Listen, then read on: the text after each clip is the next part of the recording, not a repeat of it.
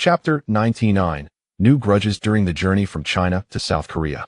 Hulai seized the opportunity while waiting in the airport lounge to delve into the historical context of South Korean football. He discovered that despite the many differences between this era and the past, particularly in the realm of football, some fundamental aspects remained unchanged. For instance, football continues to reign as the world's premier sport. European football has indeed advanced in professionalism compared to its counterparts in Asia, Africa, and Latin America. The reputation of Chinese football remains dismal, and the South Korean sports community is perpetually shameless. These factors are intricately linked to the political and economic conditions of their respective nations and the inherent traits of their peoples. As a bastion of established capitalism, Europe was the birthplace of football, benefiting from its economic prowess to pioneer professional leagues, which is entirely reasonable given its historical context. When Europe was fervently developing national leagues and the prestigious European Cups, other regions were still grappling with various challenges and rebuilding.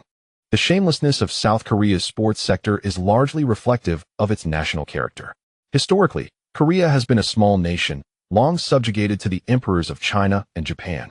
However, in modern times, it has rapidly ascended to become a developed country, a transformation fueled by its robust economic growth juxtaposed with a troubled past, which has significantly shaped the extreme and distorted nature of the Korean identity.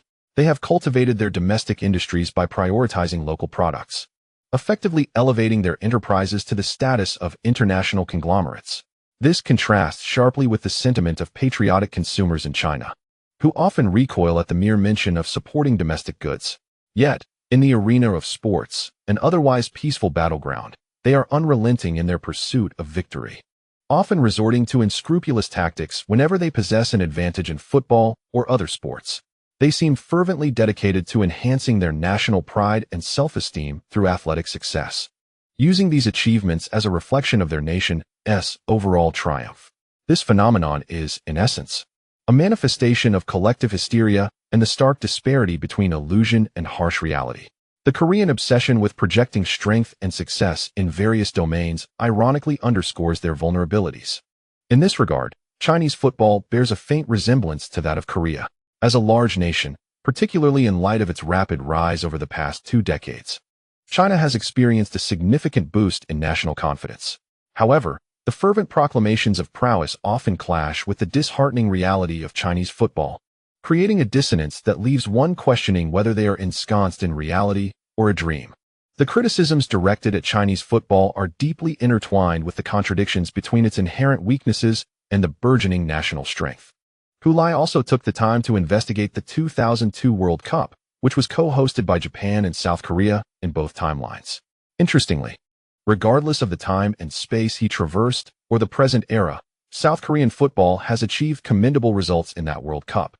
Yet it has faced disdain from nearly all fans worldwide, save for their own compatriots, due to the dubious means by which these accomplishments were attained.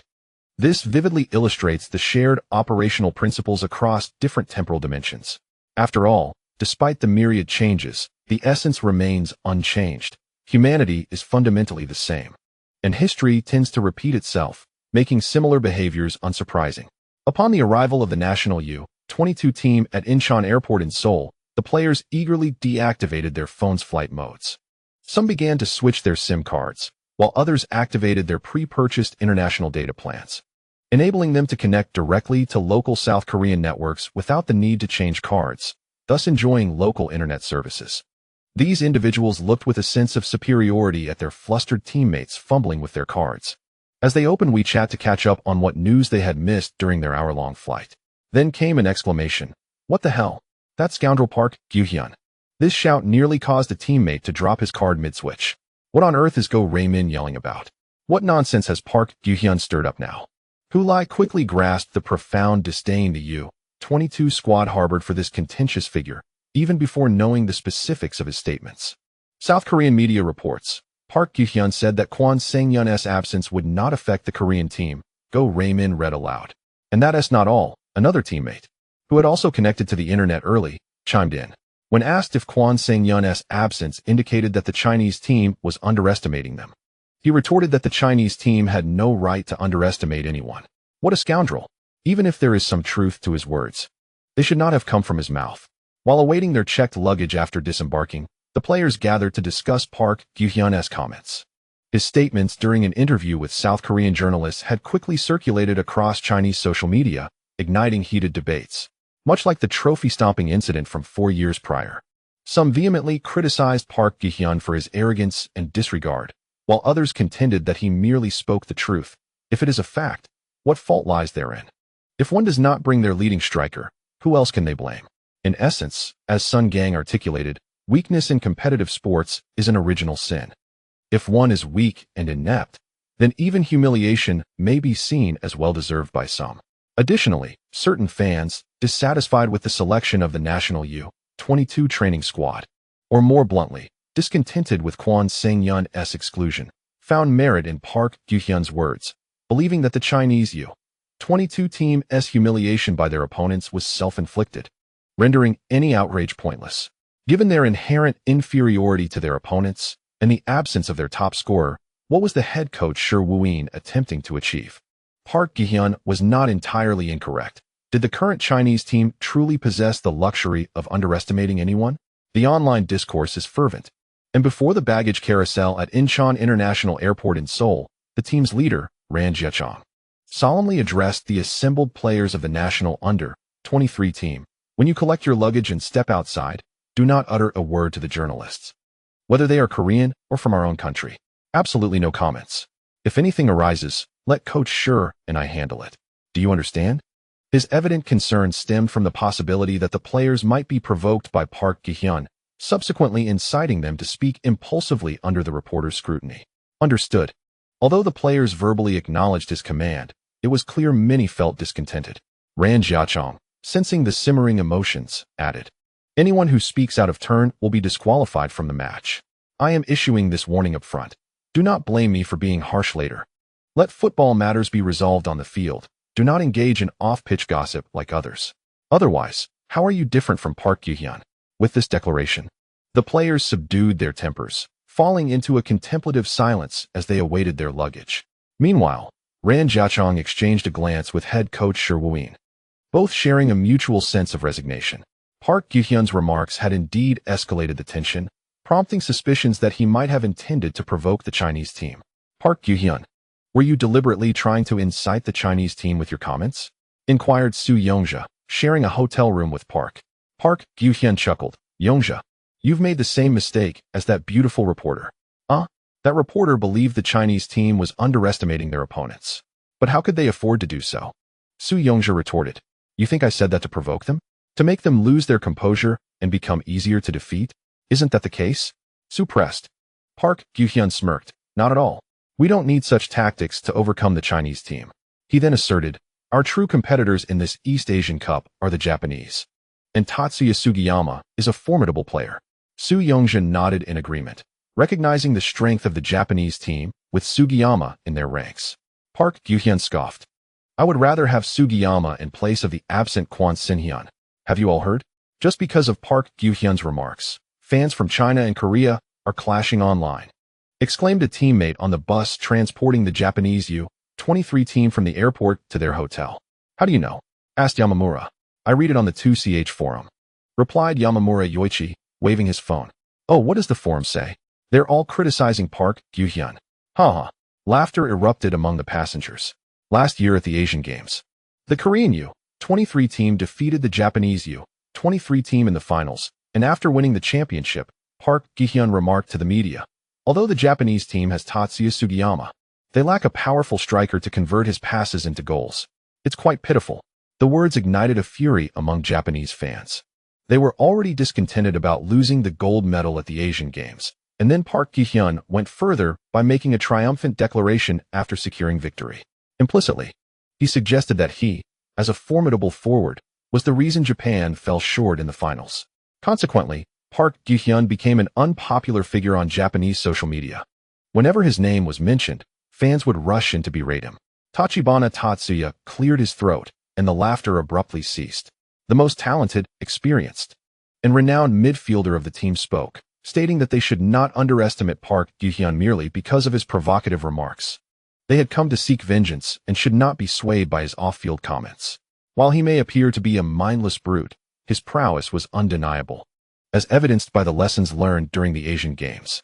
Upon hearing this, a solemn silence enveloped the room. Tachibana was right. Koichi Sato, the head coach of the Japanese U-23 team, spoke up from the front of the bus, suggesting they should mock their opponents only after defeating the South Korean team, lest they face humiliation once again. With his words, the atmosphere in the bus turned serious. The memories of last year's finals resurfaced in their minds. The pain of losing the match was already profound, and Park Gi-hyun's remarks post-match had nearly driven everyone to the brink of fury. Yet, the match had concluded, and their anger was futile. Some players had even shed tears over the defeat. This time, for the East Asian Cup, they arrived in South Korea with a vengeful spirit, determined to triumph over the Korean team on their home ground and lift the East Asian Cup trophy. As for the previous chapter, I would like to briefly explain. The initial inspiration stemmed from the Panda Cup incident. Following that event, particularly after a statement made by a certain national media journalist questioning why victors should apologize to the defeated, I resolved to incorporate this narrative into my work as a means of enacting my own form of retribution. Since it was based on real events, I did not overthink it when updating, believing it to be rooted in reality. However, it unexpectedly stirred some controversy. Thus, I wish to clarify. On May 29, 2019, during the final match of the International Youth Football Championship Panda Cup held in Chengdu, the South Korean U-18 team triumphed over the Chinese U-18 team. Yet, upon receiving the championship trophy, they infamously celebrated by stepping on the trophy for photographs. This behavior incited outrage among Chinese fans and numerous professional football journalists online. Ultimately, the Panda Cup officials demanded an apology from the South Korean team, threatening to rescind their championship honors if they failed to comply. I included a photograph of this incident in the previous chapter's Easter egg section for those interested. This event truly occurred, and the emotions I expressed while writing that chapter were genuine. As for the sordid affairs and disputes within South Korean football and the broader sports realm, they are undeniably real.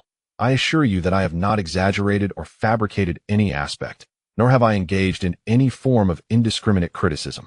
It is an undeniable fact that South Korean football surpasses that of China, yet it is equally true that they exhibit a greater lack of shame. This sentiment is deeply grounded in reality, and I have expressed it with fervor in my writing. I hope that the ensuing narrative will also bring satisfaction to the readers. Chapter 100. Double standards. Have you all seen the news? When the Chinese women's football team concluded their training session at the venue and returned to the locker room, the players, while changing, engaged in discussions about recent trending topics. Yes, are you referring to the incident involving Park Gi-hyun? Indeed, it is utterly outrageous. But what can we do? They aren't entirely wrong. After all, what right does the Chinese team have to underestimate their opponents? I cannot fathom why Coach Sure did not select Gwon Sin-yeon. Just look at Japan and South Korea. One brought along Takaya Sugiyama, while the other included Park Gi-hyun, both being key figures of their respective teams. Why can't we recruit Gwon Sin-yeon? The circumstances are different. Both Japan and South Korea possess the strength to contend for the championship. They certainly wouldn't leave their star players at home. They may have made adjustments, but the core players remain unchanged. The Chinese team, however, is not in a position to vie for the title, so what purpose would it serve to include them? It would be more beneficial to use this opportunity to observe newcomers and train the squad. Li Qingqing listened to her teammates' discussions without interjecting. Just then, a knock echoed from the door, and the players shouted, "Who is it? Is Li Qingqing ready? The reporters are here to interview her," came the voice of team leader Yu Jieping from outside. All eyes turned to Li Qingqing. She stood up and walked toward the door. "I'm ready, Coach Yu," she replied, opening the door slightly, stepping outside, and promptly closing it behind her. The others in the locker room resumed their discussions upon seeing her leave. As long as the Olympic team doesn't finish last this time, achieving third place would be considered a success. North Korea will be tough to beat, especially since they are also sending an Olympic team. Otherwise, it would truly be precarious. Team captain Lon Leeson clapped her hands and said, "All right, let us refrain from discussing others. We have our own heavy tasks ahead. Do you think the South Korean team is easy to beat?" Instantly, the room fell silent. The Chinese women's football team had faced a prolonged period of decline, failing to advance beyond the group stage in the last World Cup. They even set an embarrassing record of losing in the first round of the East Asian Cup for 5 consecutive tournaments. It wasn't until the veteran coach Yin took over that the team's performance began to improve. In this edition of the East Asian Cup, The Chinese women's football team would face the host nation, South Korea, in the first round. Whether they could break the streak of 5 consecutive first-round losses would depend on the outcome of tomorrow's match. As Li Qingqing entered the interview area, the cameras of the photographers clicked incessantly, capturing her image for about a minute. Once the photographers finished taking pictures, the interview officially commenced, with reporters from various countries taking turns to pose questions to Li Qingqing. South Korean journalists naturally express a keen interest in tomorrow's match. Li Qingqing responds politely, acknowledging the strength of the Korean team, especially as they are playing on home turf, and emphasizes their commitment to strive for victory. Japanese reporters, focused on the prospects of the East Asian Cup Championship, prompt Li Qingqing for her predictions. After a moment's hesitation, she shakes her head, stating, "I cannot foresee the champion. Personally, I hope for the Chinese team to triumph. Yet I am acutely aware of the challenges ahead, as both the host nation, Korea, and the defending champions, Japan, possess formidable strength." The journalists from Chinese Taipei exhibit a more curious demeanor, inquiring whether Li Qingqing enjoys shopping and what her culinary preferences are. The attitude among the reporters and participating teams is quite clear. They understand that they are merely participants in this event, with outcomes seemingly predetermined. Faced with the considerable prowess of the other 3 teams, their bottom ranking appears inevitable. Thus, rather than obsessing over results, they find more allure in discussing the charming gossip surrounding the talented beauty, as this garners attention and engagement. After all, the island's audience comprises few football enthusiasts, and even fewer who truly grasp the intricacies of the sport.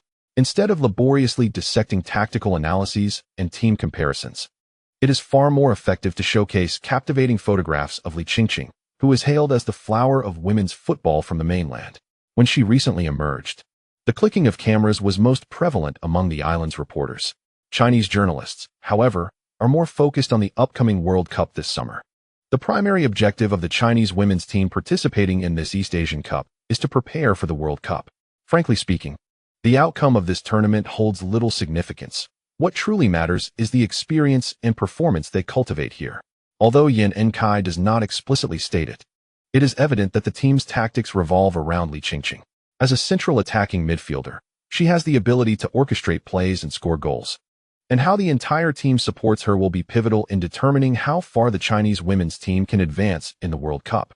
In the previous World Cup, the Chinese team failed to advance past the group stage.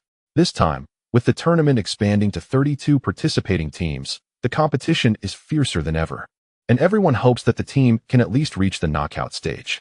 When asked about their goals for the World Cup, Li Qingqing repeats the reporter's question. The Chinese journalist who posed it nods in agreement. A formulaic response nearly escapes her lips, yet she swallows it back, recalling Hu Lai. Since he publicly expressed his dream of winning the World Cup, he has faced relentless mockery online. Although an article from Goal has lent him some credibility, it is hardly sufficient to alter deeply entrenched perceptions. Following the publication of that piece, the criticism intensified, with accusations that Hu Lai had resorted to hiring online supporters and sought media coverage to deflect blame for the failures of Chinese football onto the fans who criticized them. The player is branded as arrogant and attention-seeking, with claims of a dark, corrupt inner character and a lack of morals. The decline of Chinese football is attributed to the presence of such base and shameless players.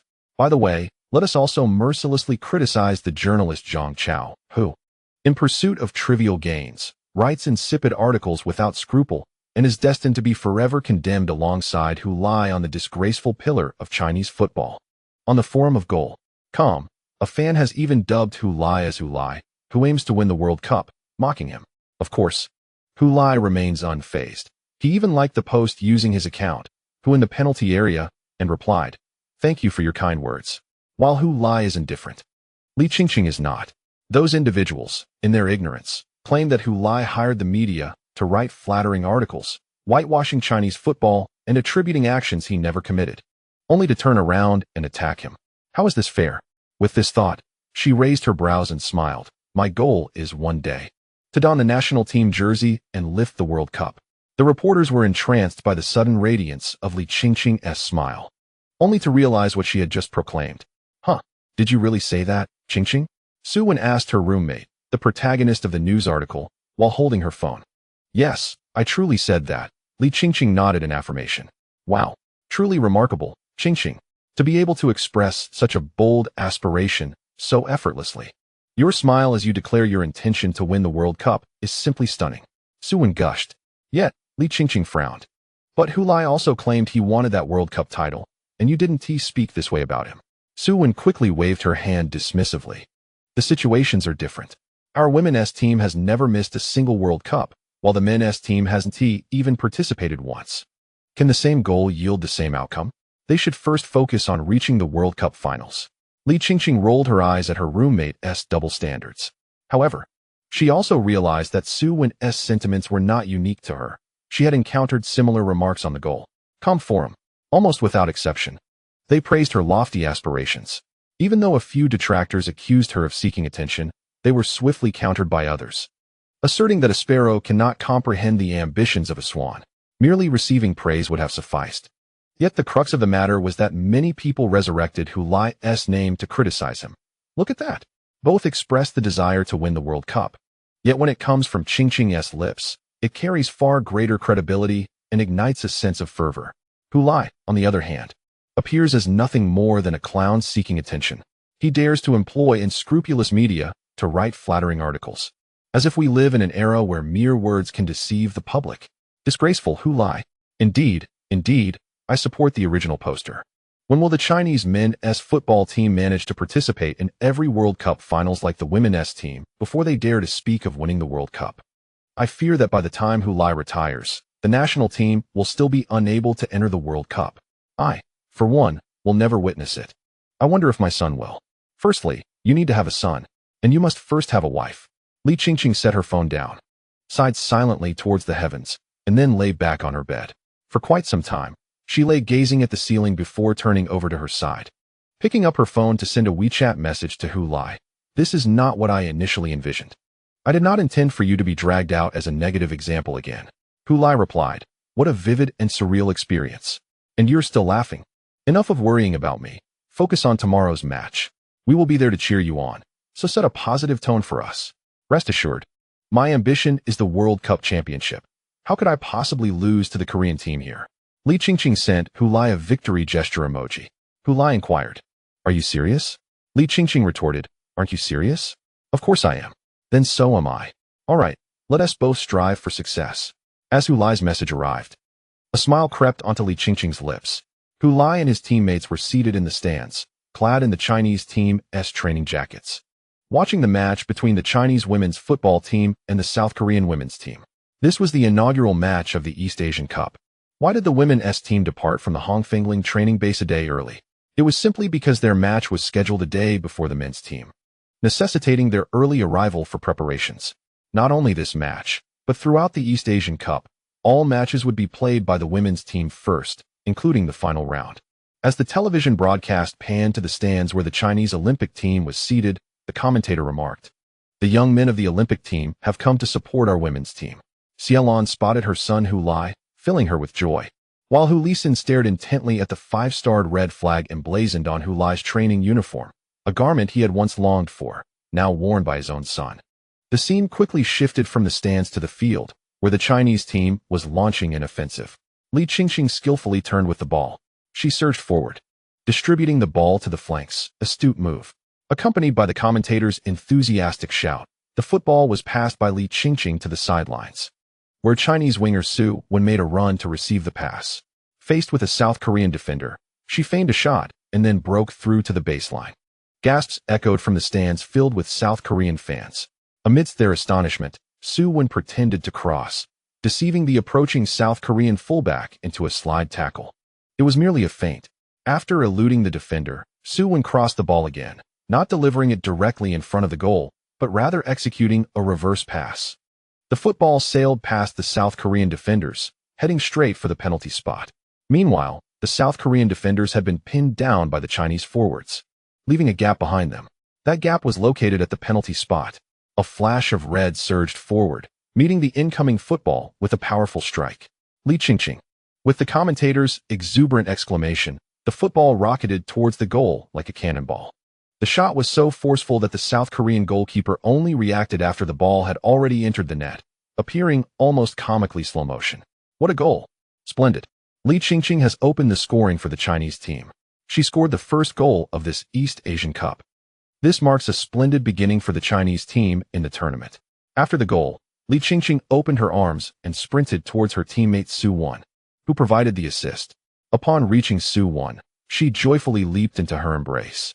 Her ponytail soared high and then cascaded down like a fluttering banner. "That's her," Xia Lan exclaimed suddenly, startling her husband beside her. "What do you mean, that's her? What's going on?" Hu Lisin was perplexed. "Do you remember me mentioning the coach's daughter?" Hu Lisin pondered for a moment. "Yes, I recall. That's the one." Xia Lan pointed at a close-up of Li Qingqing on the screen. The young girl had bright eyes and a radiant smile. "How do you know it's her?" Hu Lisin was skeptical. "My son mentioned that girl also plays football." "In the women's team. There are many girls playing football. Does that mean any girl can make it to the national team?" Hu Lisin scoffed. "Why must you insist on making me watch women's football? You're overthinking this. You wouldn't understand a woman's intuition," Xia Lan retorted, looking down on her husband's ignorance. At that moment, the broadcast shifted to the stands, where the players of the national U23 team rose to applaud and cheer for the goal. Hu Lisin pointed at the screen. "See? If this were related to Hu Lai, would he remain so composed? He is less excited than his teammates." Indeed, Hu Lai appeared quite calm on screen, while others jumped from their seats. He sat comfortably, clapping. Xia Lan furrowed her brow, but chose to trust her instincts. A feeling that was difficult to articulate or explain. She fell silent, intently observing the girl on the screen, who was laughing and embracing her teammates, exchanging high fives, and waving at the stands. As she watched, Xia Lan found herself smiling, as if enchanted by the girl's joy. What a lovely girl. Chapter 101. Absurdity in both realms. There exists a term known as Korean phobia. This term bears the same meaning in both worlds, referring to the Chinese national football team's inability to secure victories against the South Korean team since their return to the AFC and entry into the FIFA family. However, the specific timelines differ slightly. In the era familiar to Hu Lai, the phobia originated during the 1978 Bangkok Asian Games qualifiers, culminating in 2010 when the Chinese team, led by Gao Hongbo, finally triumphed with a 3-0 victory against a weakened South Korean squad. Although subsequent formal matches against South Korea continued to yield more defeats than victories, at least the embarrassment of 32 years without a single win was avoided. In the tense atmosphere of the 2018 World Cup qualifiers, amidst strained Sino-Korean relations, the Chinese team managed a 1-0 victory over South Korea on home soil, preserving national dignity during a crucial moment. In contrast, the current timeline in which Hu Lai finds himself is decidedly more awkward. Since the semi-final match against the South Korean team in the 1982 Asian Games, China has not triumphed over South Korea in any official international A-level competition for a staggering duration of 41 years. This predicament is indeed tragic.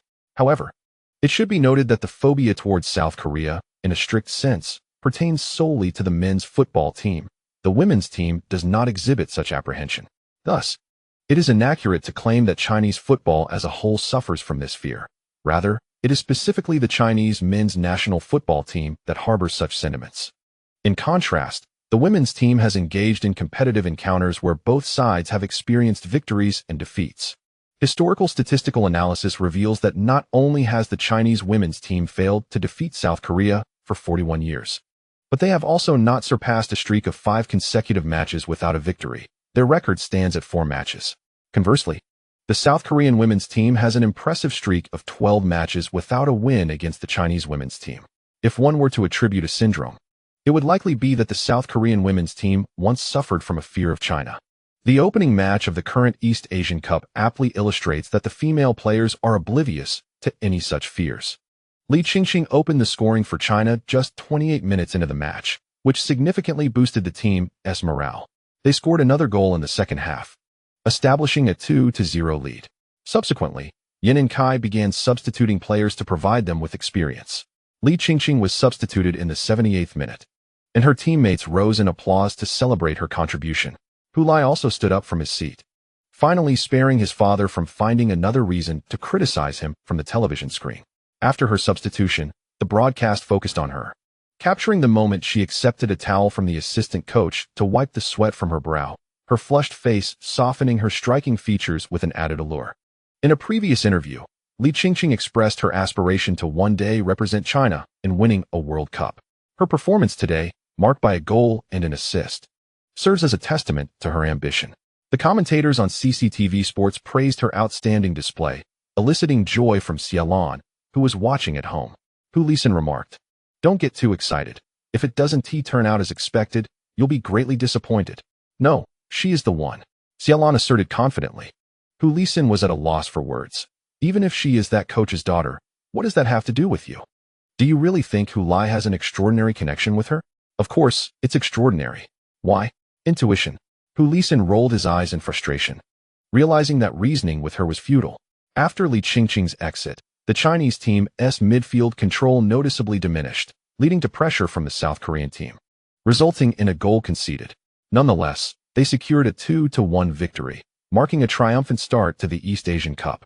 In this tournament, aside from the Chinese team, only South Korea and Japan possessed sufficient strength, and with China having achieved victory in their opening match against South Korea, the only formidable opponent remaining on their path is the Japanese women's football team.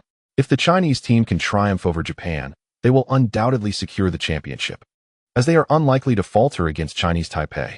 However, defeating Japan is no simple task. The Japanese team are the reigning champions of the last East Asian Cup, and 2 years ago, they set an impressive record by clinching every title available within a span of 2 years, including the Women's Asian Cup, the Women's Asian Games, the U19 Women's Asian Cup, and the U16 Women's Asian Cup. Furthermore, the Japanese women's team lifted the World Cup trophy 8 years ago. It can be said that although Japan commenced the development of women's football later than China, their progress has been remarkably swift, largely attributable to their initial ambitious century-long plan, which initially sounded like a jest. Today, Japan has surpassed China in women's football, establishing themselves as the dominant force in Asia.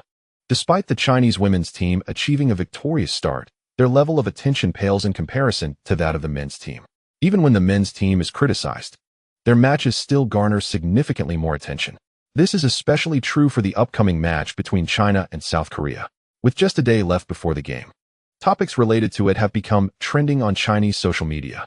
The incident involving the South Korean team during the Kirin Cup has resurfaced, paired with an interview featuring Park Kyu-hyun prior to this East Asian Cup, creating a rather bitter aftertaste.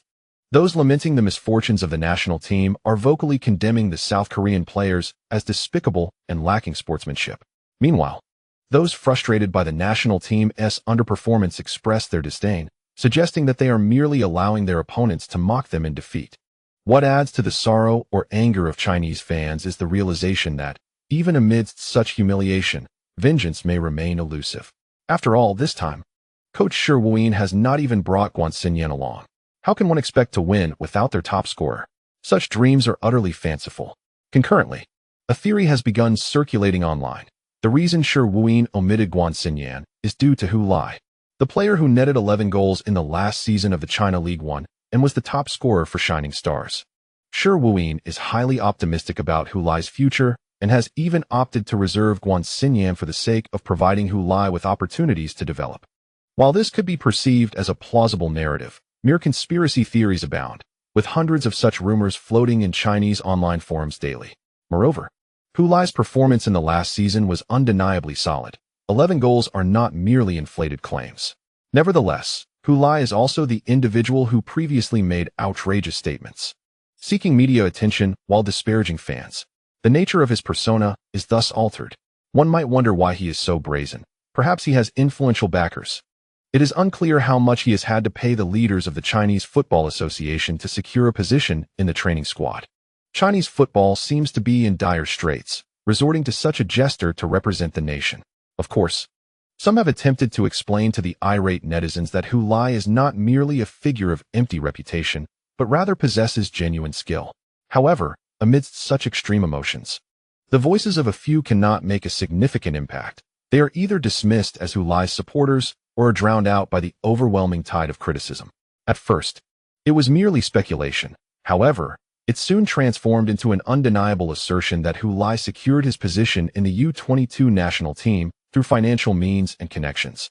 Evidence: there is none, yet the whispers abound, leading one to believe that there must be some truth to it. Moreover, how could such internal dealings leave any incriminating evidence behind? Both parties are not naive. Thus, irrespective of our demands for proof, the absence of evidence does not negate the sharpness of public perception. If individuals of such caliber can ascend to the U-22, what other reasons could there be for such internal dealings? Furthermore, some logical thinkers assert that while there is no conclusive proof of clandestine exchanges of interests, neither is there any definitive evidence disproving the occurrence of such events. Rumors swirl so fervently that even Guan Xinyan begins to question whether Coach Shi has been entirely forthcoming, ostensibly advising him to remain at the club to gain experience in the Super League, while in reality, it appears to be a maneuver to make way for someone named Hu Lai. Of course, Guan Xinyan's suspicions are merely conjectural, lacking substantial proof. He would not dare confront Coach Shi or team leader Ran Jiachong. Nevertheless, this substitution will undoubtedly linger in his thoughts, leading him to scrutinize the newcomer's capabilities. Upon entering the office, Xiaolan immediately sensed a distinct shift in the atmosphere. It felt as though eyes were fixed upon her. Yet, whenever she turned to look, those gazes vanished. This sensation was unsettling, as if everyone in the office harbored some secret knowledge about her, observing her with curiosity and perhaps even gossiping. While she remained oblivious to the reason behind it, she approached her desk, setting her bag down, and surveyed the room. It became evident that everyone was indeed watching her. Yet none dared to meet her gaze. Upon catching her eye, they would deliberately avert their attention. It was an overt act of avoidance. Eventually, Xiaolan spotted Sister Wang in the office, who, upon noticing Xiaolan's glance, did not shy away but instead greeted her with a grin, saying, "Ah, little Xia. If I have wronged you in the past, I hope you can overlook it." This statement was inappropriate, laden with veiled hostility. Xiaolan, a seasoned veteran in the realm of office politics, could easily discern the barbs hidden within Sister Wang's words. The two had never seen eye to eye, having clashed publicly on several occasions, each viewing the other with disdain. Sister Wang's remarks were nothing more than a thinly veiled jab. "Sister Wang, why not speak plainly?" "There's no need for such roundabout expressions," Xiaolan retorted, her smile unwavering. "Very well, I shall speak candidly. It seems you have quite the rapport with the Chinese Football Association, even managing to secure a spot for your son. I was merely wondering if you could facilitate a similar arrangement for mine," Sister Wang replied, her tone dripping with sarcasm. Xiaolan's smile faltered. "What do you mean by having a good relationship with the Chinese Football Association?" "Oh dear, little Xia, therein lies your misunderstanding. Your son has already leveraged connections to join the national team, and you still wish to feign ignorance? My son is also fond of football. You speak of my son's interests in the sport, yet I have never heard you mention it before." Xiaolan internally scoffed, but maintained her composure outwardly. "Sister Wang, while one may indulge in reckless assertions, some statements should not be made lightly. Who claims my son entered the national team through connections? Due to the airing of the character profile program, almost everyone in the office is now aware that Xiaolan has a son who is a professional athlete. And there is heightened interest in Hu Lai's news." Sister Wang handed her phone to Xiaolan, saying, "Look, doesn't this article make it all crystal clear?" When Xiaolan took a glance, she discovered it was a public account article with a rather startling title. Shocking. The youngest national Olympic player's selection is due to. The text elaborated on how Hu Lai, being the youngest player in the current national Olympic training squad, had some underlying issues behind his selection. However, the author failed to specify what these issues were, merely suggesting that without some sort of manipulation, how could a mere 19-year-old be chosen for the U-22 national team? Logically, even if he performed well in the league, his selection should have been for the U-19 national team, which is the youth team. How did he end up in the U-22 national Olympic team? The author further explained to readers how exceptional such a leap in selection was, attempting to underline the incredibility of Hu Lai's inclusion in the national Olympic team. Xiaolan read the article back and forth twice, finding no evidence linking Hu Lai to any officials of the Football Association. She returned the phone to Sister Wang with a wry smile, remarking, "It merely states it's unbelievable. I haven't seen any evidence. Sister Wang, you're overreacting. If you think this means my family has connections with the Football Association, perhaps you should watch more matches to enhance your football knowledge. You see, I didn't know much about football either. But now that I attend every one of my son's games, I can easily tell that this article is nonsense." Sister Wang's expression soured. "Where's the nonsense? Is it really so unbelievable for a 19-year-old to be selected for the National Olympic team? That Zhang Qinghuan, my son's teammate in the Shining Stars, was selected for the national team at 18. Does he have connections with the Football Association too?" "Zhang Qinghuan? Sister Wang's visage betrayed her confusion. Observing this, Xiaolon chuckled softly. Sister Wang, you don't even know who Zhang Qinghuan is. Perhaps we should refrain from discussing football. With that, she waved her hand, as if signaling Sister Wang to withdraw, and turned to fetch hot water from the water dispenser in the corridor. However, as she stepped out of the office, her expression darkened instantly. She noticed that the article's readership had surpassed 100,000, indicating its widespread circulation. While she might be able to clarify to her colleagues that they had not used connections to secure her son's place in the National Olympic team, what about people elsewhere? With so many individuals nationwide, could she possibly explain it to each one? Just by looking at the readership numbers, she understood that many would likely share Sister Wang's sentiments. She was aware that due to the World Cup victory declaration, her son had faced considerable online criticism lately. But this conspiracy theory was now markedly different from mere personal attacks.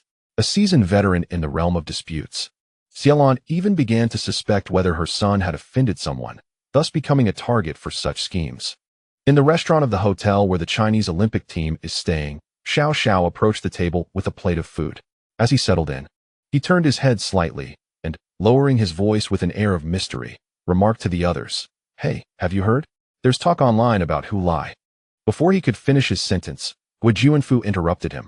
"Do you actually believe those absurd rumors, Xiao Xiao?" Noticing the captain's serious expression, Xiao Xiao realized that an inappropriate response could lead to offending someone. He quickly shook his head. No, only fools would believe such nonsense. I thought you all were unaware and intended to share this with you. But it seems you already know, huh? Seeing his response, Guo Jianfu's expression softened slightly as he cautioned, "Mind your words. Some things should not be spoken lightly. If the media takes them out of context, it could create trouble for both Hu Lai and our team." Yes, Captain Guo. I assure you I won't speak carelessly. I'll keep my mouth shut," Xiao Xiao promised, thumping his chest. Then he changed his tone. "But between us, Captain Guo, I certainly do not believe Hu Lai got into the team through connections. Yet, isn't this whole mess ultimately a result of his own showboating? If he hadn't boasted about winning the World Cup and handed people ammunition, would these rumors even exist?" Guo Jianfu frowned upon hearing this and sighed. "Let us consider it the price of growth. Unfortunately, our entire team has to bear this burden. Tonight is the match against the South Korean team, and this situation has complicated things." Guo Jianfu then became serious again. "Enough said, especially in times like these. Our team must remain united." Upon realizing that the captain was siding with Hu Lai, Xiao Xiao fell silent, lowering his head to eat, while his mind pondered, well, if the team's performance falters, at least someone else will take the blame. Perhaps we'll escape some criticism. Team leader Ran Jiacheng shook his head with a sigh. That Hu Lai truly is a source of concern. He was currently in the room of the team's head coach, Shi Wuyin, discussing how to handle the growing public sentiment that Hu Lai had leveraged connections to join the national team. This cannot be blamed on Hu Lai. Shi Wuyin defended his player. A rumor can swiftly morph into truth when it is disseminated by a few prominent figures on Weibo. I can only say there are far too many idiots online. We know this is a rumor, but many online do not. I believe we should issue a statement, Ran Jiacheng suggested. However, Shi Wuyin dismissed the idea. Not now. We will address it after the match against South Korea. Ran Jiacheng immediately understood. Drafting a statement based on the match's outcome? Shi Wuyin nodded. Our wording must differ depending on whether we win or lose. If we lose, we should adopt a more subdued tone and keep it brief. If we win, well. Ran Jiacheng chuckled. This is the South Korean team's home ground. If we manage a draw, I'll consider it a victory. The Chinese team has not defeated South Korea in an international A-level event for 41 years. Could they truly win tonight? Ridiculous. After leaving Shi Wuyin's room, the assistant coach, Li Zhifei, who had been quietly sitting in the corner, fixed his gaze on Shi Wuyin and remarked, "Are you contemplating how this could serve as a valuable test for Hu Lai?"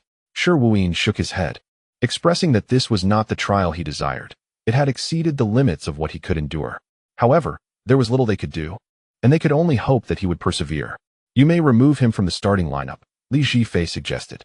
"That way, even if we lose, it won't reflect poorly on him. No, I want those who doubt him to witness his capabilities. If I do not allow him to take the field, he will be deprived of the chance to prove himself amidst the overwhelming skepticism.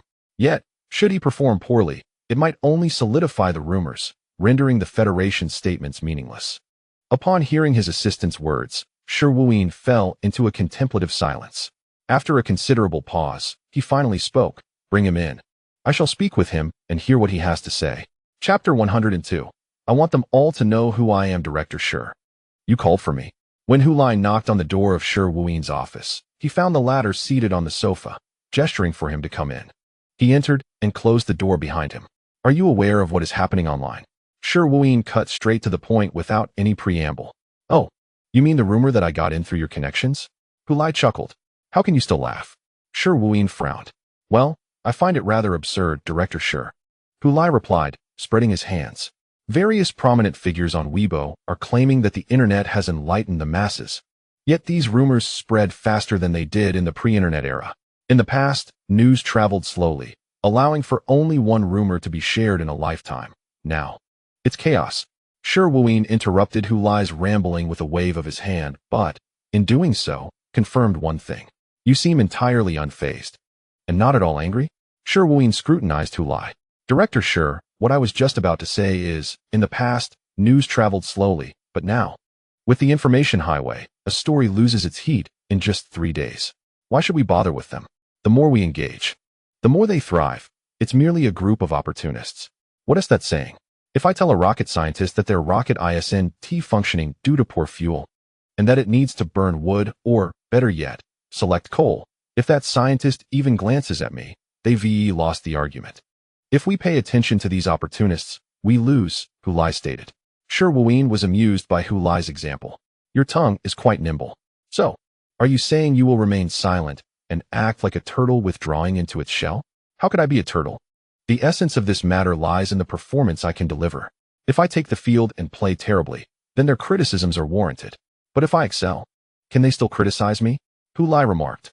To put it bluntly, Director Shi, if I were to help our team secure the East Asian Cup, even if I truly did come in through your connections, what would it matter?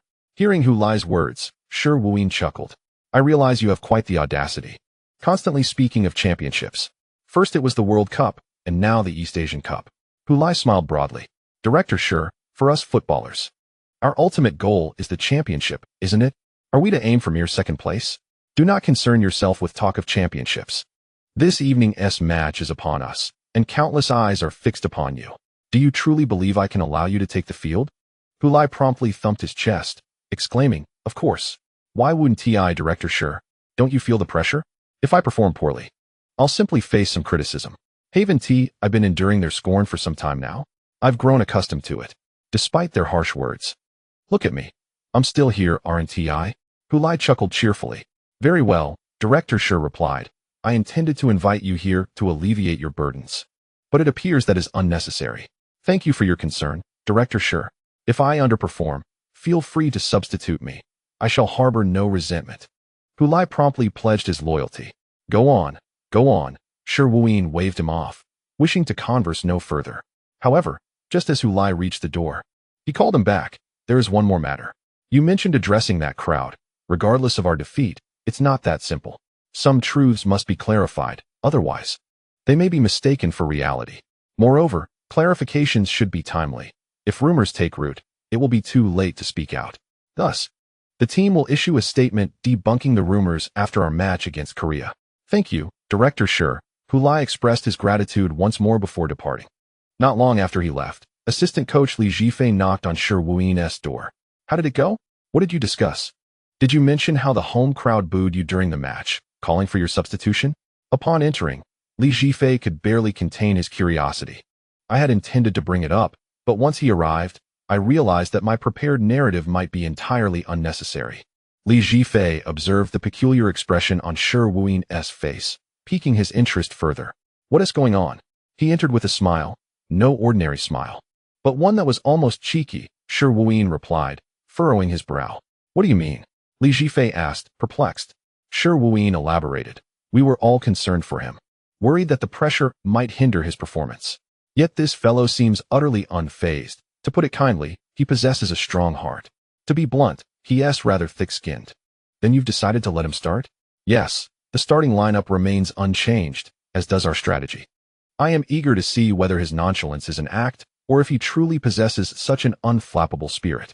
At this thought, Shi Wuyin couldn't help but chuckle at Hu Lai's earlier demeanor. Upon returning to the room he shared with Wang Guangwei, Hu Lai discovered not only Wang Guangwei, but also several others present, Wang Zijian, Song Kuan, as well as Li Chungwu and Gao Ruming. He even spotted the team captain, Guo Jianfu, amidst the gathering. As he entered, all eyes turned to him, synchronously like a group of cats catching sight of a dangling toy. This image flashed in his mind, and he couldn't help but laugh. Goodness, Hu Lai, you can still laugh? Gao Ruming exclaimed in surprise. What did Director Shi say to you? Captain Gui Jianfu stepped forward to inquire. Nothing much, really. Director Shi merely offered me some words of encouragement, urging me to release my burdens. I then told Coach Shi that my forte lies in delivering punchlines, only to be promptly ushered out by him. Hu Lai shrugged. Are you joking, Hu Lai? Wang Zijian inquired loudly. Certainly not. I merely distilled our conversation into its essence, conveyed in the most succinct manner to prevent being reprimanded for verbosity. You only need to grasp this one sentence. The rest is superfluous, Hu Lai insisted, waving his hands dismissively. Coach Shi, didn't he scold you? Song Kuan eyed him with suspicion. Why would he scold me? I am a victim of online bullying. Who berates a victim? Oh, is it because I'm not the quintessential victim? Seeing Hu Lai maintain a smile while conversing with his teammates, Guo Jianfu shook his head. All right, everyone disperse and return to your rooms for a good rest. We have a match tonight. He then led the way out, passing by Hu Lai. The other teammates followed suit, each casting a glance at the grinning Hu Lai as they departed. As Wang Zijian walked past, he leaned in and whispered, Are you truly all right? Hu Lai, grinning, shook his head. I'm perfectly fine, do not worry. Once everyone had left, only Hu Lai and Wang Guangwei remained in the room. The latter did not pose any questions, but simply gazed at Hu Lai. Old Wang. I never anticipated that I would be quite so well-liked. Hu Lai chuckled. Just moments ago, as I emerged from Coach Shi's room, Lin Ge sent me a WeChat message, along with Zhang Qinghuan and Chen Xingyi. What did they say? What could they say? They expressed concern for me. Coach Xiao also came to console me, and my teammates have me feeling that if I do not display some vulnerability, I would be letting them down. Should I have burst into tears and wiped my snot on them? What nonsense are you spouting? Indeed, it is utter nonsense. I cannot help but speak my mind. Old Wang, do you think I brought this upon myself? If I hadn't boasted about winning the World Cup, would I be facing these troubles today? I should be an unknown player in the U22 league. Before I stepped onto the field, many likely wouldn't have recognized me. Perhaps when I entered, the commentator would exclaim, Who is this lad? And frantically search for my information. Impossible. You cannot remain an unknown, Hu Lai. You are the leading scorer in the Division 1 league with 11 goals in half a season, Wang Guangwei countered, shaking his head. You can no longer hide in someone else's shadow. You have become the elephant in the room. Indeed, I cannot be an unknown. Hu Lai lowered his head, realizing how many people were worrying about him. After the World Cup incident, my mother even called to ask what was going on. Yet now, with this situation escalating, she hasn't even sent me a WeChat message. What do you think that signifies? She fears it might affect your performance tonight. Exactly. She fears it might affect my performance tonight. Hu Lai nodded, echoing Wang Guangwei's words.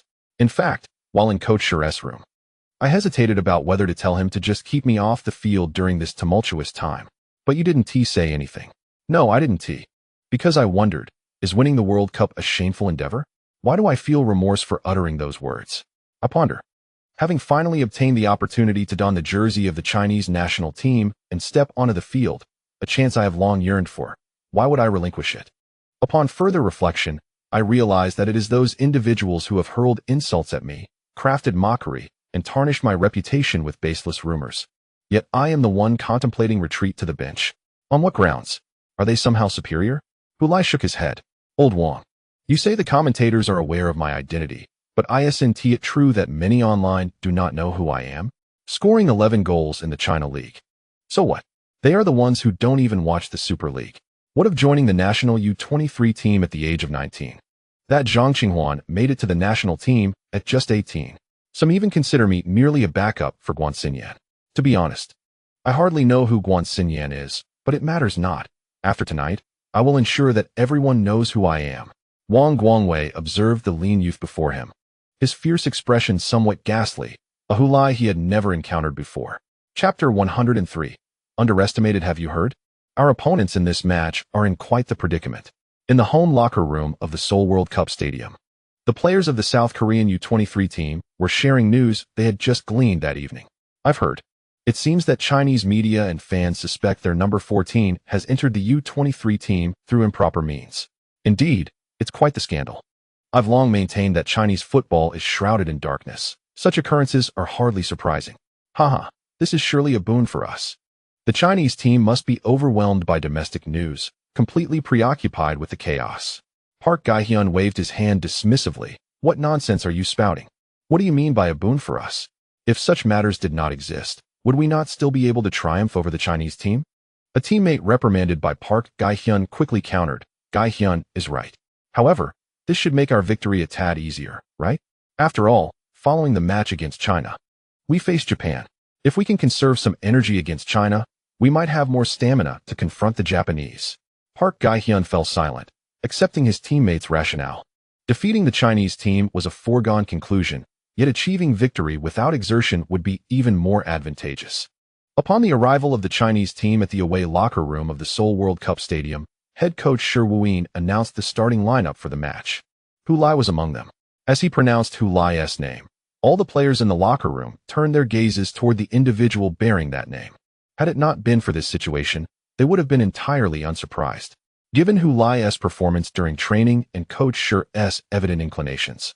The team believed Hu Lai was destined to start in the East Asian Cup. They certainly did not assume that Guan Xinyan's absence had granted Hu Lai an opportunity to join the U23 team. However, it must be acknowledged that in this East Asian Cup, without Guan Xinyan, Hu Lai would undoubtedly bear the weight of the scoring responsibilities. Following the recent events, many have speculated in their hearts whether Coach Shi would place Hu Lai on the bench, denying him the opportunity to participate in the match. After all, amidst the current controversies, would allowing Hu Lai to play subject him to even greater pressure? Would Hu Lai himself be affected by this situation? It appears that Coach Shi has resolved not to let the incident influence his decisions, or perhaps he genuinely believes that Hu Lai will remain unfazed by it. Does he possess such unwavering confidence in Hu Lai? This has led some observers to scrutinize the relationship between Coach Shi and Hu Lai, pondering if there exists an undisclosed bond or secret between them. Xiaolon, sitting crossly before the television, ultimately resolved to watch the live broadcast of the match. Beside her, Hu Lisin offered her a slice of apple, remarking, I told you, as his fame grows, he will inevitably encounter various troubles. Previously, things went smoothly because he wasn't well known. Many overlooked him, and troubles were disinclined to seek him out. Xiaolon refused the apple, instead voicing her frustration. Hu Lisin, I've come to realize that you have a serious issue. Why do you seem to wish ill upon our son? What do you mean by that? Am I wishing for this? If I don't mention it, will he avoid such circumstances? Let me tell you, professional football is not as easy as it seems. And being a star is no simple task. This is the price he must pay. These are merely off-field troubles. If he performs poorly on the pitch, the situation will be even more complicated. Remember what I told you about the rookie wall? This is a manifestation of that. Frowning, Xiaolon fell silent, snatching the apple and biting into it fiercely. The way she chewed the apple indicated that she was not merely consuming fruit, but rather gnashing her teeth at those who spoke ill of Hu Lai and conspired against him. Typically, the East Asian Cup garners far less attention than tournaments like the Asian Cup or World Cup qualifiers, perhaps even less than the football events of the Asian Games. Yet today, the East Asian Cup match has drawn considerable focus. Some bars have even displayed signs advertising the China-Korea showdown to attract patrons. The reason is apparent. The online uproar surrounding Hu Lai has heightened interest in this match.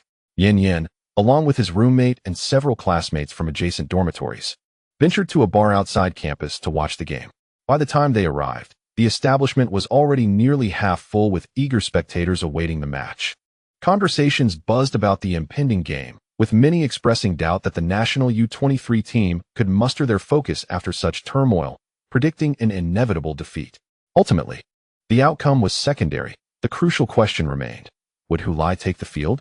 With the level of criticism directed at him, if I were the coach, I would not let him play. It would likely be futile, akin to sleepwalking. As someone was passionately voicing these opinions, Yin Yin, displeased by the remarks, stood up and declared loudly, excuse me, have you not seen the latest updates? The Chinese team has announced the starting lineup, and Hu Lai is among them. The individual turned to glance at Yin Yin. The dim lighting of the bar obscured his features, since he referred to himself as a classmate. It was likely he was a student from the university across the street. This is disastrous. Not only is the Chinese team destined to lose, but they shall suffer a more humiliating defeat. He proclaimed loudly, deliberately. Observing this, Yin merely smirked. Choosing to disregard him and addressing his classmates instead, do not fret about this. Let me tell you, Hu Lai possesses a rather peculiar buff. Whenever he participates in a certain match or makes his debut for a team, he invariably scores and performs remarkably well. One of his classmates expressed skepticism. Is it merely luck? Once or twice might be attributed to fortune, but what about 3 or 4 times? If every instance is merely luck, wouldn't that be even more impressive? Yin retorted. Back when he was in the Dongchuan middle school team, he made his debut as a substitute and scored. In his first participation in the Anong Cup finals, he came off the bench and scored. In his first national competition, he again came on as a substitute and found the net. Then he joined Shining Stars, and in his first match representing them in the second tier, he scored as a substitute. He counted on his fingers the numerous firsts of Hu Lai for his classmates. The earlier individual, who seemed to have been listening intently to their conversation, scoffed upon hearing Yin's claims. Let us refrain from discussing such metaphysical topics, shall we? Is there any merit in this discussion? High school matches and second-tier games are, to put it plainly, just ordinary matches. Is the match between the Chinese and South Korean teams merely an ordinary match? If that were the case, would we have gone 41 years without a single victory? Yin, sensing the provocation, stood tall and replied. Isn't it also metaphysical that we have not triumphed over South Korea in 41 years? Let us not delve into trivialities.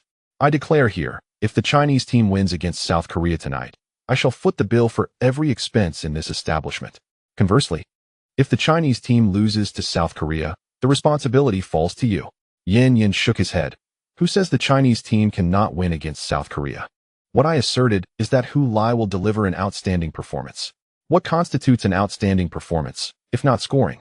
Very well, if Hu Lai scores in this match, I shall cover all expenses. If he fails to do so, you shall bear the cost. Do you dare to wager? The man regarded Yin with a provocative glint in his eye. Certainly, what is there to fear in betting? Despite his classmates urging him to reconsider, he resolutely agreed. Well done. The opponent gave a thumbs up to Yin, choosing to sit down and continue chatting with his friends while awaiting the match. Yin settled back down as well, his roommates murmuring complaints. Old Yin, my living expenses for this month are rather limited, collectively. We might not have enough to cover the bill. Yin chuckled. Fear not. Who says we must necessarily pay? Haven't I mentioned? Hu Lai is the chosen one. What does it mean to be the chosen one? A divinely appointed show-off. We must have faith in Hu Lai.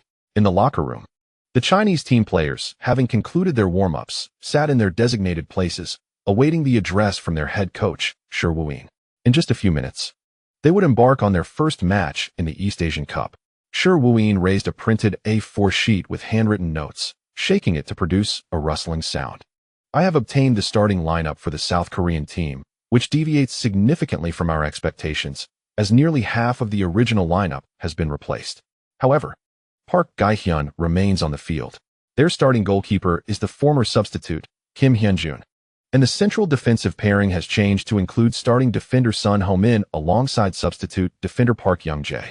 With Kim Buk-ju as the right back and Kim Ji-hwan as the defensive midfielder, both substitutes. The left midfielder, Lee Il-min, is also a substitute, as is forward Hwang Seon-chong. He has called up all the substitutes from the South Korean U-23 team, and the sound of those substitutes' names is quite jarring. It is evident that the South Korean team has adopted a strategy of mixing starters with substitutes at every position, which signifies what? It signifies that our opponent views us as mere practice fodder, a means to enhance the experience of their substitute players. Upon hearing this, a commotion erupted in the Chinese team's locker room. Some could no longer contain their outrage, exclaiming, "Damn it! The Koreans are being excessively arrogant." However, Shi Wuyin did not allow the emotions to escalate further. Instead, he raised his hand and firmly silenced them with a commanding voice. "What are you shouting about? This is a display of disdain towards us, but it is also our opportunity. The tactics we devised earlier are correct. Against an overconfident South Korean team, we must fight from the very first minute of the match. In the front line, we must actively reclaim possession at all times. If we lose the ball, we must not retreat, but instead press forward immediately and engage in a siege. Forcing them to make mistakes is our opportunity. Rather than cursing them here, it is better to battle them on the field. Following the announcement of the South Korean starting lineup, discussions erupted across Chinese online forums regarding their selection. Oh dear. The South Korean team has announced their starting lineup, reportedly replacing half of their main players. How audacious. Damn, do they look down on us that much? Indeed, they do.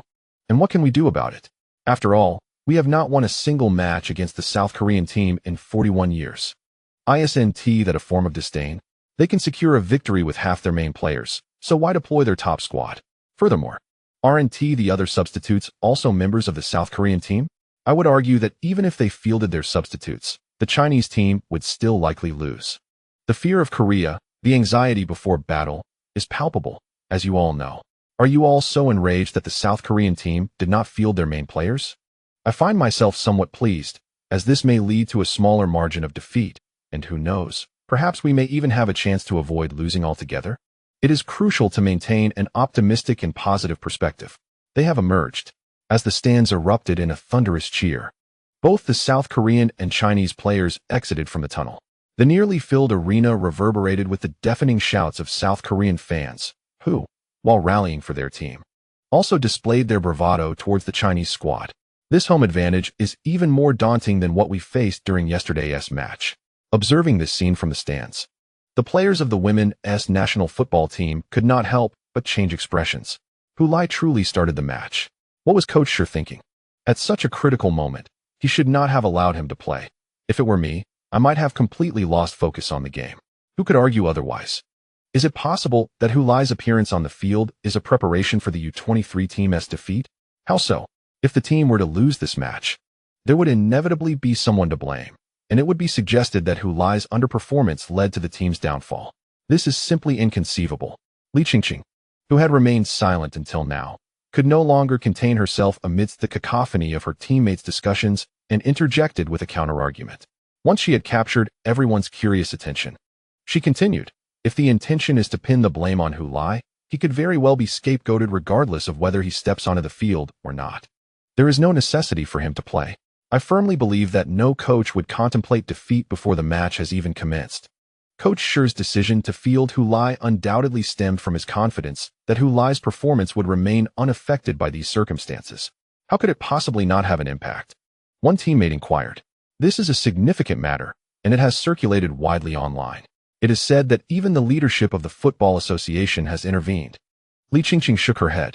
I cannot say for certain, but I do not dismiss the possibility that some individuals possess such mental fortitude and resilience. She chose not to elaborate further, recognizing that such matters could be perplexing to others. Even she herself harbored doubts about whether Hulai was truly unfazed. She had inquired about his state through WeChat, and his responses were consistently reassuring, accompanied by a playful demeanor. Thus, apart from placing her trust in him, she felt there was little else she could do. Let us believe in him. Go for it, Hulai. Show them your prowess. P.S. I understand everyone is eager. As am I, for I have scarcely prepared sufficient chapters in advance.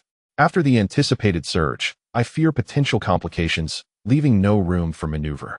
Therefore, I shall provide an additional chapter today, marking it as a triple update. Tomorrow and the day after will also feature triple updates. However, on the day following that, the 25th, which is next Tuesday, there shall be only a single update. This arrangement is to allow me some time to accumulate more material. In terms of total updates over these 4 days, 10 chapters surpass the usual daily count of 2, so it can indeed be considered a surge. The advantage of this approach is that it allows everyone to experience the climax in a condensed time frame. I would like to confer with you all. What do you think? Please share your thoughts in the comments for this chapter. If feasible, let us unleash a surge of 3 updates over the next 2 days, followed by a single update to recuperate thereafter. Chapter 104. A stunning debut as both teams took to the field. The television broadcast zoomed in on Hulai from the Chinese team. The implication of this shot was clear to all. Evidently, the broadcasting team was aware of the recent events surrounding Hulai. The renowned commentator He Feng, responsible for narrating the match on the CCTV sports channel, was also cognizant of the reason behind this particular focus, yet he refrained from divulging the backstory to the Chinese viewers at home. After all, as a national broadcaster, he was bound by professional conduct, unlike commentators from local stations or online platforms who could speak freely without constraint. At this moment, Shen Lang, the commentator for the Chinese online platform Tingfei Video, was eloquently narrating the recent events surrounding Hu Lai to the audience. He mused that Feng should not be so reckless. However, it was rather peculiar when a player from the Chinese team appeared on screen and uttered not a single word. Thus, he remarked, "Number 14, Hu Lai, a newcomer to the national team, plays as a forward. Last season, he played for the Anton Shining Stars, a team in the China League One, where he scored 11 goals. Prior to the East Asian Cup, the Chinese team had allocated jersey numbers, as Hu Lai had heard during his high school days. The number 14 is considered inauspicious in Chinese football, which is why no one contested it with him. This was similar to his experience at the Shining Stars, where he faced no competition for the number 14. Due to his mid-season arrival at the team, the number had already been assigned to the original substitute forward, Nie Jin, leaving Hu Lai with no choice but to settle for number 33. However, this season, he successfully reclaimed the number 14 from Nie Jin.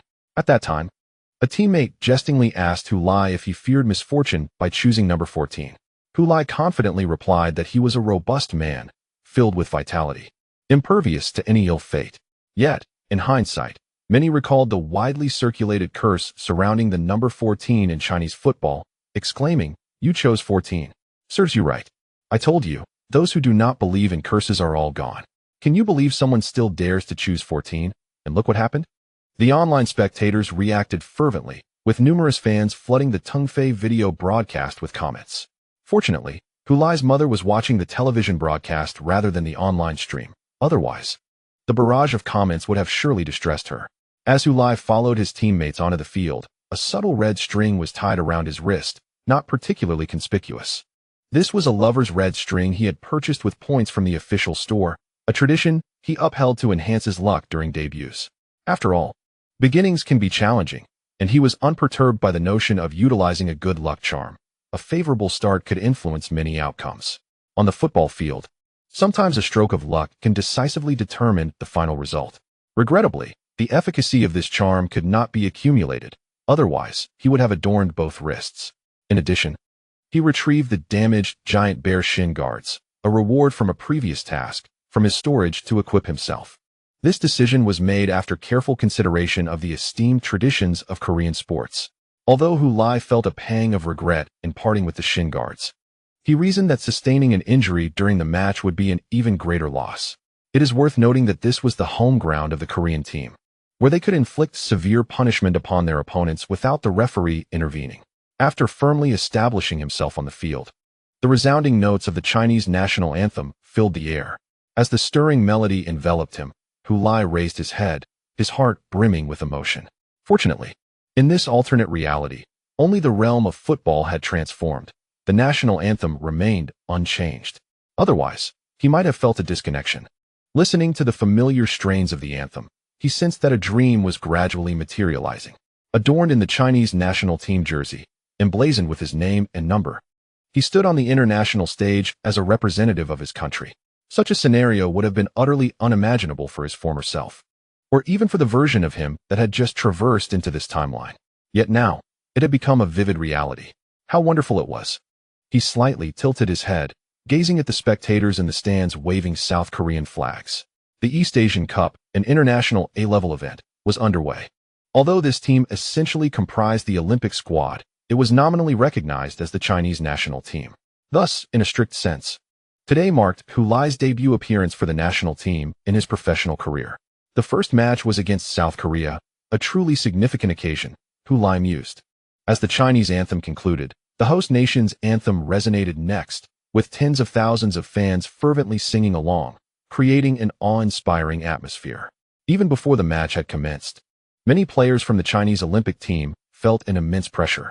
The chorus of the South Korean fans seemed to take on a tangible form, capable of inflicting real emotional harm. Witnessing this spectacle, Hu Lai was reminded of the infamous 2002 World Cup, the only time the Chinese team had participated, marred by the questionable actions of the South Korean players. Referees, compromised by corrupt influences, repeatedly thwarted the attacking plays of their opponents, calling offside on legitimate advances and ignoring fouls against them, while scrutinizing every movement of the adversaries. The South Korean fans, similarly, waved their Taegukgi flags, vociferously chanting for their national heroes. The irony was palpable. Unable to suppress a sardonic chuckle, Hu Lai reflected on this.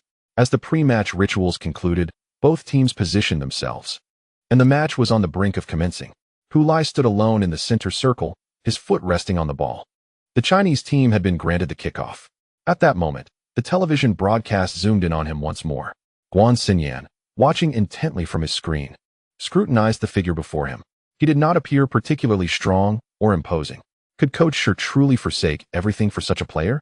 The thought seemed preposterous, even amusing. Yet reality stood starkly before him.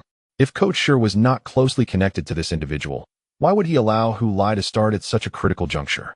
Prior to the recent surge of conspiracy theories, he had been indifferent to Hu Lai's presence, never perceiving him as a threat to his position. After all, the Olympic team was not comprised solely of him and Hu Lai as forwards.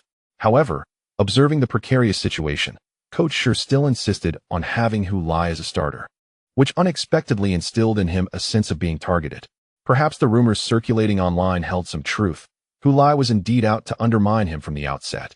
His exclusion from the national U23 team was not merely an attempt to allow him to prepare diligently for the league with his club, but rather a deliberate maneuver to pave the way for this young player. After all, if he were still part of the national team, how could this lad possibly have the opportunity to take the field? Just as Guan Xinyan pondered this, the referee's whistle pierced the air. The match commenced.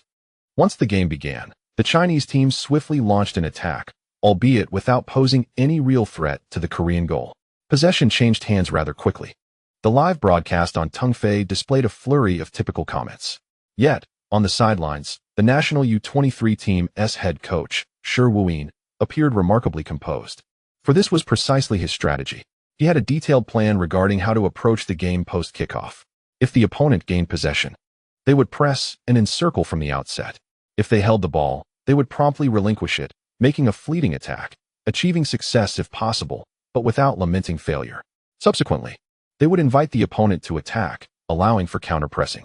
This approach may seem to cede possession and place them in a passive position. However, in reality, Shi Wuyin desired this very state of passivity. This was the Korean team's home ground, and they held the upper hand. Rather than having the Chinese team exhaust themselves devising methods to penetrate the Korean defense, it was wiser to adopt an inverse strategy. By conceding possession to Korea and allowing them to attack, the Chinese team needed only to focus on intercepting the ball. Once regained, they would advance it to those capable of threatening the Korean defense. Whenever Korea held the ball, regardless of their position, at least two Chinese players would rush to confront them, even if they were in their own half. Hu Lai was among this group of pursuers. Even a forward whose specialty lay solely in scoring had to contribute to the team's tactics, eschewing any notion of individualism. Korea, evidently unprepared for such fierce pressing from the Chinese team at the outset, appeared flustered and ill-prepared when confronted by their relentless pressure. This resulted in their inability to orchestrate effective attacks. From the very beginning, the Chinese team unleashed a vigorous pressing against the Korean ball handlers. They were fiercely relentless. After 10 minutes of observation, the commentator from a Korean television station concluded that this was likely a tactical arrangement by the Chinese coach rather than a spur-of-the-moment surge of passion from the players. One must acknowledge that this pressing indeed posed challenges to their attacks. However, had the Chinese coach considered the toll this intensity would take on the team's stamina? How long could such a vigorous press be sustained? The commentator raised his concerns. Coach Shi intended to employ full-field pressing to disrupt the smooth flow of the Korean attack. And based on the first 10 minutes of play, it was proving effective. Up until now, the South Korean team has failed to execute any notably threatening offensive plays. Commentator He Feng has discerned the Chinese team's tactics and subsequently raised pertinent questions. However, if this style of play continues, it places an exceptionally high demand on our players' stamina. Even if we are currently fit enough to stymie the South Korean team's advances through such a relentless and tenacious strategy, what will happen afterwards? What will we do in the second half? As fatigue sets in, will our players still be able to sustain this vigorous pursuit and pressing to restrict the South Korean team? Meanwhile, Li Ziqiang, watching the match from his seat, wore a serious expression, contemplating how the Chinese team could maintain this unsustainable strategy. The advantages and disadvantages of this approach are glaringly evident, and it is impossible for Shi Wuyin to be unaware of them. Why then does he persist in this method? Is it out of sheer necessity? Does he believe they can hold on as long as possible, and if fatigue leads to defeat, at least salvage a semblance of honor from the loss? Such a scenario is not beyond the realm of possibility. Yet Li Ziqiang always felt that if Shi Wuyin intended to pursue this path, he should not have started Hu Lai. Pressing is not Hu Lai's forte. It would have been more effective to field a forward who possesses superior stamina, strength, or speed to assist in the pressing. What rationale exists for Hu Lai's inclusion in the starting lineup? Unless, of course, Hu Lai's deployment was not intended for defensive purposes? What, then, is his role? As Li Ziqiang pondered these questions, a light bulb flickered to life in his mind. What is Hu Lai's strength? He excels at scoring goals. Shi Wuyin's decision to field Hu Lai was aimed at enabling him to find the back of the net. Thus, the ultimate objective of this pressing strategy is not merely to thwart the South Korean team's offense for the sake of defense, but rather to mount an offensive attack. With this realization, Li Ziqiang straightened up on the sofa, his focus sharpening on the television screen. At that moment, the South Korean team was calmly passing the ball in their own half. After an initial flurry of confusion, the South Korean players now seemed to treat the Chinese team's pressing as a warm-up exercise, deftly exchanging passes to draw the Chinese players out.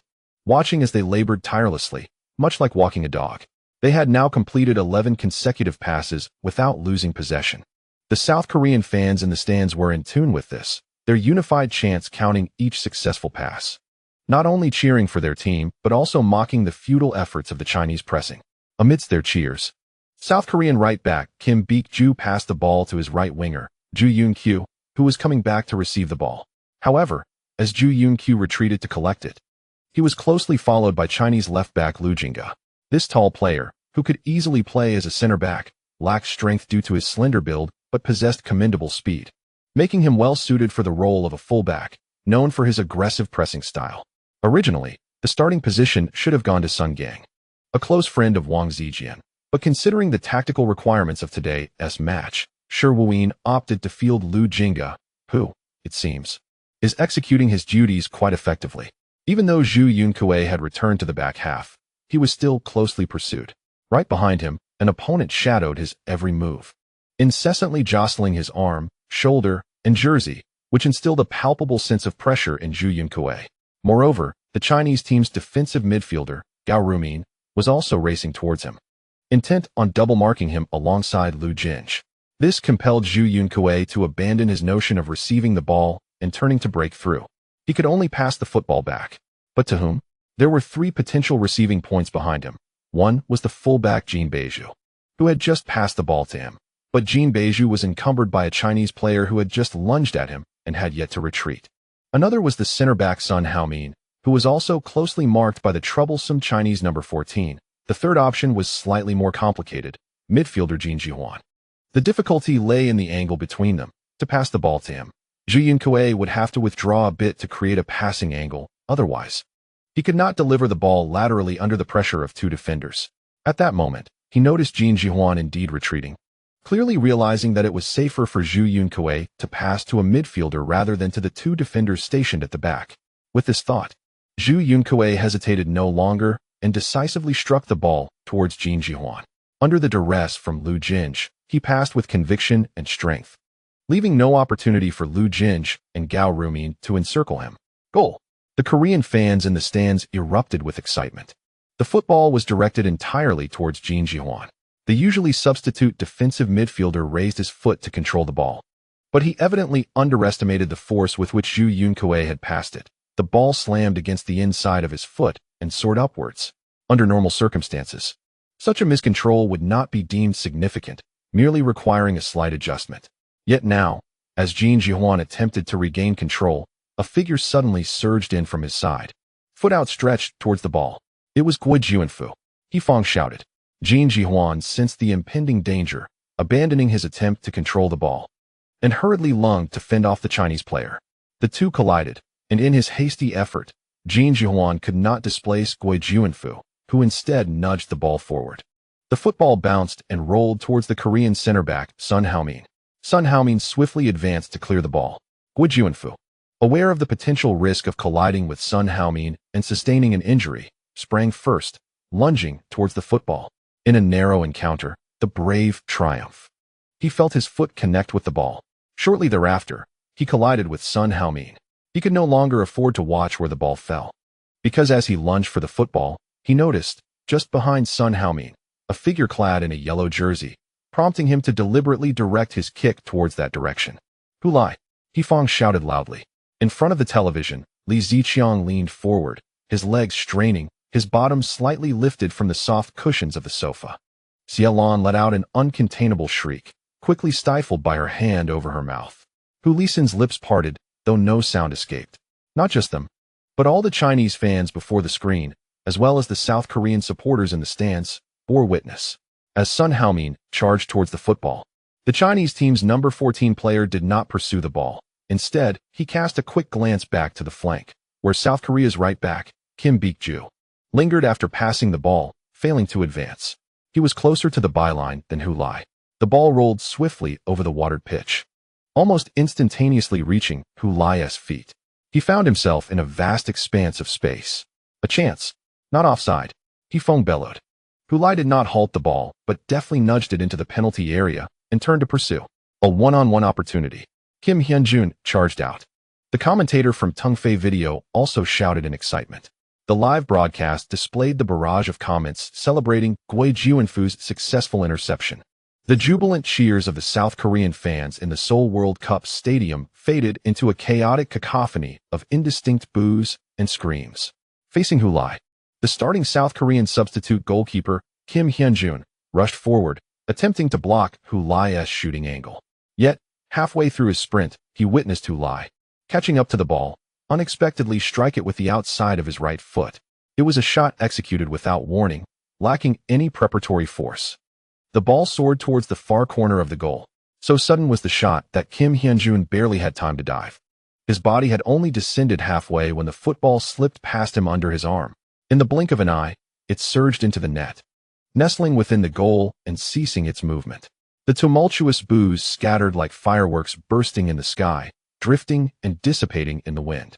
The previously raucous Seoul World Cup Stadium fell into an abrupt silence after 16 minutes of uproar.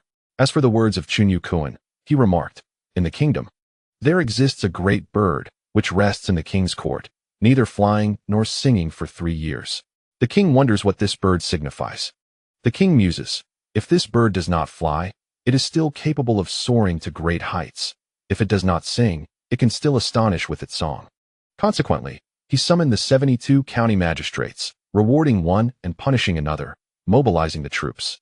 The feudal lords trembled in fear, all returning to the state of Qi to invade its lands. His reign of terror lasted 36 years. Records of the Grand Historian. The biography of the comedians P.S. Today at 3 in the morning, there will be an update at 1 in the afternoon and another at 6. Chapter 105. The light of the right path in the stands of the Seoul World Cup Stadium. There were not only South Korean fans, but also many Chinese supporters, the majority of whom were students studying in Korea and staff from Chinese enterprises. The presence of 1,000 or 2,000 individuals can be considered substantial. However, in the face of over 40,000 Korean fans, they are but a mere drop in the ocean. Logically, when the Korean fans, who usually overshadow them, fall silent, it should present an opportune moment for the Chinese fans to declare their existence through jubilant cheers. Yet, why is it that the cheers of Chinese fans cannot be heard within the hallowed grounds of the Seoul World Cup Stadium? The unexpected goal by Hu Lai caught not only the Korean fans off guard, but also left the Chinese supporters in a state of astonishment. They had not anticipated that the Chinese team would score so effortlessly. When Hu Lai took his shot, not only did Korean goalkeeper Kim Hyunjun fail to react, but Chinese fans were equally taken by surprise. They witnessed his leg swing normally, only to see the ball suddenly soar towards the goal.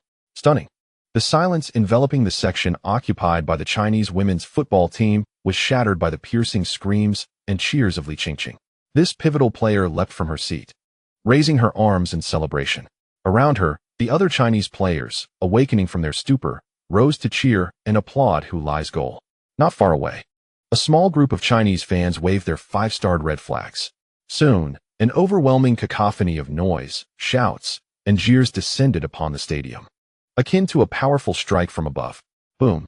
Accompanying this uproar was the figure of Hu Lai, firmly planted at the corner flag in the Korean half, executing his signature celebration on the international stage, flaunting it before the Koreans. Hu Lai. He has opened the scoring for the Chinese team. This 19-year-old, making his debut for the national team, has scored the inaugural goal for China. Feng was utterly astonished, still grappling with unspoken words. This very individual had been mercilessly criticized online just the night before and that morning, with allegations that he had gained entry to the Olympic team through underhanded means. This goal serves as a resounding rebuttal to his detractors. Regardless of whether the Chinese team ultimately triumphs in this match, at the very least, this goal provides Hu Lai with a response to the recent public sentiment. Does a player of such caliber need to resort to backdoor dealings to join the Olympic team? And even if he did, what of it? Li Ziqiang, however, did not leap from his sofa. Upon witnessing Hu Lai's goal, his knees buckled, robbing him of all strength to support his body, compelling him to sink back into the couch, leaning against the backrest with a sigh of relief. In their bedroom, Xie Lan abruptly turned, embracing her husband with fervent strength. A woman barely 5 feet tall unleashed a tremendous force that nearly left the unsuspecting Hu Lisin breathless. Easy there, my dear. My son made it to the Olympic team on his own merit, didn't he? Xie Lan gritted her teeth and questioned her husband, her tone suggesting that if he failed to provide a satisfactory answer, she might as well commit an act of fratricide. Why bother with those clowns? Ignore them, and they'll come barging in. All right, just let go of me. With her husband released, Xie Lan still cheered, while Hu Lisin turned to gaze at their son on the television, letting out a sigh internally. Whether he acknowledged it or not, and regardless of his willingness, their son had achieved far more than he, the father. While other fathers might wait until their sons reached middle age to show signs of aging, his son was incessantly reminding him, "You are growing old, you are growing old." The son's success, although a source of pride, was more likely to evoke feelings of discontent. After all, who wishes to concede to age so readily? On the bar's projection screen, the players of the Chinese team raced toward that proud figure. The commentator was likely speaking, but no one could discern the words amidst the cacophony of the bar, which buzzed like a boiling pot. Everyone was cheering, howling, stomping, and clapping, behaving as if they had lost their minds. For nearly a minute, this frenzy continued, gradually subsiding when the figure who had bet against Yin stood up, raising his arm. "Tonight's tab is on me." The bar erupted once more in joyous chaos.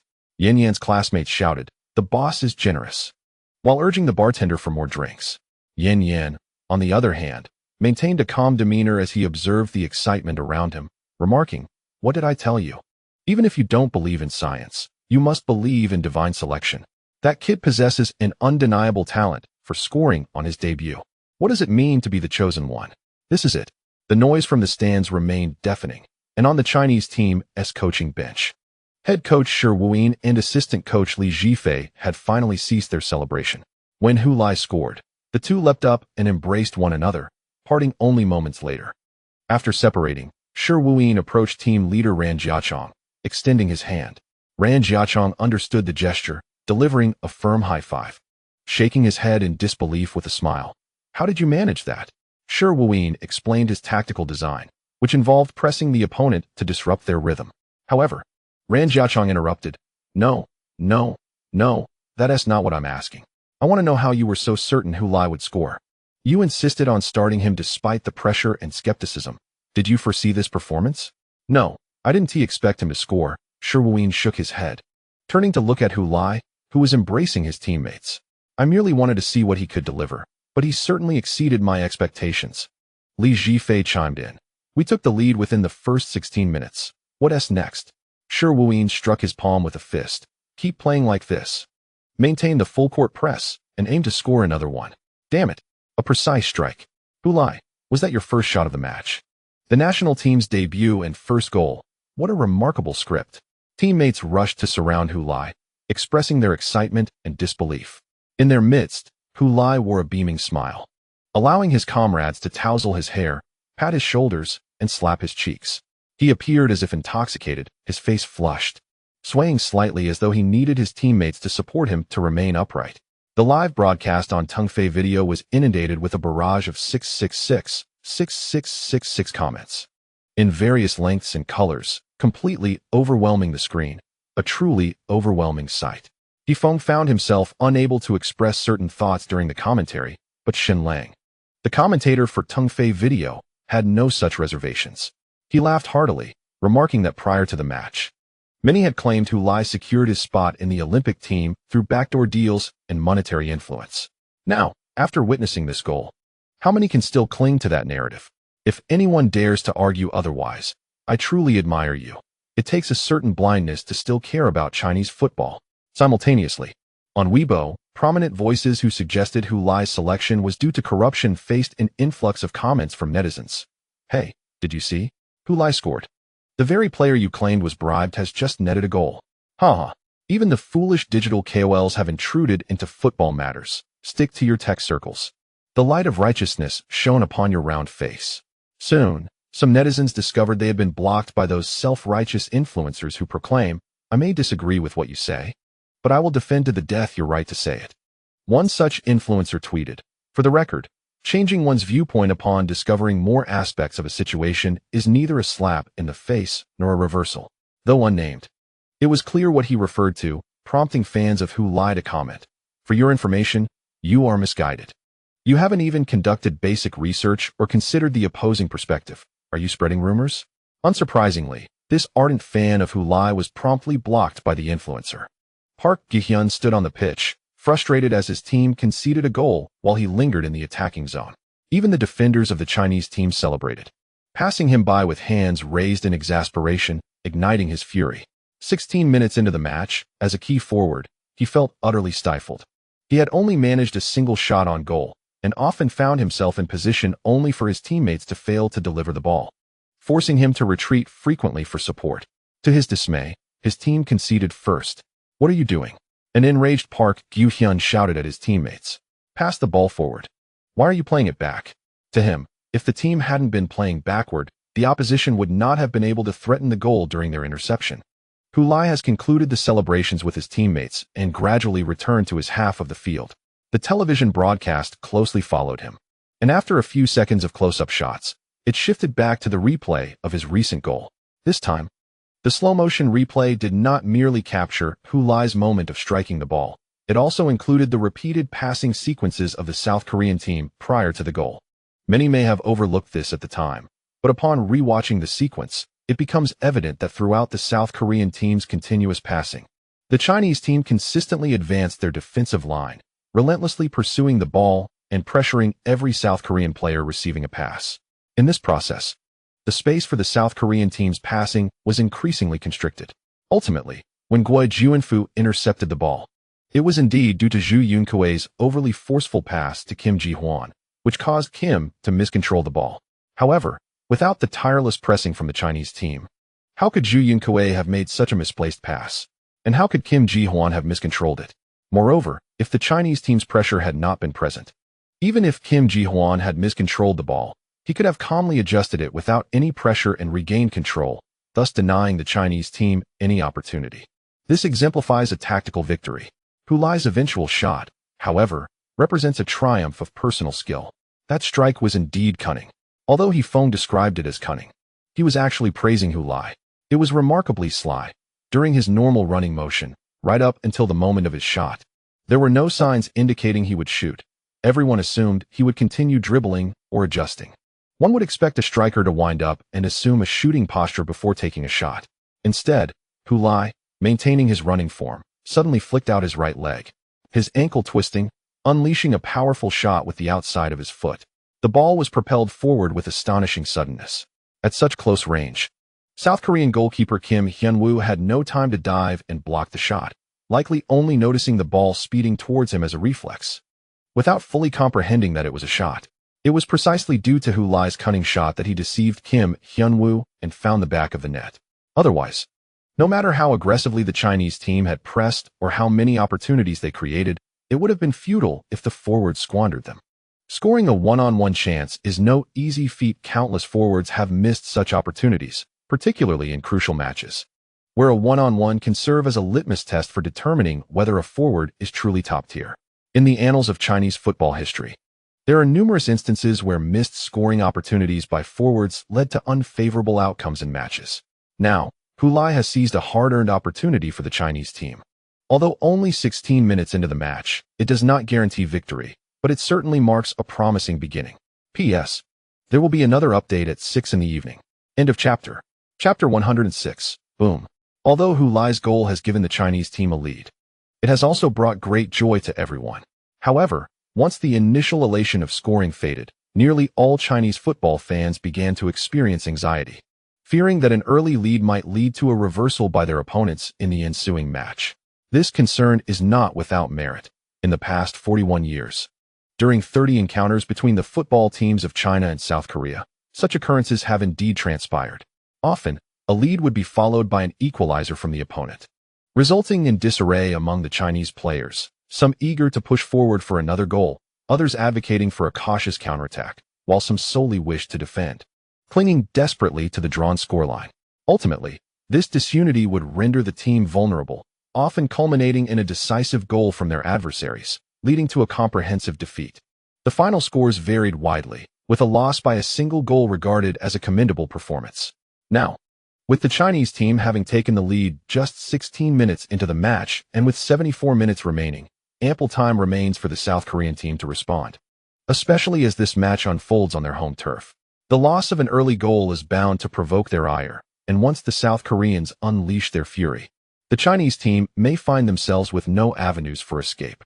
Should there be any lingering hope among supporters of the Chinese team, they must brace themselves for the harsh realities that may follow. Even Hulai's supporters are not so presumptuous as to believe that he alone can alter the dismal trajectory of Chinese football against South Korea over the past 4 decades. Debates have erupted online regarding how the Chinese team should proceed, with opinions diverging on platforms like Weibo and Douyin, where every individual seems to possess the expertise of a world-class coach. Some advocate for a strategy of solidifying defense to thwart the forthcoming counterattacks from the South Koreans, asserting that merely reaching halftime without conceding would constitute a victory. Yet, others quickly retort that such an approach would make it exceedingly difficult to withstand the Korean offensive, especially with players like Park Gyu-hyun yet to unleash their full potential. Conversely, some argue that this is precisely the moment for proactive engagement, to seize the initiative and capitalize on the morale boost from their recent lead, pressing forward for another goal. Naturally, this perspective has also faced its share of criticism, with many contending that an aggressive push might result in conceding a goal before they even manage to score. Thus, the dilemma remains, whether to attack or defend. In truth, this predicament is not limited to the fans. The players on the field confront similar choices. Once ahead, how should they play? If only 10 minutes remained in the match, the answer would be clear: defend resolutely until the final whistle. However, with just a few minutes into the game, the options are plentiful. Offensive players yearn to continue their assault, seeking opportunities for expression, while defensive players are apprehensive about the repercussions of an overzealous offense, fearing that a lapse might lead to their downfall. In such circumstances, the role of the head coach becomes paramount. He must make swift decisions regarding whether to adopt an offensive or defensive stance, unifying the team's mindset to ensure that everyone strives toward a common goal, thereby transforming their advantage into triumph. Regarding this matter, Shi Wuyin had already made a decision right after the recently concluded celebration. He instructed Li Jifei to use his booming voice to inform the players as they returned, "Continue the pressing." Upon hearing this, the players felt a wave of reassurance, fully understanding the course of action they needed to take. Thus, once the match resumed, the spectators witnessed the Chinese team players relentlessly pressing the South Korean players as if no goal had been scored. Whenever a South Korean player possessed the ball, 1 or 2 Chinese players would surge forward, closely contesting for possession with both hands and feet. This intensity of pressing rendered the South Korean players incapable of adequately handling the ball or contemplating their next move. They were compelled to hurriedly pass the ball, particularly after Kim Ji-won's error led to a goal for China. All the South Korean players resembled startled birds, fearing they would share in the blame for conceding a goal alongside Kim Ji-won. It is essential to note that this was their home ground, where the local fans could both rally them on and jeer at their poor performances and elementary mistakes, a double-edged sword indeed. In this rapid exchange of passes, the South Korean team found it impossible to strategize their offensive maneuvers. After all, they had not received specialized training in this regard before today, and their team style did not align with such tactics. Consequently, they could only resort to long balls directed towards robust forwards like Park Gyu-hyun. However, the success rate of launching an attack via long passes is inherently low, and under pressing circumstances, the accuracy diminishes even further. Park Gyu-hyun is indeed a forward of remarkable individual ability, possessing both physique and speed, yet his technical skills are somewhat lacking. Even if he manages to secure the initial touch, he is still likely to lose possession when confronted by two pressing opponents. Moreover, the Chinese team's pressing strategy effectively isolates every South Korean ball holder from their teammates, making it exceedingly difficult for them to receive support, often leading to a solitary struggle that diminishes the effectiveness of their attacks.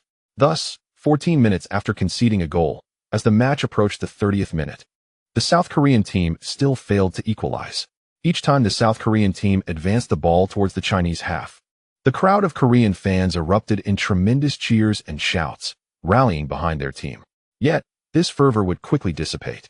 They rallied time and again, only to be silenced repeatedly. This cannot continue. We have yet to score a goal, and our attacks lack any semblance of structure.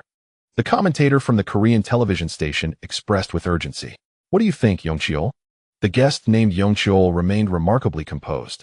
I believe what we should do now is maintain patience, waiting for the Chinese team to deplete their stamina before launching a rapid offensive to dismantle them completely. As it stands, we only need to avoid conceding further goals in the first half. Based on the Chinese team's physical performance, they will likely tire out after 60 minutes. The commentator pondered for a moment. It does seem to hold some truth. Indeed, have you not noticed that Coach Lee has remained on the sidelines without making any adjustments? What does that indicate?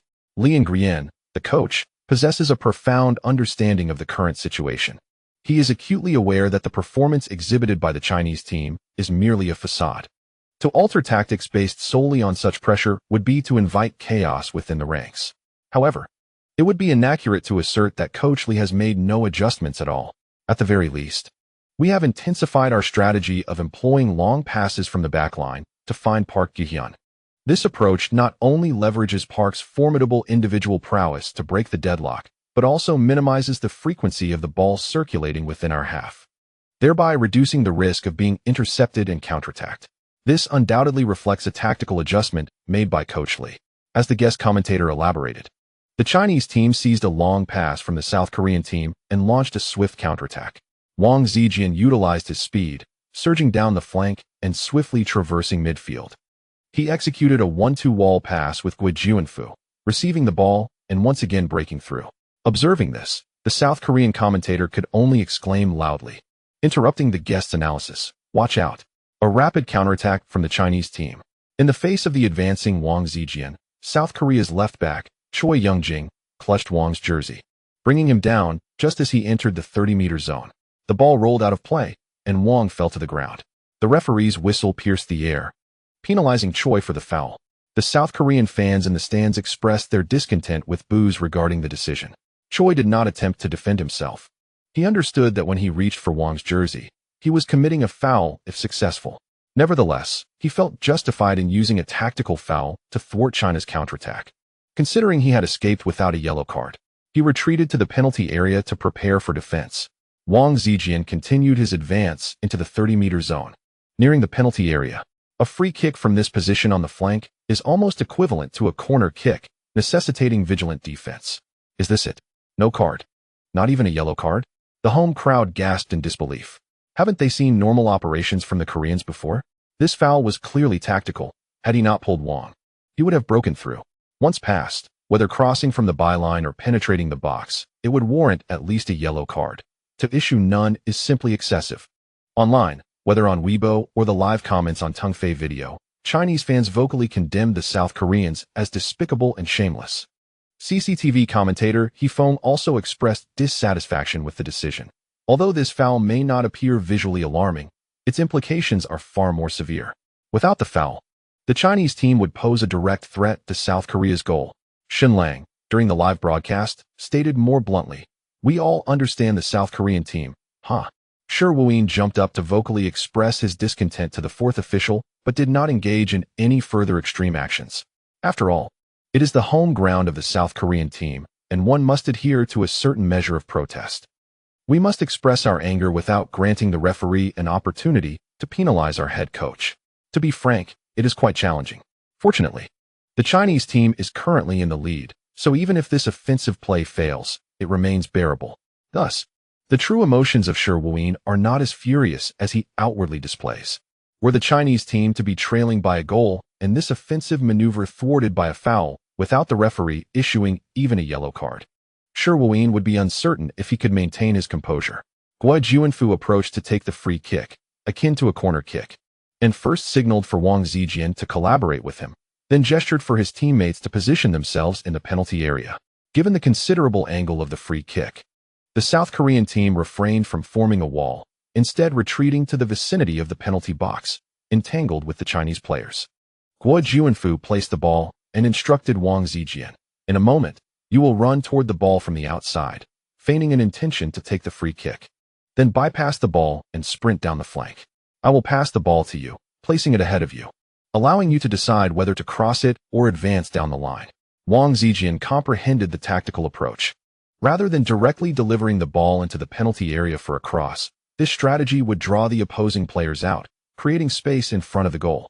He nodded in agreement, understood. Park Gi-hyun stood at the edge of the penalty area, preparing with his teammates to defend against the free kick. He scanned the surroundings and shouted to alert his teammates, "Prepare for a counterattack. Once we clear the ball, everyone must surge forward. We will create an offside while launching a rapid counter." Though he was not the captain, as the team's star player, his words resonated with the others. Meanwhile, Hulai, amidst the crowd, could not decipher Park Gi-hyun's message but surmised it was likely a reminder to focus on defensive responsibilities. Having already scored a goal, he had undoubtedly become the primary target for the South Korean team. In light of this, he resolved not to engage in a physical tussle within the penalty area. With that thought, he withdrew from the crowd to the front, where the density of defenders was significantly lower, providing him with potential opportunities. Should a teammate deliver the free kick to the near post, he would have a greater chance than if he remained in the center.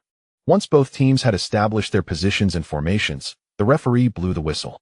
Wang Zijian charged toward the ball, poised to strike it directly into the penalty area. Simultaneously, players from both teams collided in the box like waves crashing against a dam, with Chinese players attempting to push forward while their South Korean counterparts sought to impede them.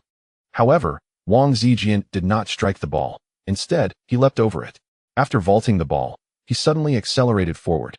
Following closely behind, Guo deftly propelled the football forward with a precise kick, initiating an indirect free kick. This maneuver disrupted the defensive arrangement previously established by the South Korean team. Lee Il-min, the South Korean winger, hastily darted towards the flank in an attempt to intercept Wang Zijian. Meanwhile, Chinese players entangled with South Korean defenders in the center swiftly surged towards the near post, with some directly supporting Wang Zijian, thereby drawing another South Korean player out of position. Other South Korean players responded accordingly, but Park Gi-hyun's attempt to capitalize on a counterattack was thwarted from the outset, compelling him to join the defensive scramble at the near post. Observing the swarm of players charging towards the near post, Hulai, who was already positioned ahead, chose not to follow suit. Instead, he turned to survey the center and noticed more space than he had anticipated. Consequently, he pivoted and retreated towards the vicinity of the penalty spot. At that moment, chaos ensued in front of the South Korean goal as the Chinese team executed an indirect free kick. Wang Zijian, having caught up with the ball, surged towards the byline amidst the jeers and shouts of South Korean fans. Just as the ball seemed poised to cross the line, he skillfully retrieved it and delivered a cross. The ball soared, not towards the near post, but rather into the center of the goal area. All players leaping towards the near post, both Chinese and South Korean, failed to connect, even missing the opportunity to jump for a header. Left staring as the ball sailed over their heads. Some turned to follow the trajectory of the ball, only to witness South Korean center back Park Young-jae leap high, aiming to clear the ball. However, he misjudged the ball's landing point or perhaps lacked the time to anticipate it. Just as he reached his destination, the ball arrived, leaving him no choice but to jump. He did so, but to his dismay he missed. Behind him, near the penalty spot and close to the goal, a yellow figure nearly ascended in tandem with him. Yet, his slender frame was completely obscured by the towering 188-meter figure of Park Young-jae, rendering him invisible to many. It was not until this moment that they realized a Chinese player had been lurking behind Park Young-jae, vying for the header. It was none other than number 14, Hulai. Amidst He-feng's elongated roar, Hulai twisted his body, akin to a tightly wrung towel suddenly unfurling, as power cascaded from his feet through his waist, up to his torso, and finally to his shoulders, neck, and head. With a resounding thump, he struck the ball with his forehead. The football surged into the goal, mere inches away. Meanwhile, South Korean goalkeeper Kim Hyun-jun leaped into the air, only to grasp nothing but a void where the ball had once been, a mere trace of its flight. "Ah, this goal, this goal," he finally exclaimed, momentarily stammering in disbelief. We've scored. It took him nearly 2 seconds after the ball crossed the line to articulate the full thought. As Hulai landed, slightly unsteady, he pivoted and sprinted towards the corner flag, eager to replicate his celebratory gesture. Close behind him were nearly all the Chinese players, adorned in red and yellow striped jerseys, streaming past like a comet trailing its tail through the South Korean penalty area. Like a proud cloak billowing in the wind, Hulai stands defiantly against the gusts. The jeers from the stands resonate like a howling wind, rushing towards him. Amidst the tempest, that figure leaps high, twisting and swinging his arm, crashing into the turf of the Seoul World Cup Stadium with a blaze of fervor. Boom. As the clock nears midnight, here is nearly 15,000 words to share. Seeking your monthly support. Tomorrow, we shall have another 3 updates, at the same time as today. Chapter 107.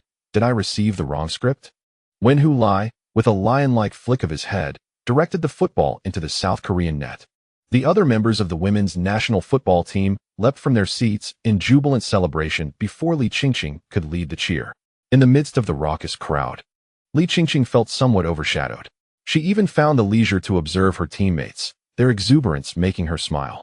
Now you truly understand how formidable he is, don't you? Finally, her gaze turned to the figure on the field, now embraced by his teammates. How wonderful it is, Hulai. Continue playing like this until everyone recognizes your greatness. My goodness. The national team's leader, Ran Jiachong, widened his eyes in disbelief at the field, pinching his thigh to confirm. Am I mistaken? Are we truly 2 goals ahead of South Korea? Yes, you are not mistaken. Shi Wuyin laughed heartily beside him. His joy did not stem merely from his team's lead, but from Hulai's remarkable performance, scoring twice. While everyone had been anxious about whether Hulai could withstand the pressure, he cheerfully reassured himself that he was unfazed. Now, with 2 goals, he has proven to himself that he is indeed untroubled. He is a player with a colossal heart. Shi Wuyin felt he had struck gold. Even the national team's top scorer, Guan Xinyan, had never scored twice against South Korea. He had only managed 1 goal during the U-16 matches, excluding this instance. In 4 encounters with South Korea across various age groups, Guan Xinyan had netted just 1 goal. Yet, in merely 32 minutes on the field, Hulai had already scored twice. This efficiency is unprecedented. He recalled Zhao Kongming's earlier introduction of Hulai, describing him as an unremarkable forward during training, lacking any particularly outstanding traits, though his dedication was perhaps one of the few discernible merits. However, once placed in a competitive environment, a starkly different Hulai emerged. Be it a friendly match, inter-team scrimmage, or an official game, Hulai's exceptional prowess became evident. The seemingly ordinary young man transformed into a cold-blooded assassin, efficient and consistent. Initially, Shi Wuyin thought Zhao's remarks were exaggerated, akin to a fan blindly praising their idol. Yet after the training camps and warm-up matches, he wholeheartedly endorsed Zhao Kongming's assessment. Hulai is the kind of player who, at first glance, leaves one perplexed as to how he managed to score 11 goals in a single season. Yet, upon watching him play, one swiftly comprehends his prowess. Of course, this understanding presupposes a certain familiarity with the game. Otherwise, one might still wonder how this young man manages to score so effortlessly. This could lead to the erroneous impression that perhaps the opponents were lenient or simply inadequate. For instance, in the current moment, during a live broadcast on Tongfei Video, numerous netizens have demonstrated through their comments that they lack a fundamental understanding of the sport. Is this all it takes to score? How did that ball find the net? Is the South Korean defense truly this poor? Why was Hulai afforded such ample space in front of the goal? Where were the defenders?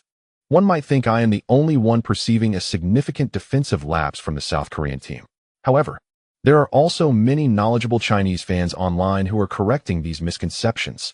Indeed, the South Korean defense was caught off guard by the Chinese team's clever free kick variation. But it would be an exaggeration to claim that Hulai's goal was devoid of difficulty. While he did score unmarked, one must ask why he was able to shoot without being closely guarded when other forwards failed to do so. To be honest, this was my first time watching Hulai play. At this juncture, I fully grasp why he managed to net 11 goals in the previous season of the Chinese league. He is a quintessential opportunist with an exceptional ability to capitalize on chances. It turns out he is indeed the one capable of replacing Guan Xinyan. What a revelation. Hu has scored twice. This is truly astonishing. It marks his debut for the national team, and the opponent is none other than South Korea, a team we have not triumphed over in 41 years. It feels surreal. Guan Xinyan, watching from the television, felt a rush of excitement upon hearing Feng's commentary. He had previously admitted to approaching this match with a somewhat mocking attitude towards Hu, hoping to see the young player falter in his attempt to fill his shoes. It was clear that Coach sure understood who the indispensable player for the Olympic team truly was. Now, with the match unfolding as it has, regardless of whether the Chinese team ultimately secures victory, it seems that Hu's position within the team is solidified thanks to those 2 goals. How could this be happening? Hey, did we receive the wrong script? What on earth is this? The South Korean television commentator glanced at his guest. Recalling that prior to the conceded goals, Park Yong-cheol had confidently asserted that as long as they did not concede further in the first half, everything would be fine. Park Yong-cheol now stared in disbelief at the pitch. He had previously assured everyone to remain calm, insisting that the Chinese team would inevitably falter. Yet, whether the Chinese team will collapse remains uncertain, but it appears that the South Korean side may be on the brink of collapse. Just half an hour into the first half, they have already conceded 2 goals, something unprecedented in the history of 41 encounters between China and South Korea. Yong-cheol, things have taken a turn for the worse, the commentator lamented. Well, at least it's not all bad. Park Yong-cheol's mind shifted, and he changed his tone, noting that less than 15 minutes remained until the end of the first half. The momentum of the Chinese team would undoubtedly be interrupted by the halftime break, and our coach Lee In would certainly make tactical adjustments during this intermission. At that moment, the television broadcast focused on the South Korean coach, Lee In, who forcefully threw away the tactical board in his hands. Coach Lee In seems extremely agitated, exclaimed the South Korean commentator.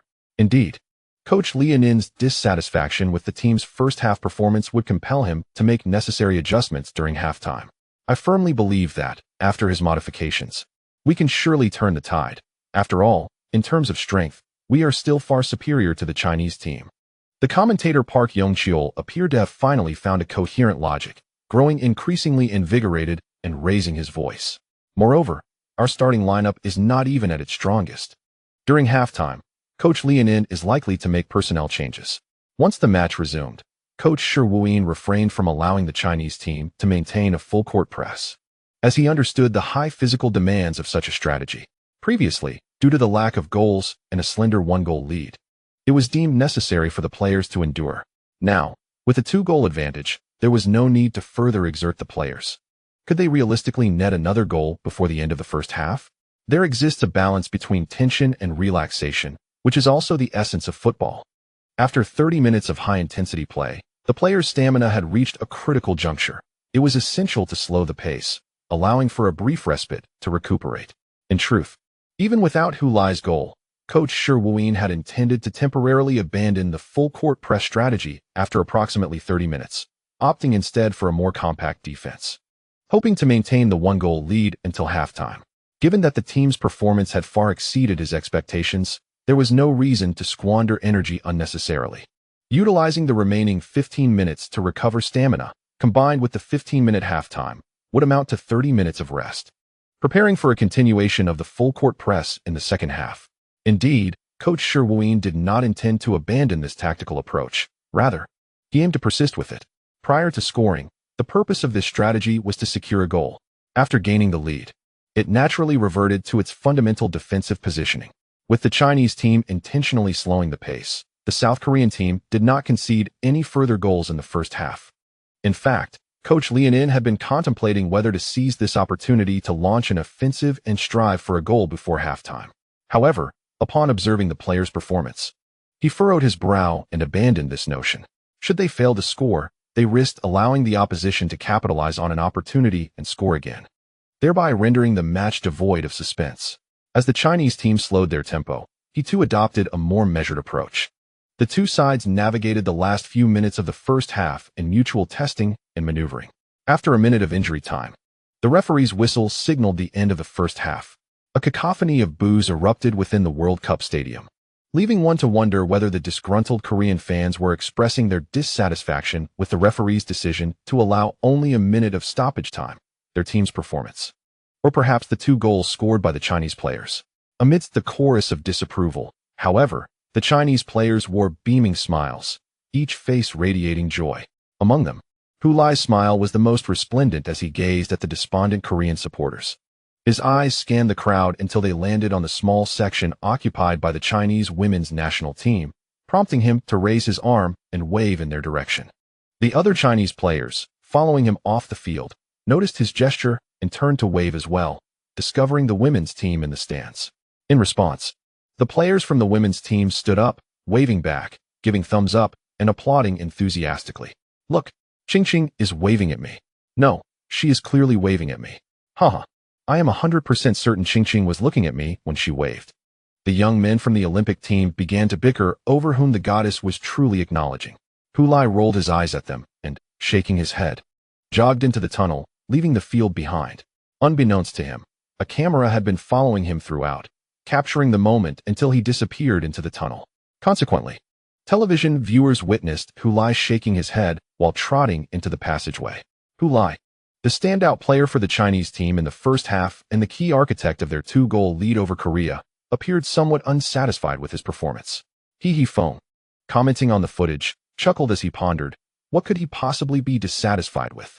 Was it the lack of a hat trick in the first half? I believe there is no room for discontent. It was already remarkable, exceptional even. This was, without a doubt, the finest half of football I have witnessed from the Chinese team over the years. Indeed, it was the Chinese team, not merely the Olympic squad. And within the broader context of Chinese football, it was the best half I have ever seen. The young men of the Chinese team transformed their vigorous efforts into advantages, converting those advantages into 2 goals, executing their tactics with remarkable precision and effectiveness. As the second half approached, I sincerely hope the Chinese players remain confident and continue to adopt the same formidable mindset exhibited in the first half. Hesitating for a moment, He-Fong finally voiced a thought. Perhaps we have a chance to defeat the Korean team? In the Korean team's locker room, head coach Lee Onrin was seething with rage.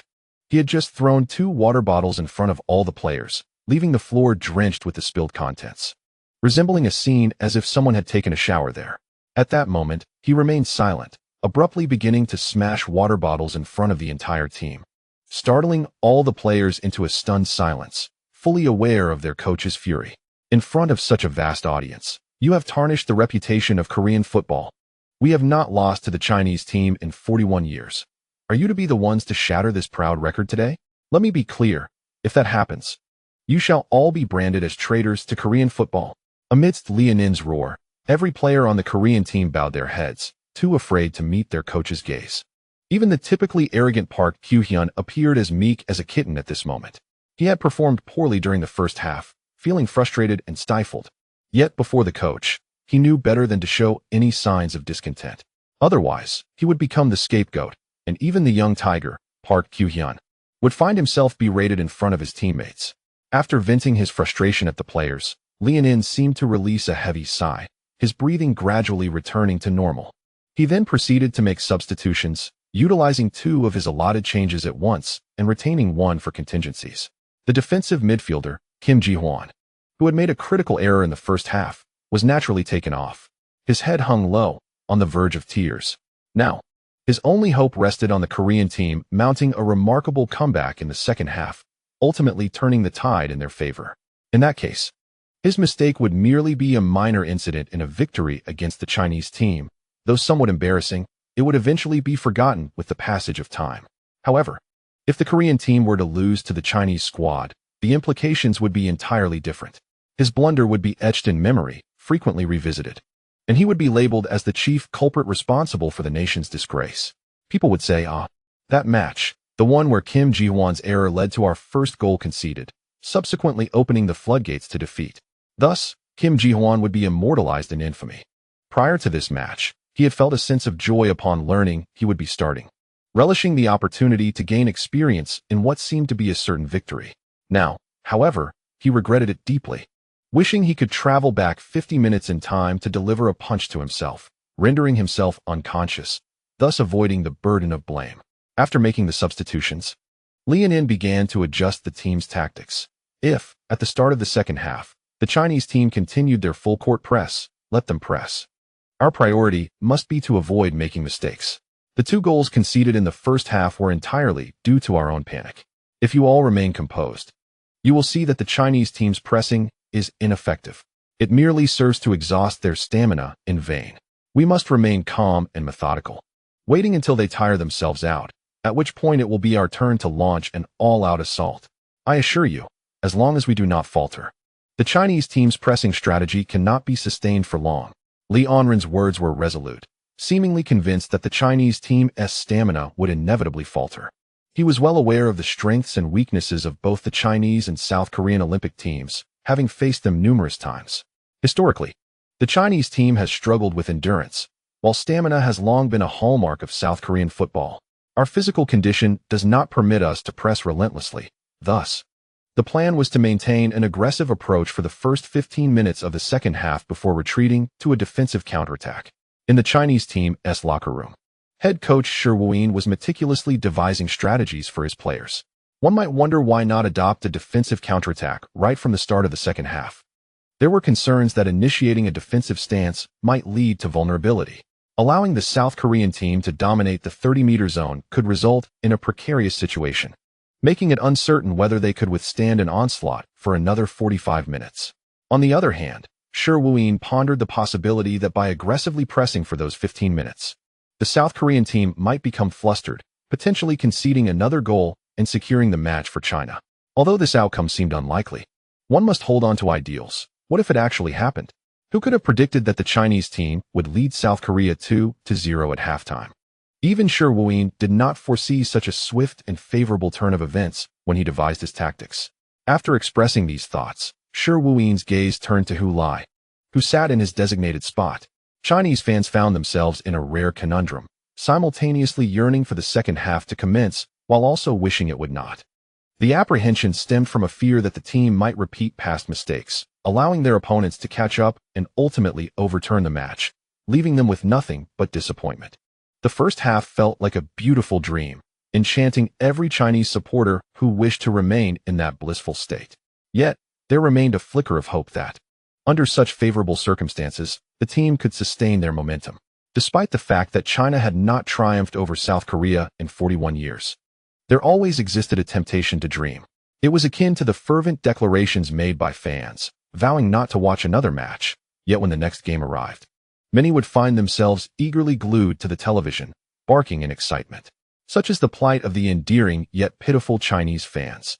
Perhaps having traversed through darkness for so long, even the slightest glimmer of hope could ignite their passions, leading them to utter various sardonic remarks while secretly nurturing dreams of victory. They would think, what if this time they genuinely won? Even when they claimed it was impossible for China to win, such statements were merely a means to protect their integrity, a form of wishful thinking. They would pray fervently, indulging in various superstitions, all in hopes of witnessing their team finally defeat South Korea. Based on the first half's performance, the prospects for a victory appeared promising. However, everyone understands that football matches are divided into 2 halves. If the Chinese team could score 2 goals in the first half, why couldn't the South Korean team respond with 2 goals in the second half? How delightful it would be if a football match were merely 45 minutes long. With such complex emotions, Chinese fans awaited the broadcast of the second half on their televisions and computers. The South Korean team made the first move during halftime, substituting 2 original key players, defensive midfielder Kim Sung-yu and forward Jong Dae-jin, while the Chinese team opted not to make any changes. Li Onren was clearly unwilling to concede. He intended to bolster the attack in the second half, urging the young Chinese players to withstand the onslaught. He remarked, after playing for 45 minutes and conceding 2 goals, only now do they remember their key players having come on. What were they doing earlier? They were rather cocky at the start, weren't they? Half the key players alongside substitutes, treating the East Asian Cup as a practice opportunity. And now, 2 goals down. Shin Lang from Tungfei Video jested and scolded the South Korean team, asserting that regardless of the final outcome of the second half, witnessing such disarray from the South Korean squad was a silver lining. Reflecting on the Kirin Cup 4 years prior, he recalled how those players, boasting of victory, had once proclaimed that arrogance leads to downfall. That Park Kyu-hyun has yet to even strike the goalpost. How dare they claim to have the leading U-23 striker in East Asia? Nonsense. This so-called top forward pales in comparison to Hu Lai. Two commentators from different platforms uplifted the spirits of the Chinese team in their unique styles. Chinese fans, anxiously glued to their screens, observed the broadcast intently. With the sharp whistle of the West Asian referee, the second half commenced, with the South Korean team taking the kickoff. As in the first half, the Chinese players, lacking possession, launched a vigorous press against their South Korean counterparts. "Here it comes again," exclaimed the South Korean commentator. The rejuvenated Chinese players, having just rested, were energetically pressing our ball handlers. "Hold on. We must persist now," shouted guest commentator Park Yong-cheol, rallying support for the South Korean team. Aware that the Chinese players' stamina could not be limitless, they would inevitably reach exhaustion, and at that moment, we could dominate the pitch. A tremendous chorus of boos erupted from the stands of the Seoul World Cup Stadium, unmistakably directed at the Chinese team. South Korean fans were deeply displeased by the audacity of the Chinese players on their home turf. The vastly outnumbered Chinese fans found it nearly impossible to make themselves heard amidst the cacophony. Have we stirred a hornet's nest?" exclaimed the Chinese women's football players. Taken aback, "Isn't it merely a fly's nest? In any case, it amounts to the same." They surveyed their surroundings in the stands. Fans clad in South Korean jerseys, regardless of age or gender, expressed their dissatisfaction with the Chinese team in myriad ways. "Impressive," someone murmured. "Even if we had won against South Korea yesterday, we wouldn't have experienced such treatment." After all, it had been 41 years since they last lost to the Chinese team. For many, this was indeed a first.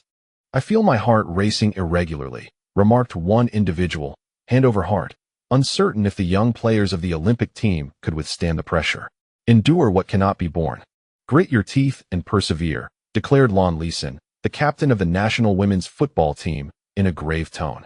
"We are already 2 goals ahead. If we cannot hold on now, what else can we do?" Nonetheless, I was utterly taken aback by Hulai's performance. He appeared so unassuming, yet upon entering the field, he scored 2 goals. "How many shots did he take in the first half?" Shi Yuehua remarked. 4, replied Li Qingqing. Shi Yuehua turned in surprise to glance at Li Qingqing, then continued, "To have scored 2 goals from just 4 attempts is truly remarkable." Everyone concurred that Hulai's display was exceptional, undoubtedly the best on the field. However, Su Wen suddenly voiced her concern, expressing trepidation that the Koreans might target Hulai with more aggression in the second half. Her statement prompted everyone to turn and look at her. "Did I say something wrong?" Su Wen queried, somewhat taken aback. Last time in the 12-strong tournament, Gao Chun was injured in the Korean team's home ground, resulting in a nearly year-long absence from the game. "Don't you all remember?" "Be quiet, Su Wen," Shi Yuehua reprimanded her sternly. Others chimed in, "Enough, Su Wen." Even her roommate, Li Qingqing, who typically defended her, regarded her with seriousness. Su Wen finally realized her misstep. Everyone feared the jinx of her words. Hastily, she exclaimed, "My bad. I didn't mean it. Hulai is surely protected by fate and will be fine." Amit Ba, Jade Emperor, and the compassionate Guanyin. Seeing her reaction, the others turned back. But the conversation had come to an abrupt halt, leaving a seed of concern sown in each heart. They were genuinely worried that Su Wen's jinx might come to fruition.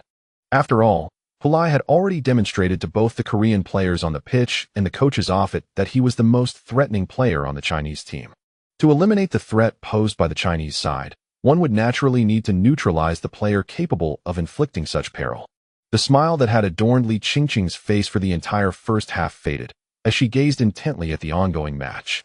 As the second half commenced, Hulai could distinctly sense a marked increase in the Korean team's defensive efforts against him. This was only to be expected, for he had already netted 2 goals against them. If they continued to allow him free rein, he would begin to question whether the difficulty level of this match was akin to that of a novice. The Korean players seemed to draw inspiration from Hulai's lean physique, applying greater force in their attempts to defend against him. They appeared determined to intimidate him through rough physicality, perhaps with intentions beyond mere intimidation. Consequently, while his jersey had remained relatively clean throughout the first half, it was now marred with several stains. Throughout this process, he had been pushed, pulled, and knocked down by the Korean players. For instance, during the recent offensive, he sprinted to pursue the ball, only to be shoulder-checked by an opponent just as he was about to receive it. The collision threw him off balance, causing him to flail and stumble forward for several steps, ultimately resulting in a fall to the ground, with the ball rolling out of bounds. The referee, however, did not call a foul against the opposing team. instead patting the player's shoulder, deeming it a fair challenge, and signaled for the game to continue. This incident naturally provoked a torrent of expletives from Chinese fans watching on their televisions and computers. Shen Lang, in his commentary, sarcastically remarked, here it comes.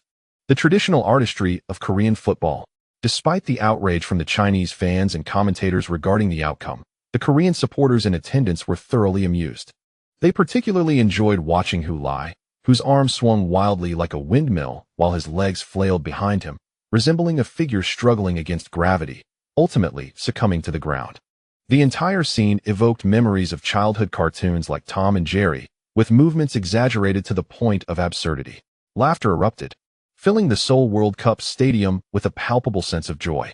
The Korean commentator, witnessing this spectacle, chuckled as he noted, Hu Lai evidently hopes to attract the referee's attention with his exaggerated antics, but such behavior only serves to make him appear more like a clown. The Korean team intensified their defense against Hu Lai, particularly with close marking, leveraging their physical advantage effectively. Indeed, Hu Lai does not seem to possess exceptional strength, remarked the commentator Park Young-cheol. The two commentators exchanged glances, each recognizing a glimmer of hope in the other's eyes. If the game continued in this manner, the Korean team would surely regain control, equalize the score, and ultimately surpass their opponents. During halftime, they privately discussed the match, still hopeful that not losing would be a satisfactory outcome. However, they were no longer willing to settle for a draw. They sought a victory to thoroughly dismantle the Chinese team. You made us concede 2 goals, so be prepared to pay the price, shouted Su Wen from the stands. How can there be no foul called? Is this really a fair challenge? Are they allowed to tackle Hu Lai's ankles like this? In truth, I believe Coach Sure should consider substituting Hu Lai. With the Korean team enhancing their defensive intensity, Hu Lai's space for maneuvering has become increasingly restricted. Keeping him on the field serves little purpose beyond attracting animosity. Sure Yuehua's suggestion quickly garnered agreement from others. With China leading 2-0 against Korea, the score advantage was substantial. Even if Hu Lai were substituted, the Chinese team could fortify their defense and still hold their ground. If the Koreans wish to engage in physical confrontations, they should bring in a robust striker like Tan Yunlong to match their intensity. Hu Lai could then take a well-deserved rest, prioritizing his safety above all else. After all, there are still 2 matches ahead against North Korea and Japan. If he suffers an injury in this game and misses the subsequent matches, what significance would it bear? Regardless of how well he performs here, Li Qingqing listened to her teammates' discussions without uttering a word, her brow furrowed as she focused intently on the field. She felt a conflict within herself. While she wished for Hu Lai to remain unharmed, she also yearned for him to score again. Delivering a resounding rebuttal to those who had mocked him in the stadium moments ago, he could not remain on the field any longer. Assistant coach Li Zhifei addressed Shi Wuyin, expressing his concern. Shi Wuyin, after a moment of contemplation, finally nodded in agreement. The second half had only just begun, and with a mere 10 minutes gone, having played only 55 minutes in total, substituting him now seemed rather premature.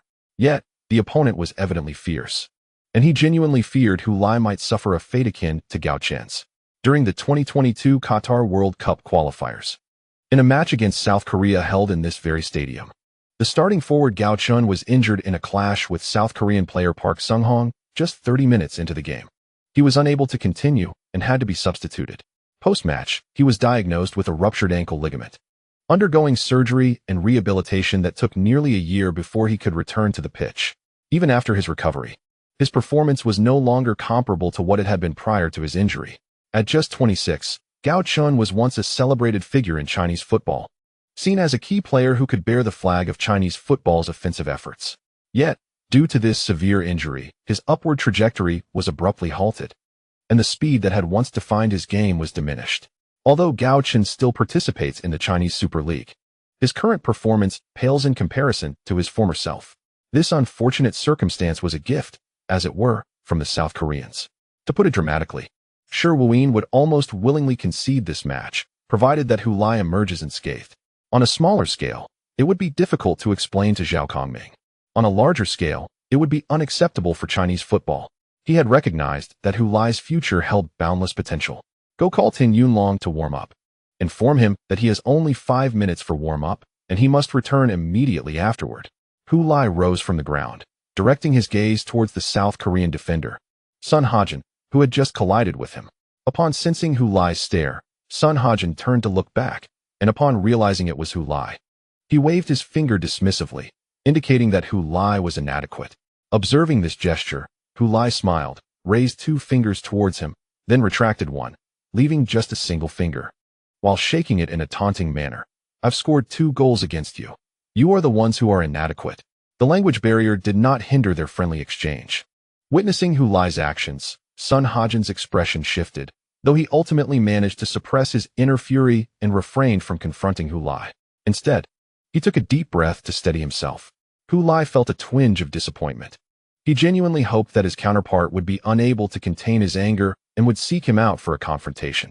He vowed that if his opponent dared to touch even a single hair on his body, he would collapse onto the ground, and he would not rise until the referee issued a yellow card to the opponent. This way, the defensive pressure he faced in the ensuing match would be significantly diminished. Unfortunately, the 4th central defender of the Korean team did not take the bait. Tan Yunlong was warming up, and Shi Wuyin was evidently preparing to substitute Hu Lai. He-Feng let out a sigh at this sight. His greatest fear was that Hu Lai would sustain an injury. A hero who had scored twice in the battle against Korea should exit the field with a smile of glory, not be carried off on a stretcher or assisted by a team doctor in a tragic departure. Xiaolan, seated before the television, also exhaled a sigh. She had been elated by her son's goal in the first half, but as the second half commenced, she remained engulfed in worry over her son's potential injury. Observing her distress, her husband, Hu Lisin, gently patted her shoulder, attempting to reassure her. Do not fret, injuries are unlikely occurrences. Yet Xiaolan countered. When facing the Korean team, it is anything but a rare event. Hadn't the commentator just mentioned that during the 12-strong match 2 years prior, a Chinese forward had sustained an ankle injury from a Korean player's tackle? Hu Lisin was rendered speechless, unable to argue, for his wife was indeed correct. When dealing with the Korean players, one could scarcely apply the rationale of a reasonable mindset. Who could predict what they might resort to when cornered? Noticing her husband's silence, Xiaolan's apprehension deepened. As Tan Yunlong hurried to the warm-up area, the Chinese team launched an offensive. Gui Juanfu maneuvered to the sidelines to receive the ball. In the counterattack, he spotted the focal point, Hu Lai, and passed the football towards him. At that moment, right beside Hu Lai was Sun Haomin, who had just clashed with him 2 minutes prior. Observing Hu Lai approach the front point to receive the ball, he intentionally drew closer, employing the same tactic as before, using his shoulder to nudge Hu Lai aside. He targeted Hu Lai's trajectory, exerting minimal force to cause Hu Lai to lose his balance instantly, rendering him incapable of contesting for the ball. Although this transpired within the penalty area, Sun Haomin resolved to proceed because, during their previous encounter, he had managed to shove Hu Lai several meters without the referee blowing the whistle. Clearly, such physical contact did not constitute a foul in the referee's eyes. Having discerned the referee's threshold for judgment, he felt reassured. Moreover, this time, his movement was considerably less pronounced than before. He nudged forward. Hu Lai, entirely focused on the approaching football, had positioned himself near the penalty spot, ready to seize the opportunity for a shot. Suddenly, he felt his body veering to one side. Damn, that scoundrel. Hu Lai recognized the treachery he had fallen victim to once more. In that fleeting moment, he contemplated collapsing dramatically to the ground and letting out a cry to attract the referee's attention, hoping to earn a penalty for the national team. Yet, recalling the earlier incident where he had fallen with considerable force and received no response from the referee, he wondered if this time, tumbling in the penalty area would provoke the referee to call a foul. It is improbable that any physical contact or falls within the penalty area will compel the referee to act otherwise. Thus, the likelihood of earning a penalty is slim. With this thought in mind, Hu Lai inevitably lost his balance and, propelled by inertia, lunged forward. He glanced back to see the football soaring towards him. Had he not been unceremoniously shoved aside by that scoundrel, the ball would have undoubtedly been his. In his current predicament, Hu Lai, unwilling to concede, dragged his right leg back, outstretched his arms, and struggled to maintain his equilibrium. However, to onlookers, this appeared merely as another desperate struggle, a mere repetition of the earlier farcical antics. The Korean fans in the stands were entertained by the spectacle. Some erupted in laughter while others worried that Hu Lai might feign a fall within the penalty area to secure a penalty kick. Ignoring Hu Lai's display, Sun Haomin, who had just shoved him aside, aimed to clear the ball. Yet, as he extended his foot towards the football, His eyes widened in disbelief. Hu Lai's chaotic kicking motion inadvertently struck the ball. He missed entirely. The ball arced through the air, heading straight for the Korean goal. The goalkeeper, Kim Hyun-jun, had initially positioned himself near the near post to counter Hu Lai's anticipated strike, but never expected Hu Lai to lose his balance and tumble forward, allowing the ball to sail over his head and toward the far corner of the net. Confounded by how the ball had been struck, he hastily turned to dive back. But it was too late. As he spun around, he witnessed the ball nestling between the goalpost and the crossbar, falling into the net. A perfect shot. Kim Hyun-jun collapsed to his knees, the force of his fall carrying him forward, reminiscent of a celebratory slide after conceding a hat trick. This goal, however, lacks any embellishments, as the tactical board app fails to capture the intricacies of Hu Lai's frantic flailing that propelled the ball into the goal. Furthermore, the 3 consecutive updates over 3 days have concluded. Tomorrow's update will be scheduled for 8 in the morning, followed by 2 more the day after. I aim to bolster my backlog during these 2 days, for it leaves me uneasy if I veer off course and find myself unable to amend it. Your understanding is greatly appreciated. Additionally, the operations officer has organized an event in the review section, where readers who subscribe and either donate this week or rank among the top 10 for the month can reply to the event post to earn the title of Superfan. Interested individuals may participate by replying. Chapter 110. Laughter amid silence as Hu Lai and Sun Haomin surged toward the near post, poised to capitalize on a potential scoring opportunity. Commentator He Feng observed Hu Lai suddenly lose his balance and tumble forward. He immediately surmised that Sun Haomin must have engaged in some underhanded maneuver and shouted in alarm. Hey, hey, hey.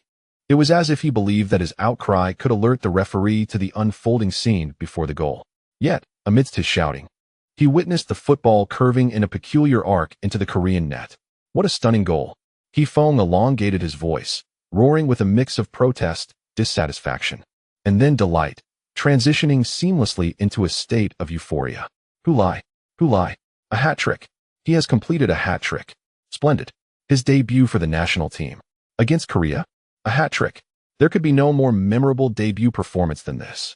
Hu Lai, the young man who faced scrutiny before the match, responded to the doubts and rumors with 3 breathtaking goals. Even He Feng, a commentator known for his composure, could not resist mentioning the pre-match turmoil, buoyed by Hu Lai's performance, which gave him the confidence to retort to any dissent regarding his commentary. You all claimed Hu Lai only made it into the Olympic team through connections, and now he scores a hat trick. Do you still dare to question my words? Go to hell. Of course, even in his excitement, he dared not utter those words aloud, merely shouting them in his heart. In contrast, Shen Lang, a sports commentator for Tung Fei Video, felt far less restraint, especially since he was already renowned for his candid commentary. The exuberant Shen Lang laughed uproariously. Ha! Hu Lai, a hat trick. Look, look, open your eyes wide and see. Who said before the match that this kid had no right to be in the Olympic team? For what reason? Just for this. A hat trick against the Korean team. The first time in 41 years of Chinese football history. Does he not deserve to be in the Olympic team? Who does? Do you? Do you even have the right? The barrage of comments went wild. Take away the keys, Lang. Be more confident. Come on, you deserve the keys. No, you don't deserve them. Ha ha. Lang deserves the keys. Well said, Lang. Curse those fake fans. They never watch the matches. Whenever there's a hint of turbulence in Chinese football, they are the loudest to criticize. Are they truly concerned for Chinese football? They treat it like a spittoon. At this moment, even those stubborn individuals online who believed Hu Lai did not merit replacing Guan Xinyan on the Olympic team were silenced. In such an atmosphere, rotting in the stinking gutters was their best fate. At least they could nourish the earth, ensuring that the food consumed over the decades was not wasted. At the Seoul World Cup Stadium, Hu Lai, who had already fallen to the ground, got back up and sprinted towards the corner flag.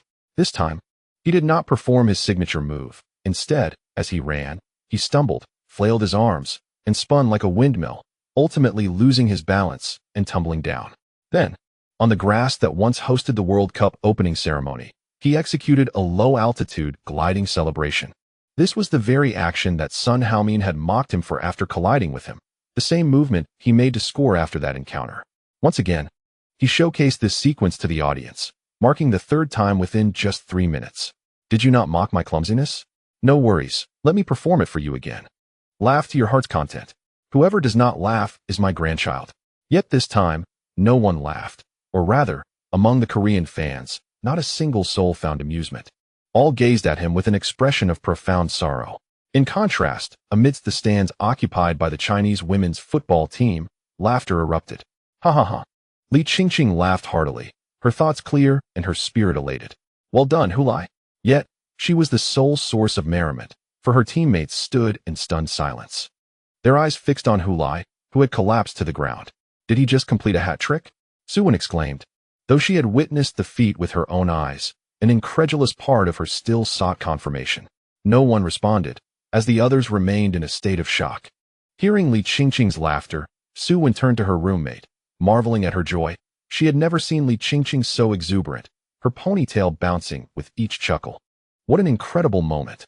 Echoed countless voices in the bar, as patrons simultaneously exclaimed this phrase. Some even climbed onto their chairs, gesturing wildly. Their frenzied silhouettes cast upon the projection screen. From this angle, it resembled a view captured from the stands. Get down.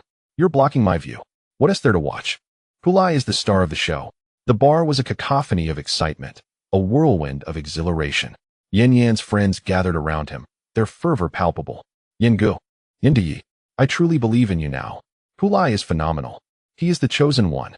One friend declared, let me tell you. If the Chinese team triumphs over Korea in this match, I'll cover your clothing expenses for the semester. I'll handle your meals. I'll collect your packages. From now on, Yin Gu, you shall reign as the king of our dorm. Yin Yan, having regained his composure after witnessing Hulai's goal, waved dismissively, adopting an air of nonchalance. It's nothing, nothing at all. With such sincerity from you all, how could I refuse? I shall accept your generous offers. Meanwhile, the other hand hidden beneath the table trembled with uncontained excitement.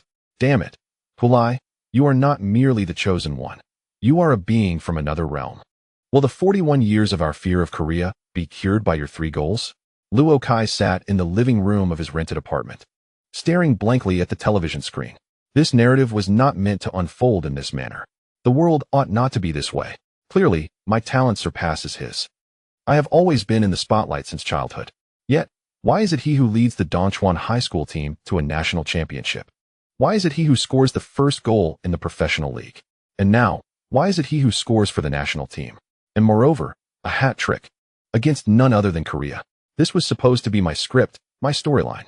In Luo Kai's mind, an overwhelming barrage of questions flooded forth. Had he erred in becoming the first player to transition from school football to professional football? Had he made a mistake in choosing the Super League's Thunder Club over a second-tier team? Until now, Luo Kai has always believed that his abilities surpass those of Hulai in every aspect, merely lacking a platform to showcase them. If he had ventured out from Ladian earlier to seek a loan to the China League One, would it be him gracing the television screens now, rather than Hulai? The mere thought of that person he once deemed inferior back in school, now leaving him further behind, fills him with discontent. The new season of the China League One has commenced, and he is determined to prove to everyone that he, Luo Kai, will never be outdone by Hulai. The television broadcast has begun to air the slow-motion replay of Hulai's recent goal. The viewers can now clearly see that when Hulai made his move, Sun Haomin did indeed nudge him with his shoulder, causing him to lose his balance and lurch forward. To regain equilibrium, Hulai, as before, vigorously flailed his arms and legs, and it was precisely during this motion that he inadvertently struck the ball, sending it on a beautifully arcing trajectory. The football sailed over the head of South Korean goalkeeper Kim Hyun-jun, who was positioned to block the shot, soaring so high that he had no chance to jump and catch it. Shortly thereafter, the ball cascaded into the net. Haha. Hifeng couldn't help but chuckle at the sight, wondering if Sun Haomin now harbored any regrets. Perhaps if he hadn't pushed Hulai, the latter wouldn't have scored. Instead, that push inadvertently became an indirect assist, leading to such a magnificent goal, a scorpion kick. This is surely destined to be the best goal of the East Asian Cup. It seems that both the live broadcast director and Hifeng had a similar thought. For right after Hifeng made this remark, the camera zoomed in on Sun Haomin. The mainstay center back of the South Korean U23 team stood before his own goal, staring at the ball nestled in the net, then casting his gaze towards the sprawled Hulai. He then shut his eyes in anguish. A sight too painful to behold. A sight too painful to behold. Shen Lang laughed heartily, Neither Hu Lai's goal nor his celebratory antics were easy for Sun Haoming to watch. Serves you right. Did you think Hu Lai would fall for it? Thank you very much. The comments section was flooded with colorful expressions of gratitude, resembling the streamers at a celebration. Hu Lisin noticed that his wife had pulled out a plastic bag from somewhere, gathering peanuts, sunflower seeds, and candies from the coffee table into it. What are you doing?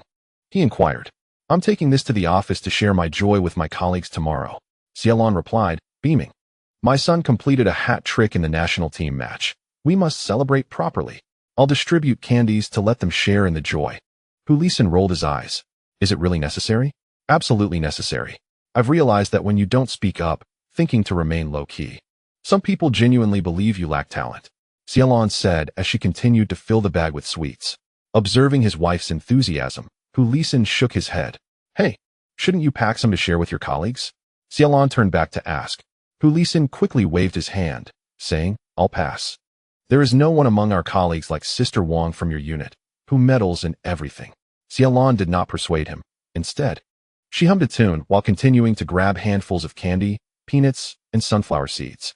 Us common folks are truly delighted tonight. Ran Jiachong rose from his seat and approached Shi Wuyin, inquiring, Xiao Shi, Hu Lai has already completed a hat trick. Is it time to substitute him? The joy still lingered on Shi Wuyin's face as he replied, I've already sent Ting Yunlong to warm up. He'll be back in a few minutes. And we can replace Hu Lai then. Don't worry, Captain Ran. I treasure this gem. I would never allow anything unfortunate to befall him. That's good, that's good. Ran Jiachong nodded repeatedly. Rather than returning to his seat, he stood beside Shi Wuyin, watching Hu Lai on the field. His teammates had lifted him up, each one eagerly rushing to embrace him. He had earned the respect of all, and Ran Jiachong mused. Honestly, if those 3 goals in this match don't prove his capability, it would be a joke. No, Captain Ran, a statement is still necessary, Shi Wuyin interjected, arms crossed. Ran Jiachong turned to him. We must seek justice for Hu Lai. We must say what needs to be said. And at this point, Shi Wuyin smiled. We can afford to be a bit bolder. Chinese football can be bold now. However, Ran Jiachong questioned, Xiao Shi, the match isn't over yet. What if we don't secure the victory? Shi Wuyin asserted, Captain Ran. I'll make this clear. If we do not win this match, I will resign after the game. Ran Jiachong quickly waved his hand. No need for that, no need. To be honest, I'm no longer concerned about the outcome. Hu Lai's performance in this match has already brought me immense joy. Yet Shi Wuyin seemed resolute. Gritting his teeth, we will definitely win, Captain Ran. Just watch. Today marks the end of the 41 years of fear of South Korea. P.S. This is the only update for today. There will be another chapter where I share my thoughts on this book and respond to some voices in the comment section. I got up to chat with everyone. P.S. This chapter was written last night before I went to bed and is only being posted now after I woke up. The Sino-Korean battle is not yet concluded, and I apologize that my current capacity limits the duration of my outpouring. Reflecting on this, I recalled the time I wrote The Hero of the Restricted Area and The Victor Takes All, when I could produce 3, 5, or even 10 updates a day. Feeling nostalgic about the past. Back then, Lin Hating could update 1 million words in a month, consistently delivering 25,000 words daily for 10 days. I was once capable of completing 460,000 words in just 10 months. Yet now, my annual output barely reaches half of that. Some say I've slowed down because money is no longer an issue for me. That is not true. Who wouldn't want more money? If only I could elevate my writing speed, surely my book would achieve far greater success. But alas, I find myself unable to write swiftly. One reason lies in my physical condition. I can no longer endure long hours at the computer, as I did while crafting the Victor's Crown, where I spend entire days in front of the screen, completely absorbed in my work. Now, I struggle to maintain focus for even half an hour, which may be indicative of waning energy. Moreover, as I age, the weight of familial responsibilities has intensified, preventing me from immersing myself solely in the realms of narrative, plot, and character as I once did. Presently, I must consider the myriad concerns of my children, wife, and parents. Although these concerns are often minor, the trivialities demand considerable attention and make it challenging for me to lose myself in my writing. Take, for instance, the day I announced a burst of creativity. It was a Saturday, and my wife and I took our child to a Lego robotics programming competition early in the morning. While he participated, I seized the opportunity to write in a cafe upstairs. After an hour, the competition concluded, and I gathered my belongings to join them for lunch. After dining out, we returned home around 1:30. Following a brief rest, while my wife assisted our child with homework, I hastily resumed my writing. By 2:30, I packed up again to escort my child to a karate belt ceremony, which he had been diligently practicing for. Initially, we hoped it would enhance his physical fitness, but it has since become a routine. During the ceremony, I found a table outside a bakery nearby, where I continued to write, all while the festivities unfolded just a few meters away, accompanied by music and the enthusiastic announcements of the host. I managed to write for a short while, perhaps not even half an hour, before my son was called to the stage to receive his belt. I quickly gathered my things and joined him for photos. Afterward, I relocated to a cafe to write while enjoying dinner. This was the longest uninterrupted period I had to write that day, spanning from 4 in the afternoon until 8, during which I also took a moment to browse through readers' comments and reviews, promising a burst of creativity. By 8 o'clock, I packed up once more to collect my son from his soccer practice, conveniently located just above the cafe, sparing me the trouble of finding another place to write. Upon returning home with my family, I ensured my child was ready for bed before opening my laptop to continue writing. I persevered until 1:30 in the morning, finally completing that day's updates. The constant interruptions, the need to change locations, and the repeated packing and unpacking of my belongings make it exceedingly difficult to immerse myself in my work. Each time, I must regain my focus. And just as I settle into the rhythm, I am interrupted. Such has been the norm throughout this summer. I do not wish to lament, rather, I aim to provide insight into the daily life of a full-time online author. 7 years ago, when I penned The Winner Takes All, I was childless and had recently entered into matrimony, still residing with my parents. Each day began with the rising sun, as I would consume breakfast and immerse myself in writing, continuing until the midday meal. After lunch, I would return to my craft, only pausing for dinner, and then resume my work until slumber beckoned. Aside from the necessities of meals and restroom breaks, nothing could intrude upon my time. At that time, I was youthful, vigorous, and filled with an unrelenting drive. However, as I recount that day, it becomes evident that I had scarcely any time to devote to my wife. Often, I would only retire to bed after she had already succumbed to sleep. Initially, she attempted to endure my late-night endeavors, but eventually, she could not match my stamina and had to concede. There were days when our conversations were limited to essential exchanges, with little room for casual dialogue. She eagerly awaited our nightly discussions, craving the simple pleasure of chatting with me. Regrettably, I often failed even to fulfill this modest desire, unless our discussions revolved around books. Although my wife does not share my passion for football or my literary pursuits, she would still offer valuable insights during my writer's block. If I managed to retire to bed before 1 in the morning, it was considered an early night. In addition to the mundane distractions that hindered my writing, my physical condition also affected my pace. The book itself posed its own challenges, making it difficult to write swiftly. Allow me to share my typical writing routine. Beyond the previously mentioned chaotic and fragmented writing sessions, each morning, I would revisit all I had composed the day before. This served dual purposes: to identify typographical errors and to make revisions. If inspiration struck, I would even discard entire sections for a fresh rewrite. Why not edit immediately upon completion? This practice allows me to step back from the emotional state I inhabited during the previous day's writing, offering a new perspective to evaluate my work, potentially leading to newfound insights. What had once seemed insurmountable may suddenly clarify with a fresh mindset. Due to my late nights, I also rose late, and after my revisions, it was often around 11 o'clock before I commenced new writing. On good days, I could complete a chapter before dinner. On less favorable days, finishing one by 10 at night was quite an achievement. When my creative flow faltered, I would find myself restless, replaying my efforts in my mind until I ultimately deemed them unsatisfactory and in need of a complete rewrite the following day. This necessity for a backlog of material stems from my understanding that I am not endowed with extraordinary talent that allows for effortless writing. I frequently encounter writer's block, face creative bottlenecks, and find that several previously written chapters may need to be discarded. Without a reservoir of completed work, I would be left unable to update my readers. Some readers have commented on my unwavering commitment to post 2 chapters daily, 1 in the morning and 1 in the afternoon, expressing that the routine lacks passion and anticipation. Yet, maintaining this schedule requires every ounce of my effort. At its leanest, after setting up the automatic updates for the next 2 chapters, I would be left with merely one chapter in reserve. From having only a single chapter of manuscript to being able to present 3 continuous updates over the past few days. It has taken me a month to gradually accumulate this body of work. Some readers have remarked on my slow pace and the perceived lack of substance in my writing. When it comes to substance, I believe our interpretations may diverge. For certain readers, not depicting football matches or the protagonist scoring goals is considered superficial. However, for me, solely focusing on the matches and the protagonist's goals is what truly lacks depth.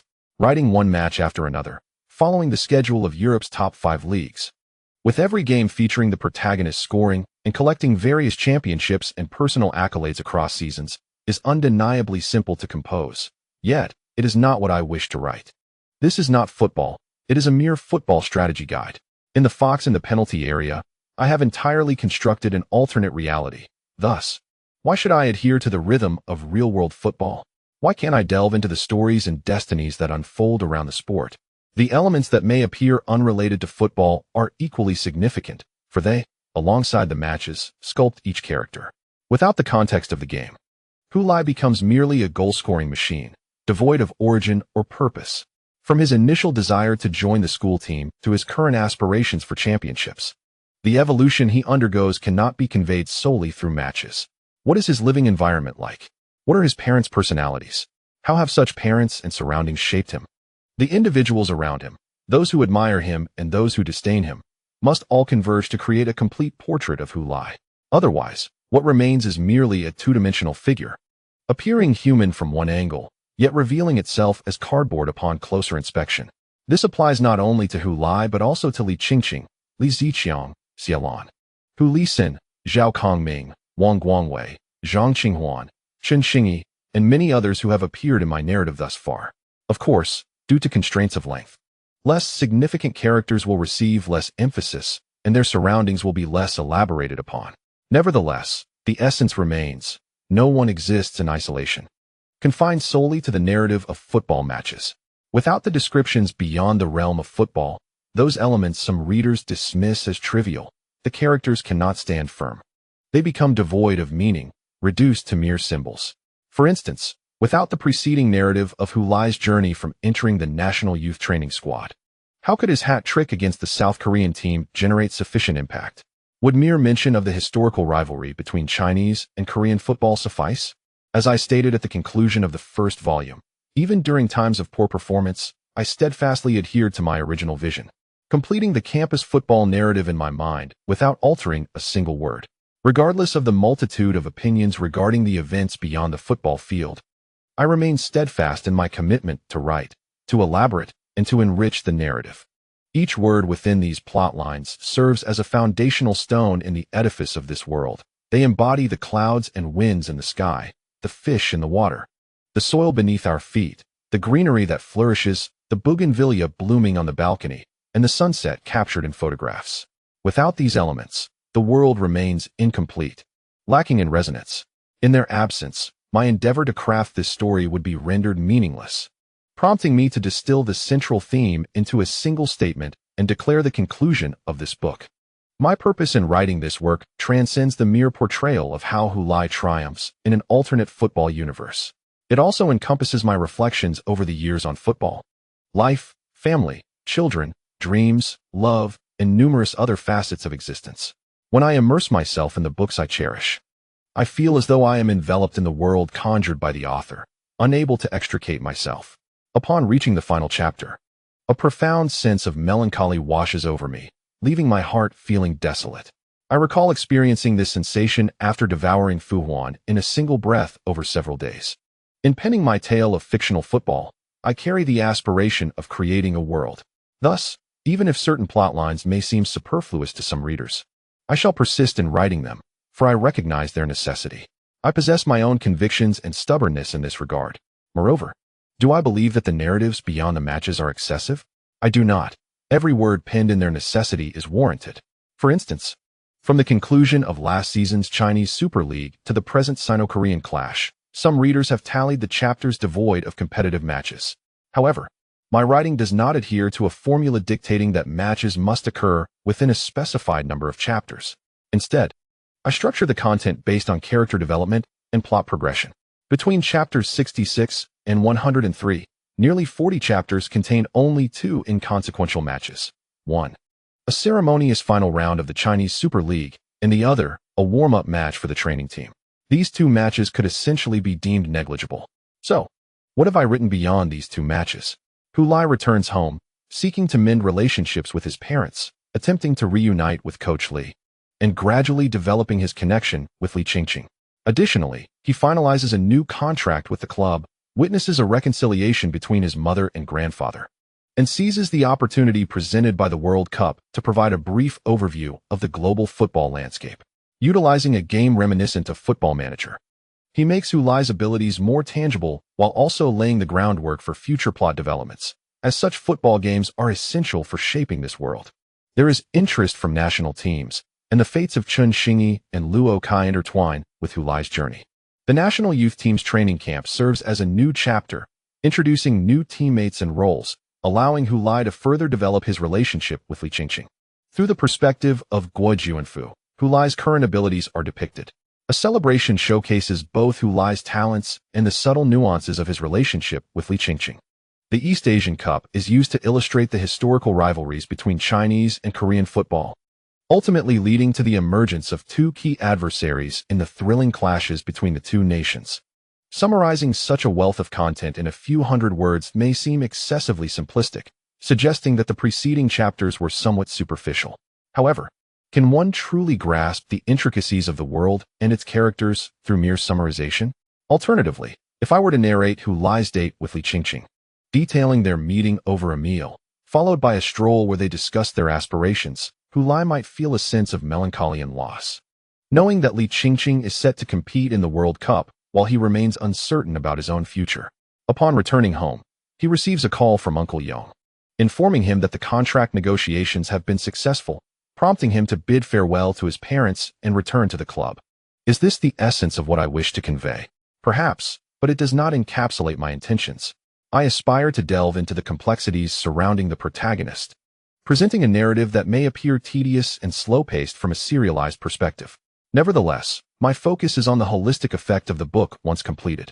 I hope that readers will be inclined to revisit it, discovering deeper meanings upon subsequent readings. I acknowledge the opinions and frustrations of readers. For instance, some may argue that if the narrative were to reach a climax, everything else would become trivial. I wholeheartedly agree with this sentiment. Yet, the challenge lies in my ability to maintain quality while writing this book.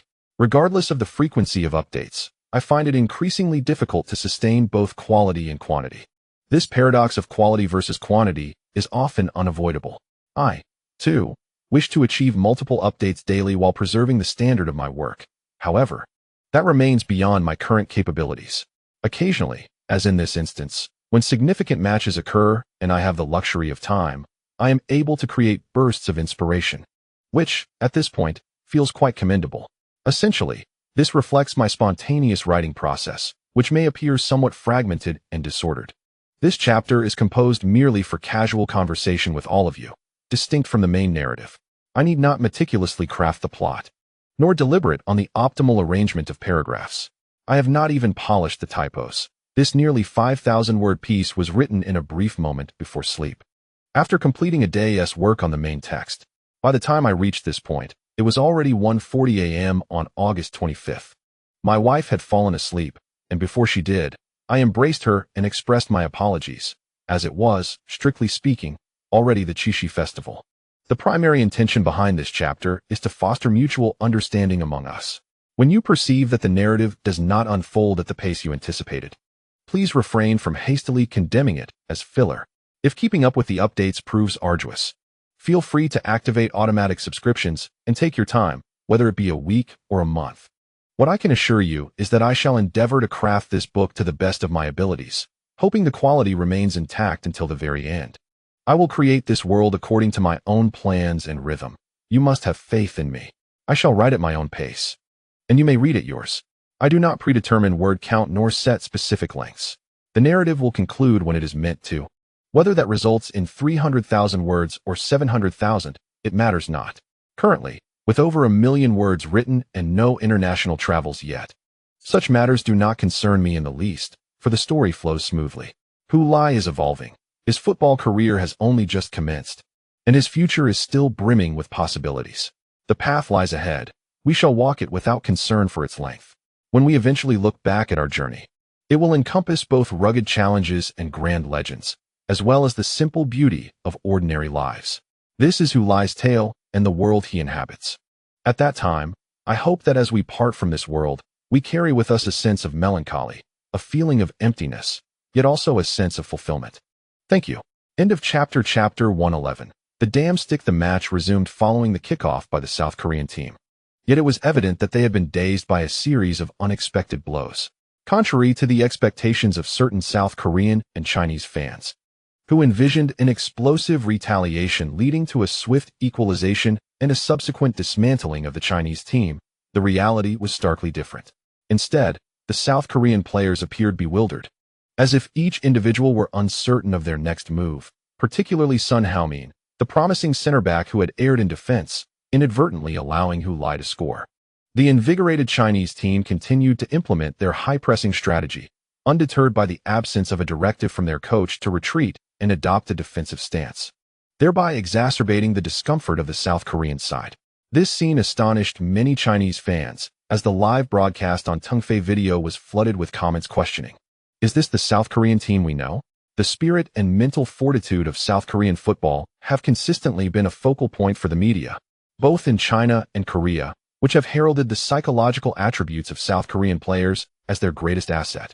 This has led many to believe that these players possess hearts of steel, unflinching in the face of adversity, having weathered countless storms, and that even when engulfed in dire straits, they would inevitably soar against the odds. Consequently, South Korean players have been portrayed as machines rather than human beings. However, many Chinese fans have recently come to realize that South Korean players, like themselves, can also feel disoriented after conceding consecutive goals, manifesting numerous elementary errors during the match. Not long after the game resumed, Son Heung-min made a critical error while receiving the ball in the defensive zone. He intended to pass it to his center-back partner, Park Yeong-kyu, but misdirected the ball, inadvertently delivering it straight to Hulai, who was pressing him. "Is a fourth goal coming?" he exclaimed excitedly. In that fleeting moment, Son's mind raced with countless scenarios of the potential repercussions stemming from this mistake: media and fan backlash, exclusion from the national team, being jeered upon taking the field, and ultimately, even being released by his club, losing his source of income. Suddenly jolted back to reality, he realized Hulai was preparing to charge toward the penalty area. With no other thoughts occupying his mind, a singular impulse surged within him: stop that player, regardless of the means. He lunged towards Hulai, his foot connecting with Hulai's left ankle as he attempted to tackle. With a cry of anguish, Hulai collapsed to the ground, unable to regain his balance in the face of the sudden assault. He fell like a sack of potatoes, not even bothering to clutch his ankle as he tumbled. Li Qingqing shot up from her seat, eyes wide as she gazed at the field. Not far from her, Su Wen held her head in her hands, exclaiming, "It's not me. I had nothing to do with it. It's the Koreans' shamelessness." Captain Lon Leeson sighed heavily. Shu Wuyin and Ran Jiachong, who had been standing side by side, dashed onto the field, one sprinting towards the pitch as if to rescue a comrade, while the other turned towards the fourth official, arms outstretched in a furious outcry. In a bar, a glass shattered with a loud crash, sending fragments scattering. Sunflower seeds and peanuts spilled across the table held by Xiaolon. "That is a foul. A truly heinous foul." Heifeng suppressed his rage, striving to fulfill his duties as a national broadcaster, though his inner turmoil surged like a tempest. Had Sun not tackled, Hulai would have surged directly into the South Korean penalty area. Yet, now everything was marred by this reckless challenge. Uncertain of Hulai's injury, he could only hope it was not severe. Shin Lang, however, was less restrained, unleashing a torrent of vitriol. Son Heung-min is despicable and shameless. After his own passing blunder, he directly attacked Hulai's ankle. How vile! I have never witnessed such malevolence. This marks the second Chinese forward to fall victim to the feet of a South Korean player in 2 years. Does anyone understand why we have been unable to defeat the South Korean team for 41 years? It is because we lack their unscrupulousness. The barrage of comments is filled with furious outbursts. Damn those Koreans. How despicable. When we cannot win, they resort to underhanded tactics. Now I comprehend the origins of the fear of Korea. If I were to play against them, I would surely suffer a broken leg. Indeed, I would fear them as well. Sun Guomin, if you have the ability, do not come to China.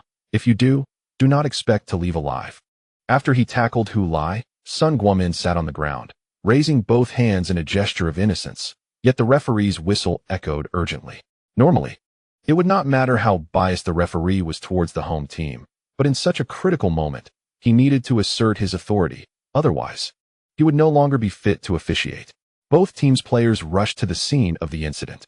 The South Korean players, of course, came to protect Sun Guomin, having witnessed the fury etched on the faces of every approaching Chinese player. At the moment Sun Guomin tackled Hu Lai, everyone, be it the fans in the stadium or the commentators at home, failed to notice a fleeting golden glimmer around Hu Lai's ankle at the moment of impact.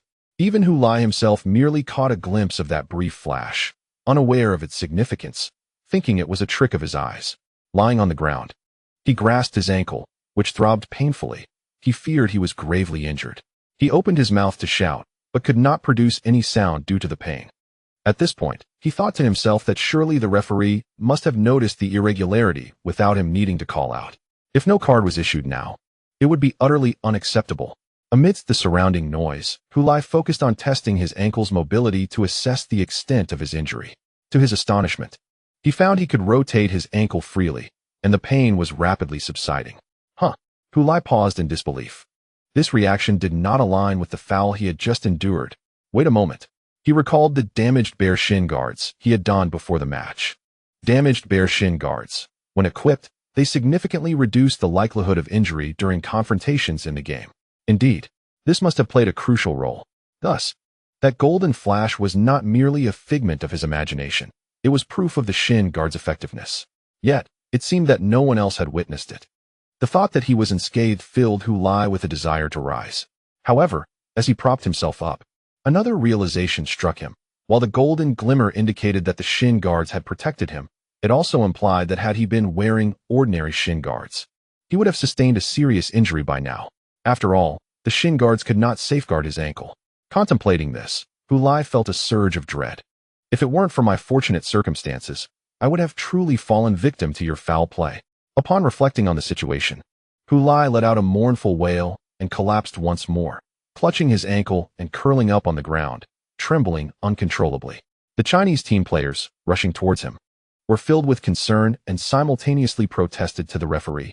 Referee, look, is the Korean team playing football or attacking players? Some cast furious glances at the Korean players, shouting, how dare you? Can't you handle a loss? Come on. Let us see if you can withstand 300 rounds with me. As the team captain, Guo Juanfu was too preoccupied to confront the referee. He desperately tried to restrain his teammates, fearing they might lash out at the Korean players in their emotional turmoil and risk being shown a red card. He believed that Sun Haomin would surely receive a red card for this foul, and if any of the Chinese players were also penalized, it would be a tremendous loss. While fervently attempting to quell his teammates' anger, he also kept a vigilant eye on Hu Lai's condition. When he saw Hu Lai struggling to rise, only to helplessly collapse again, he urgently shouted, what are you all causing a ruckus for? Bring the stretcher. Call the team doctor. Amidst the chaos, the Chinese team's doctor, Lan Hongyi, rushed onto the field with volunteers carrying a stretcher. He hurried to Hu Lai, nearly throwing his medical kit to the ground, and immediately began to assess Hu Lai's injuries. How are you? Where does it hurt? Can you feel anything? In response, Hu Lai gritted his teeth and quietly asked, Dr. Lan, did that bastard get a card? Lan Hongyi paused, realizing that this young man seemed to have sidestepped his questions. He retorted angrily, what does that matter? I ask you if it hurts and if you can feel anything. I'm fine, Dr. Lan. I just want to know. Hu Lai revealed that his concern was more for Sun Haomin's fate. How could you be fine? Lan Hongyi interrupted him. I'm truly fine. I'm just pretending. Hu Lai reluctantly conceded. Lan Hongyi was taken aback for a moment before grasping what Hu Lai meant. He leaned closer, whispering in Hu Lai's ear, he didn't tackle you?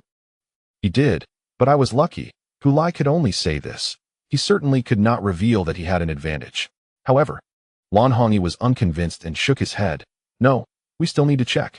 If Hu Lai had faked the fall, there would be no need for an examination. But since it wasn't a simulation, it indicates that there was physical contact. A check is essential. Hu Lai was too weary to argue further. In truth, continuing the examination was inconsequential. He remained on the ground not only to ensure the referee issued a card to Sun Haoming. After all, if the referee saw him getting up as if unscathed, wouldn't he suspect Hu Lai was feigning? Thus, to ensure Sun Haoming's expulsion, he had to appear as if he had suffered a grievous injury. Moreover, it also served to stall for time. With the Chinese team leading by 3 goals, time was on their side. The longer they delayed, the less time would remain for the Korean team. As Lan Hongyi conducted his examination, the referee finally brandished a red card to Sun Haoming. He was sent off. A tremendous chorus of boos erupted from the stands of the Seoul World Cup Stadium, leaving one to ponder whether it was directed at the referee's decisions or Sun Hajin's performance. Sun Hajin longed to offer an explanation for himself, yet the outcome remained unchanged. With a heavy heart, he exited the field, passing by the Chinese bench, which glared at him with disdain. Sun Hajin had been dismissed. However, I must assert that the Iranian referee, Fakhani, bears significant responsibility for the match's unfortunate turn. Had he promptly penalized Sun Hajin for his earlier foul, issuing a yellow card, how could Sun Hajin have dared to commit such a reckless challenge on Hu Lai at that moment? The commentator, Shun Lang, vociferously condemned Fakhani. What good does a red card do now? Hu Lai is already injured. Even if Sun Hajin were sent off 100 times, it would not restore Hu Lai's health. Many Chinese fans watching the live broadcast shared Shun Lang's fury. Hu Lai's performance during the match had them elated, with some already envisioning his future contributions to the national team. Yet, their fleeting joy was abruptly dashed by the harsh reality. Another promising Chinese player has fallen victim to the hands of a South Korean. They could only lament that this match took place on South Korean soil. Had it been in China, neither the entire South Korean team nor this dubious referee would have left the stadium unscathed.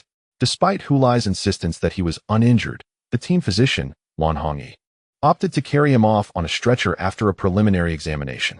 Whether he was genuinely uninjured would ultimately be determined through post-match medical assessments. It was too early to draw conclusions. Nonetheless, a sense of uncertainty lingered in his mind.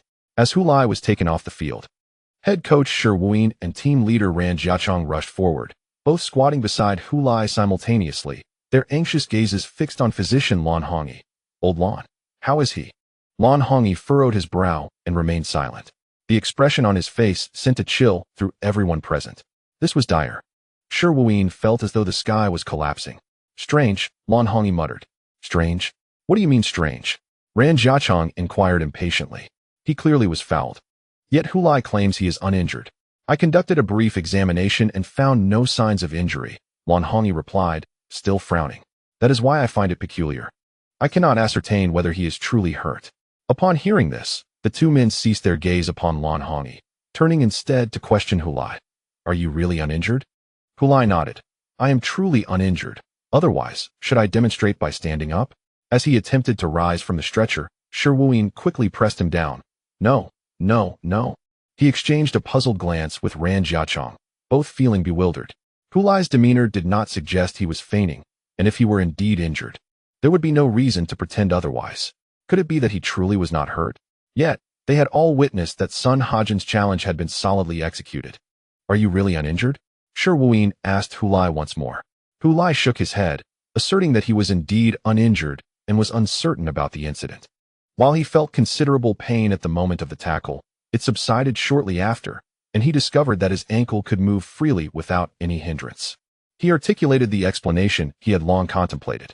When juxtaposed with the notion of luck, the idea of external assistance was evidently less palatable to accept. After all, fortunate individuals do exist in reality, whereas those who rely on external aids are often met with disbelief. Having expressed this, Hu Lai twisted his ankle in front of the two officials, demonstrating that he could move it without difficulty, while others displayed no signs of distress. Lan Hongyi pointed to Hu Lai's ankle and remarked to Shi Wuyin and Ran Jiachong, "Do you see? Isn't it peculiar?" To err on the side of caution, Shi Wuyin suggested applying ice. "Hu Lai, let Dr. Lan assist you to the bench. After the match, we shall head to the hospital for a thorough examination. Just to be safe." "All right," Hu Lai nodded in agreement. Meanwhile, Zhao Kongming, seated before the television with his phone in hand, displayed Shi Wuyin's contact number on the screen. "No need to rush. If you call now, Shi Wuyin won't be able to answer." His wife advised him, "You'll have to wait for news until the match concludes." "How is Hu Lai standing?" Zhao Kongming glanced up just in time to see Hu Lai, aided by the team physician, rising from the ground and gradually making his way to the bench. The fact that he could sit on the bench rather than being taken directly to the hospital suggested that his injury might not be severe, his wife remarked. Zhao Kongming felt a slight alleviation of the anxiety that had weighed heavily on his mind, though he remained apprehensive until the examination results were revealed. Damn those Koreans, he muttered under his breath.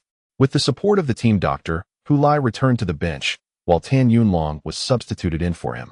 An ice pack was swiftly applied to Hu Lai's ankle, and he hoped against hope that the injury was not serious and that it was merely a moment of alarm. Meanwhile, Xiaolon urged her husband to enlighten her about the severity of such situations. Hu Lisin, feeling somewhat agitated, replied, "How would I know? The ice pack is likely intended to reduce swelling. As long as the swelling is managed promptly, the situation should improve." "But what does that imply?" Xiaolon pressed further. "However, the application of an ice pack indicates that there is indeed swelling. I cannot ascertain the specifics at this moment. We must await the examination results." Hu Lisin felt a wave of anxiety wash over him. He freed himself from his wife's grasp and stood up. "I need a smoke. Damn those Koreans." Chapter 112. Two minor objectives following Hu Lai's exit due to injury and Sun Gaoming's dismissal via a red card. The match, despite having nearly half an hour remaining, had lost its suspense.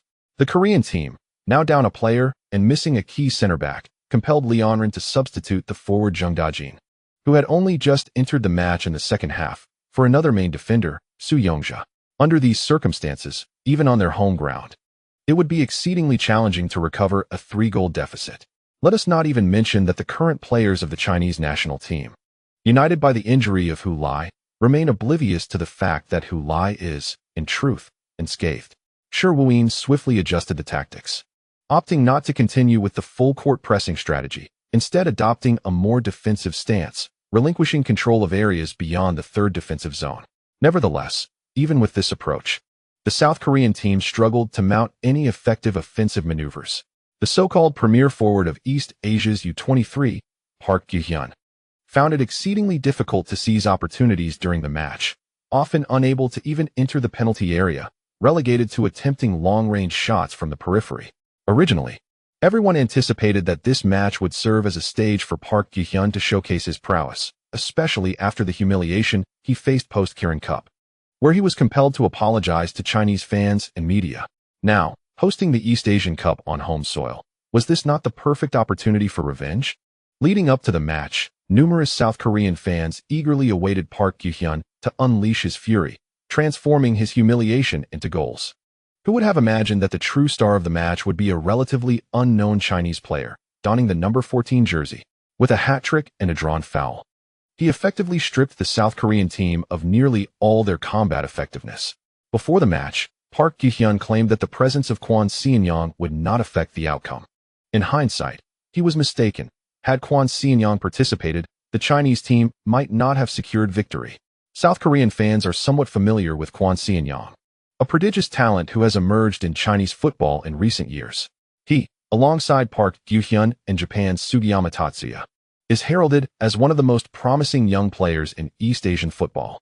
However, many South Korean fans perceive this as mere hyperbole from the Chinese media, questioning how Kwon Seon-yong's abilities could ever be compared to those of Park Gi-hyun and Sugiyama Tatsuya.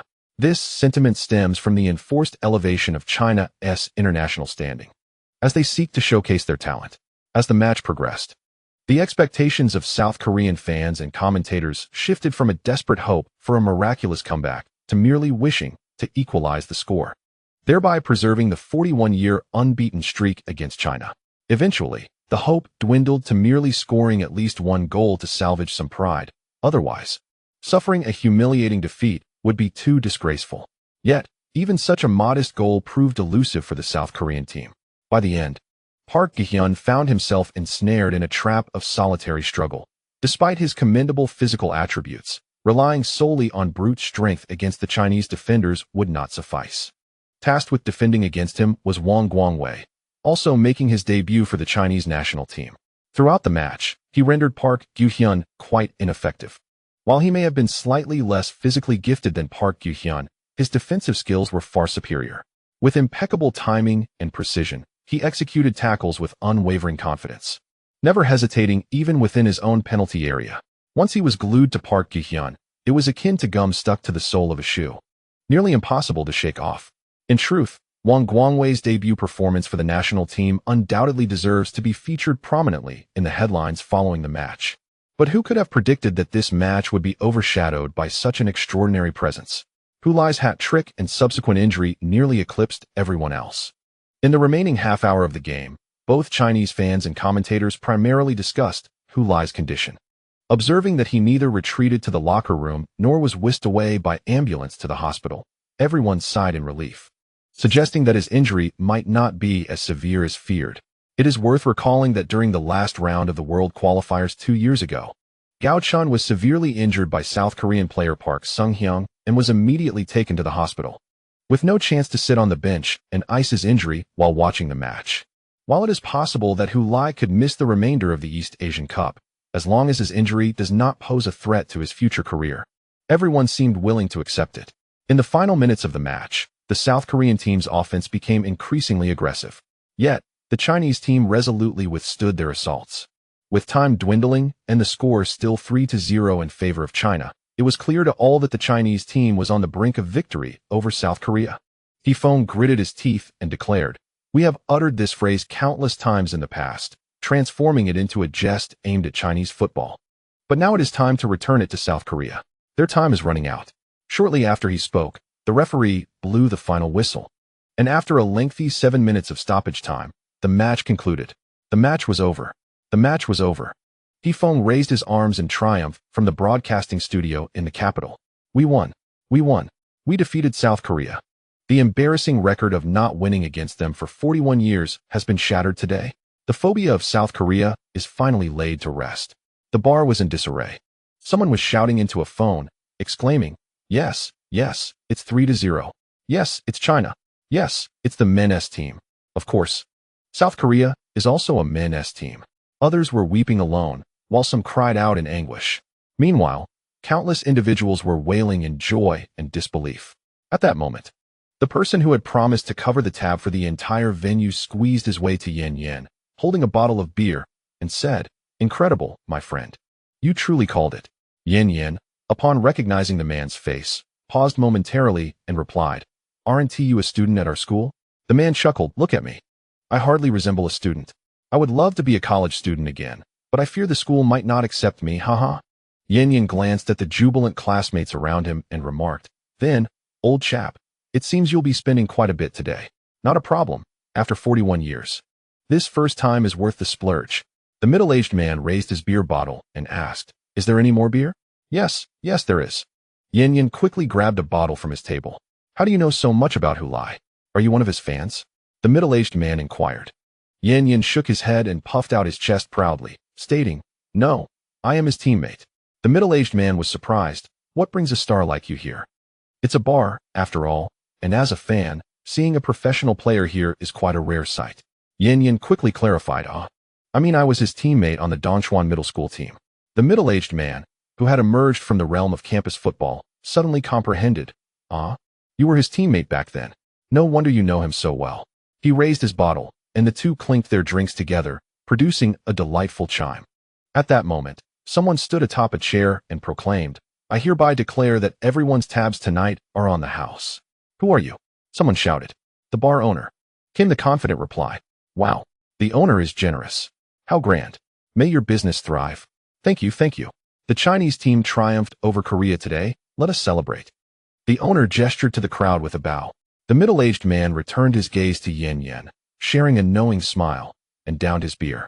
Zhao Kongming, seeing Shi Wuyin exchange a mere handshake with the South Korean team's coach, Lee Onren, eagerly dialed the phone. However, the ringing persisted until the system automatically disconnected. As the call went unanswered, just wait a moment. It's quite noisy there. How could he possibly hear your call? He might even have silenced his phone before the match," his wife advised. Zhao Kongming paced anxiously in the living room, unable to sleep, troubled by uncertainty over Hu Lai's condition. Hu Lai." As he walked with his head down, he heard his wife exclaim. He quickly looked up at the television. Indeed, Hu Lai's figure appeared on the screen. He had made his way to the post-match interview area and was preparing to speak with the reporters. Wow. Zhao Kongming was taken aback, his eyes widening as he searched the screen for any sign of a crutch or similar aid, but found none. He turned to his wife and asked, "How did he get there?" "What do you mean? How did he get there?" "He walked over." "Walked? Without crutches or assistance?" "Yes. He walked normally, no crutches, no one helping, and he wasn't limping," his wife replied, shaking her head. Zhao Kongming furrowed his brow, scrutinizing Hu Lai on the screen.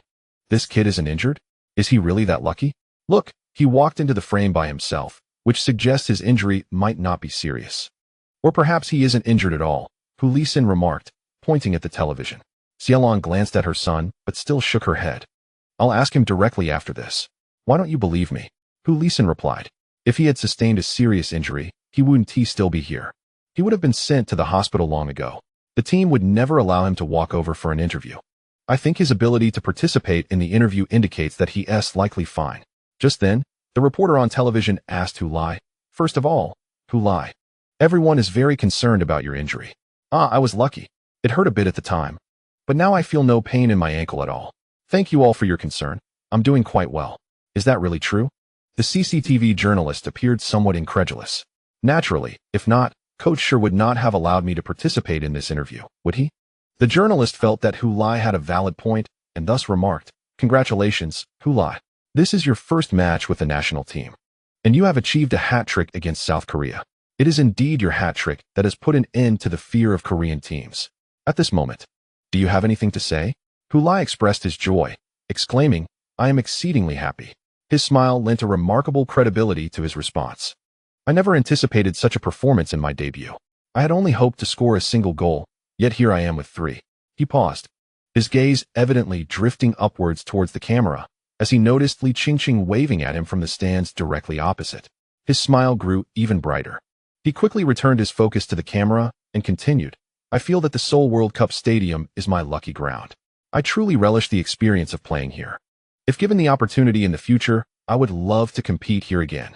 The journalist, a woman, found her smile faltering at Hu Lai's words. Her intuition suggested that his statement was far from simplistic. This young man was subtly mocking the South Korean fans for their performance today, was he not? Coupled with the celebration following his 3rd goal, her suspicions solidified. She suddenly realized that this Chinese football hero was unlike any player she had previously interviewed. While he might seem straightforward, he was clearly quite shrewd. Yet, during the interview, he refrained from platitudes. Even without his veiled jab at the South Korean fans. His earlier comment about merely wishing to score 1 goal, what did that truly mean? How many players in the China-Korea matches fail to score even once? And yet he casually stated that he would be content with just 1 goal? Was that really an acceptable standard? What would others think upon hearing that?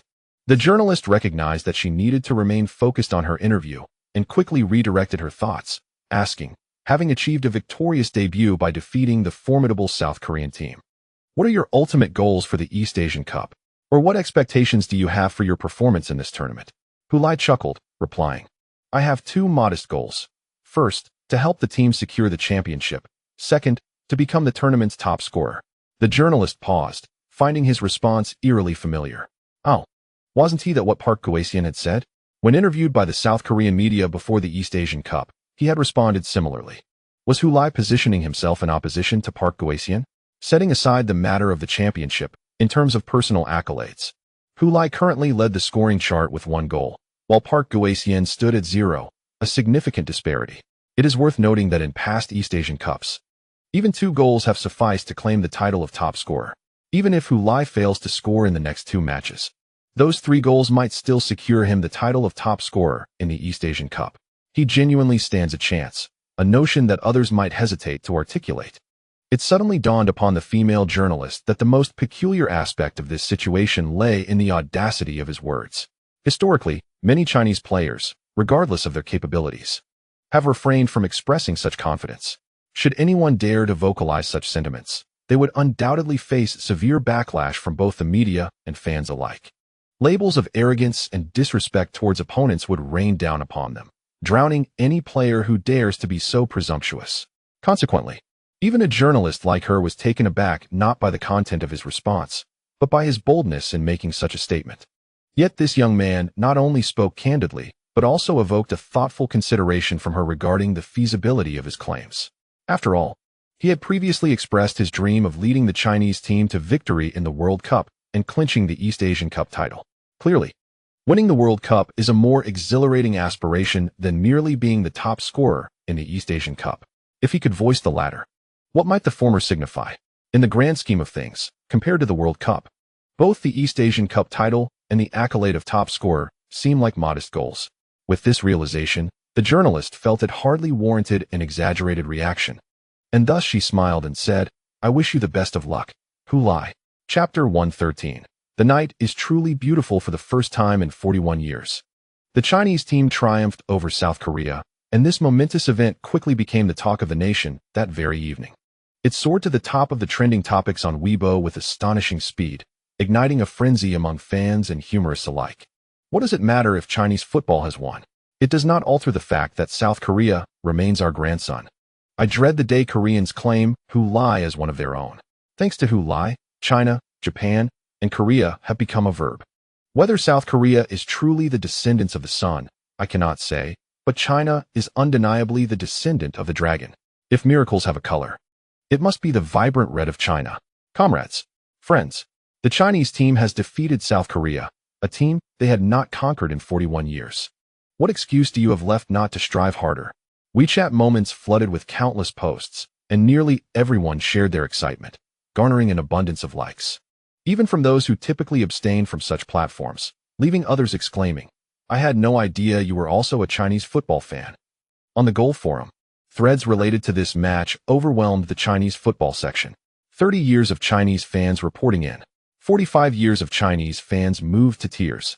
Chinese football stands tall, and the fear of Korea is vanquished. Ladies and gentlemen, we are witnessing history.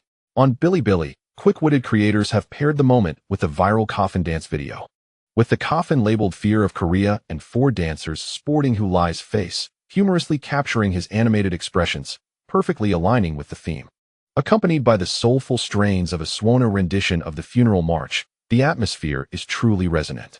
On Jihu, questions regarding the Chinese team's momentous 3-0 victory over South Korea in the East Asian Cup, effectively shattering a 41-year-long psychological barrier, have garnered over 3,000 responses in less than an hour. The most upvoted response is a poignant epitaph for the long-standing fear of South Korea. Fear of South Korea? Born on August 25, 1982, departed on March 13, 2023, at the age of 40. It lived in wretchedness and died with a flourish. Today, let us raise our glasses in its memory. Loneting Network promptly shared translations of comments from Korean websites regarding the match, allowing Chinese netizens to glimpse the sentiments of Korean fans. Observing the once boastful Korean supporters now lamenting the dissolution of the national U23 team, calling for the resignation of coach Lee In-rin, and demanding collective penance from the Football Association officials, one cannot help but feel a sense of familiarity and warmth. Indeed, irrespective of the nation, the outcry following a defeat remains strikingly similar. On short video platforms like Douyin and Kuaishou, a plethora of clips capturing the jubilant reactions of fans across various locations have emerged. Some patrons in street-side eateries leap up in celebration, while others in bars proclaim, "Tonight, I'll cover the tab," accompanied by the uplifting melodies of righteous anthems echoing across the land. Most notably, students in university dormitories gathered to collectively sing patriotic songs such as March of the Volunteers and Ode to the Motherland, expressing their exuberance. The images captured on mobile phones reveal dormitories shrouded in darkness, illuminated only by the light from windows, resonating with fervent, uplifting songs. The 5-star red flag flutters in the breeze, heralding a triumphant chorus, whether online or offline. Photos and videos from across the nation coalesce into a vibrant tapestry of shared jubilation. Chinese fans have never felt such elation as they do this night. Some have even mused that if the Chinese team were to reach the World Cup, the celebration would be no less grand. Immediate rebuttals arise. No, it would be infinitely greater. Of course, amidst such joyous revelry, there are always those who seek to dampen the spirits. Certain individuals, who typically show no interest in football, yet are quick to criticize Chinese football as weak and unremarkable, seize the moment to gain attention. Only winning once in 41 years. And you're this jubilant? What a shame, they assert, oblivious to the context of the victory. It is worth noting that the fear of South Korea refers to the fact that the Chinese team had never triumphed over South Korea in international A-level competitions. The East Asian Cup featured only the U23 teams, which do not qualify as recognized international A-level events. Thus, even with a victory, it does not signify the cure of the fear of South Korea. In the past, despite the criticisms of Chinese football, there were indeed many who sided with these naysayers. This perhaps instilled in them a false sense of invincibility, leading them to believe that regardless of how or when they criticize, or for what reasons, as long as their ire is directed towards Chinese football, they would remain unassailable, embodying the very essence of righteousness. Yet this time, they have faltered. Who among us does not indulge in a hearty meal of dumplings during the new year? Is it not permissible to rejoice in victory? Should one instead mourn? What? Has the original poster just suffered a bereavement, prohibiting others from celebrating? How delightful it is. First and foremost, the Chinese team is also the Olympic team. Moreover, is it truly our fault that the Korean team chose to field a mixed lineup of starters and substitutes? Ultimately, even when the Korean team introduced 3 key players in the second half, they still did not triumph. In the realm of football, a victory is a victory, irrespective of whether it is claimed by starters or substitutes. Shall we then assert that substitutes do not represent the Korean team? How absurd. When the Chinese team loses, they are derided. When they win, it is said that the victory was achieved by substitutes. It seems that China is not entitled to football at all. Should we simply disband the national team? How foolish of the original poster, a financial journalist, to seek attention in such a manner. What a misguided attempt at enlightenment. The East Asian Cup is recognized as an international A-level event by FIFA, and the outcomes of this tournament contribute to FIFA rankings, directly influencing the standings of both teams. Such ignorance. And yet they presume to educate others. Who do they think they are? As they believe they could bask in the limelight and garner praise. They were instead inundated with scorn from outraged netizens decrying their despicable and shameless behavior. Many were astonished, puzzled as to why, in the past, anyone could easily deride the national team, but this time it seemed akin to provoking a tiger.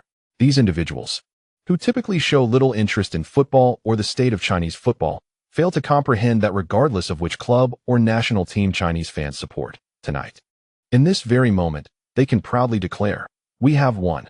Xiaolon set down her phone, exhaling a sigh of relief. She had just concluded a video call with her son. Observing her demeanor, Hu Lisin remarked, "I told you, he must be fine." Xiaolon shot her husband a glare. "You show no concern at all. How can you say that?" "I merely sensed that it wouldn't be too bad," he replied. "What did he say?" "He said he is fine. The team took him to a local hospital for a checkup, and he is indeed all right." As she spoke, Xiaolon resumed filling a plastic bag with peanuts, melon seeds, and candies. "Stop packing. You've already filled the bag to the brim," Hu Lisin interjected. "Look at you being so stingy. Besides, our son has scored a hat trick and is uninjured. Even if we emptied our supplies, what of it?"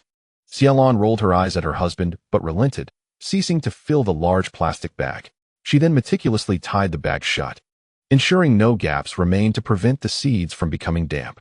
Having completed this task, a whimsical thought struck her. "Hey, old Hu, do you think I should make a banner to hang outside our balcony?" "A banner? What do you intend to do?" "Just something to congratulate our son, Hu Lai, on his debut hat trick for the national team." "Have you lost your mind?" Hu Lisin exclaimed in surprise. "Wasn't it too low-key before, leading others to believe we are easy to bully? You see, even someone like Wang Jia, who does not even know who Zhang Qinghuan is, dares to provoke my son in front of me. If she were any more discreet, I would fear that she might audaciously impose herself upon me. You have been rather ostentatious. Perhaps you should distribute some sweets among your colleagues in the office, which would suffice to inform everyone of your son's remarkable hat trick." Hu Lisin wiped the sweat from his brow, pondering that if he were to adhere to his wife's approach, he would have to heed his son's initial suggestion and hastily relocate from this place.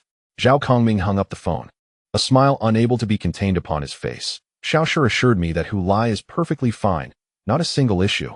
His wife smiled as well. "Now you can finally enjoy a good night's sleep." Being the head coach of a club, my greatest concern is the potential injury of my players during national team matches. It's frustrating when one cannot utter a word, Zhao Kongming reflected. He then picked up his phone again. "No, I must have a word with Hu Lai," advising him to refrain from inciting the opponents during matches to avoid retaliation. As he spoke, he dialed Hu Lai's number, but soon placed the phone down. "This lad hasn't activated international roaming. You can reach him via WeChat," his wife reminded him. "Oh, right, WeChat." Zhao Kongming began a video call with Hu Lai on WeChat. "Coach Zhao, I am wronged. I did not intentionally provoke the other party," Hu Lai said, holding the phone towards the screen displaying his club coach. You did not.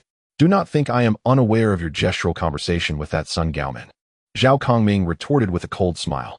Ah, Coach Zhao, about that brat was wagging his finger at me, implying that I am physically inadequate. I merely indicated with 2 fingers that he is worth 2 of me in physical confrontations. Naturally, I cannot contend with him. I believe you like a fool. Zhao Kongming chuckled in exasperation. Regardless, in the upcoming matches, you must be cautious. Do not let pride cloud your judgment, and above all, avoid injury. But coach, it is unrealistic for my career to be devoid of injuries forever, Hu Lai shrugged. I sincerely hope you remain unscathed. Zhao Kongming huffed. Oh, Coach Zhao. May your words ring true. Dad, did you watch the match? Hu Lai scored a hat trick.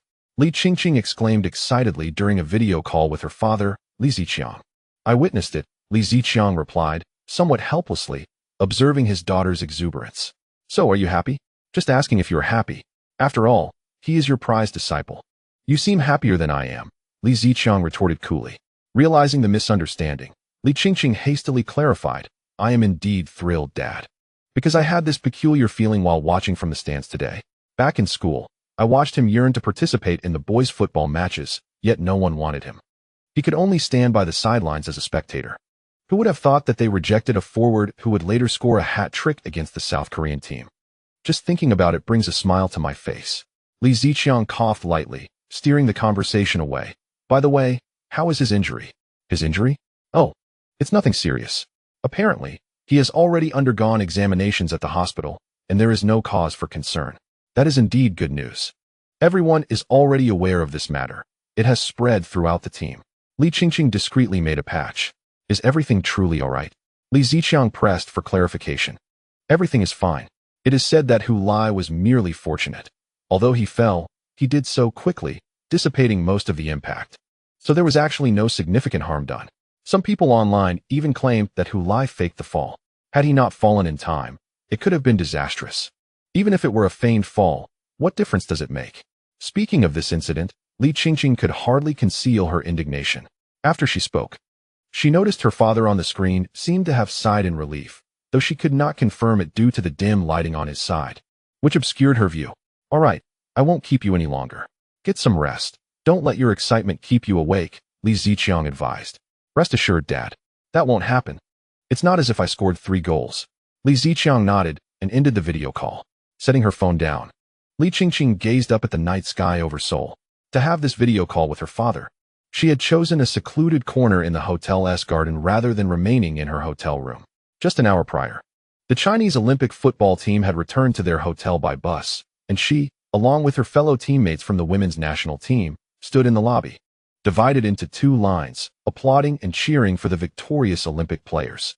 A day earlier, the young men of the Olympic team had welcomed her and her teammates in the same manner after their own victory. However, this time, she did not see Hu Lai among the jubilant players. He had gone to the hospital for a checkup.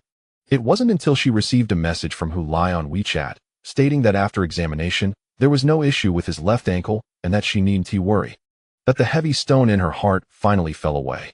Had her father called her an hour earlier, she might not have been able to chat so joyfully with him. A hat trick, breaking the fear of South Korea, health intact, her ankle unscathed. Gazing at the starless, moonless, pitch-black night sky, Li Qingqing felt that this seemingly ordinary night was particularly beautiful.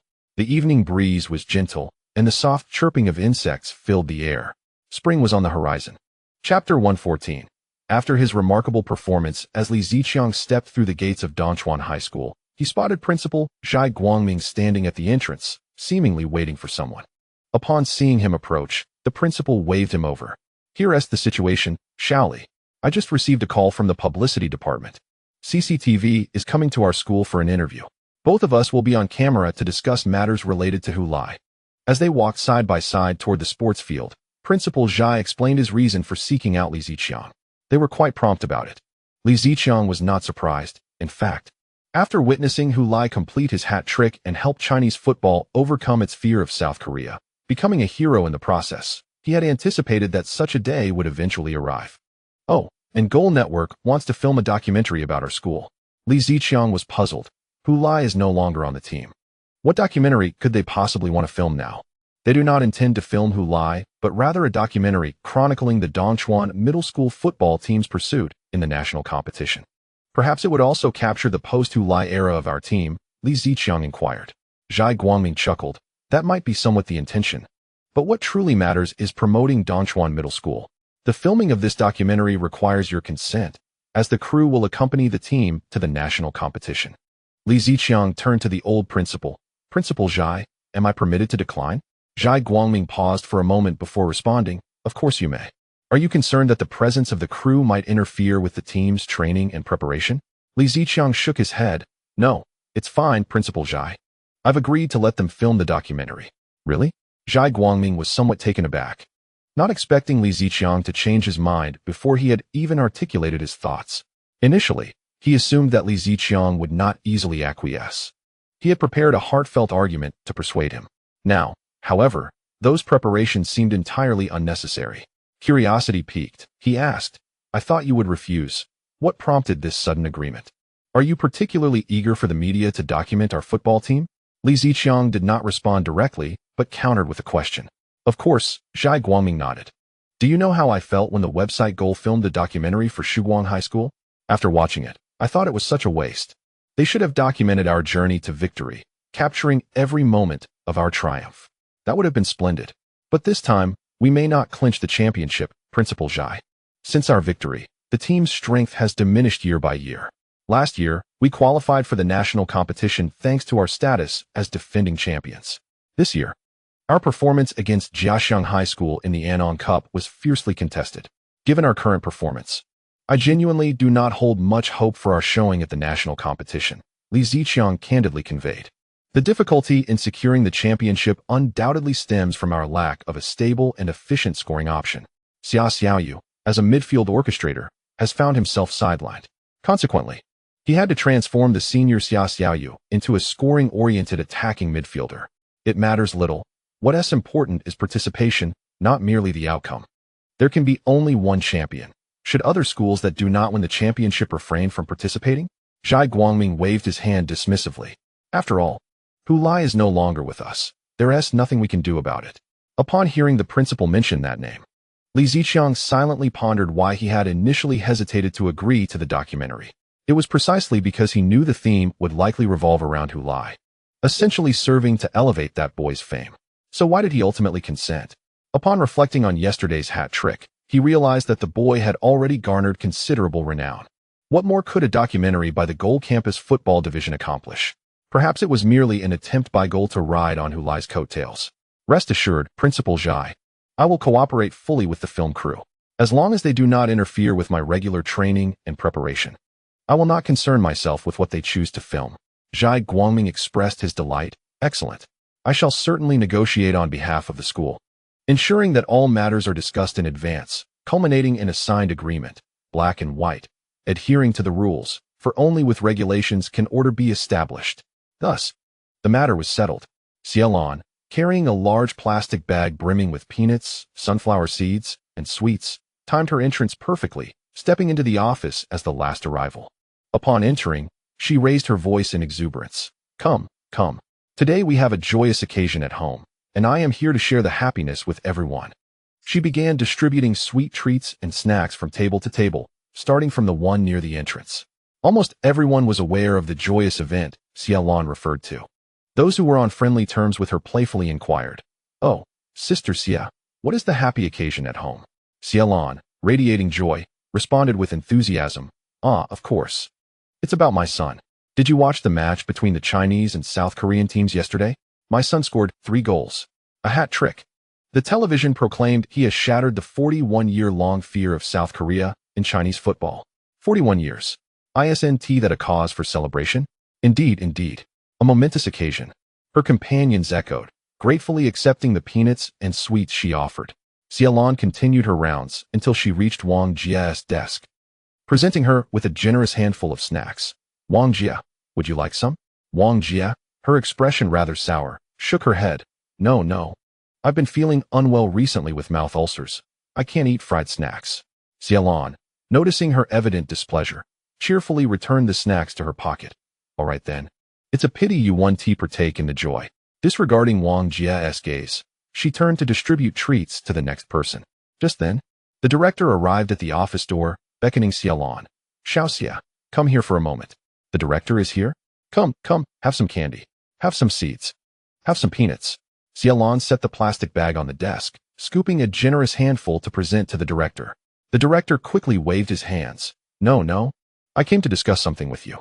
The unit just received a call from the publicity department stating several national media outlets wish to interview your family. Upon hearing the director's address to Xiaolon, everyone in the office perked up, attentively listening. As the director continued, expressions of astonishment spread across their faces, particularly on Wang Jia, whose eyes widened and mouth gaped as if she could fit a tungsten bulb inside. Amidst the envious gazes of her colleagues, Xiaolon felt a twinge of hesitation. I need to discuss this with my husband first. That is perfectly fine. Just give him a call at noon and let me know, the director replied, so I can inform the publicity department. They are awaiting your response. All right, director. Have some candy, Xiaolon insisted, extending her hands once more. The director, mindful of his high blood sugar, glanced at the assortment of treats she offered and finally picked a few seeds, smiling as he said, Congratulations, Xiaoxia. After all these years of hard work, you have raised a promising son. Xiaolon beamed with joy, casually flattering her superior. Isn't it thanks to your exceptional leadership, director? The director coughed. Why should I care about your teaching children? I'm leaving. He waved his hand dismissively and turned away. Xiaolon then entered the office, continuing to carry her plastic bag. Come, enjoy some candy. Sunflower seeds. Peanuts. Dressed in a somewhat oversized security uniform, Hu Lisin stood at the entrance of the community, saluting each resident departing for work while cheerfully exclaiming, Good morning. When no one was around, his colleague Lao Fan sighed beside him. I say, Old Hu, are you on a secret visit like Kangxi? Why do you say that? Hu Lisin responded, puzzled. Your son is a big star now. Why are you still working as a security guard? What is the matter with you? What is wrong with that? Before Hu Lisin could finish, another resident emerged, prompting him to stand at attention and salute. Good morning. After seeing the resident depart, he lowered his hand and turned back to Lao Fan. What is so troubling about it? Oh, come on. Old Hu, your son is making a fortune. You could easily live off him. So why spend your days here saluting and greeting people? Doesn't that seem amusing to you? This isn't about amusement. I earn my living through hard work. There's no shame in that. It's not about shame, really. If I had such a successful son, I would have resigned long ago and let him support me. Perhaps I would dabble in a small business and just enjoy retirement. Lao Fan leaned back in his chair, dreaming of the idyllic life he longed for. I'm only 48. Retirement is still far off for me. Besides, my child's wealth is his own. It has nothing to do with me. I work to support myself, spending my own money as I wish, freely, without needing to seek approval from my child. Hu Lisin shook his head. Why are you being so stubborn? It's perfectly reasonable for me to spend my son's money. No, a son is a son. A father is a father. I'm not so old that I can't take care of myself without him. What particularly baffled Lao Fan was Hu Lisin's steadfastness on this matter. If anyone had such a successful child, making a name and fortune, wouldn't they be overjoyed? Yet, looking at old Hu, he seemed rather dissatisfied. At that moment, Hu Lisin's phone rang from his pocket, and he jumped down from the platform. Lao Fan, can you cover for me? I need to take a call. With that, he pulled out his phone and walked away. Sure, go ahead. Lao Fan stepped up to the platform and saluted each passing resident. Good morning. An interview? Hu Lisin was somewhat surprised, not expecting a reporter to find them so soon. Yes, it's from a national media outlet. I suspect it's something like CCTV, Xiaolon said over the phone. Just do the interview at your workplace. I don't want to be on television, Hu Lisin replied. And please don't mention my past to the reporter. That would be awkward. They might think Hu Lai comes from a single-parent household. Xiaolon complained.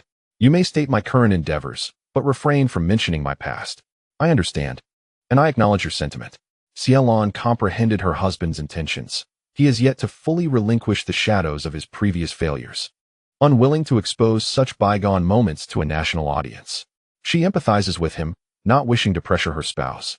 Men, after all, possess an inherent sense of pride. How could he possibly lower his guard? He has not yet managed to set aside his past in front of their son. So what hope is there for him to bare his soul before the media? After concluding the call, Hu Lisin returned to his post, replacing Old Fan, standing at attention in the booth and saluting the homeowners. Old Fan observed from the side, shaking his head. If my son achieved such success, I would undoubtedly resign. Who would continue in security? I would purchase a home in this community, spending my days entering and exiting through the gate, relishing the honor of having old who salute me. Alas, how stubborn Hu Li Sin is, forsaking such a splendid life to salute others. Upon entering his company, Xie Zilin overheard a mobile device playing a news video in a stunning upset during the first round of the East Asian Cup last night. The Chinese team triumphed over South Korea with a score of 3-0, breaking a 41-year streak without a victory against them. The player scoring all 3 goals for China was the 19-year-old prodigy Hu Li. "Come to work, what are you doing?" he reprimanded with a furrowed brow. The employee hastily shut off the phone. Sorry, Xiezong, my apologies." Xie Zilin cast a glance at the employee before striding into his office. As he retrieved his phone, it chimed incessantly, 5 notifications in quick succession. Upon unlocking it, he discovered a flurry of messages in the family WeChat group from the Xie family estate. Peng Hao had shared 5 news links, all reporting on last night's match. Shocking. The one to break the fear of South Korea is none other than the 19-year-old prodigy. Hu Li's national debut deserves to be etched in history. The young genius silences the arrogant South Koreans. He conquered the World Cup stage overnight. These sensational headlines were undeniably eye-catching, compelling one to click for more. Particularly the third link. Wasn't he at the East Asian Cup? How had it morphed into the World Cup stage? Upon clicking, it revealed that it referred to the Seoul World Cup Stadium, a site previously hosting World Cup matches. As he perused these headlines, Xie Zilin's hands trembled. Vexed by this insufferable nephew, he was on the verge of exiting the group. However, considering he was the Group S administrator, leaving would result in its dissolution. How would he explain the disbandment to others? "Because I do not wish to witness Hu Li garnering attention." With a deep sigh, Xie Zilin muted the family group chat. Meanwhile, in the distant city of Lingnan, another man grappled with a similar midlife crisis, paralleling Xie Zilin's predicament. He stared at his phone, having just scrolled through Douyin, where he encountered Hu Li. The omnipresence of big data instilled within him a sense of Hu Li's lingering specter. Merely a few months prior, he had hoped that Hu Li would vanish from his life. To his astonishment, they were reunited so swiftly. The hat trick in his national team debut against none other than the South Korean team. What could this signify? As a professional in the realm of football, he understood all too well. This young man was on the verge of soaring to great heights. Damn it, how had Sun Gaomin's kick last night not incapacitated the lad? If only he had been sidelined, his troubles would have been resolved once and for all. Heaven truly is blind. Chapter 115. The art of words. Hu Li had risen to fame, not only within China but also in South Korea. The following day on the streets of Seoul, numerous newspapers featured photographs of Hu Li. The media employed the most exaggerated descriptors to introduce this Chinese player who had triumphed over the South Korean team with 3 goals the previous night. Those South Koreans who had previously paid little attention to the East Asian Cup, upon awakening, found themselves inundated with news of Hu Li's goals on their phones, televisions, and even in the subway, along with the disheartened visage of Park Gyu-hyun that accompanied him. In that moment, Park Gyu-hyun faded into insignificance before the Chinese player Hu Li. Subsequently, these South Koreans were taken aback. How could our national team lose 0-3 to China? Is this truly a men's football match? Surely, the editor has misreported the score. It should be South Korea defeating China 3-0. In fact, following the match, there was indeed a blunder on the social media accounts of certain South Korean media outlets, which mistakenly published a prepared press release stating that South Korea had triumphed 3-0 over China.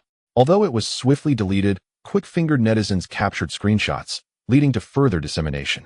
This blunder exposed the arrogance and hubris of South Koreans in the face of Chinese football, underscoring just how astonishing the outcome of the previous night's match was. Of course, not all South Korean media and citizens could accept this result with equanimity.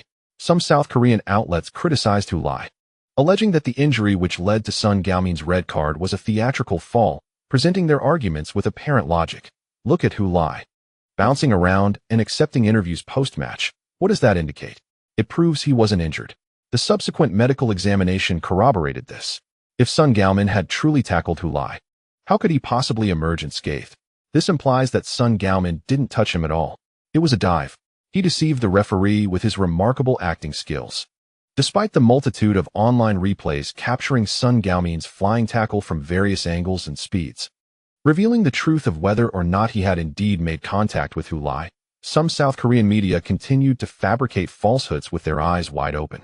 Even the day after the match, when the Chinese team engaged in recovery training, reporters lingered at the training ground, eager to solicit Hu Lai's opinion on the matter. However, they were promptly rebuffed by the Chinese team's manager, Ran Jiachang. Currently, Hu Lai is regarded as a treasure of the Chinese national team.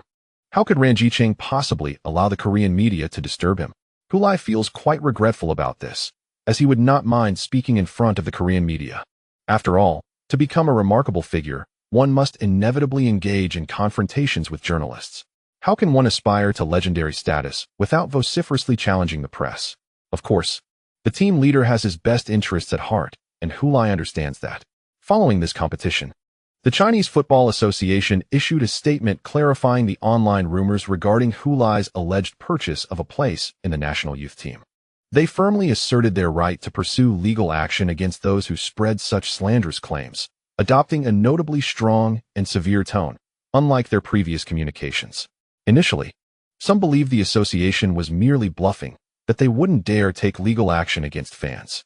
However, it soon became evident when a prominent Weibo influencer shared a legal notice from the association, warning that failure to delete defamatory remarks about Hu Lai and the association would result in court proceedings. It was then that the seriousness of the association's intentions became clear. Consequently, those who had boasted about their indifference to the association's demands quickly began to delete their related posts. Several articles on public accounts, which had garnered over 100,000 views, were also found to be deleted. Some remarked that the association had never dared to take such a stand before. This newfound assertiveness seemed to stem from Hu Lai's 3 goals that led the Chinese team to victory over Korea. Thus, some began to suggest that Hu Lai was the root of the issue. However, those making such claims were met with backlash. If Hu Lai could score 3 goals each time against Korea, leading the team to victory, then what was the problem with the association's assertiveness? It remains true that in competitive sports, weakness is a fundamental sin. If one achieves good results, one can act with impunity and garner support from many. Hu Lai currently enjoys such a position, relishing this treatment. He is in a strong position, and few dare to offend him at this moment. Remarkably, the Korean team lost 0-3 to China. Wasn't Park Gi-hyun touted as a powerful forward? How could he fail to score even a single goal in the match? It is astonishing how vulnerable the Korean team appeared. Meanwhile, as the members of the Japanese national youth team gathered for breakfast at their hotel, they engaged in discussions about the previous night's match. Although they were aware of the outcome the night before, the shock and incredulity lingered into the morning. When the head coach, Koichi Sato, entered the dining room, the chatter fell silent. He looked at the players and said, "Hurry and finish your meals. Afterward, we will watch the recording of the match between Korea and China." With that, he turned and left, and the restaurant buzzed with conversation once more. Takahiro Sugiyama remarked to the group, "I believe we should abandon any condescending attitudes toward the Korean team. Their decisive defeat in this match does not bode well for us. It suggests that in our upcoming match against them, they will give their utmost effort.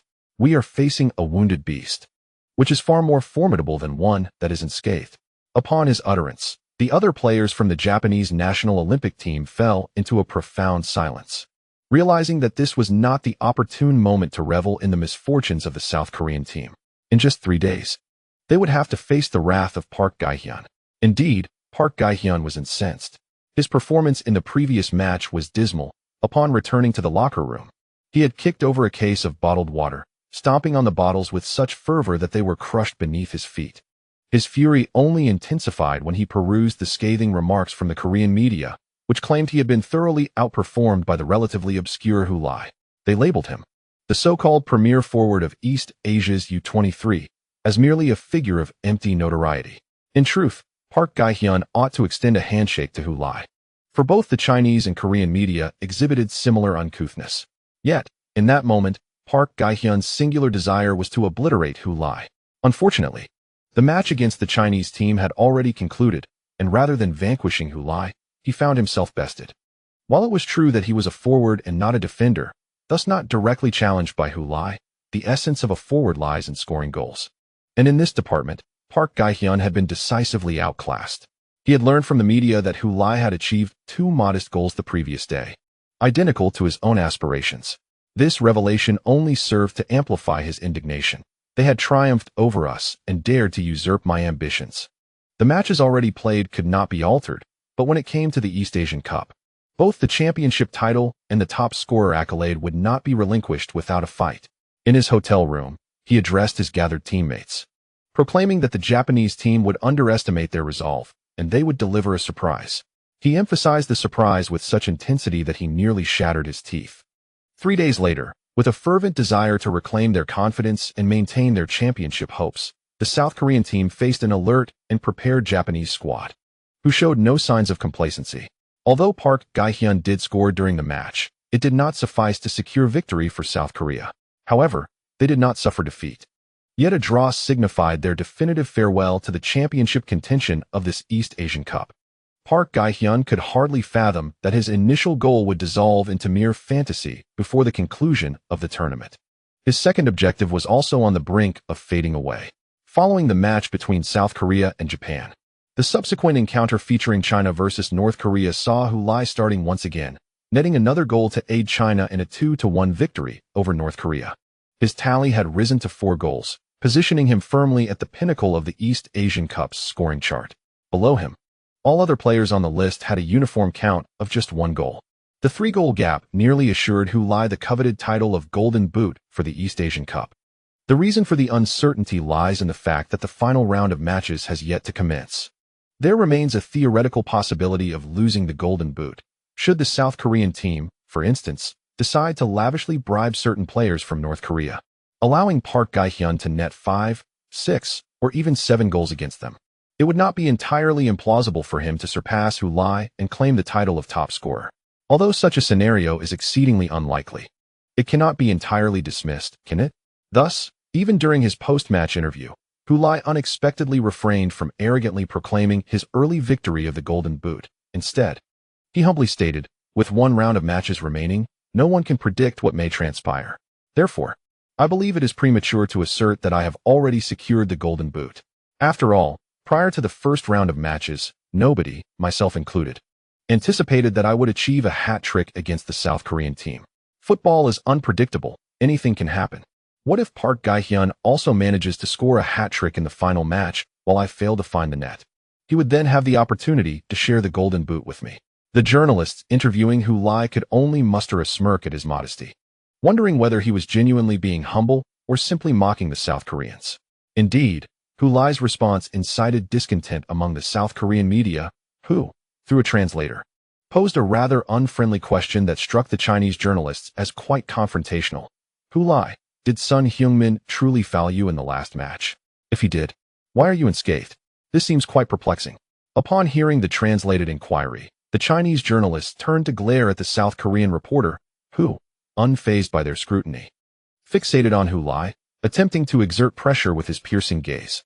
However, under his scrutiny, Hulai remained composed, raising his hands in a gesture of incredulity. "I too find it perplexing. Why are there cleat marks on my ankle, tearing my sock, yet I am uninjured?" After reflecting on this overnight, I concluded that I was simply fortunate. However, my lack of injury does not negate Son Heung-min's foul. Otherwise, must I suffer a broken leg to prove that a South Korean player committed a foul? Laughter erupted among the Chinese journalists, while the South Korean reporter's expression soured considerably. He perceived Hulai's words as a direct affront, akin to accusing South Korea of having injured Gao Chun during the final qualifying round. Yet, he found himself unable to refute the truth of Hulai's statements. Following this exchange with the South Korean reporter, the demeanor of all the journalists toward Hulai shifted dramatically. They recognized that this young man was unlike previous Chinese players. He possessed the audacity to speak up and the eloquence to articulate his thoughts. His verbal prowess was astoundingly sharp, even more so than that of the journalists themselves. The South Korean reporter, flustered and at a loss for words, was left speechless by Hulai's retort. This young man was indeed captivating. Chapter 116. The efficient goal-scoring machine Gui Juanfu was engrossed in his phone, perusing the East Asian Cup section on the Goal website. This compilation encompassed all news related to the East Asian Cup, as well as various statistical analyses pertaining to the tournament. Among the 4 teams, the Chinese squad currently stands at the pinnacle with 2 consecutive victories, amassing 6 points. The Japanese team follows in second place with 1 win and 1 draw, totaling 4 points. The South Korean team, with one loss and one draw, occupies the penultimate position with a single point. The North Korean team, yet to secure a win, languishes at the bottom of the table. In light of this, the prospect of the Chinese team clinching the East Asian Cup title seems increasingly plausible. Upon reflecting on this outcome, Grudges couldn't help but cover his face in disbelief. He recalled the early days of their training camp when he had sought out Hu Lai, compelled by the latter's overzealous proclamations. Their conversation had ended on a discordant note, with Guo leaving behind a retort, "Let us not even speak of the World Cup. Winning this East Asian Cup is no easy feat." In hindsight, the current standings felt akin to a resounding slap in the face. Could they truly be on the brink of securing the East Asian Cup title? Of course, it was still too early to celebrate. However, the situation had taken a favorable turn in the final match of the East Asian Cup. A draw against the Japanese team would suffice for China to seize the championship. Yes, a mere draw against the Japanese U23 team would crown them champions. The thought of this potential outcome caused Grudges to furrow his brow. It sounded almost like a curse. Drawing to qualify was a tale all too familiar in the annals of Chinese football history, having occurred on numerous occasions. The notion of merely securing a draw seemed, indeed, like an ominous omen. Furthermore, considering the strength of the Japanese team, managing a draw against them would not be a simple task. The South Korean team, despite their utmost efforts, could only manage a stalemate. Speaking of the South Korean team, Grudges suddenly recalled their remarkable triumph of 3-0 against them. If the South Koreans could draw with the Japanese, why couldn't they also secure a draw against Japan? This realization instilled a newfound confidence in Grudges. Reflecting further, he pondered who had instilled this confidence in him, none other than Hu Lai. When it came to Hu Lai, Grudges' emotions were a tangled mix. Initially, he viewed Hu Lai as nothing more than an arrogant jester seeking attention. However, he later recognized Hu Lai's genuine skill during training and warm-up matches, leading to a shift in his perception. He now saw Hu Lai as someone deserving of a place in the national U23 team, despite his brash demeanor. Yet, at present, Grudges found himself overturning all previous judgments about Hu Lai. What did it mean to be worthy of a position in the U23 team? Hu Lai's performance indicated he could easily belong to the actual national team. Even after the match against South Korea, Hu Lai had audaciously proclaimed his ambitions of winning the East Asian Cup and becoming the tournament's top scorer as mere small goals. This time, neither the online community nor the media branded him as arrogant or attention-seeking. Even Grudges himself found no fault in Hu Lai's words, and deep down, he felt a sense of approval. Hadn't Park Geun-hye already set forth these two objectives prior to the match? They had just triumphed over South Korea 3-0, and now, to speak of such goals seemed quite modest and pragmatic. Reflecting upon the matter, it was not merely our low-key pragmatism that led to this, but rather the audacious proclamation made by Hu Lai, who had just achieved a hat trick in the match, an accomplishment that had eluded Chinese players for 41 years. Was it mere bravado? Once he demonstrated such prowess, he naturally earned the right to make bold statements, for his words may not be mere folly. Let us recall what he said upon joining the training camp. The World Cup. Grudges still hesitated to fantasize about securing such a title. Yet he suddenly found himself harboring greater hopes for the Chinese team to reach the World Cup finals. Perhaps, just perhaps, there existed a possibility that they might indeed succeed. In the second match against North Korea, Hu Lai started and scored a goal, showcasing that his performance was not merely a fleeting moment. Grudges had been closely observing Hu Lai's displays. In the match against North Korea, given that Hu Lai had already secured a hat trick against South Korea, the opponents were undoubtedly wary of him, and he could not exploit the element of surprise any longer. Thus, the match against North Korea truly revealed Hu Lai's capabilities. North Korea is also a formidable team on the football field, benefiting from a national system that excels in nurturing talent. Throughout the match, Hu Lai faced significant defensive attention. He struggled to find shooting opportunities, managing only one shot in the entire first half, which did not even threaten the goal. Grudges, at that moment, pondered how to express his discontent regarding Hu Lai's performance. By the time Hu Lai was substituted in the 76th minute, he had only attempted 3 shots, 1 in the first half and 2 in the second, culminating in a goal. With this, he helped the Chinese team secure a 2-1 victory over North Korea, marking 2 consecutive wins in the East Asian Cup. Grudges realized that Hu Lai was indeed an exceptionally efficient striker. He did not require incessant passes from teammates to create scoring opportunities. Rather, he consistently capitalized on the scant chances presented to him, transforming them into goals. As a midfield orchestrator, Grudges greatly appreciated such a striker. After all, there are instances when one might serve a perfect opportunity to a forward, only to have it rejected with disdain, leaving the provider in a state of both frustration and anger. If you won't seize the opportunity, why didn't you say so? I would have refrained from offering it to you. Wasting a chance is akin to squandering resources, especially in these times when the nation calls for frugality. Yet, he could only voice such grievances internally. One cannot forcibly shove opportunities down another's throat. This match illuminated for Grudges that Hulai was likely the type of forward who could not be easily silenced. Unless he was denied any chances throughout the match, he had the potential to convert even the rarest opportunity into a goal. There is a saying that goes, for 89 minutes, he remains invisible, undetectable. But when you behold him, he scores. Hulai embodies the essence of a forward. Moreover, the psychological pressure he exerts on your defense is immense, as he adeptly seizes opportunities and navigates spaces throughout the match. No one can guarantee perfection for the full 90 minutes. Minor errors in a typical game may be inconsequential, yet against Hulai, a single mistake can be fatal. Thus, despite the valiant effort of the North Korean team, which managed to net a goal, they ultimately succumbed to defeat. Their defense performed commendably, allowing Hulai merely 3 shots on goal, yet they still conceded. Who can the North Korean players turn to for answers? We must pay close attention to number 14. In the conference room of the hotel where the Japanese U23 team is staying, head coach Koichi Sato is addressing the entire squad. They had just drawn with the South Korean team, a result that leaves Japan trailing behind China in the East Asian Cup standings. If they aspire to clinch the championship, their only recourse is to triumph over China in their final match. A draw would relegate them to second place. Having just reviewed the match footage between China and North Korea, what are your thoughts on this number 14? Koichi Sato inquired, gesturing towards a close-up of Hulai on the large screen. Tatsuya Sugiyama raised his hand. He appears to be a forward adept at seizing opportunities.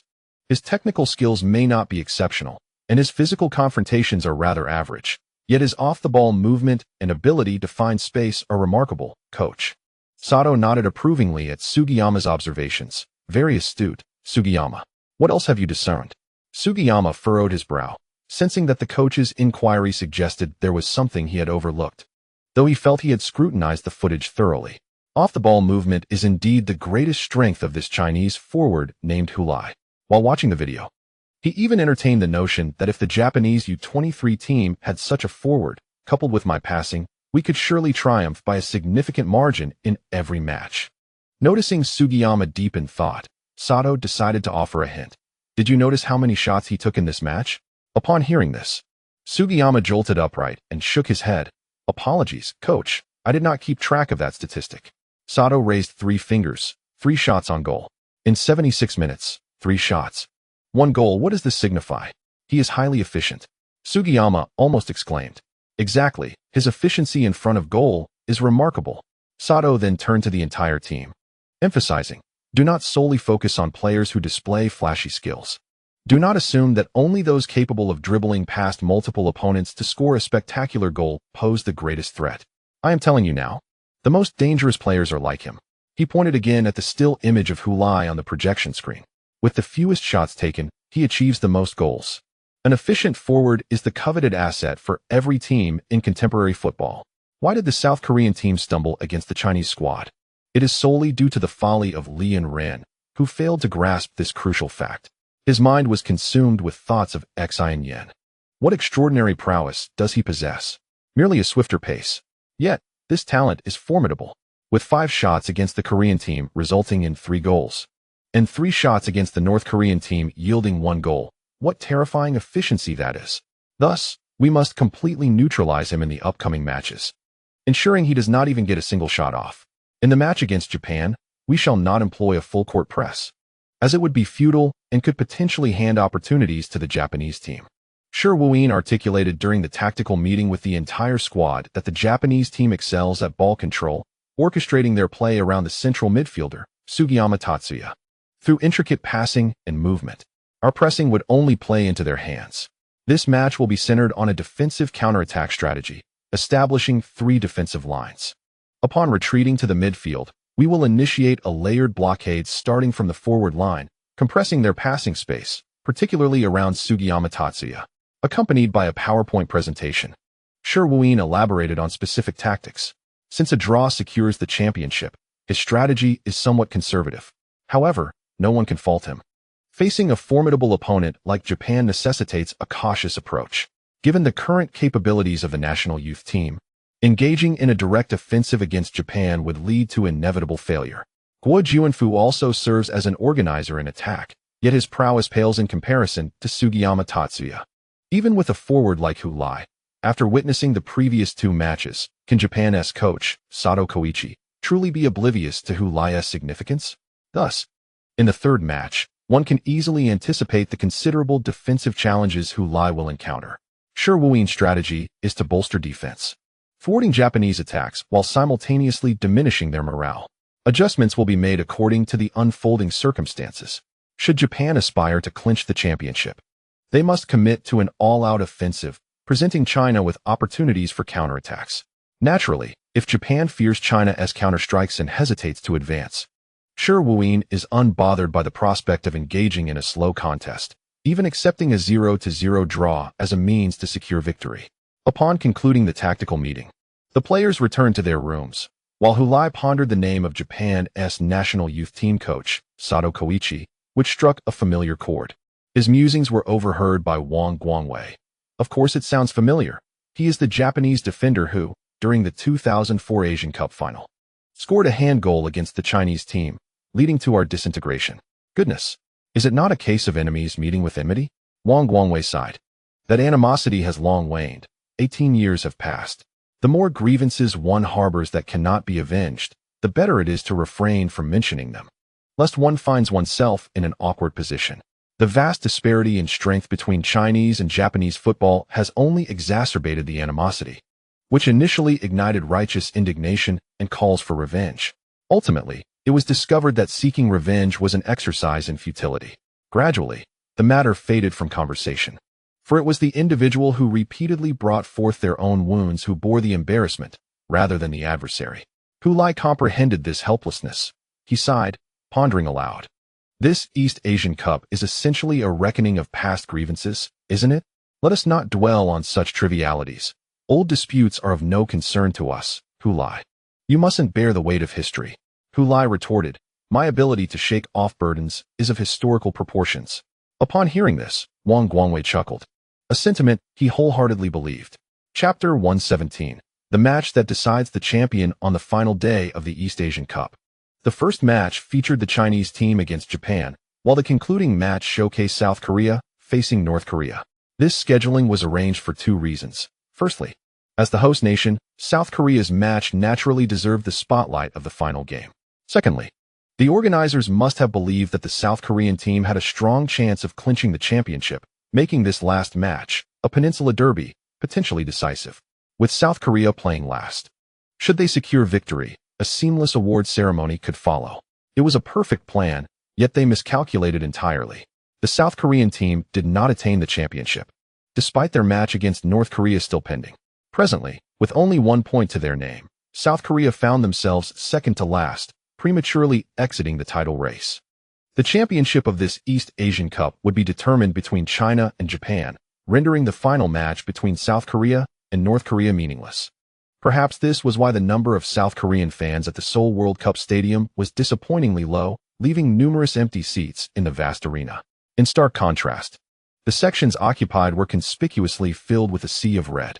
The Chinese fans were indeed numerous, prompting the players of the Chinese women's football team to gaze at the vast expanse of red across the stands with a sense of wonder. After all, the Chinese team was in contention for the championship. A draw would suffice for them to secure victory. Yet, to their dismay, the Chinese team found themselves trailing 0-1. A development that Su Wen remarked was hardly surprising. But can we truly fault them? Who could have anticipated that Tatsuya Sugiyama would unleash a shot of such brilliance? They were discussing the sole goal of the first half. With the championship within reach via draw, the Chinese team played conservatively during the first half, focusing on a steady, error-free performance. Conversely, Japan struggled to find effective scoring opportunities against China's dense defense, leaving them with limited solutions. In this regard, Shi Wuyin's strategy proved successful. Though the match was often dull, who among the Chinese fans cared? Even if they fell asleep. As long as they awoke to find their team victorious, they would harbor no complaints. Yet, who could have foreseen that amidst such a mundane first half, a bolt from the blue would soon strike? Tatsuya Sugiyama, the midfield orchestrator, unexpectedly unleashed a remarkable long-range shot from outside the penalty area. The ball deftly evaded all defenders within the box and bypassed the fingertips of China's primary goalkeeper, Song Kuan, before grazing the inside of the post and finding its way into the net. With this, Japan took a one-goal lead, a blow that significantly dampened the morale of the Chinese team. Following the goal, it was evident that the young players of the national U23 team were somewhat rattled. Had there been more time left in the first half, they might have conceded another. This exemplifies the peril of aiming merely for a draw. When one fixates on merely securing a tie, it often leads to a lack of preparation for achieving the desired outcome. Meanwhile, the players of the Chinese women's football team were still reflecting on the first half of the match. Did Hulai even attempt a single shot in the first half? Someone inquired. A collective frown swept over the group as they pondered. No, came the answer from Li Qingqing, who had already concluded that there had been no attempts at all. The first half of the match was rather lackluster, with both sides failing to make significant offensive contributions, culminating in the unexpected breakthrough by Sugiyama's stunning strike. In the studio at CCTV, Hefeng was engaged in an analysis of the first half with guest commentator Yan Kong. The goal conceded had an element of luck, so we can't claim that Coach Shi's tactical preparations were flawed. After all, the Chinese team's defense was sound 99% of the time, even with that goal conceded. It would be unfair to criticize their defensive capabilities. Yan Kong defended coach Shi Wuyin. Like Shi, Yan had been a player for the Chinese national team, for years his senior and having retired a few years earlier. Unlike Shi, who transitioned into coaching, Yan chose to enter the television realm as a football commentator. He and Hefeng have partnered for many years, becoming familiar voices for Chinese football fans. Concerned that a loss in this match might lead to a torrent of criticism from fans directed at Shi Wuyin, Yan utilized his position to advocate on his behalf. Indeed, luck plays a significant role in football. As we saw with that goal conceded in the first half, we can only say that the Chinese team was simply unfortunate. Hefeng reflected, then recalled another matter to add. Moreover, due to tactical arrangements, Hulai, who had scored in the previous 2 matches, did not manage a single shot in the first half. Koichi Sato must have meticulously studied Hulai before the match, as he specifically assigned a player to shadow her closely. As Yan Kong defended Shi Wuyin, Hefeng decided to speak on behalf of Hulai. After all, whose performance in the first half was decidedly underwhelming, at times leading one to wonder if she had even stepped onto the field. That would be Junpei Morikawa. Yan Kong interjected, shaking his head. Though not particularly tall for a center back, he is quite agile. Initially a substitute for the Japanese U23 team, he was unexpectedly tasked with marking Hulai. Sato's decision to employ a 3-defender formation was specifically aimed at curtailing Hulai's impact. It is evident that he places great importance on Hulai. I believe that in the second half, Coach Shi should allow Hulai to continue drawing the Japanese team's defense, while arranging Wang Zijian and Wang Hua to seek opportunities in other vacant spaces. We do not necessarily have to rely on Hulai to score. Hefeng nodded in agreement, affirming that indeed, Hulai's performance in this East Asian Cup has surpassed everyone's expectations. We cannot expect him alone to solve our scoring dilemmas. Even if Hulai fails to score a single goal in this match, he can still hold his head high when leaving the East Asian Cup. He has already taken preventive measures, hoping that if the Chinese team ultimately fails to secure a draw against Japan and loses the championship, the fans will not blame Hulai. For there may be many who should be held accountable for the Chinese team's failure, but Hulai should not be among them. In fact, without him, we might not even have had the opportunity to dream of the championship in this East Asian Cup. Considering his hat trick against South Korea, he is undoubtedly the best performing player for the Chinese team in this tournament and possesses a figurative get-out-of-jail-free card. When Xia Lan returned home from work and eagerly turned on the television, the first words she heard were from Hefeng. Even if Hulai scores no goals in this match, he has enough reason to leave the East Asian Cup with his head held high. What is happening? Xia Lan was taken aback. Did the Chinese team lose? Would her son bear the blame? She then noticed the commentator Yan Kong nodding with a frown, confirming, indeed, Hefeng. The fact that he could prompt Sato Koichi to alter his formation solely for him is a testament to his prowess. It's worth noting that Hulai is merely 19 years old, and this is his first time representing China in an international competition. I believe there will be many more opportunities in the future. Xiaolong grew increasingly apprehensive, sensing that the fervent praise for Hu Lai did not bode well. Just then, as if to validate her concerns, the score flashed at the bottom of the screen, 0-1. The Chinese team was trailing. She furrowed her brow. At that moment, Hu Lisin entered through the door and saw his wife sitting in front of the television instead of busying herself in the kitchen. He paused, asking, "Aren't you cooking?" "Ordering takeout," Xiaolong replied without glancing away from the screen. "No cooking today?" Noticing a hint of anger in his wife's tone, Hu Lisin turned his gaze to the television and immediately understood why she was in a foul mood. "There's still half a game left. Don't be too anxious." He attempted to comfort her. "What does that have to do with the second half? From what I gather from these commentators, it seems our son performed poorly in the first half." "What? Are they criticizing Hu Lai?" "No, they are praising him to the skies." "Isn't that a good thing?" Xiaolong retorted. "When you suddenly hear everyone extolling someone's virtues, isn't it often because that person has passed away?" Hu Lisin was momentarily taken aback by her response. "What are you talking about?" "As soon as I turned on the television, I was greeted by the voices of two commentators, exchanging remarks about how, even if Hu Lai fails to score in this match, he can still hold his head high, and how there is always tomorrow. Had it not been for our son's subpar performance, would they be scrambling to make excuses?" Hu Lisin understood his wife's concerns and quickly reassured her, suggesting that she was overthinking the situation. It was merely the usual commentary, and she needed to temper her vivid imagination. Hu Lai had scored in both of the last two matches, leading many to place high expectations upon him, which could be both a blessing and a curse.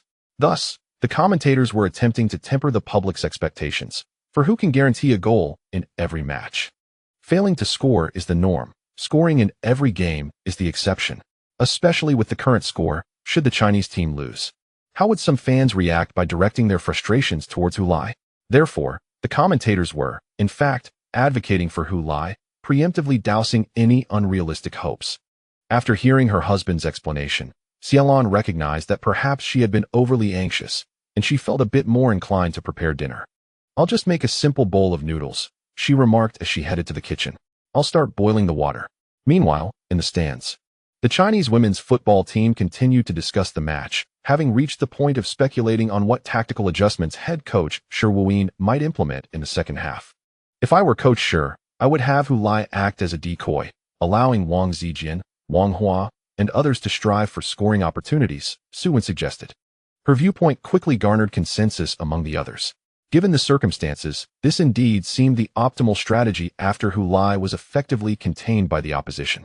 After all, who decreed that the Chinese team could only rely on Hu Lai for scoring? However, just as everyone was in agreement with Su Wen, Li Qingqing shook her head, expressing her doubts. "I don't think that will be effective. The Japanese team has specifically assigned a defender to shadow Hu Lai closely, wherever Hu Lai goes. This defender will follow." "Yes, Hu Lai could pull him out of the defensive zone, creating space," Su Wen countered. However, it appeared that the Japanese team was employing a three-defender setup, effectively transitioning into a 5-4-1 formation during defense, with the two wing midfielders dropping back to become wingbacks. Among the three center-backs, aside from Morikawa Junpei, who was tasked with marking Hu Lai, the other two center-backs were not responsible for monitoring Hu Lai. They merely needed to protect their areas, as in any typical match. Even if Hu Lai managed to draw Morikawa away, how could that create any real openings? Li Qingqing elaborated. The group acknowledged Li Qingqing's understanding of the tactical dynamics, but her insights led many to furrow their brows anew. Did this imply that the Chinese team had no strategies left? Shi Yuehua then inquired, "Qingqing, do you have any ideas?" Her question shifted the hopeful gazes of the group towards Li Qingqing, but to their disappointment, she shook her head. "I have no solutions either." A sigh escaped from someone in the crowd, while another consoled herself with the thought, "In truth, this achievement is already commendable. Securing second place is not bad." Li Qingqing remained silent, her gaze fixed intently on the goal. Chapter error reporting here, no registration needed. After submission, the maintenance staff will correct the chapter content within 2 minutes. Please be patient. Chapter 118. Football emphasizes learning, humor, and performance. Junpei Morikawa stood on the field, his gaze fixed on the number 14 player of the Chinese team. The second half of the match had commenced, and his responsibilities remained unchanged from the first half. He was still tasked with defending against this individual. In fact, from a certain perspective, he should express gratitude towards this player.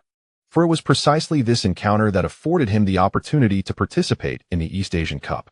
With this thought in mind, Junpei resolved to seek out the number 14 player after the match to exchange jerseys, intending to keep his as a trophy and a memento of his first championship with the national team. The recollection of the encouragement and praise he received during halftime from head coach Sato and team captain Tatsuya Sugiyama filled him with pride.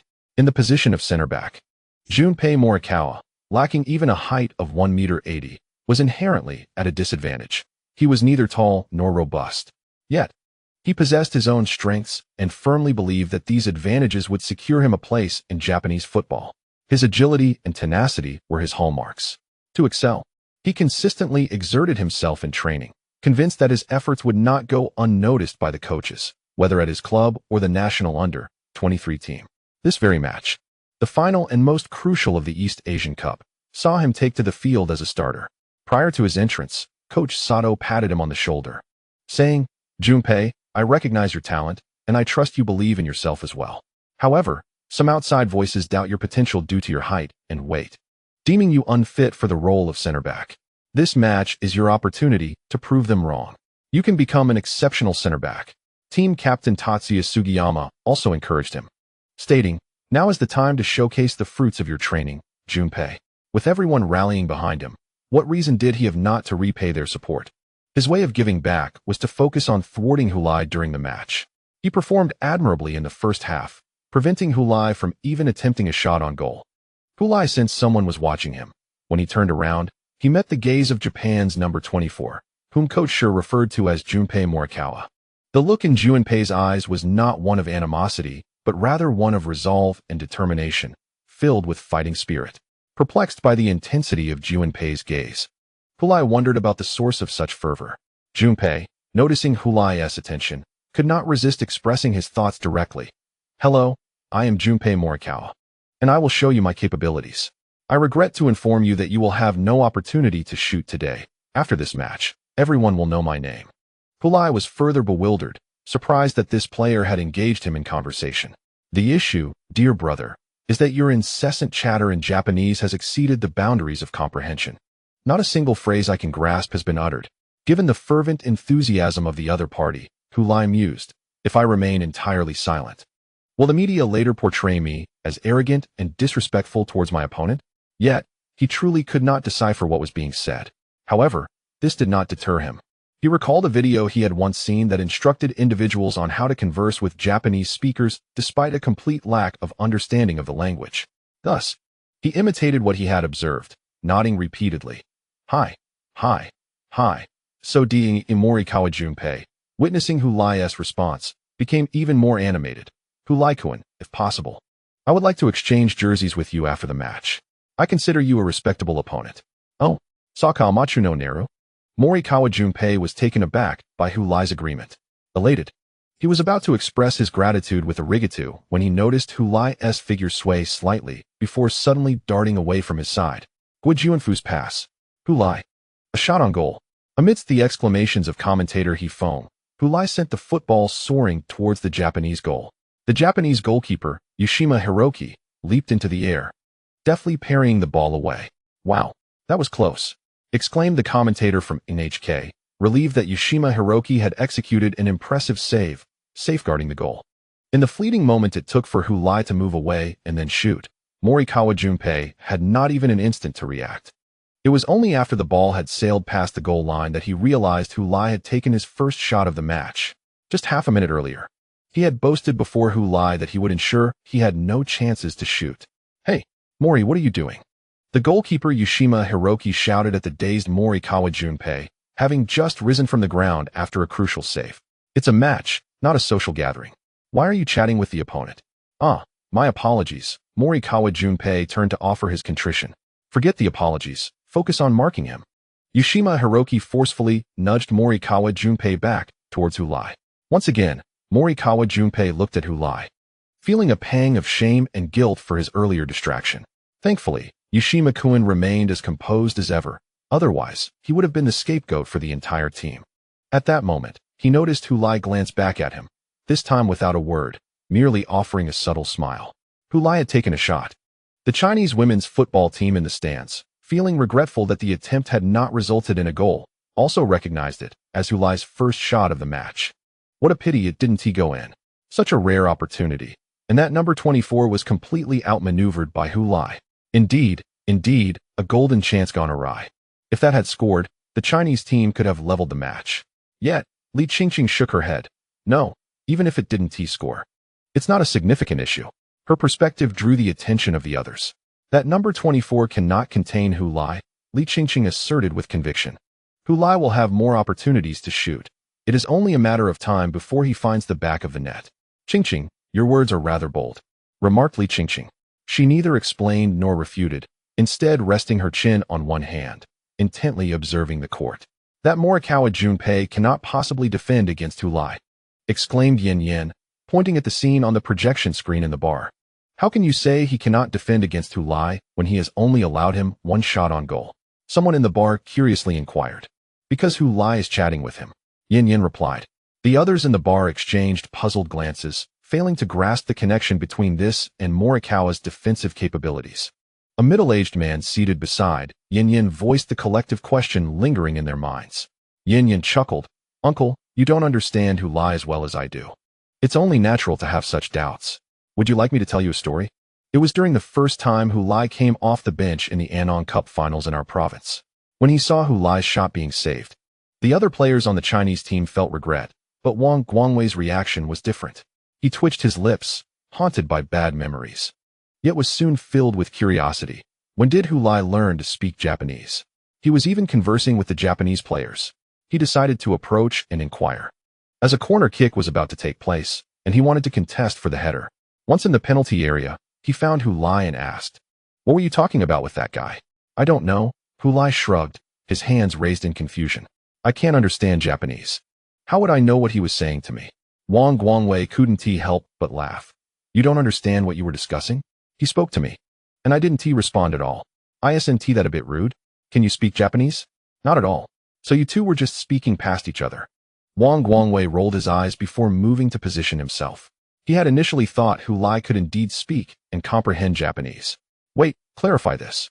Who is the chicken and who is the duck?" Hu Lai reached out, but it was too late. He missed grasping Wang Guangwei's shirt as the latter slipped away. Turning around, Hu Lai noticed that Morikawa Junpei, who resembled a fusion of chicken and duck, was still by his side. Hu Lai sprinted out of the penalty area, and Morikawa followed suit. Hu Lai had grown accustomed to this, suspecting that the Japanese coach had specifically assigned someone to mark him. Observing Morikawa's unwavering gaze fixed upon him, which seemed even more intense than before, Hu Lai realized he was indeed being marked, quite literally. Did you see Wang Guangwei speaking to Hu Lai for a moment?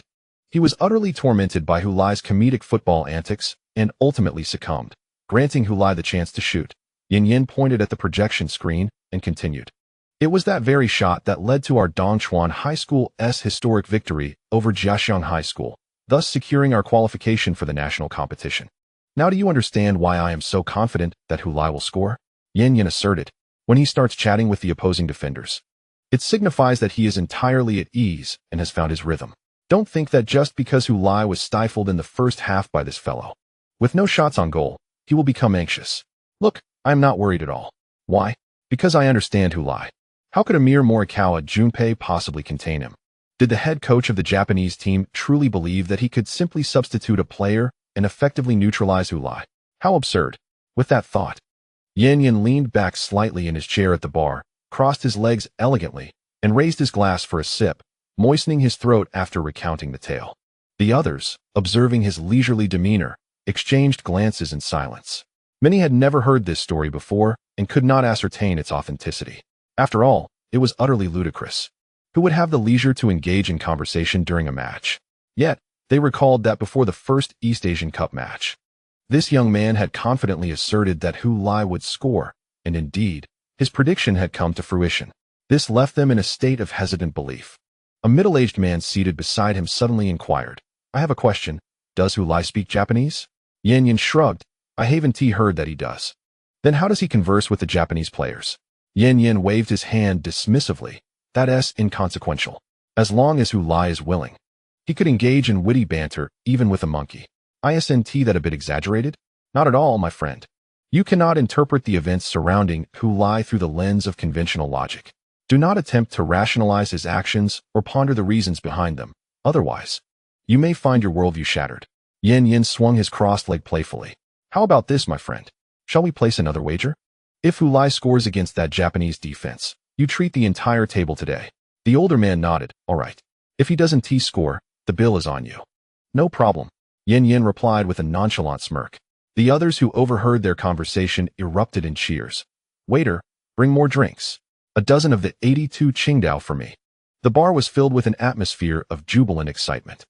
P.S. The second update today has been released an hour early because there will be another update at 10 o'clock tonight, coinciding with Hu Lai's goal.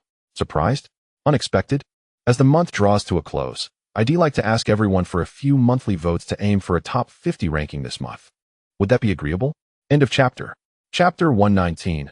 A direct hit. In fact, during halftime, the head coach of the Chinese team, Shi Wuyin, had devised a strategy to address the situation of Hu Lai being thoroughly marked and effectively neutralized by the opposing team. This was in line with the expectations of the commentators Yin Kong and the members of the women's national football team. The plan was for Hu Lai to disrupt the opponent's defense and create scoring opportunities for his teammates. Consequently, in the second half, the Chinese team executed numerous offensive plays, with passes directed not towards Hu Lai, but rather to others, including Wang Zijian and Wang Hua, as well as other advancing Chinese players. However, none of them managed to find the back of the net. Some lacked even the opportunity to shoot, while others, under pressure from the opposition, hurried their attempts and missed the target entirely. A few, though they did shoot within the goal's range, were thwarted by the Japanese goalkeeper, Koji Yoshima. Collectively, their attempts paled in comparison to the threat posed by Hu Lai's earlier shot. Zhang Zihao simultaneously browsed the internet on his laptop, streaming the match live through Tongfei Video, while engaging in lively discussions with fellow investigators from across the nation in a QQ group dedicated to the champion godfather. The primary topic of conversation was, of course, Hu Lai. During this period, they had been closely following the East Asian Cup matches and experimenting with coaching Hu Lai in the game, aiming to experience his capabilities within that virtual realm. However, the results proved to be utterly disappointing. The performance of Hu Lai in the game was lamentably subpar.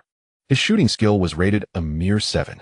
Thus far, having watched him play 2.5 matches, it was clear that if his shooting prowess was only a 7, then very few players in the entire country could achieve double digits in that category. Indeed, after witnessing Hu Lai's performance against South Korea in the East Asian Cup, he had even created a shining star profile, yet halfway through the season, Hu Lai had managed to score only a single goal. What a letdown. This disparity was utterly incongruous with reality. Yet, there was little to be done, after all. When the game was launched, Hu Lai had yet to complete his first season in the China League One. Who could have predicted such a performance? And what data should have been assigned to him? Zhang Zihao felt an overwhelming urge to exclaim, I knew it.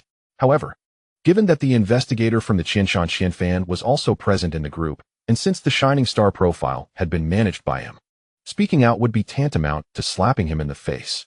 Although Zhang initially harbored discontent with the investigator's dismissive attitude, his direct experience with the demands of the role made him acutely aware of the challenges involved in assessing two teams simultaneously. After all, translating a real player's abilities into game data, assigning scores to each attribute, requires extensive observation as a foundation. Furthermore, it is necessary to compare and reference data against other players in the same league to ultimately arrive at a relatively accurate figure. And this was merely one attribute of Hu Lai.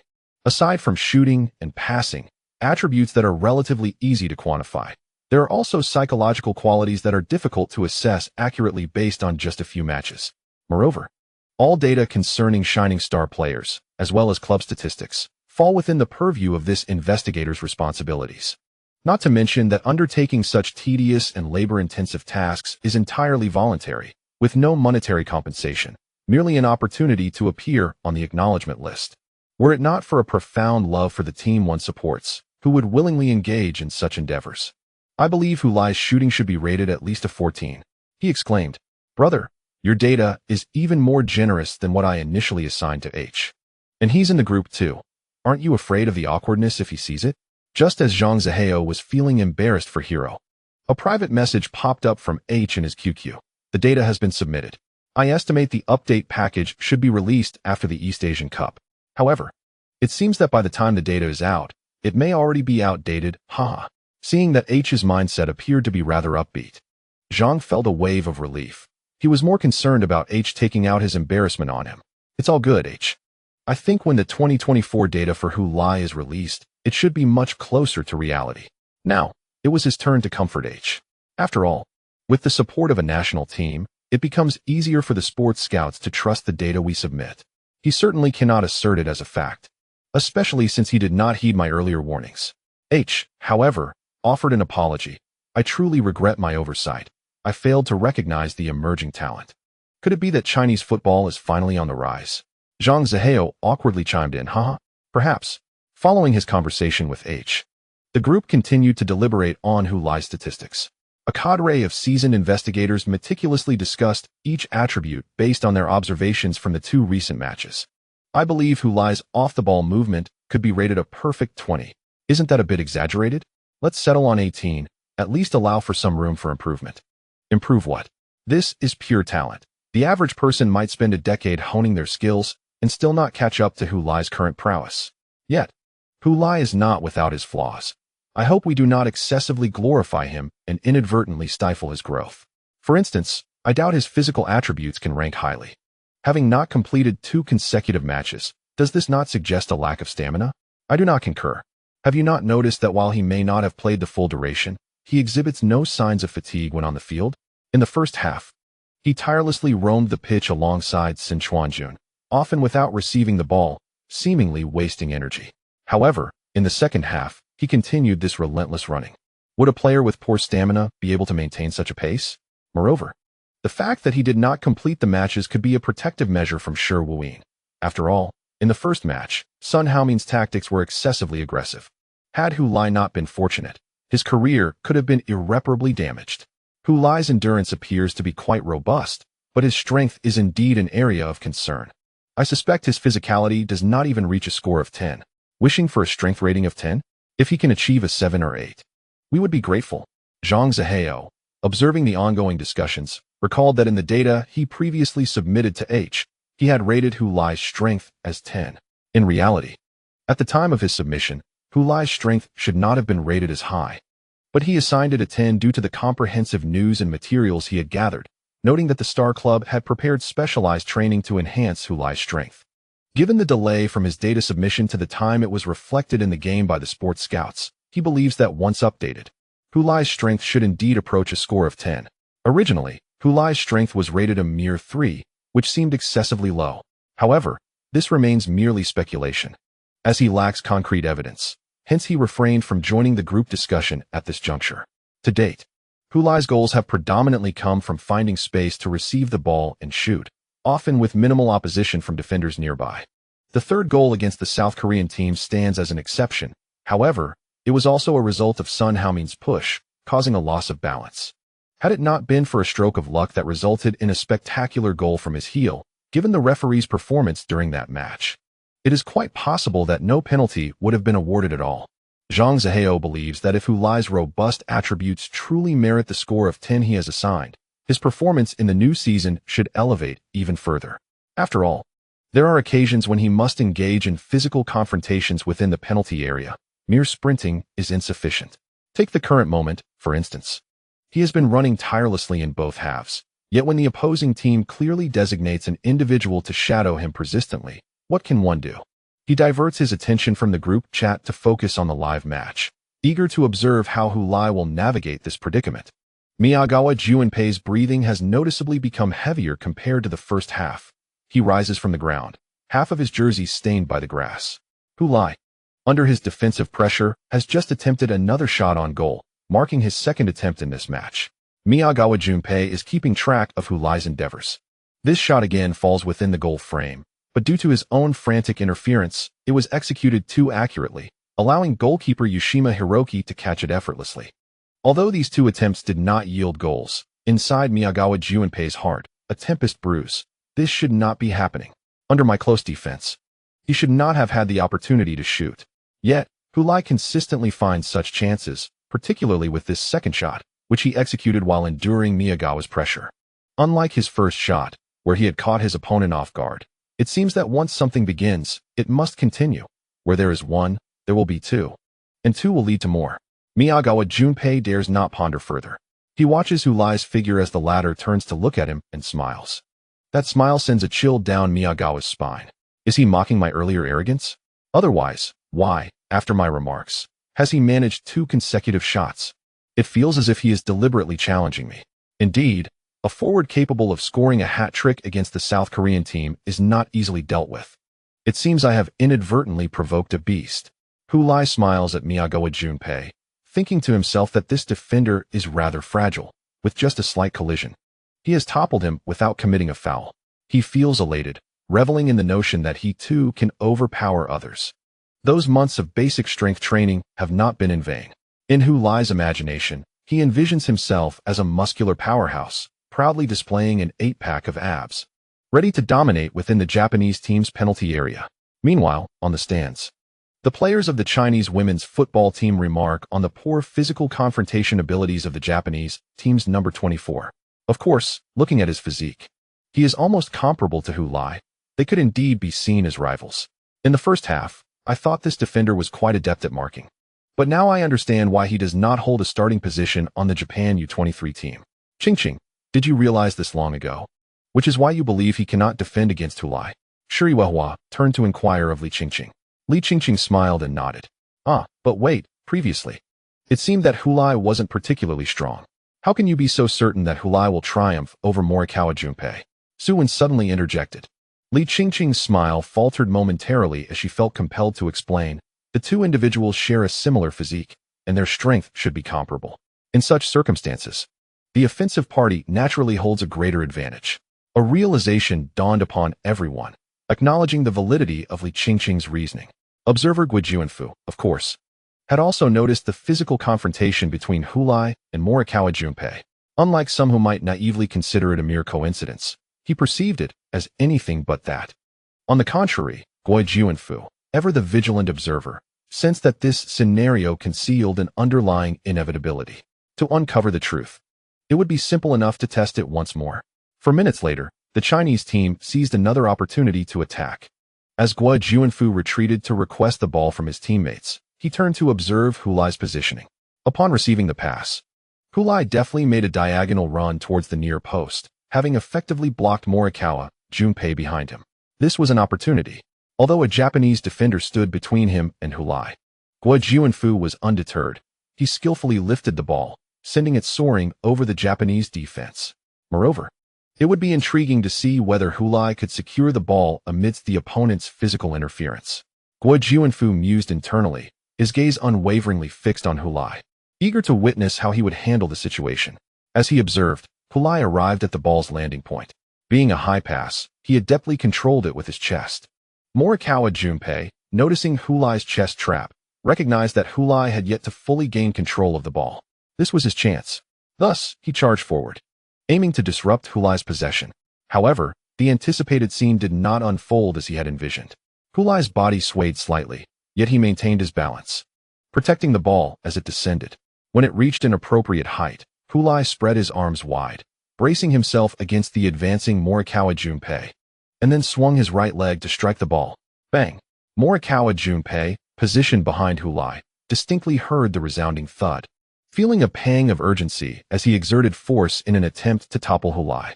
At that moment, he could hardly concern himself with the possibility of conceding a penalty to his team. Yet, he failed to bring Hulai down. After executing the shot, Hulai staggered slightly from the push, but the ball had already soared away.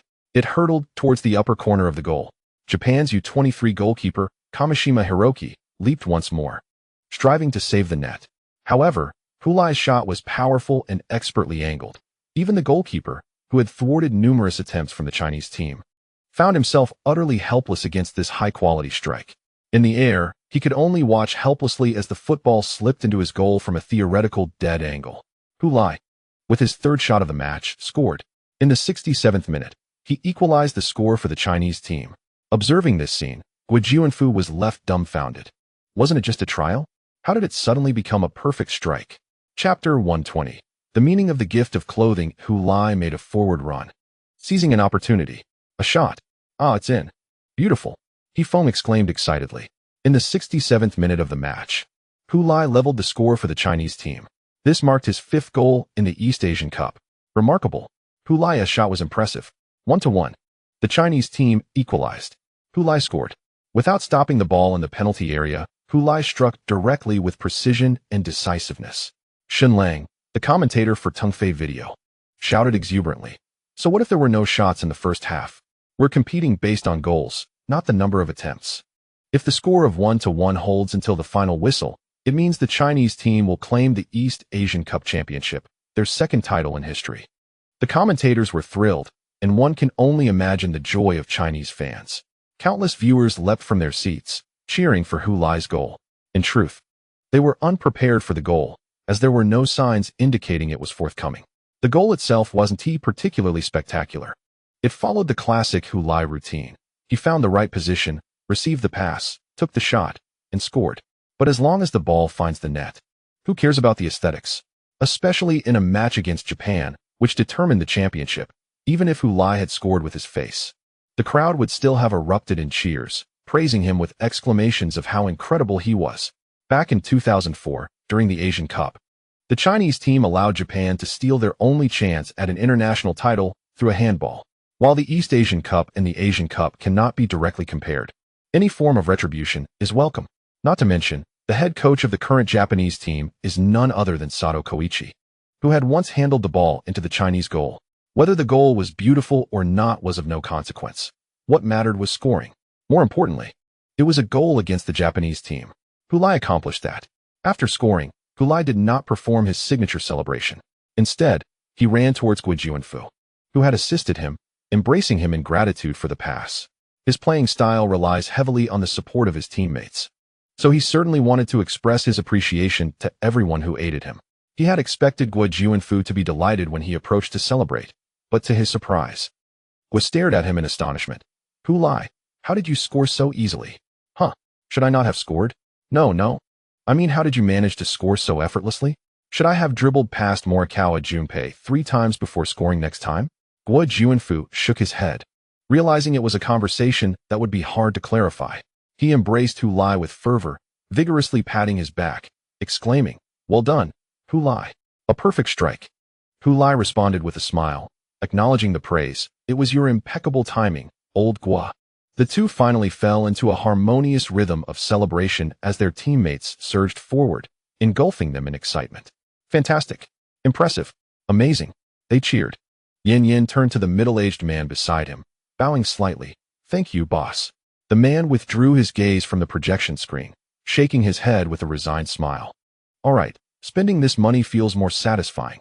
It should have been spent during the last Sino-Korean battle." He then looked at Yin. "You truly have faith in Hu Lai. I reckon even those closest to him could hardly match your level of confidence." Yin chuckled. "Uncle, I have witnessed Hu Lai's transformation from a complete novice to a remarkable player. 3.5 years ago, he couldn't even play a match for the school team. Now he dons the Chinese jersey, scoring against both Korea and Japan. Thus, I've come to realize that mere mortals cannot use themselves as a benchmark to gauge the extraordinary. Hu Lai is indeed such a prodigy." The middle-aged man, reflecting on Yan's words, expressed his sentiments. "Hearing you speak, I suddenly understand why our country promotes campus football leagues. It's not necessarily to cultivate numerous talents like Hu Lai. Such individuals cannot be manufactured, but rather to provide fertile ground and a stage for the emergence of geniuses." "Precisely, uncle. I am an ordinary person with average talent. I cannot pursue a career in football, which is why I am in university. But individuals like Hu Lai and Luo Kai are superior to me. Without campus leagues, they might never realize their potential to play professionally." The uncle raised his bottle towards Hu Lai, proclaiming, "A toast to Hu Lai." To Hu Lai? As the match resumed, Hu Lai seemed eager to experience the sensation of overpowering defenders with his physical strength, frequently challenging Morikawa Junpei. On one occasion, he collided with Morikawa in a bid for a header, sending the latter sprawling to the ground as Hu Lai scored. As a result, Sato Koichi reluctantly substituted Morikawa. In truth, Morikawa had not previously been selected for the Japan U23 team. This time, Sato brought him on board to evaluate players for next year's U23 Asian Cup. Similar adjustments were made by China, Japan, and Korea, with China making the most significant changes, followed by Japan, while Korea, as the host nation of this East Asian Cup, opted for minimal alterations to their roster in hopes of capitalizing on their home advantage. The slender center back, who had gained a starting position due to Hu Lai, was now forced to exit early because of him.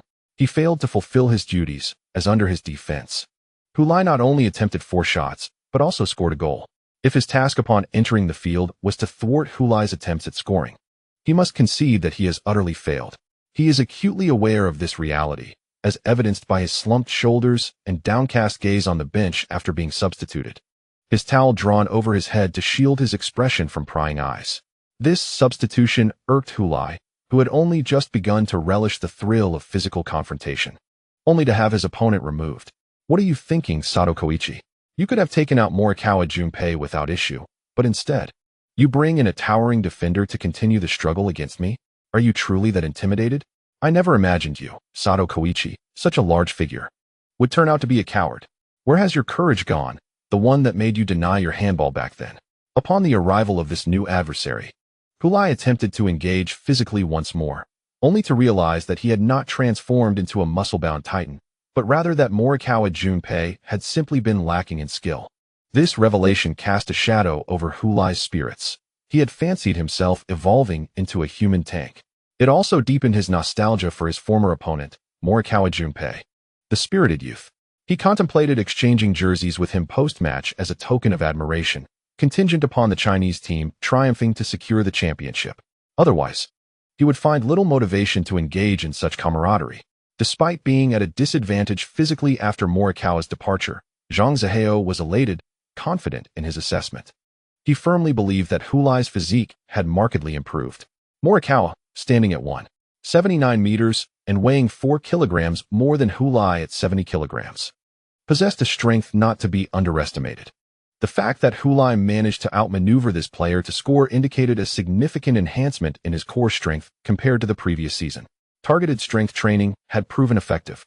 Though the East Asian Cup was still underway, Zhang Zihao began to eagerly anticipate the upcoming season in the Chinese league, pondering Hu Lai's performance. This would be Hu Lai's first complete season. Would the so-called rookie wall impede his progress?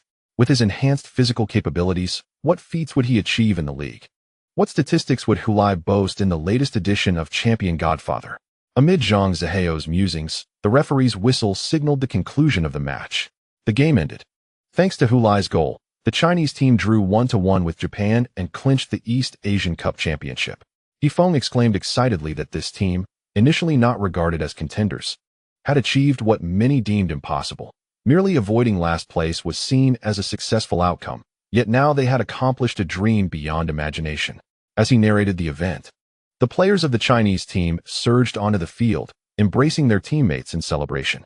After shaking hands with Japan's head coach, Sato Koichi, Shi Wuyin joined in the jubilant festivities on the pitch. This marks the inaugural international competition victory for him as the head coach of this team, as well as the first championship for the national under-23 squad. I am aware that some may feel discontent due to Hu Lai's seemingly unattainable dream. Yet I believe that those who possess the courage to articulate their aspirations deserve respect, even if those dreams appear absurd or ludicrous to many. One should refrain from hastily mocking or judging. What if it were to materialize? Just like in the East Asian Cup. Who could have anticipated that we would finally put an end to the 41-year streak of defeats against South Korea? How many dared to believe that we could seize the East Asian Cup Championship? Yifeng, seizing the victorious atmosphere surrounding the Chinese team, finally voiced sentiments he had long harbored within. He understood that this was the opportune moment to express himself, once this chance slipped away. The next window for heartfelt revelations could be an indeterminate time away. Today, he spoke, and at the very least, his words provoke contemplation and will not be easily dismissed with derision. Each word he uttered is substantiated by the East Asian Cup Championship. Football is round, and anything can happen. Therein lies the allure of the sport. The world itself is also circular, and any future may become a reality. It is with this mindset that we can continuously strive in life, aspiring toward a brighter future. If one does not believe that wonderful occurrences await in the future, how bleak life would be. When an individual earnestly articulates their dreams and diligently pursues them, they should not be subjected to ridicule or scorn. Of course, I do not insist that everyone must understand. After all, it is impossible for all perspectives to align perfectly. If that were the case, how monotonous the world would be. I reiterate, my friends, while for some, Chinese football may merely serve as an outlet for their frustrations, for me, it represents my holy grail. The television broadcast shifted its focus to Hu Lai, who removed his jersey to reveal his bare torso. Upon closer inspection, while his musculature may not be particularly pronounced, hints of abdominal definition are discernible, perhaps the reason he could break through to score against Junpei Morikawa. Naturally, there will be those who label Hu Lai with derogatory terms, considering his physique pales in comparison to fitness champions worldwide. In the eyes of some, unless one possesses an 8-pack or thighs as robust as their waists, they are deemed unworthy, a testament to the perceived inadequacies of the national team. Hu Lai remains unfazed by the controversy his actions may incite. His disrobing was not for celebration, nor to flaunt his physique. The camera captured him traversing the crowd, directly approaching the Japanese team's bench, ultimately locating Junpei Morikawa. "Hey!" he called out to the dejected Morikawa, who had his head bowed in despair. The other Japanese players on the bench looked on in astonishment, bewildered by Hu Lai's unexpected approach.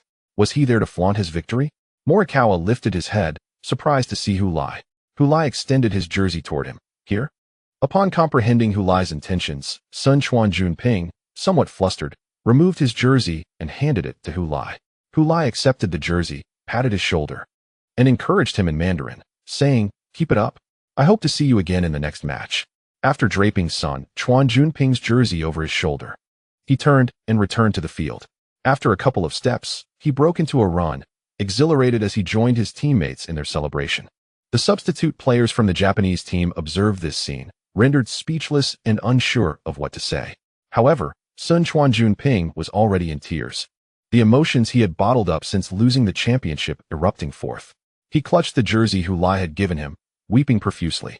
Having been substituted, he felt like a sinner to the team. This realization tormented him, and he felt shame for having boasted in front of Hu Lai, foolishly suggesting a jersey exchange. He had never truly considered such an exchange. To his surprise, Hu Lai still remembered this, even coming to the bench specifically to trade jerseys with him. The pat on his shoulder, though the words were incomprehensible, conveyed encouragement, urging him not to succumb to despair. He gazed down at the red jersey of the Chinese team, emblazoned with the player's number and surname. Let this jersey stand as a testament to his determination. Hu Lai, I shall not betray your gesture.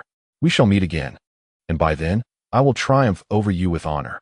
Hey, Hu Lai, why did you run over to exchange jerseys with that kid? Wang Guangwei inquired, intrigued by Hu Lai's actions. I rather like that kid, so I went to exchange jerseys, Hu Lai replied. Like? What is there to like? Wang Guangwei retorted. As one of the few defenders who can physically challenge me, how could I not like him?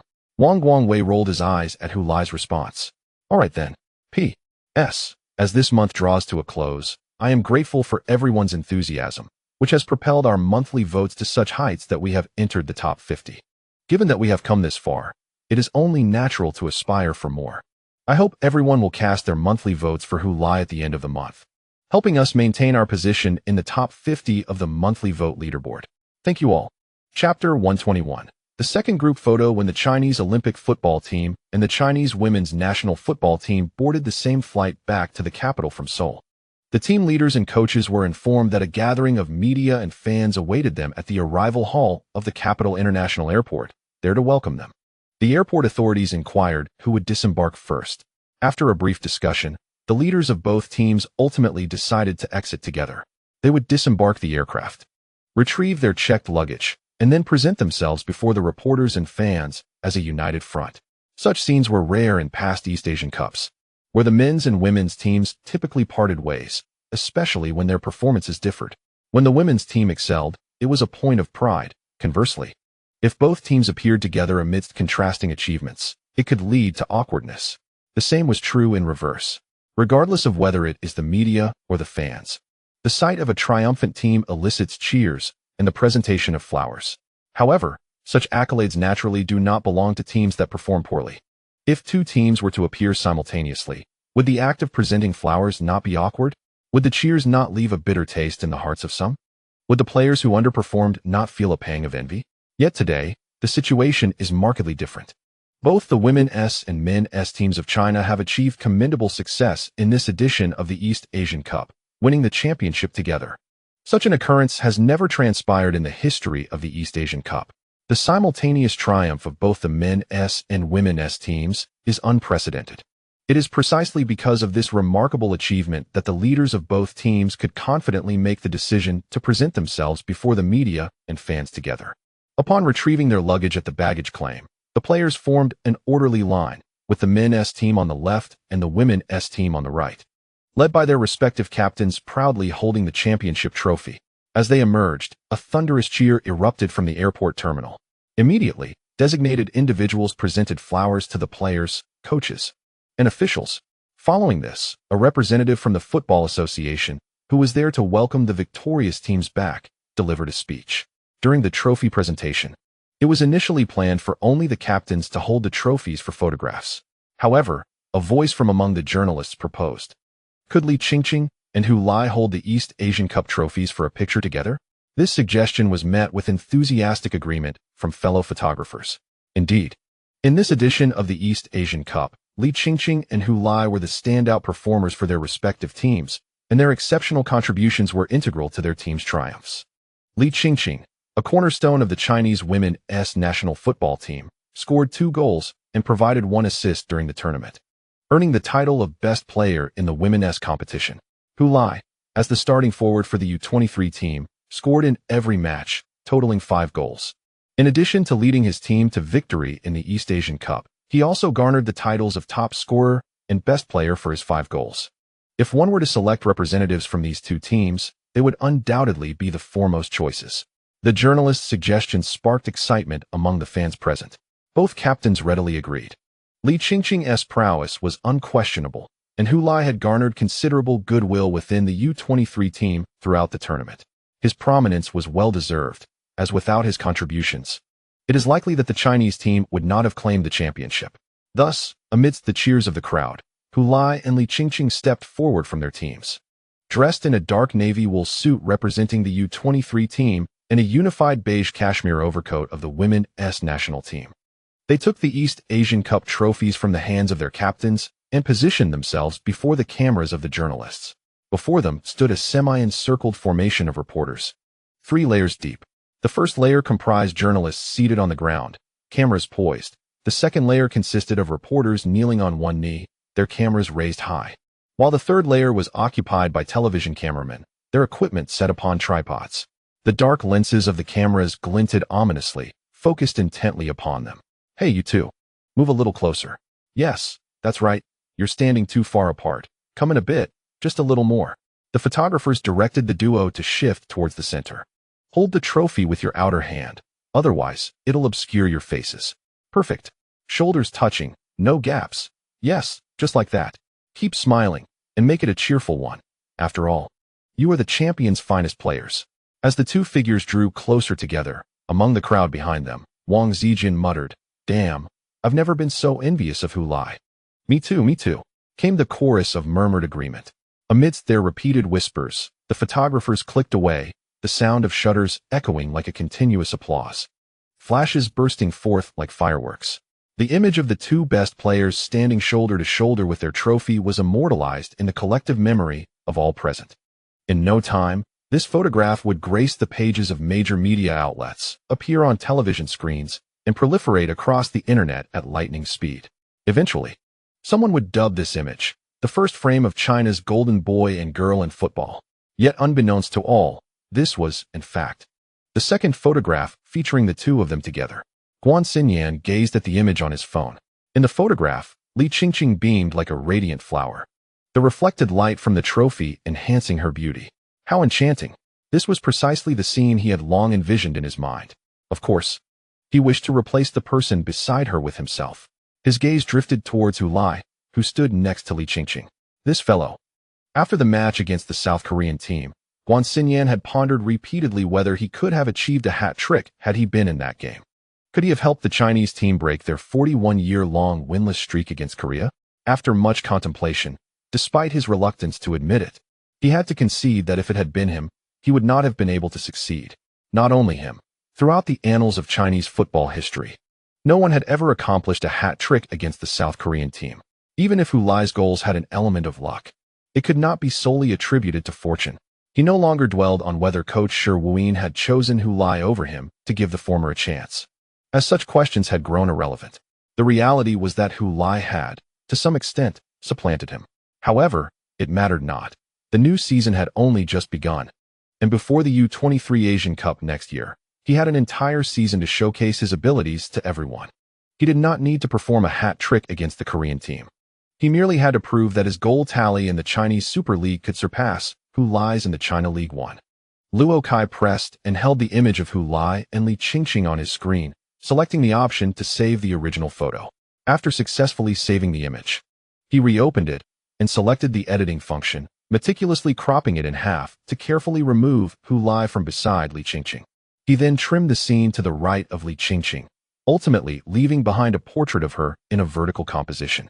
Apart from the slight awkwardness of her left hand brushing against the edge of the photograph, it was nearly perfect, particularly with the radiant smile on Li Qingqing's face, which exuded pure joy. After scrutinizing his edited result, Luo Kai saved the modified image once again.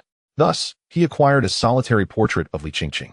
He also uploaded the photo to the cloud, ensuring that even if his phone were to accidentally fall one day, he would not be troubled by the loss of this cherished image. Having completed all this, he tucked away his phone and rose, preparing to head to the training base.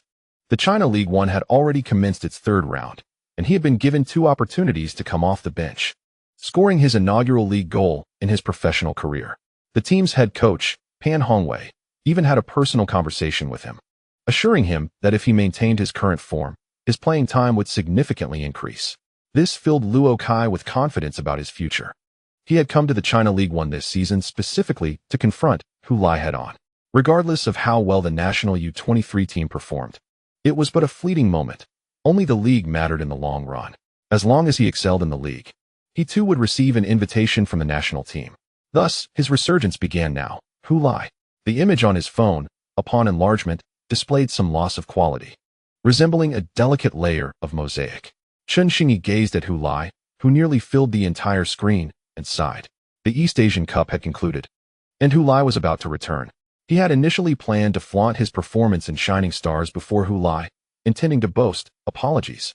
But the position you held in Shining Stars now belongs to me." Just the thought of it was exhilarating. But what was the reality?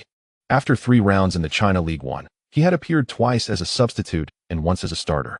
One might assume his performance was improving and his playing time increasing, but the truth was quite the opposite. In the first round, he started, but by the second round, he was relegated to the bench, and in the third round, he remained a substitute. What did this signify? It indicated that head coach Zhao Kongming was dissatisfied with his performance. In the first match, due to Hu Lai's absence, Shining Stars needed reinforcement in their attacking line, and the recently loaned player was expected to shine, hence his starting position. However, his performance was mediocre, leading to his substitution in the 60th minute. In the second match, despite the continued need for offensive support, Chen Xingyi found himself on the bench, only to be called upon with 15 minutes remaining.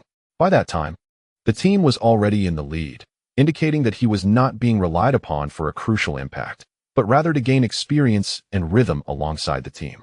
The third match followed a similar pattern, with Flash Star drawing against their opponents away from home. He came off the bench in the final 20 minutes, delivering a mediocre performance. In essence, Coach Zhao initially held high hopes for him, but after the first round of the league, he realized that Chen Xingyi and the team were still unfamiliar with each other and required time to harmonize.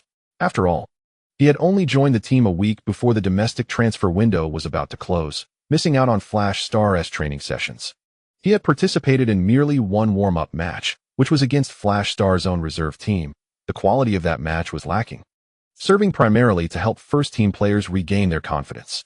Ill-prepared, Chen Xingyi, in his eagerness to make an impression in the league, inevitably faltered. Now, after 3 rounds of the China League 1, he not only failed to showcase his prowess before Hu Lai's return, but also watched as Hu Lai dominated the national U23 team, capturing all the attention. Discussions in the media already revolved around Hu Lai's potential selection for the actual national team. Every day, as he entered and exited the training base, he could hear the fans of Flash Star discussing when Hu Lai would be back. Chen Xingyi had come to Flash Star to ride on Hu Lai's coattails, yet it appeared he was the one being overshadowed. Moreover, the gap between him and Hu Lai was evidently widening. While he aspired to catch up with Hu Lai in the league, Hu Lai was already winning international competitions and personal accolades with the national team. Even the neighboring Luo Kai had scored his first professional goal in the China League One. The thought left him feeling quite melancholic. To be frank, he felt a tinge of regret about joining Flash Star. Li Ziqiang had been fiddling with his phone for quite some time. Yet the annoying figure in the photo of his daughter he had just saved was proving impossible to erase. He stared at his phone in frustration. Wasn't this device advertised as capable of removing passersby from photos? Why, after all this time, could it not eliminate Hu Lai? Each attempt yielded a message stating that no passerby had been detected. Couldn't it see such a large figure next to his daughter? This phone, nearly 3 years old, must surely be aging in performance. Li Ziqiang began to seriously contemplate whether he should invest in a new phone. He wondered if a new device could successfully remove the passerby from the picture. He gazed at the screen, where Hu Lai stood beside his daughter, smiling brightly. No matter how he looked at it, he found the sight displeasing. Hu Lai was nearly the same height as his daughter, scrawny as a monkey. And what he found most intolerable was that smug smile. Standing next to his daughter, it was an eyesore. P.S. With the last 2 days of August upon us, I kindly request your monthly votes. The chapter concludes here. Chapter 122. Little Star as Hu Lai and Wang Guangwei exited their rental apartment. Each with their respective backpacks, the door across the way swung open, and Zhang Qinghuan jumped out, exclaiming, "Sapuri, I adore you." Hu Lai was startled, nearly breaking the key while trying to lock the door. Damn, what the heck, Zhang Qinghuan? At that moment, he had to go and have a key made. And when the locksmith inquired how many keys he needed, wouldn't he be subjected to ridicule? Wang Guowei chuckled from the side. They had finally returned to the club, back to the tranquil life they had grown accustomed to. There was no animosity between the Chinese, Japanese, and Korean football teams, nor the clamor that came with donning the national team jersey. Haha, here is a surprise for you, he exclaimed, tossing an object towards Wang Guowei. Reflexively, Wang Guowei caught it, only to realize it was a car key. I've already purchased the car, and the license plate is ready, Zhang Qinghuan declared. Now it's time for you to showcase your driving skills, old Wang. Upon hearing this, Hu Lai could hardly blame Zhang Qinghuan for startling him. What kind of car? He asked. An electric vehicle, Zhang Qinghuan replied. A battery car? An electric vehicle. The three descended the stairs and soon spotted the matte black domestic electric car, parked in the vacant lot below. This old neighborhood actually has a charging station? Wang Guowei expressed his surprise upon seeing the vehicle charging. The power grid has been upgraded long ago. Many old neighborhoods in Jincheng now support the installation of charging stations. And our rented complex is fortunately on the list I researched before purchasing, Zhang Qinghuan explained. From a Ferrari to a domestic electric car, you've made quite a leap. Brother Huan, I thought you'd at least buy a Mercedes or a BMW, Hu Lai remarked with a frown. Electric vehicles are exempt from traffic restrictions. Zhang Qinghuan replied to Hu Lai, who had never driven and was indifferent to traffic issues. For many years, Jincheng had implemented a traffic control system based on the last digit of vehicle license plates. On Mondays, vehicles ending in 1 and 6 are restricted. Tuesdays, those ending in 2 and 7, and so forth, with only Saturdays, Sundays, and national holidays being unrestricted. But I still see green license plates for Mercedes and BMWs on the streets, Hu Lai countered. Come on, you, who rides for free, are being picky. No BBA, just a domestic electric vehicle. Are you getting in or not? All right. I love clean energy and being environmentally friendly, Hu Lai exclaimed, opening the rear door and eagerly climbing into the car. Outside, Zhang Qinghuan instructed Wang Guowei on how to charge the vehicle, explaining how to unplug the charging cable and where to store it, before allowing Wang Guowei to take the driver's seat while he settled into the passenger seat to continue teaching him the controls. Meanwhile, Hu Lai was poking around in the back seat and discovered 2 buttons on the door panel, which he couldn't resist pressing.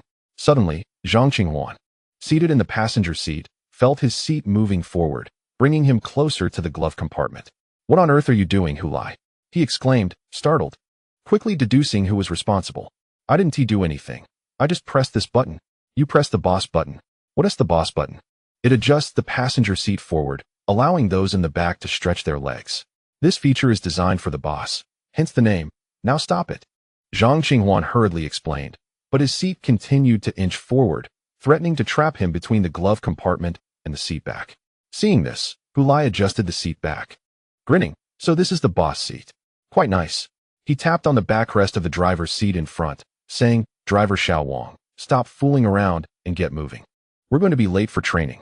He then turned to Zhang Qinghuan and inquired, Secretary Zhang, what's on the agenda for today? Do I really need to remind you of such matters? Shouldn't you proactively report these? Report to your sister. Driver, you too. Zhang Qinghuan and Wang Guangwei exclaimed in unison. Thus, the vehicle departed the parking space amid their banter. When Wang Guangwei found himself stuck at the south gate of the training base, he realized that the tranquil life he had envisioned had long since vanished. There was no such thing as a peaceful existence. It merely awaited the return of certain individuals. Ah, Qinghuan, I'm here. Look at me. I love you. Hu Lai is amazing. Hu Lai is incredible. Hero against Korea. Wang Guangwei, I'm your fan. Can I get an autograph? Look over here, Hu Lai.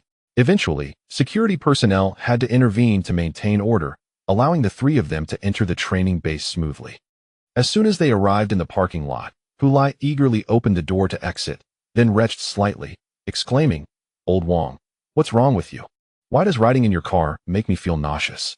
The electric vehicle, with its jerky acceleration and deceleration, was indeed different from the old Jetta he had learned to drive in driving school.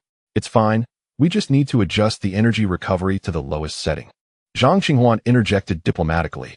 Thank goodness I didn't throw up in front of the fans, otherwise, we would all make the headlines. Hu Lai lamented, reminiscing about the days when he took the bus to training. You're the one who would vomit. Why should we all make the headlines? Wang Guangwei inquired with curiosity. Because I would throw up all over you too, Hu Lai retorted coldly. I guarantee that we would all make the headlines together. We share difficulties and joys. Sapuri loves it. He mimicked Zhang Qinghuan, spreading his arms wide. Damn it. Hu Lai, are you serious? Wang Guangwei exclaimed angrily. The trio continued their playful banter as they made their way from the parking lot to the first team's locker room. As soon as they pushed open the door, Hu Lai froze, his mouth spreading into a wide grin. Little star. Chun Xingyi, who was changing clothes, shuddered at the sound and turned around. Clutching his jersey against his chest, he gazed at Hu Lai and Wang Guangwei approaching him and exclaimed, What are you two up to? What do you mean? Wang Guangwei stepped forward, grabbing Chun Xingyi's arm. Why did you let Hu Lai out while blocking me? Huh, did I block you? Chun Xingyi replied, astonished. Don't play dumb. Wang Guangwei retorted. Brother Wang, I truly didn't block you. Let me think, Chun Xingyi said, pulling out his phone to check his contacts for Wang Guangwei's name, and then casually sent an emoji. Wang Guangwei received it successfully. See, you received it, so I haven't blocked you. Chun Xingyi defended himself. Wang Guangwei looked at his phone, puzzled, wondering if he had wronged Chun Xingyi. Nearby, Hu Lai smirked. Old Wang, send Little Star a message and see what happens. Wang Guangwei typed a 1. The message you sent has been rejected. Wang Guangwei raised his head to gaze at Chun Xingyi.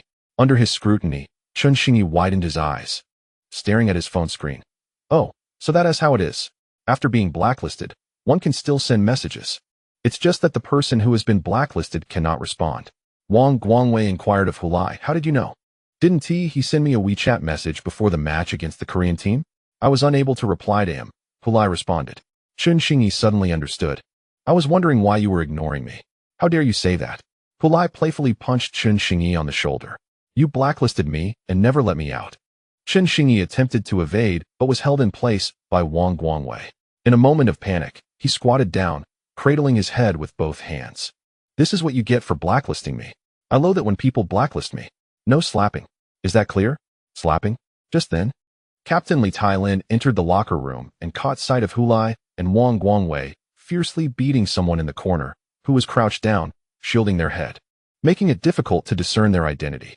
A surge of blood rushed to his head. Goodness, these two youngsters have become too arrogant after their trip to the national team. How dare they publicly assault a teammate in the locker room? Do they not regard me, their captain, at all? He was about to intervene when Zhang Qinghuan stopped him. Shoo, Coach Li, don't interfere. They are just catching up with an old friend. Is this what you call catching up? Li Tailin retorted. Upon finishing his words, he noticed that the other teammates in the locker room were indeed watching with amused expressions, arms crossed, none of them showing any intention of breaking up the commotion. He turned to Zhang Qinghuan in confusion. Are they really catching up? Indeed, Zhang Qinghuan confirmed. They're settling the score because Chun Xingyi blacklisted Hu Lai and Wang Guangwei on WeChat. Li Tailin grasped the situation very well.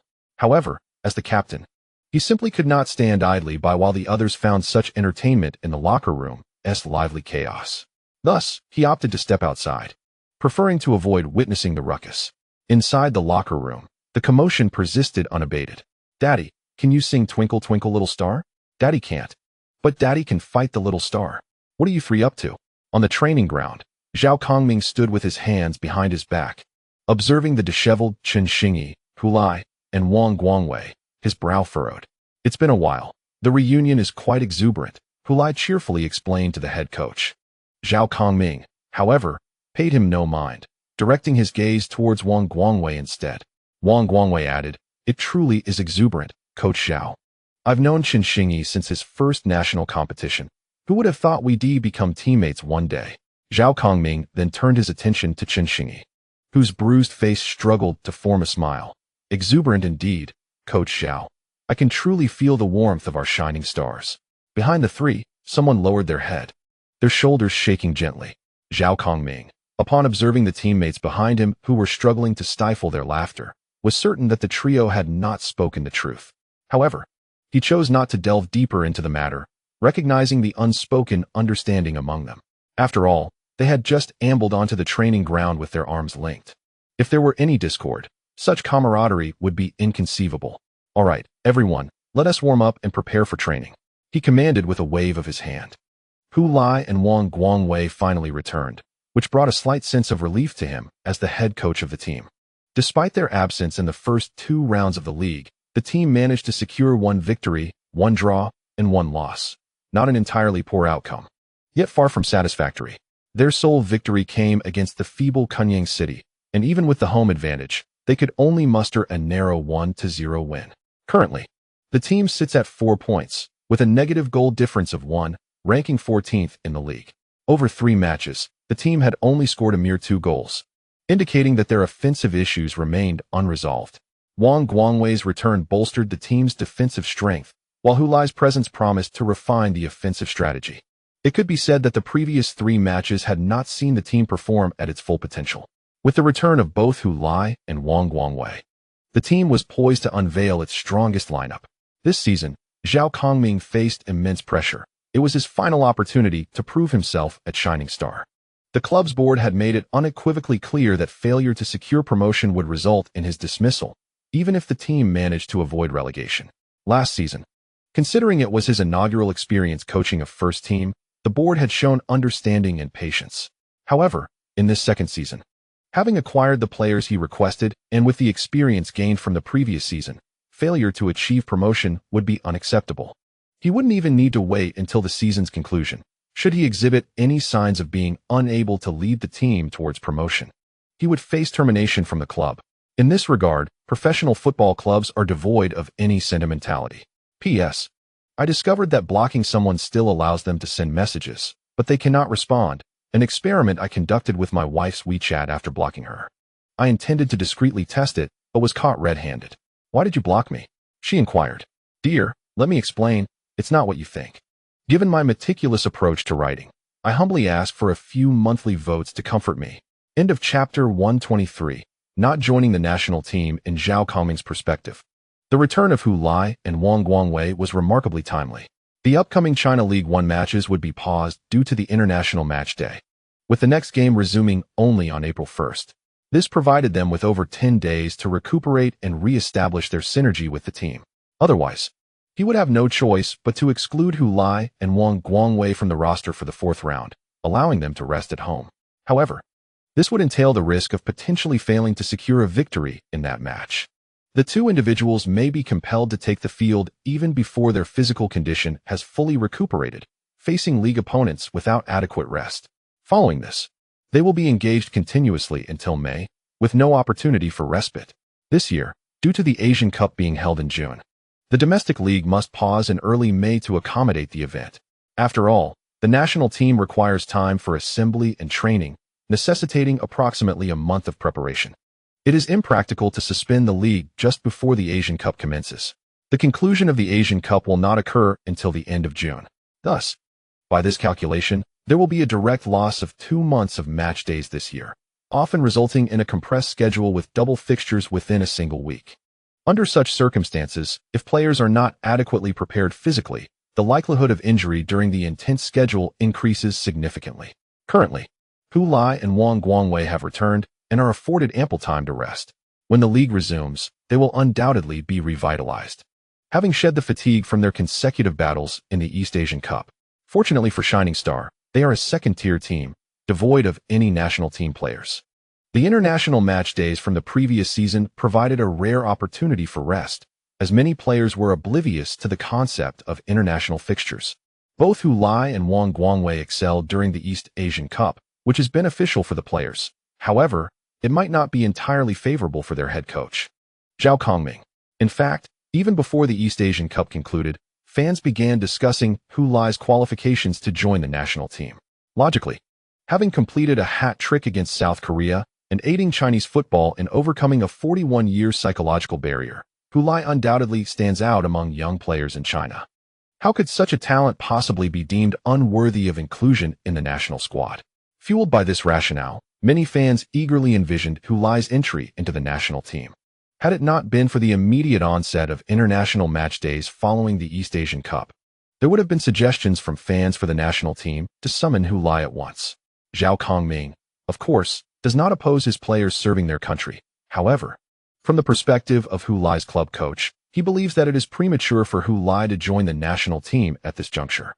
The national team is unlikely to afford Hu Lai a starting position, and being a substitute would hold little significance for him, especially given his accomplishment of winning the East Asian Cup with the U23 team.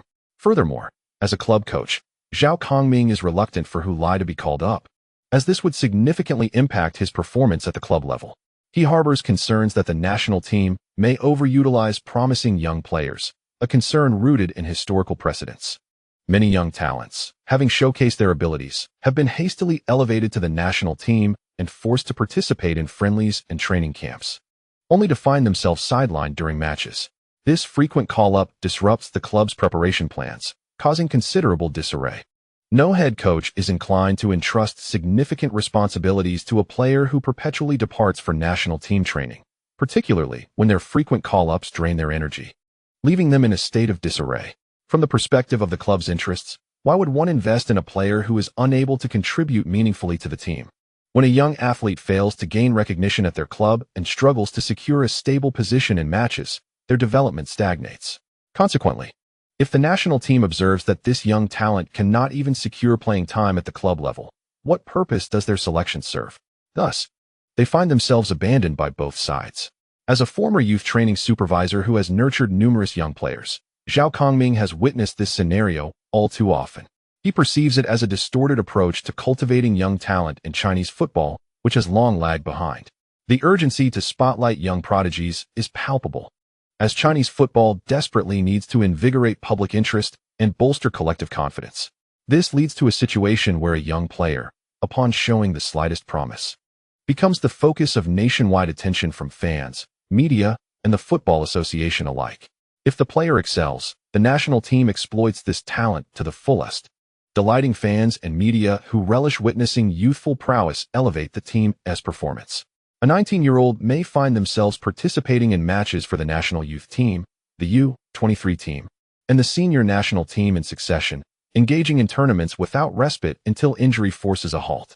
It is difficult to ascertain whether, had Zhang Qinghuan not succumbed to his own decline, he too would have been subjected to this relentless usage by both national teams until he was rendered ineffective.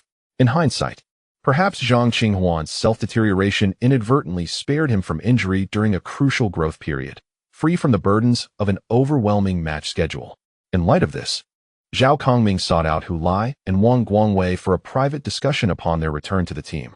With the Asian Cup approaching in June, he harbors concerns that the national team may summon these two young talents, despite the unlikelihood of them seeing playtime.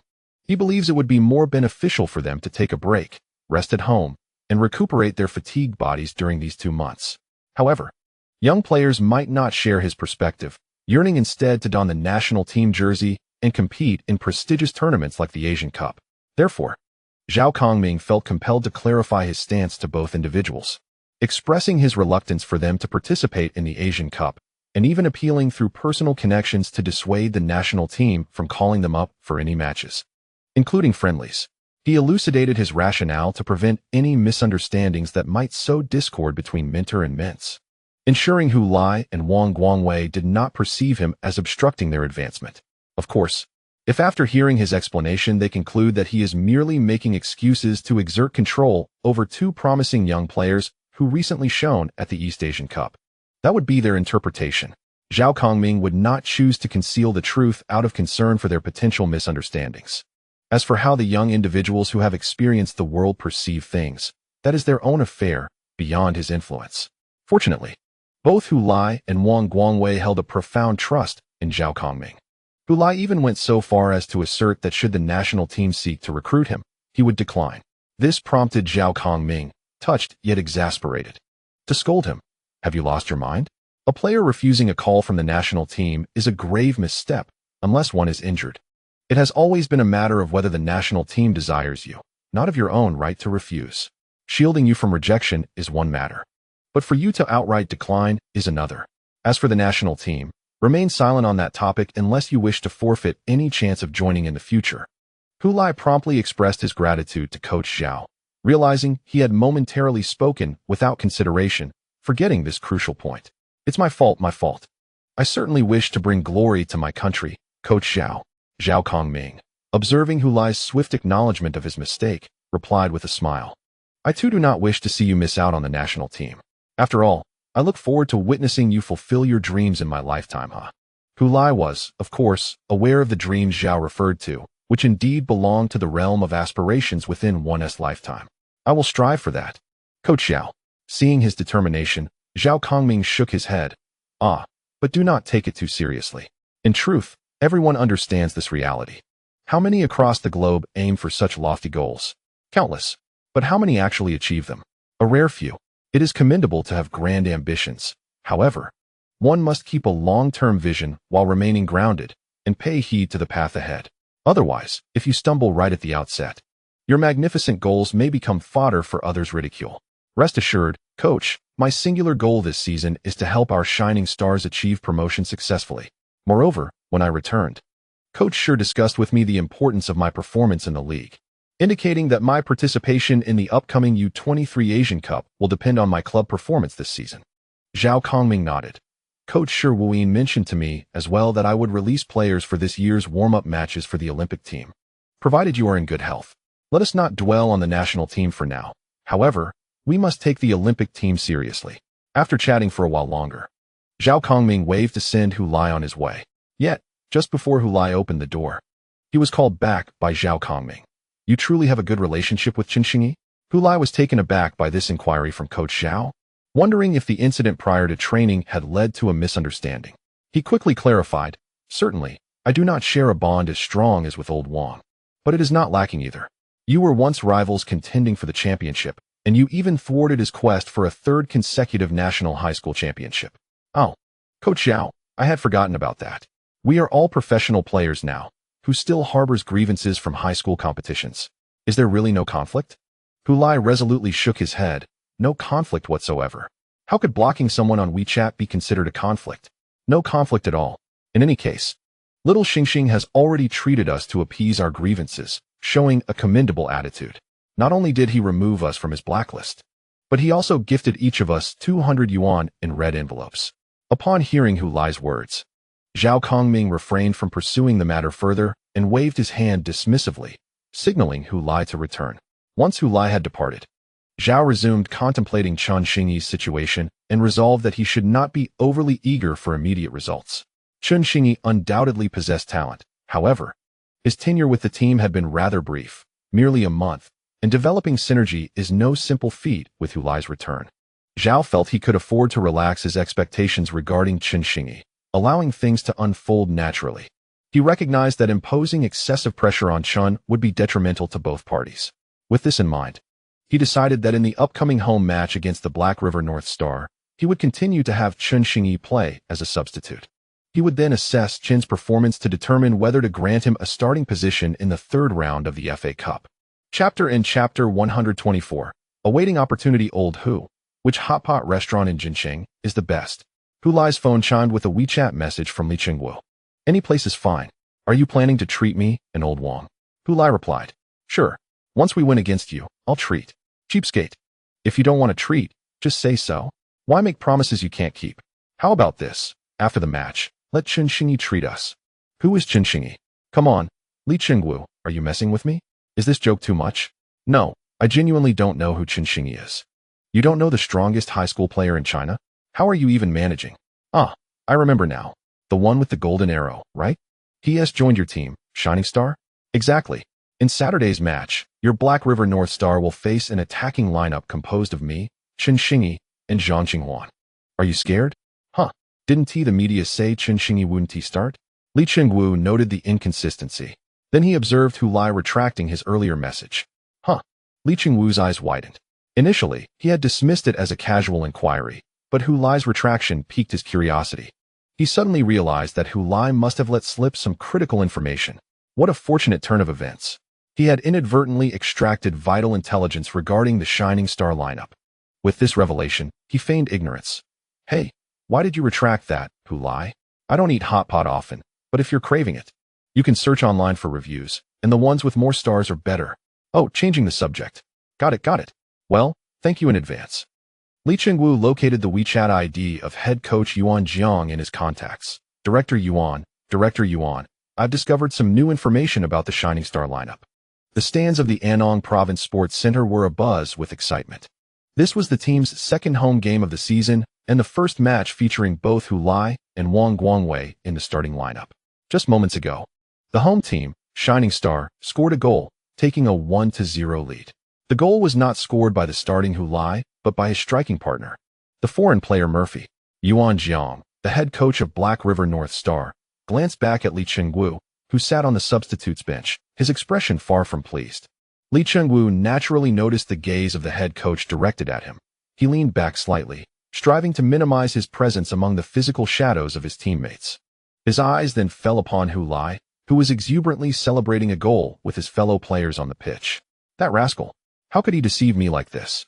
Was Chen Xingyi not seated comfortably on the bench? To think he had previously assured Coach Yuan with utmost conviction that, according to his insider information, Chen Xingyi would definitely start in this match. Damn it! This led to a minor discrepancy in the tactical arrangements made by the team. Li Qingwu was uncertain whether this discrepancy contributed to the team's conceded goal, but who knows, perhaps Coach Yuan would insist on attributing the blame to him. And he would have no choice but to accept it, right? After Murphy scored, Chen Xingyi, along with the other substitutes, leapt from the bench to join in the celebration of the team's goal. However, he soon returned to his seat, gazing forlornly at the field as his smile gradually faded. The substitute bench of Shining Star was far less stringent than that of Golden Arrow. In other words, even if he chose to play on his phone while seated, it would not incur the wrath or reprimand of Coach Xiao Kongming. He was unsure whether this was a common phenomenon in the China League or a unique trait of Shining Star. Yet, at this moment, Chen Xingyi had no inclination to play on his phone. Previously, while at Golden Arrow, he had heard from afar about Hu Lai's appearances and goals in the China League. Yet he had not witnessed much of Hu Lai's specific matches. Today marked his first opportunity to observe Hu Lai's performance in a club match up close. Unlike the games he watched on television featuring the national U23 team, he realized that upon returning to his club, Hu Lai exuded a sense of ease and freedom. As if he had returned home, casually reclining on a sofa, unencumbered and completely at ease. This was not a facade he put on before outsiders. He had truly become an integral part of this team. Although Hu Lai did not score, the cheers from the stands upon his ball control were telling. He belonged here. Chen Xingyi felt a pang of envy. During the 2 years they were apart, so much had transpired. Hu Lai had grown significantly stronger, almost as if he had transformed into a different person. Meanwhile, Chen Xingyi felt as though he was stagnating. Before this match, Coach Xiao Kongming had taken the time to speak with him, reassuring him that his integration with the team was still underway, that he was not yet familiar enough. So there was no need to rush. Opportunities would eventually come. While these words held truth, in light of Hu Lai's performance, it was difficult for Chen Xingyi not to feel anxious. He wondered how much longer he would have to wait, how slowly he would have to progress. Was he destined to watch each match from the bench, observing a former rival in national competitions drift further and further away from him? Coach Xiao had also comforted him, stating that the leap from youth team player to first team player was immense, as if they belonged to two entirely different worlds. Many youth team players ultimately evolve into competent first team athletes, a journey that may span several years. At just 20 years of age, Chun Xingyi's ascension to the first team is a testament to his remarkable talent and fortuitous circumstances. In essence, he has outperformed 99% of his contemporaries in Chinese football. Coach Zhao Kongming expresses these sentiments, hoping that Chun Xingyi can maintain his composure and avoid impatience. Chun Xingyi acknowledges the truth in Zhao's words, particularly regarding the distinctions between youth and senior teams. What constitutes a true professional player? It is the reality that not all youth team players can secure a spot in the first team, even those who excel as standout performers. This reality does not guarantee their capability to establish themselves at the senior level, and even being a substitute may be out of reach. Given this context, Chun Xingyi's ability to serve as a substitute for a top-tier team in the Chinese Super League at the tender age of 19 is indeed exceptional. Moreover, it is noteworthy that he entered the professional arena as a student athlete. The training he received from a young age naturally differed from that of seasoned professionals, and such disparities are to be expected. He understands that Coach Zhao's words are sincere and not mere platitudes. In a world devoid of who lie, Chun Xingyi could comfortably accept Coach Zhao's reassurances and adopt a patient mindset, awaiting the moment his opportunity would present itself, perhaps in a year, maybe 3. Surrounded by peers who share similar paths, he would find no fault in this reality. However, when confronted with a 16-year-old prodigy who transitioned from school team to professional club and then to the national U23 team within a mere 3 years, how can Chun Xingyi calmly reconcile this reality? He yearns to inquire of Coach Zhao, having articulated many valid points. Yet what of Hu Lai? Why does Hu Lai appear to defy these norms, and why is he not relegated to the sidelines to await his turn? The mere contemplation of these questions renders it challenging for Chun Xingyi to accept his fate with equanimity. Nonetheless, he ultimately manages to rein in his emotions and refrains from voicing these thoughts. Following Hu Lai's return, the team's offensive performance markedly improved, although Hu Lai did not score. Assistant coach Chen Mo lauded his contributions wholeheartedly. His presence on the field elevated the attacking threat of the team significantly, even without a goal. Opponents were compelled to allocate additional resources to contain him, wary of his potential for a sudden strike. This, in turn, created opportunities for other players to find the net. Murphy's goal exemplified this dynamic. As Hu Lai made a run to the near post, players from Beijing North Star anticipated a pass to that area. To their surprise, Zhang Qinghuan delivered the ball to the far post, an open space. Murphy surged in from behind, leaping to head the ball into the net. Our attack now has direction, remarked head coach Zhao Kongming. On the field, everyone is acutely aware of the necessary actions during an offensive play. They first observe Hu Lai, his position and his movements. Whether passing or dribbling, their actions serve as a reference to his. After returning from the national youth team, Hu Lai appears to have gained a newfound confidence. Indeed, his spirits are soaring, having secured the East Asian Cup Championship, along with accolades for the top scorer and best player. Zhao Kongming, in a moment of reflection, mused that Hu Lai has even reached a point where he can assertively engage with teammates in the locker room. One might wonder if he now lacks confidence. Last season, Hu Lai was still a younger brother in need of guidance within the team, gradually integrating under the mentorship of Wang Guanglei. However, he has now transformed into a seasoned veteran in front of the newly joined players, particularly in the presence of Chun Xingyi. As Zhao Kongming contemplated Chun Xingyi, he glanced at the time. There were 30 minutes remaining in the match. Given the team's current offensive momentum, he pondered whether to substitute Chun Xingyi in, allowing him to acclimatize to the offensive strategies employed with Hu Lai on the field. For the future of Flash Star hinges on Hu Lai's presence during matches. In Zhao Kongming's view, Chun Xingyi is not merely a backup for Hu Lai. While anyone can be replaced, Hu Lai's role in the team is vital and irreplaceable. He yearned to observe the chemistry that could develop among Chun Xingyi, Hu Lai, Zhang Qinghuan, and Xin Lin. With this thought in mind, Zhao Kongming turned to Chen Mo and instructed him to have Chun Xingyi warm up. Why does Chun Xingyi confidently believe that the previously unfamiliar coach, Zhao Kongming, genuinely has his best interests at heart? Despite not having a stellar performance in his first match as a starter, he has consistently been called upon as a substitute in subsequent games. This detail reveals to Chun Xingyi that Coach Zhao is sincerely invested in fostering his integration with the team, rather than merely offering empty promises. Just then, assistant coach Chen Mo approached to inform him that it was time to warm up. Chun Xingyi understood he was to be substituted again. Although he was uncertain whom he would replace, he surmised it was highly unlikely to be Hu Lai. In Hu Lai's presence, He felt compelled to deliver an impressive performance. He could not afford to disappoint. With this determination, Chen Xingyi hurried to the warm-up area, diligently preparing for his moment on the field. 5 minutes later, he stood at the sideline, ready to be substituted in. The fourth official beside him was adjusting the electronic substitution board. Chen Xingyi soon realized who he would replace, not Hu Lai, but Murphy, the foreign forward who had scored for the team. Observing this scene from the VIP box, Chen Hantang rose from his seat and approached the floor-to-ceiling window.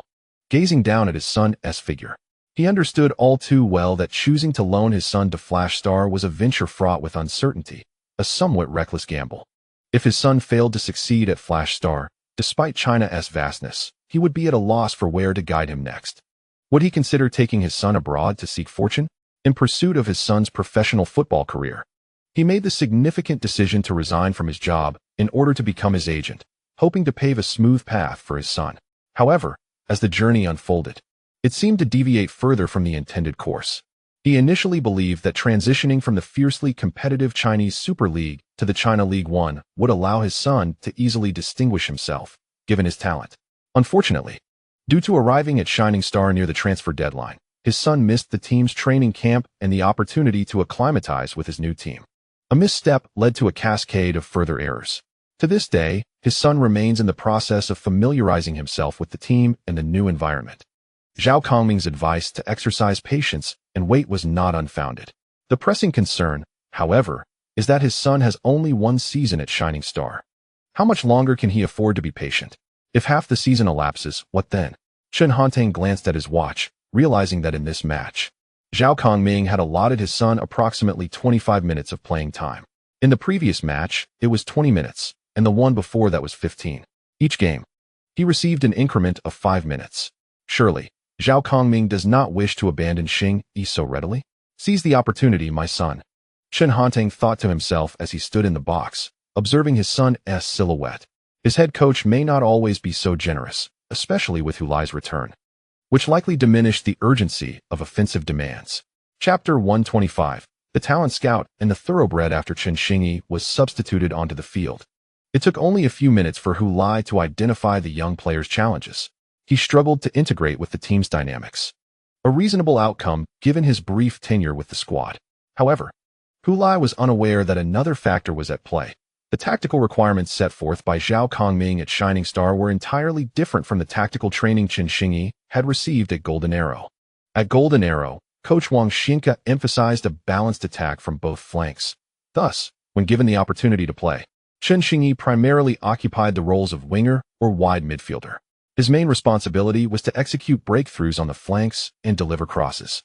It is noteworthy that during his time at Shuguang High School's football team, Chen Xingyi was a key scoring asset, yet upon joining Golden Arrow, he found himself relegated to a supporting role. On one hand, this shift can be attributed to the fact that the strategies employed in youth football do not necessarily translate to professional play. On the other hand, it relates to Coach Wang Xinke's perception of Chen Xingyi's capabilities. In the high school football scene, he might have been the most formidable player, but in the realm of professional football, a high schooler is hardly a significant contender. The frontline attacking lineup at Golden Arrow is populated with stars. There is scarcely room for merely a top high school player. Although the initial signing of Chen Xingyi was accompanied by grand promises, once secured, Wang Xinke employed him primarily as a flanking attacker, lacking confidence in his scoring prowess. This situation also correlates with Chen Xingyi's own abilities. The physical intensity of high school football is markedly lower than that of professional football, and the advantages Chen Xingyi enjoyed while dominating the penalty area in high school have proven insufficient in the professional arena. In a densely populated area guarded by formidable defenders, it is nearly impossible for him to maintain control of the ball and weave through adversaries as he once did, culminating in a shot on goal. Setting aside the challenge of evading opponents, a mere collision with a rival defender could send his shot astray. During his time at Shuguang High School, Chen Xingyi was not a striker renowned for his physical prowess. However, he was also not an opportunist like Hu Lai, who excelled at finding gaps and maneuvering behind defenders, often scoring with minimal physical confrontation. This disparity led to Chen Xingyi, a two-time top scorer in national high school competitions, being relegated to play on the flanks upon joining the Golden Arrow professional team. His situation mirrored that of Luo Kai, albeit with Luo Kai possessing superior physical attributes. Luo Kai faced an injury shortly after joining the professional team, and as the linchpin of the Dongchuan middle school football team, he found himself disregarded in his new environment, leading to a stark contrast in his role, playing style, and interpersonal dynamics compared to his high school days, necessitating a period of adaptation and self-redefinition. Once Chun Xingyi became accustomed to operating on the wings at Golden Arrow, he transitioned to Shining Star, where Zhao Kongming had other plans for him. While he certainly intended to leverage Chun Xingyi's dribbling and breakthrough capabilities, he envisioned him contributing beyond merely attacking from the flanks. Although Chun Xingyi could certainly perform on the wings, he was also expected to play centrally. After 2 years of training and substitute appearances at Golden Arrow, Chun Xingyi's skill set had significantly matured. For instance, upon his arrival at Golden Arrow, he was not particularly adept at physical confrontations. However, through rigorous training over the years, his ability to engage physically improved remarkably. He gained weight, increased muscle mass, and consequently enhanced his competitive edge, surpassing even Hu Lai in this regard. Given his superior foundational attributes, Hu Lai's slight frame, although somewhat resilient in high school competitions, would struggle in the professional arena. Despite specialized training, he merely caught up on some of the foundational skills he had previously lacked. Furthermore, given Hu Lai's physical condition, it is unlikely he could ever evolve into a dominant forward capable of asserting his presence in the penalty area. With Chun Xingyi's improved physicality, his technical skills began to shine through. This was a key reason why Zhao Kongming opted not to confine him to the wings, as that would be a gross misallocation of Chun Xingyi's talents. Certainly, like Wang Xinke, he did not expect Chun Xingyi to be a prolific scorer. However, the reasoning differed. It was not due to a lack of faith in Chun Xingyi's scoring ability, but rather because the Shining Star squad already boasted a top-tier scorer, rendering Chun Xingyi's goal-scoring role somewhat redundant. Having him score was a bonus, but not a necessity. Zhao Kongming believed that Chun Xingyi should not develop into a solely goal-oriented forward. Instead, he envisioned him as a more versatile player, capable of dribbling, passing, and shooting, someone able to penetrate the opponent's defense and create openings. This comprehensive vision for Chun Xingyi emerged after Zhao Kongming meticulously analyzed his attributes and potential. He not only desires Chun Xingyi's assistance in helping Shining Star achieve commendable results, but he also hopes that Shining Star will solidify Chun Xingyi's technical characteristics, allowing him to diligently pursue excellence in that direction. This distinction sets him apart from Wang Xinke. Unlike Wang Xinke, who is not a coach focused on nurturing young talent and merely seeks the overall success of the team, treating all players as mere instruments serving this singular objective, he meticulously selects the most suitable and efficient tools from his arsenal to accomplish the task of winning championships. From the perspective of a professional football club, such an approach is not only valid but exceptionally commendable. The ability to lead a team to victory is a lifelong aspiration for many professional football coaches. However, Zhao Kongming, having originated from youth training, prioritizes the development of young players alongside the pursuit of team performance. If Wang Xinke embodies the archetype of the tool user, then Zhao Kongming represents the provider of superior tools. Young players emerging from the youth teams come to him for training and competitive experience, maturing into competent professional athletes, or even excelling further on that foundation. Such coaches may find it challenging to secure a few prestigious championships throughout their careers, yet they undeniably constitute an essential component of professional football. Without their tireless efforts, champions like Wang Xinke would face the embarrassment of lacking effective tools at their disposal. Chinese football is currently making significant strides in youth training, with school football and professional team development advancing in tandem. However, after a multitude of young players have been cultivated, they often confront the harsh reality of the professional arena, which is far from the idealized visions they once held. The challenges faced by Chun Xingyi and Luo Kai are not isolated incidents, but rather a common pathway for countless youth players transitioning to the first team. In such circumstances, a coach like Zhao Kongming, who is willing to provide opportunities to young talents and is adept at mentoring them, becomes a vital guide and facilitator in these players' professional journeys. When Chun Xingyi was at Jinjiantu, he often pondered why Hu Lai seemed to soar after joining Shining Star, progressing at an astonishing rate.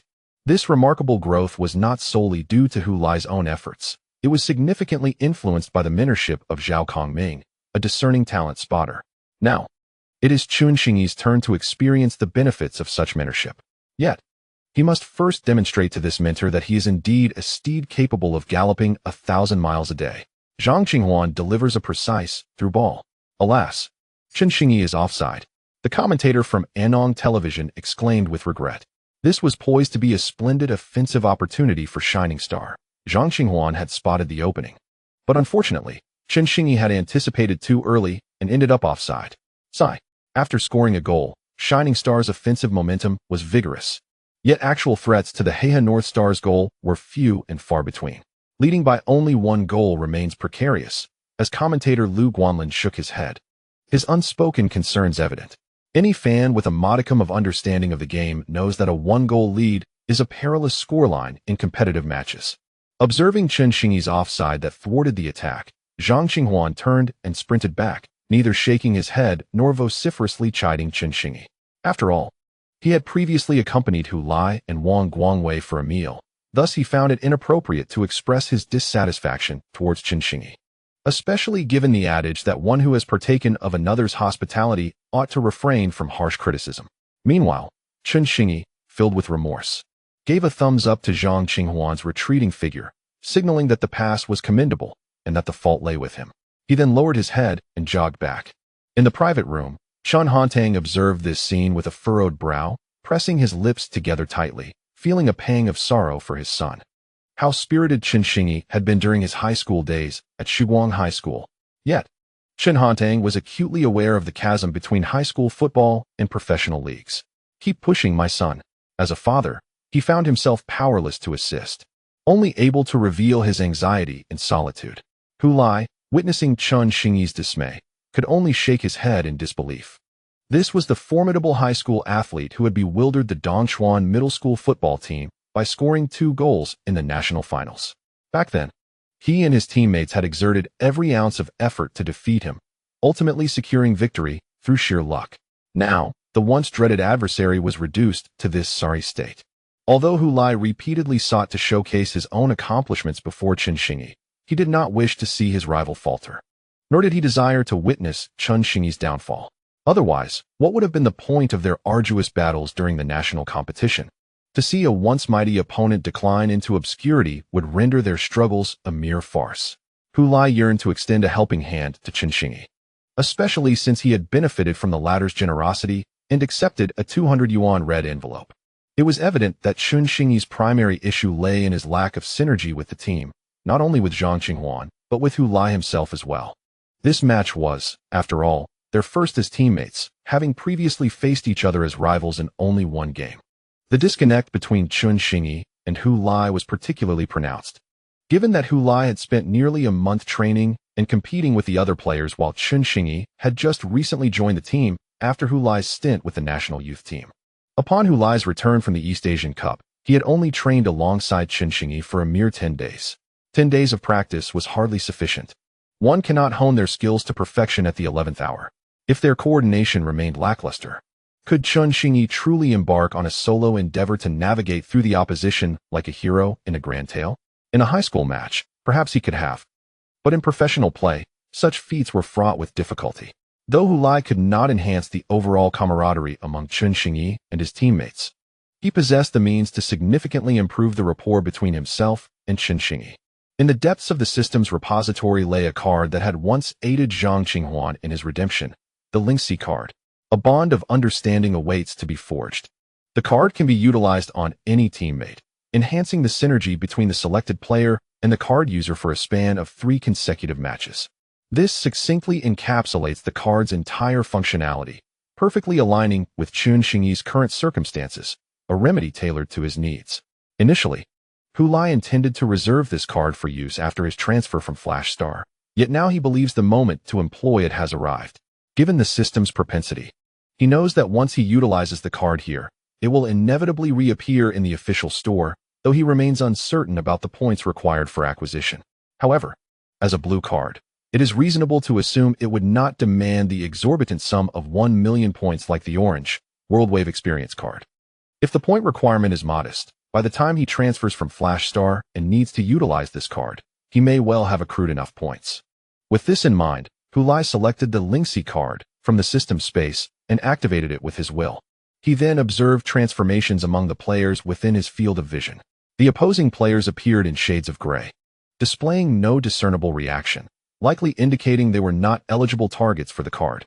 Conversely, his teammates from Flash Star bore a distinctive yellow outline, highlighting those who could be selected. To use the card on a specific player, he merely had to gaze in their direction, prompting the player's name and a confirmation dialog box to materialize. At this moment, Hulai needed only to think of the confirmation to utilize the card on that particular player. Naturally, Hulai disregarded the others, fixating intently on Chen Xingyi. "Come on, little star, you need not harmonize with anyone else.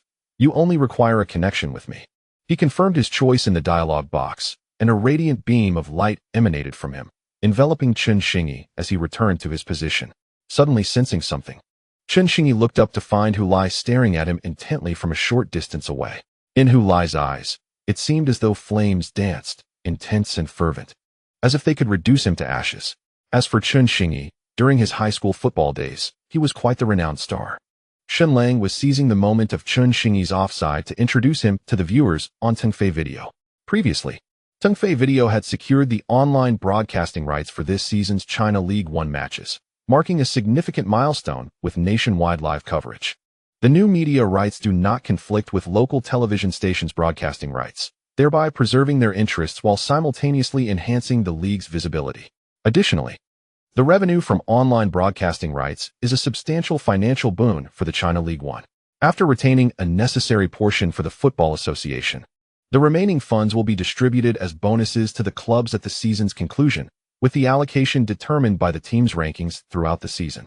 Naturally, clubs ranked higher receive greater rewards, while those at the bottom earn considerably less. According to the distribution plan announced prior to the season for the China League One, the team that secures the top position is entitled to a broadcasting fee share of 50 million RMB. For affluent clubs, this amount may seem trivial. Yet for many financially struggling teams in the league, it represents a substantial sum. Tengfei Video acquired the national new media broadcasting rights for the next 5 years at a cost of 1 billion RMB. This price is relatively modest, especially when compared to the staggering 150 billion RMB for the 10-year package of the Chinese Super League. Of course, the latter figure encompasses the entire copyright package, while the former pertains solely to new media broadcasting rights. Initially, Tengfei Video purchased these rights with the notion that they were inexpensive, merely adding to their copyright library. However, unexpectedly, at the onset of the new season, an East Asian Cup unfolded, during which a player from a China League One team shone brilliantly, garnering nationwide attention. Following his performance in the East Asian Cup and a 10-day rest, he reappeared on the pitch in the China League One. Consequently, what was initially perceived as a mere filler for broadcasting suddenly transformed into a highly coveted event. In fact, prior to the commencement of this match, numerous fans from outside of Anong had inquired whether Tengfei Video would arrange for nationwide live coverage of the match between Anong Shining Stars and Hebei Polaris, many among them, who previously had no interest in the China League One, not to mention the Chinese Super League, exclusively followed the top 5 European leagues. Their newfound interest in this China League One match was undoubtedly sparked by the hero who emerged during the East Asian Cup. As Shen Lang commented on the match, he felt a sense of familiarity akin to reuniting with an old friend. He had heard of Hulai's performances in the previous season, yet it was during the East Asian Cup that he truly came to know him. Perhaps Hulai would not admit it, but Shen Lang genuinely felt as though Hulai had become a familiar companion. Thus, witnessing him donning the Shining Stars jersey in the China League One evoked a profound sense of familiarity for Shen Lang, who approached the commentary of the match with eager anticipation. It was remarkable to think that Chen Xingyi and Hulai, once rivals in the finals of the National High School Football Championship, now found themselves as teammates, a narrative that seemed to belong to the realm of comic books. After recounting Chen Xingyi's history, Shen Lang remarked that despite being hailed as the strongest high school student in national competitions, Chen Xingyi's professional football journey had been fraught with difficulties. Having been loaned from the Super League's Golden Arrow to the League One's Shining Stars, he likely harbored aspirations to alter his fate. However, presently, his situation at the Shining Stars remains precarious, with frequent on-field errors that could significantly undermine a player's confidence. Shen Lang posited that Hulai's successful performance last season was closely tied to his debut match, where he scored shortly after coming on as a substitute. The goal opened the door to professional football for him, and with newfound confidence, he rapidly improved, creating a virtuous cycle. Thus, I believe what Chen Xingyi currently lacks is a remarkable performance that can bolster his self-assurance. If he can deliver a commendable display, the pressure upon him will significantly diminish. Naturally, achieving such a performance is no simple task, as he and the team have yet to develop a harmonious rapport. Some of Chen Xingyi's fans from his high school football days have persisted until now, unwavering in their support. They remain on the Tongfei video platform, eagerly watching live match broadcasts. Upon hearing Shen Lang recount Chen Xingyi's past, reminiscing about his former glory and contrasting it with his present struggles, many fans were moved to tears. When the documentary produced by Goal was released, Chen Xingyi lost a considerable number of followers, as some found it difficult to accept his treatment towards them, realizing that their failure to meet him at the airport was due to his deliberate avoidance. This led to many fans departing in sadness and anger. After Chen Xingyi joined the Golden Arrow team, news about him dwindled, and after 2 years without notable achievements, his popularity waned, attracting even more departing fans. After all, these individuals did not genuinely admire Chen Xingyi. They merely fancied an athlete who possessed decent looks. Ultimately, only a handful of loyal fans remained, filled with hope and anticipation for his resurgence. Initially, the only solace for them was that Luo Kai's situation was also dismal, making his fans equally unfortunate. However, once the current season of the China League One commenced, Luo Kai surprisingly scored in the league. Consequently, his fans began to boast before them, claiming that only their Kai could surpass Hu Lai. How absurd! They once held a dismissive attitude towards Hu Lai. In such moments, Chen Xingyi's supporters conveniently forgot that they once shared a similar disdain for Hu Lai. After all, both their idol, Chen Xingyi, and Hu Lai are teammates now, allowing past grievances to be cast aside. Once again, Chen Xingyi received the ball. This time, he found himself in a position without any gaps, thus eliminating the possibility of offside. Yet, he had to confront the opposing defense head-on. He attempted to break through with the ball, which was the only option available to him in the absence of team coordination and also his area of expertise. He feigned a breakthrough from the flank, causing the opponent to shift their weight, before deftly cutting in with his left foot, executing a brilliant inward maneuver. What a splendid play! The commentator from Anton TV lauded Chen Xingyi's decisive cut-in. From this action, it seemed that Chen Xingyi was undeterred by the earlier offside incident. Displaying confidence and fearlessness in his execution, he committed to the inward cut without the slightest hesitation, demonstrating remarkable decisiveness. As Chen Xingyi, cutting inward, faced the approaching defenders of the Black River Polaris, he deftly nudged the ball to the right with his left foot, evading their attempt to intercept. Following this, he gently tapped the ball forward with his right foot, continuing his advance. He was on the verge of reaching the penalty arc. Initially, when he made the inward cut, Chen had intended to seize the opportunity to shoot. Aware of his current struggle to coordinate with his teammates, he decided to forego collaboration and take matters into his own hands. At the very least, scoring a goal would bolster his prospects within the Shining Stars. Although he did not wish to be a lone wolf, the circumstances compelled him. If he failed to deliver, he risked losing the patience of the head coach. However, as Chen approached the edge of the penalty area, he suddenly recognized a superior option. His lateral dribbling had drawn the attention of the Black River Polaris players, who converged upon him, leaving spaces elsewhere on the pitch. Scoring would indeed be splendid, but would it create a negative perception of him as someone reluctant to pass? If he chose to pass instead and no one received it, would the fault lie with him for the pass, or with the teammate for failing to intercept? If it were his fault, it would only exacerbate the situation. The unfolding dynamics of the game did not permit Chen to ponder for long. In a flash, his thoughts oscillated between shooting and passing, with the concern that a pass might go unheeded. At that moment, the mischievous grin of Hu Lai flashed in his mind. While others might not connect, surely Hu would recognize the open space and could receive the ball. Resolving this dilemma, Chen acted without hesitation. He feigned a shot, swinging his right foot to deceive the defenders, who advanced to block his presumed strike. As his foot descended, he deftly pushed the ball sideways, akin to a golf putt. The ball rolled directly into the penalty area. A pass. It was indeed a pass, exclaimed the commentator from Anton Television. Immediately after Chen executed the pass, a red figure dashed towards the ball in the direction he had sent it. Hu Lai, shouted Shen Lang. In the broadcast, Hu Lai emerged from the defensive line of Black River Polaris, slipping behind their entire back line before unleashing a shot. Had it not been for the timely intervention of the center back, Lu Ming, who appeared in the path of Hu Lai's strike and valiantly blocked it, the shot would have posed a genuine threat to the Polaris goal. Last season, Lu had suffered at Hu Lai's hands, conceding a penalty. Thus, in this match, he was particularly vigilant against Hu, enabling him to react promptly when Hu made his run. Alas, what a pity, the commentator lamented, clasping his head in disbelief. Shen Lang commended Lu Ming for his pivotal defense, a crucial intervention. Had Lu's focus wavered even slightly, the Polaris goal would have been in jeopardy. He refrained from praising Hu Lai, as such feats were merely routine for him. Seated on the coach's bench, assistant coach Chen Mo expressed his confusion, then turned to Zhao Kongming. Is this merely a coincidence? Zhao Kongming's expression was grave. I don't know. Let's observe further. Chen Xingyi's previous pass was undeniably exquisite, as it merely reflected the standards set during training. He was not like Zhang Qingyuan, the commander who could adeptly navigate the opposing defense to find openings before delivering the ball. His skills did not surpass Zhang Qingyuan's or Qin Lin's. However, when he carried the ball forward and created chaos within the rival defense before passing, his threat became substantial. This was precisely what Zhao Kongming hoped Chen Xingyi would achieve, and he was certainly capable of it. Yet, after a successful breakthrough, if the timing of the pass lacked synergy, it could lead to misunderstandings. Teammates might assume he intended to continue his run or shoot, thus merely spectating. Alternatively, they could be uncertain of when he would pass, resulting in poor timing on their runs. However, observing Hu Lai's positioning, the timing was impeccable. If he had delayed his run even slightly, he would have missed the ball.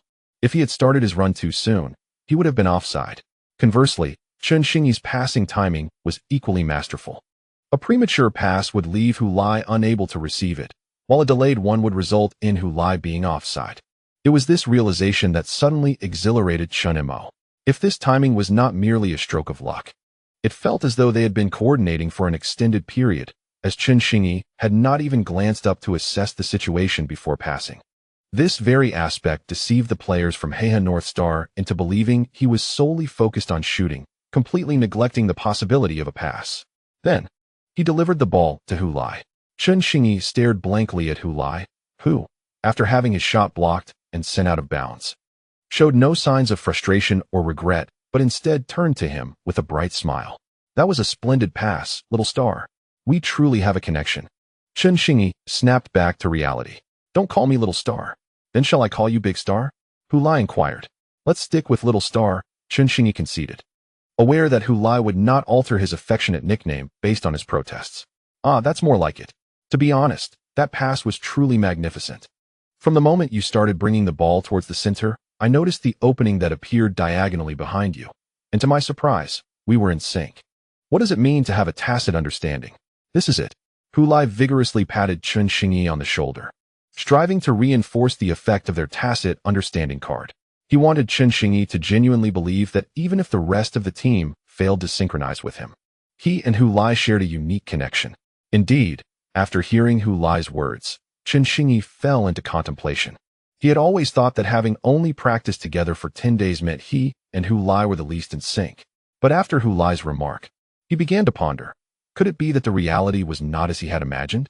Perhaps he was actually quite familiar with Hu Lai, yet had been unaware of it all along.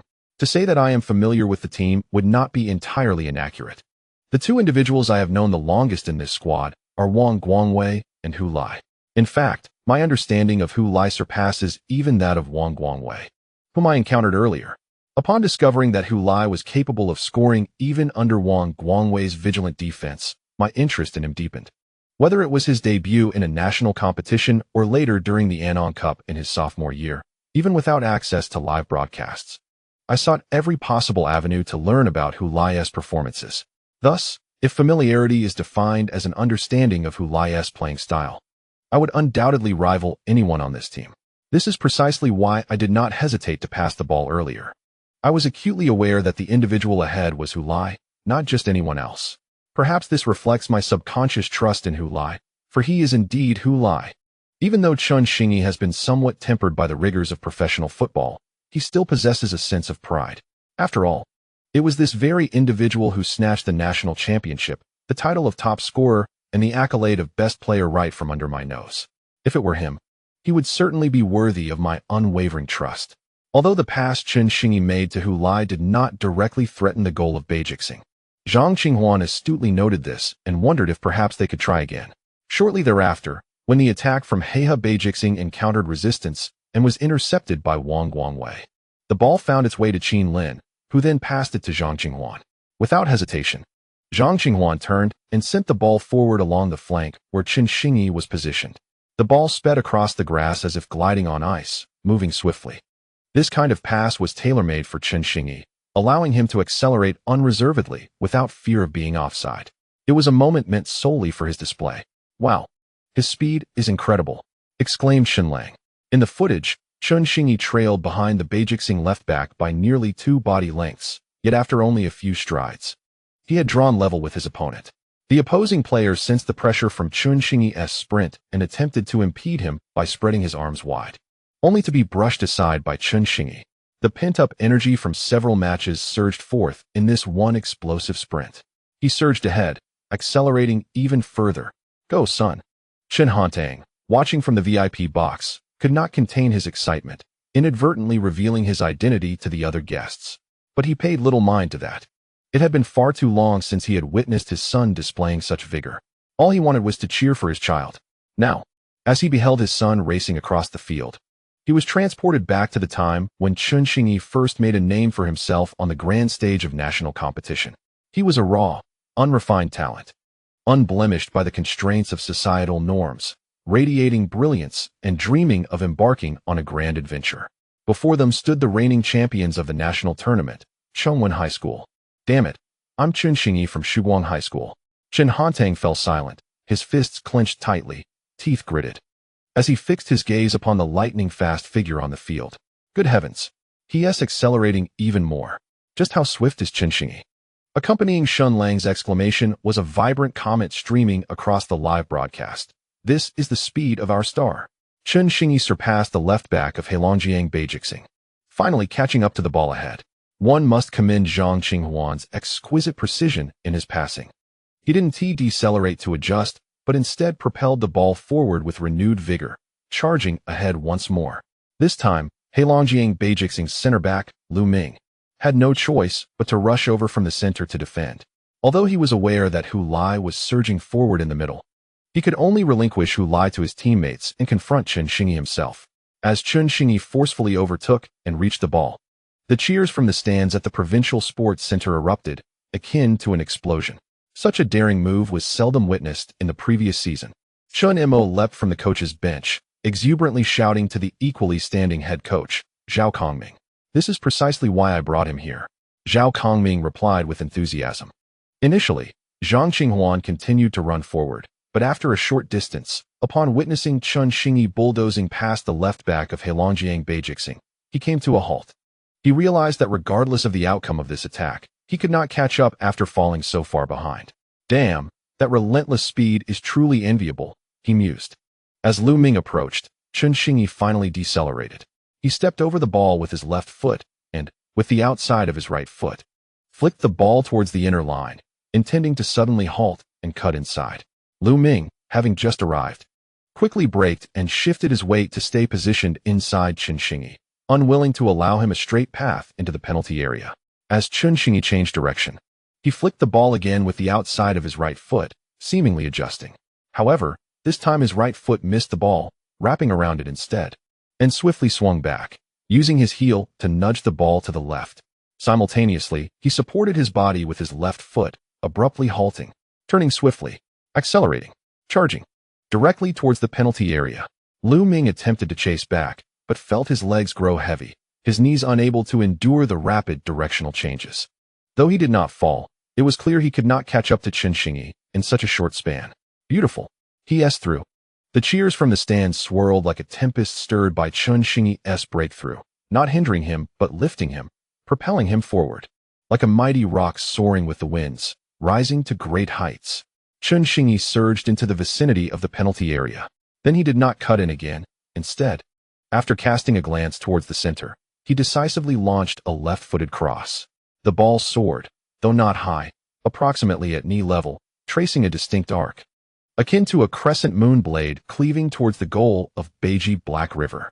At that moment in the center, The rogue who had previously snatched away all his honors in the national competition finals leaped forward in a single bound, leaving the Black River defender behind.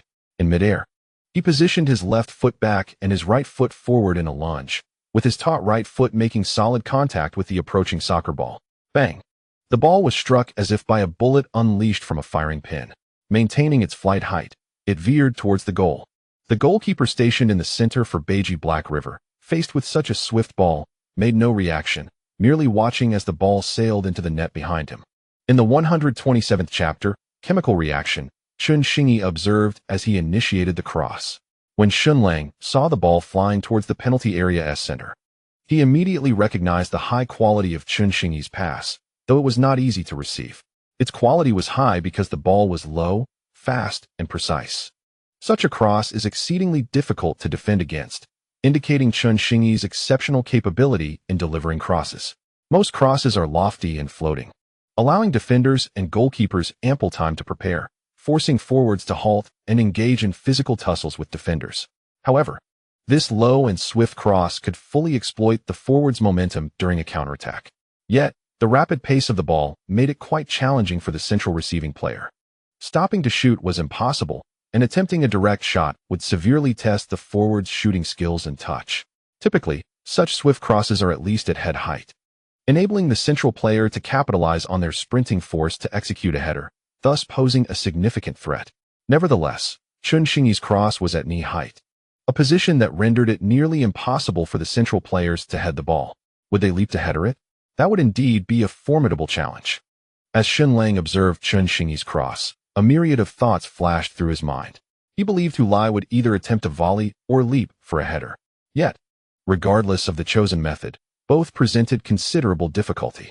Then he witnessed Hu Lai opting for an even more challenging approach. He leaped forward in his sprint, without any apparent force, not even a clear leg extension for a shot, yet his foot was rigid, and the ball was sent into the net as if he had anticipated its precise trajectory to strike his poised right foot. This goal, while lacking the dramatic spectacle of a soaring header or a thunderous volley, appeared almost effortlessly achieved, as if it were casually executed. However, in the eyes of the seasoned Shunlang, this goal was astonishing enough to render him nearly speechless, because it was so effortless and casual.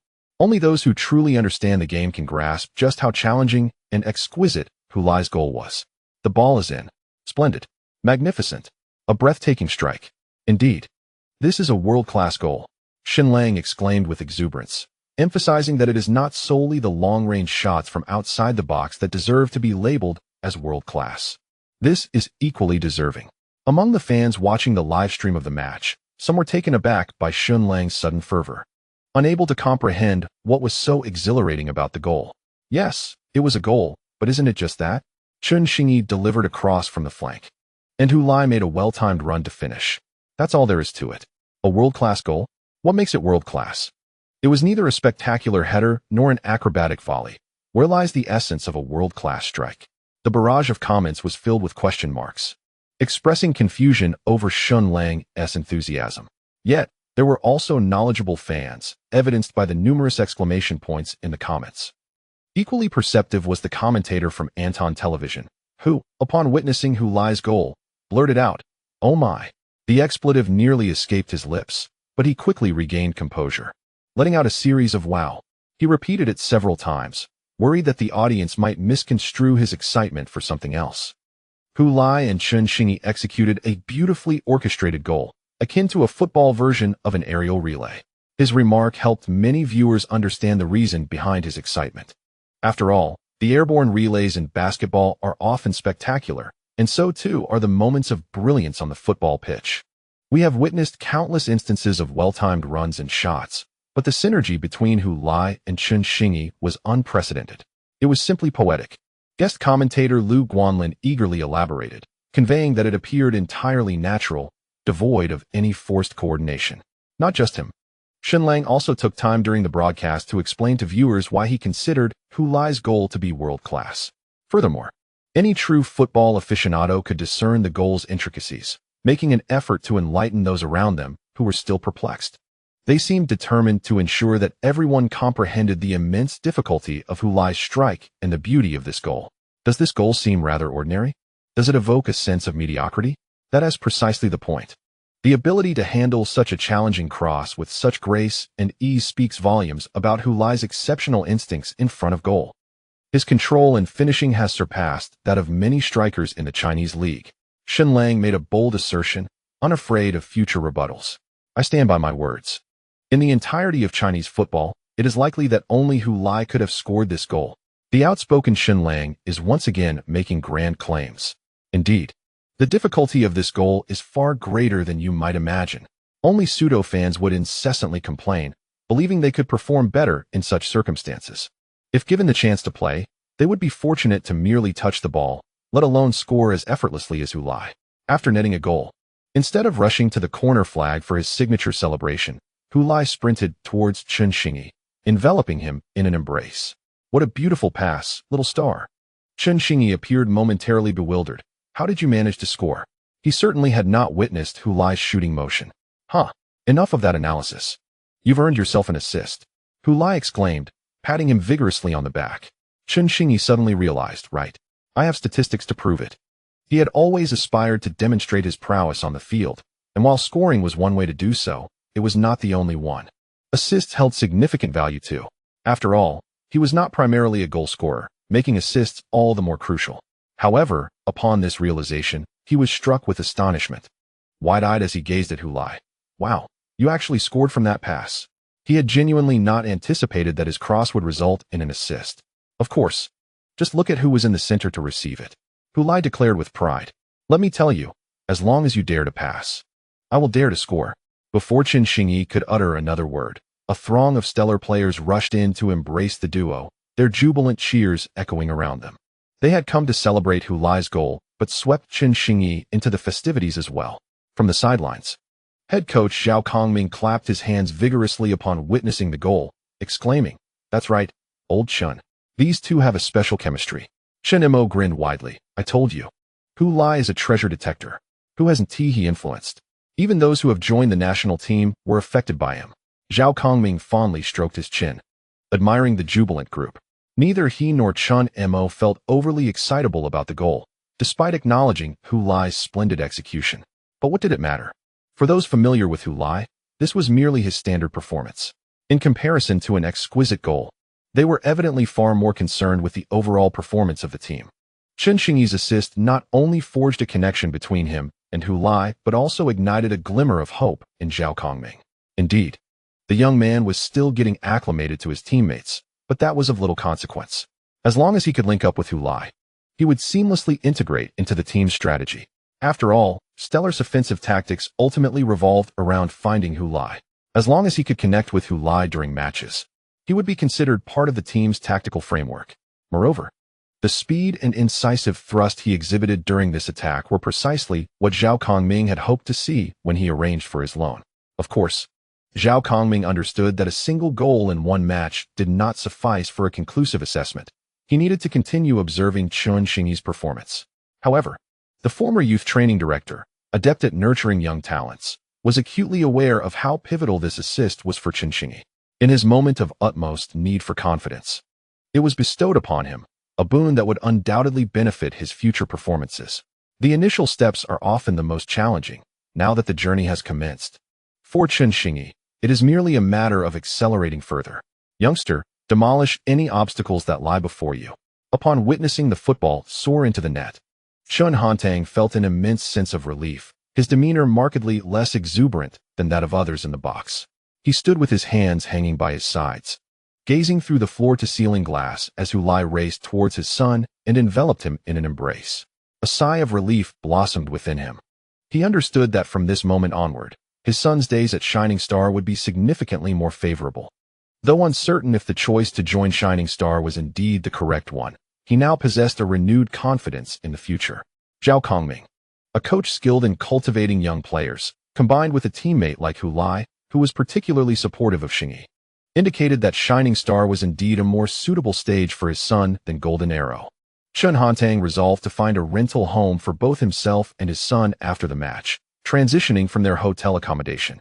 While his son attended training, he would diligently prepare their new residence, ensuring they had a place to call home in this unfamiliar city. After celebrating Hu Lai's goal, The players of Shining Star turned to congratulate Chen Xingyi. After a month with the team, he had finally showcased a performance that attested to his capabilities. That recent breakthrough was truly remarkable. This assist could easily rival Zhang Qinghuan's from the previous season. Zhang Qinghuan nodded in agreement. Indeed, it was slightly inferior to mine. But not by much. Come on, Zhang, he is much faster than you. One player jested. Damn it, I was fast in my youth too. Zhang retorted. You're only 23. What about when I was 19? The laughter erupted among the players, and Chen Xingyi joined in, sharing their merriment.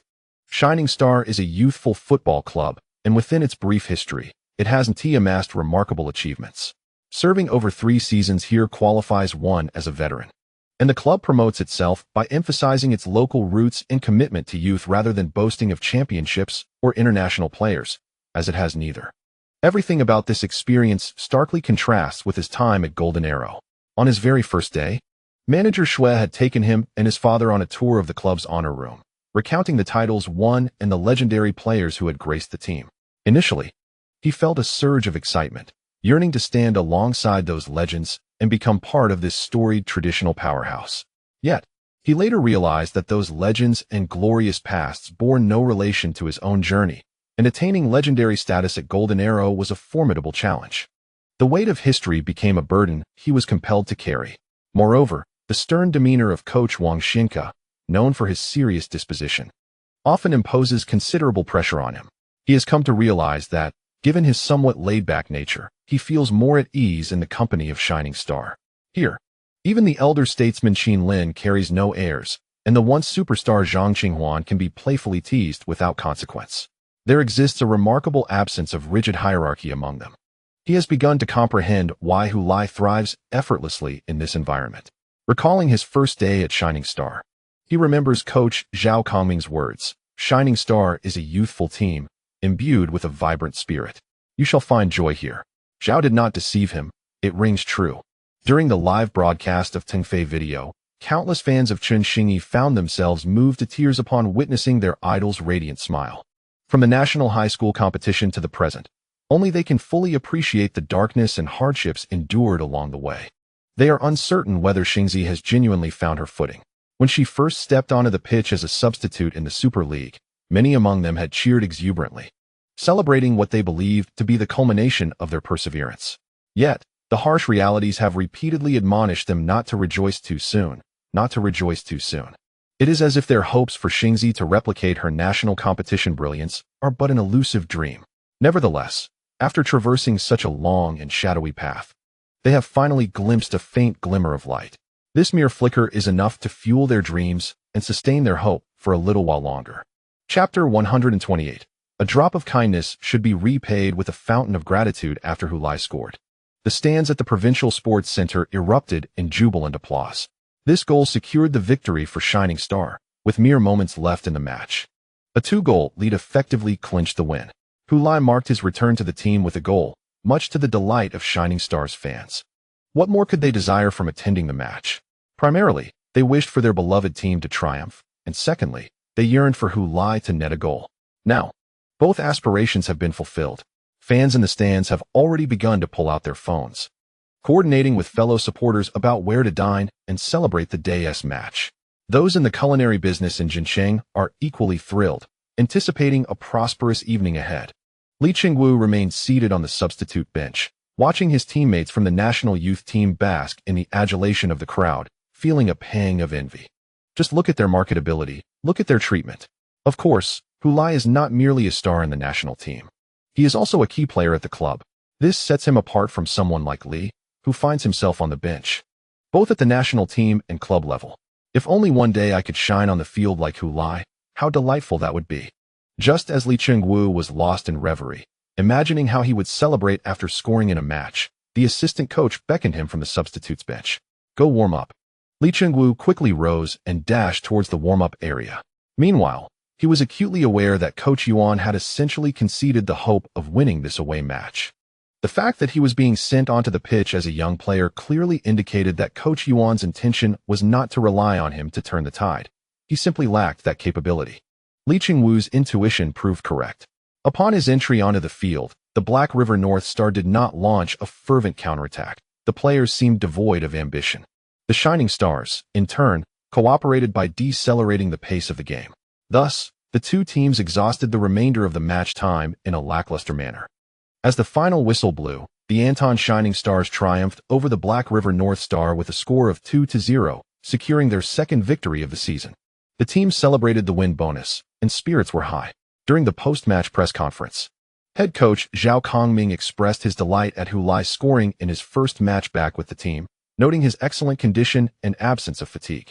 This was particularly significant for the team, as the current season featured numerous instances of double matches within a week. Now, as head coach, Zhao Kongming could candidly discuss Hu Lai's crucial role within the team, a topic he had previously approached with caution, considering the potential pressure it might impose on Hu Lai. At that time, Hu Lai had not yet ascended to the status of the team's offensive linchpin. However, circumstances had changed. The offensive tactics of the Shining Stars during the preseason training were designed around Hu Lai. Zhao Kongming, in arranging player combinations, used Hu Lai as a reference. Following last season's successful performances and Hu Lai's experience with the national U23 team in the East Asian Cup, Zhao Kongming brimmed with confidence in Hu Lai, believing he could now manage the pressures without faltering. Before the first match against South Korea in the East Asian Cup, Zhao Kongming was well aware of the immense pressure Hu Lai faced. Perhaps the cumulative pressure from an entire season of matches with the Shining Stars could not compare to that singular match. Yet, what was the outcome? Hu Lai, under tremendous pressure, delivered an outstanding hat trick. What more could one say? He was simply born with a big heart. Therefore, let the accolades flow. There was no need to worry about any pressure it might impose on Hu Lai. When discussing Chen Xingyi, Zhao Kongming also mentioned Hu Lai.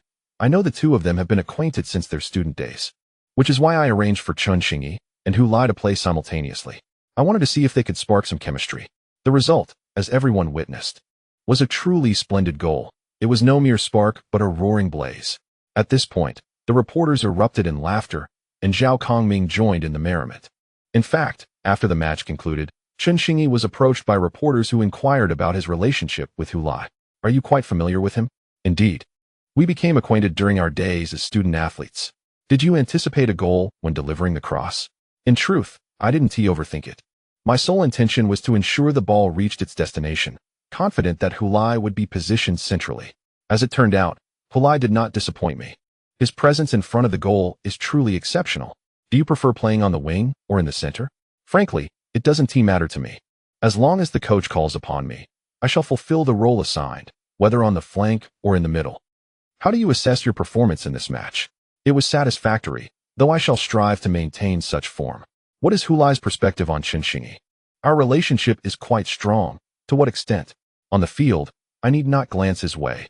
I merely position myself, knowing he will deliver the ball to me.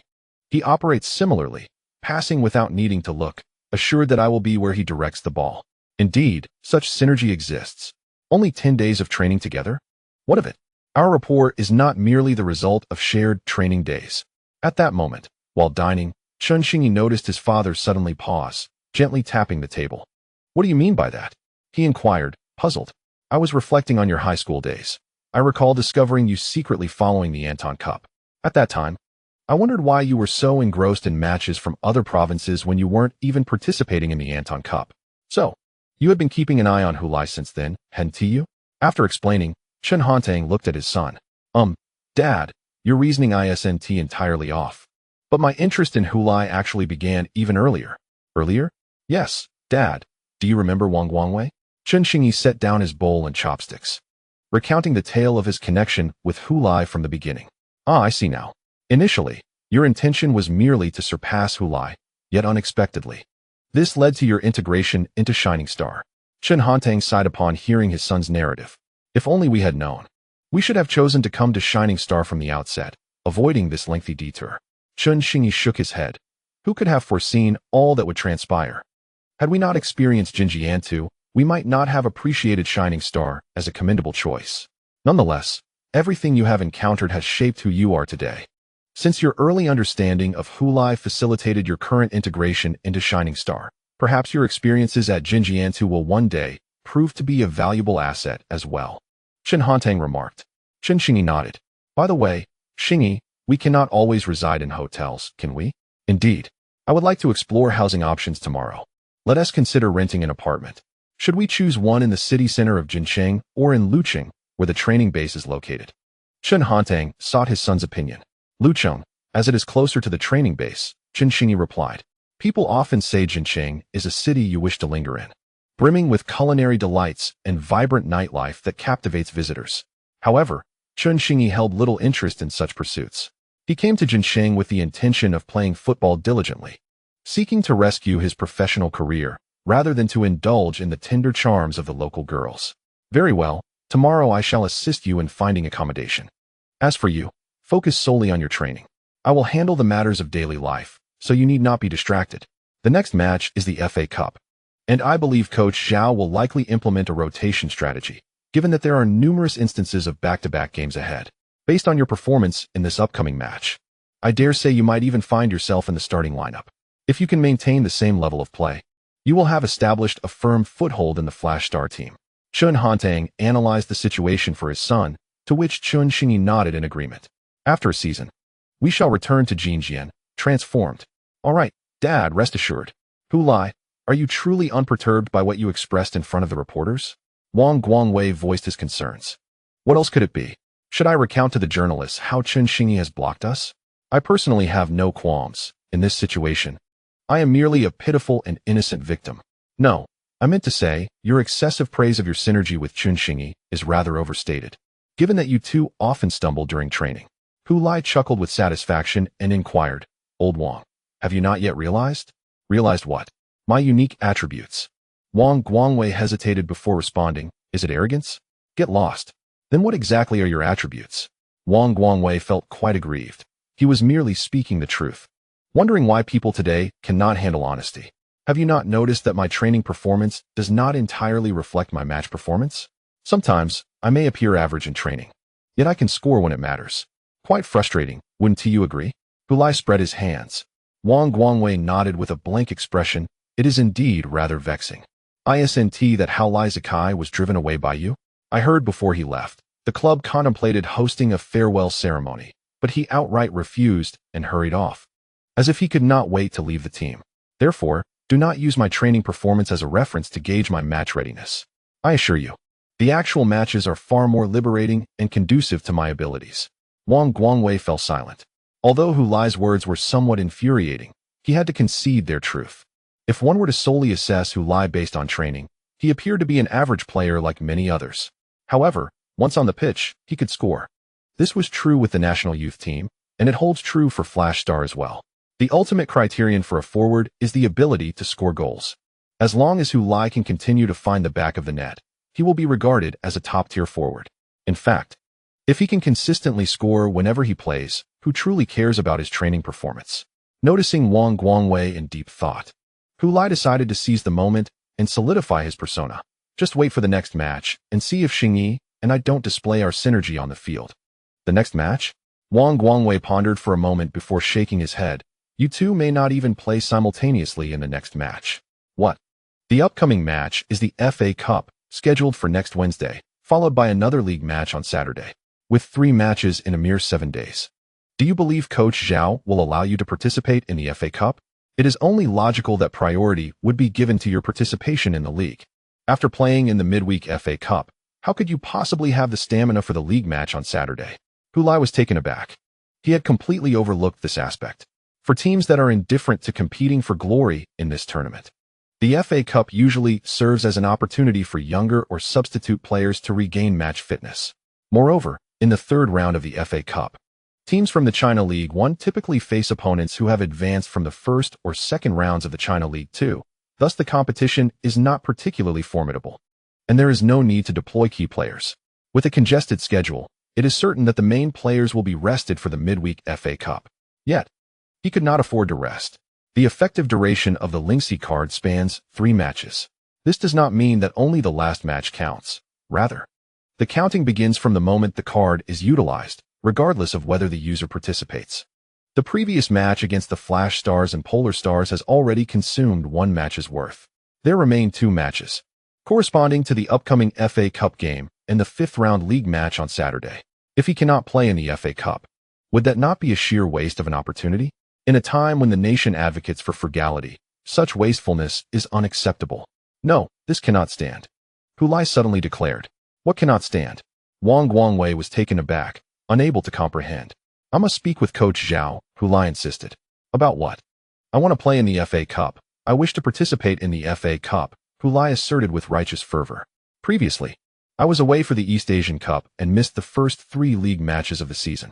Now, the FA Cup presents the perfect opportunity to make up for my absence, does it not? What is there to make up for, Hu Lai?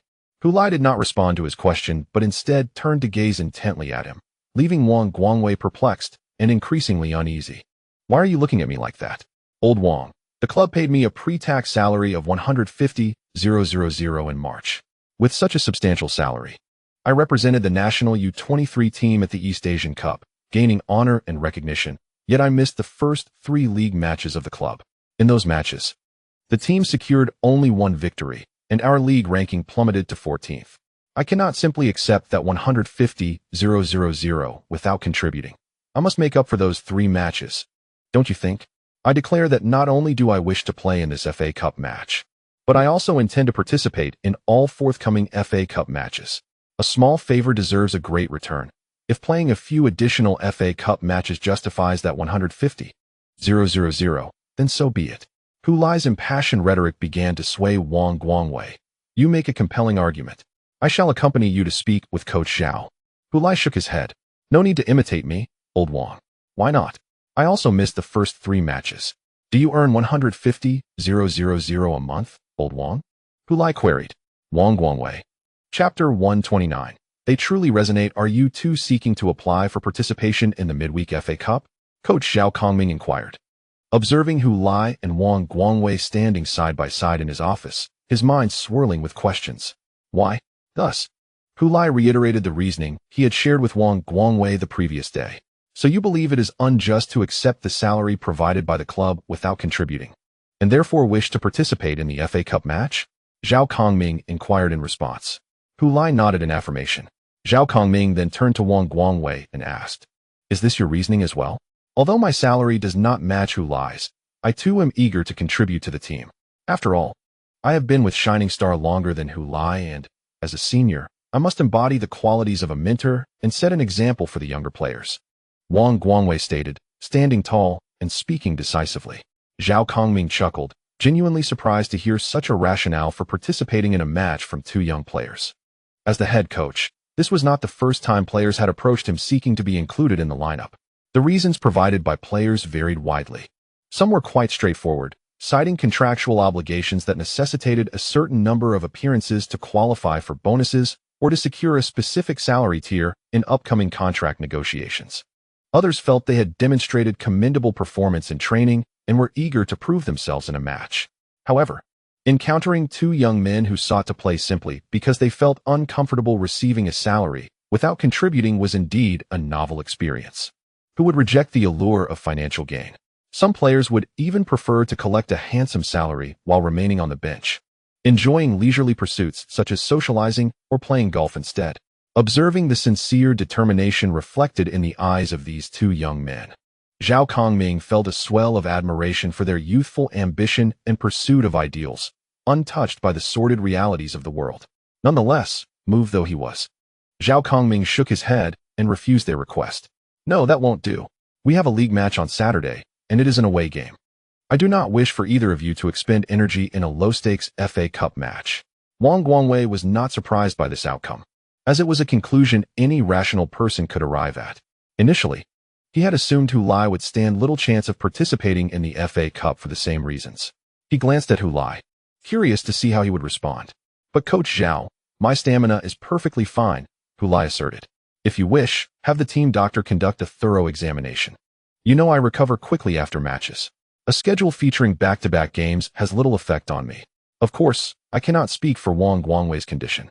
I am also fit. Coach Zhao, Wang Guangwei quickly added, you are aware that my stamina has always been my strong suit. Competing in back-to-back matches is merely a walk in the park for me. Hu Lai continued, furthermore, Coach Zhao, I understand the necessity of rotation during a week with multiple matches, but as a key forward for the team, is it truly normal to play only once a week? Should I be rotated out simply because there is a midweek match? It is now the China League 1, and in the future, we may ascend to the Chinese Super League. Furthermore, we have the AFC Champions League midweek. Does that mean I cannot participate in the Champions League either? Zhao Kongming chuckled. AFC Champions League? Your aspirations seem a bit distant, Hulai. Oh, one must always harbor dreams. What if we actually qualify for the Champions League? Zhao Kongming yearned to express that participating in the Champions League would necessitate that Shining Stars secure a top-2 finish in the Super League or clinch the FA Cup title. At the very least, achieve third place in the Super League to qualify for the Champions League playoffs. Such achievements are not easily attainable for a team of Shining Stars caliber. However, though his mouth opened, the words remained unspoken. He felt that discussing conventional logic in front of the exceptional Hulai was utterly futile. Moreover, setting aside whether Shining Stars could participate in the Champions League, Hulai's reasoning held considerable merit. Although he was a key player for the team, lacking the stamina for 2 matches a week rendered him unworthy of that title. He might as well be a rotational player. Both Hulai and Wang Guangwei, in Zhao Kongming's vision, were the pillars and core of the team. If they were indeed mainstays, how could they be rotated out of the lineup at the first sign of a double match week? Gazing at the 2 young men before him and reflecting on their words since their arrival, Zhao Kongming felt a deep sense of emotion. He had intended to provide them with ample protection to support their rise, but it seemed that some of these young talents had rapidly surpassed his expectations. Perhaps no longer requiring his meticulous care, they could soar freely into the vast skies. With this thought, he smiled and nodded. Very well. As long as you can pass the fitness test and prove your stamina is indeed adequate, I will allow you to start in the FA Cup match. Wang Guangwei looked at Hulai with incredulity. This kid actually managed to persuade Coach Zhao. What material is his tongue made of? No. It must be that Coach Zhao favors Hulai too much. Every request he makes is granted, akin to a father unconditionally indulging his beloved son. The subsequent fitness test confirmed that both Hulai and Wang Guangwei had spoken the truth. Their physical conditions met the competition requirements entirely. Furthermore, considering that Shining Stars' opponent in this round of the FA Cup was the weaker team, Hejiang Xiaoyao, their stamina consumption would not be the same, even with equal playing time. If they managed to secure a substantial lead during the match, they could be substituted early, thus minimizing the impact on the weekend's league match more than people anticipated. Consequently, when Zhao Kongming announced the squad for the upcoming FA Cup match against Hejiang Xiaoyao at home, both Hulai and Wang Guangwei were prominently included. This revelation surprised their teammates to some extent. After all, the majority of players who had participated in the previous league match were rotated for rest, while Hulai, Wang Guangwei, and goalkeeper Yu Jiming were the only ones who had started in the last league match. Players like Qin Lin and Zhang Qinghuan were omitted from the squad, allowing them to rest at home on match day to conserve energy for the upcoming away match on Saturday. Indeed, the unexpected did not solely pertain to the players of the Flash Stars. Upon the revelation of the roster, numerous fans and media representatives expressed their bewilderment. In the forthcoming FA Cup match against Hejiang Xiaoyao, there seemed to be no rationale for key players like Hulai and Wang Guangwei to take the field. Although it remains uncertain whether Hulai and Wang Guangwei will start or perhaps sit on the bench as a precaution, one cannot help but question why such prominent players are required for this task. Is there truly a lack of alternatives within the Flash Stars ranks? As the kickoff approached and both teams announced their starting lineups, the confusion deepened.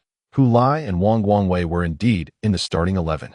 To face a team from the second division with your principal striker and center back seems rather excessive, does it not? Once the match commenced, many observers felt that the Flash Stars were somewhat squandering their talent. Merely 11 minutes into the game, Hulai scored the opening goal for the Flash Stars, assisted by none other than Chen Xingyi. A splendid moment.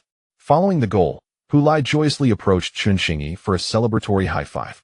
Ultimately, my decision to start Hulai stemmed from this very notion. Considering the relatively weaker prowess of Hejiang Xiaoyao, it presented an ideal opportunity to ascertain whether a certain unrecognized synergy existed between the two. Coach Zhao Kongming elucidated this to assistant coach Chen Mo. It is now evident that their connection is indeed palpable, Chen Mo replied with a smile. Precisely, Zhao Kongming beamed with delight. Initially, when Chen Xingyi struggled to integrate into the team, Zhao felt a sense of urgency for him, albeit without displaying it outwardly. He had been contemplating ways to expedite Chen Xingyi's assimilation into the squad. Little did he anticipate that the solution would be so straightforward, simply deploying both Hulai and Chen Xingyi simultaneously.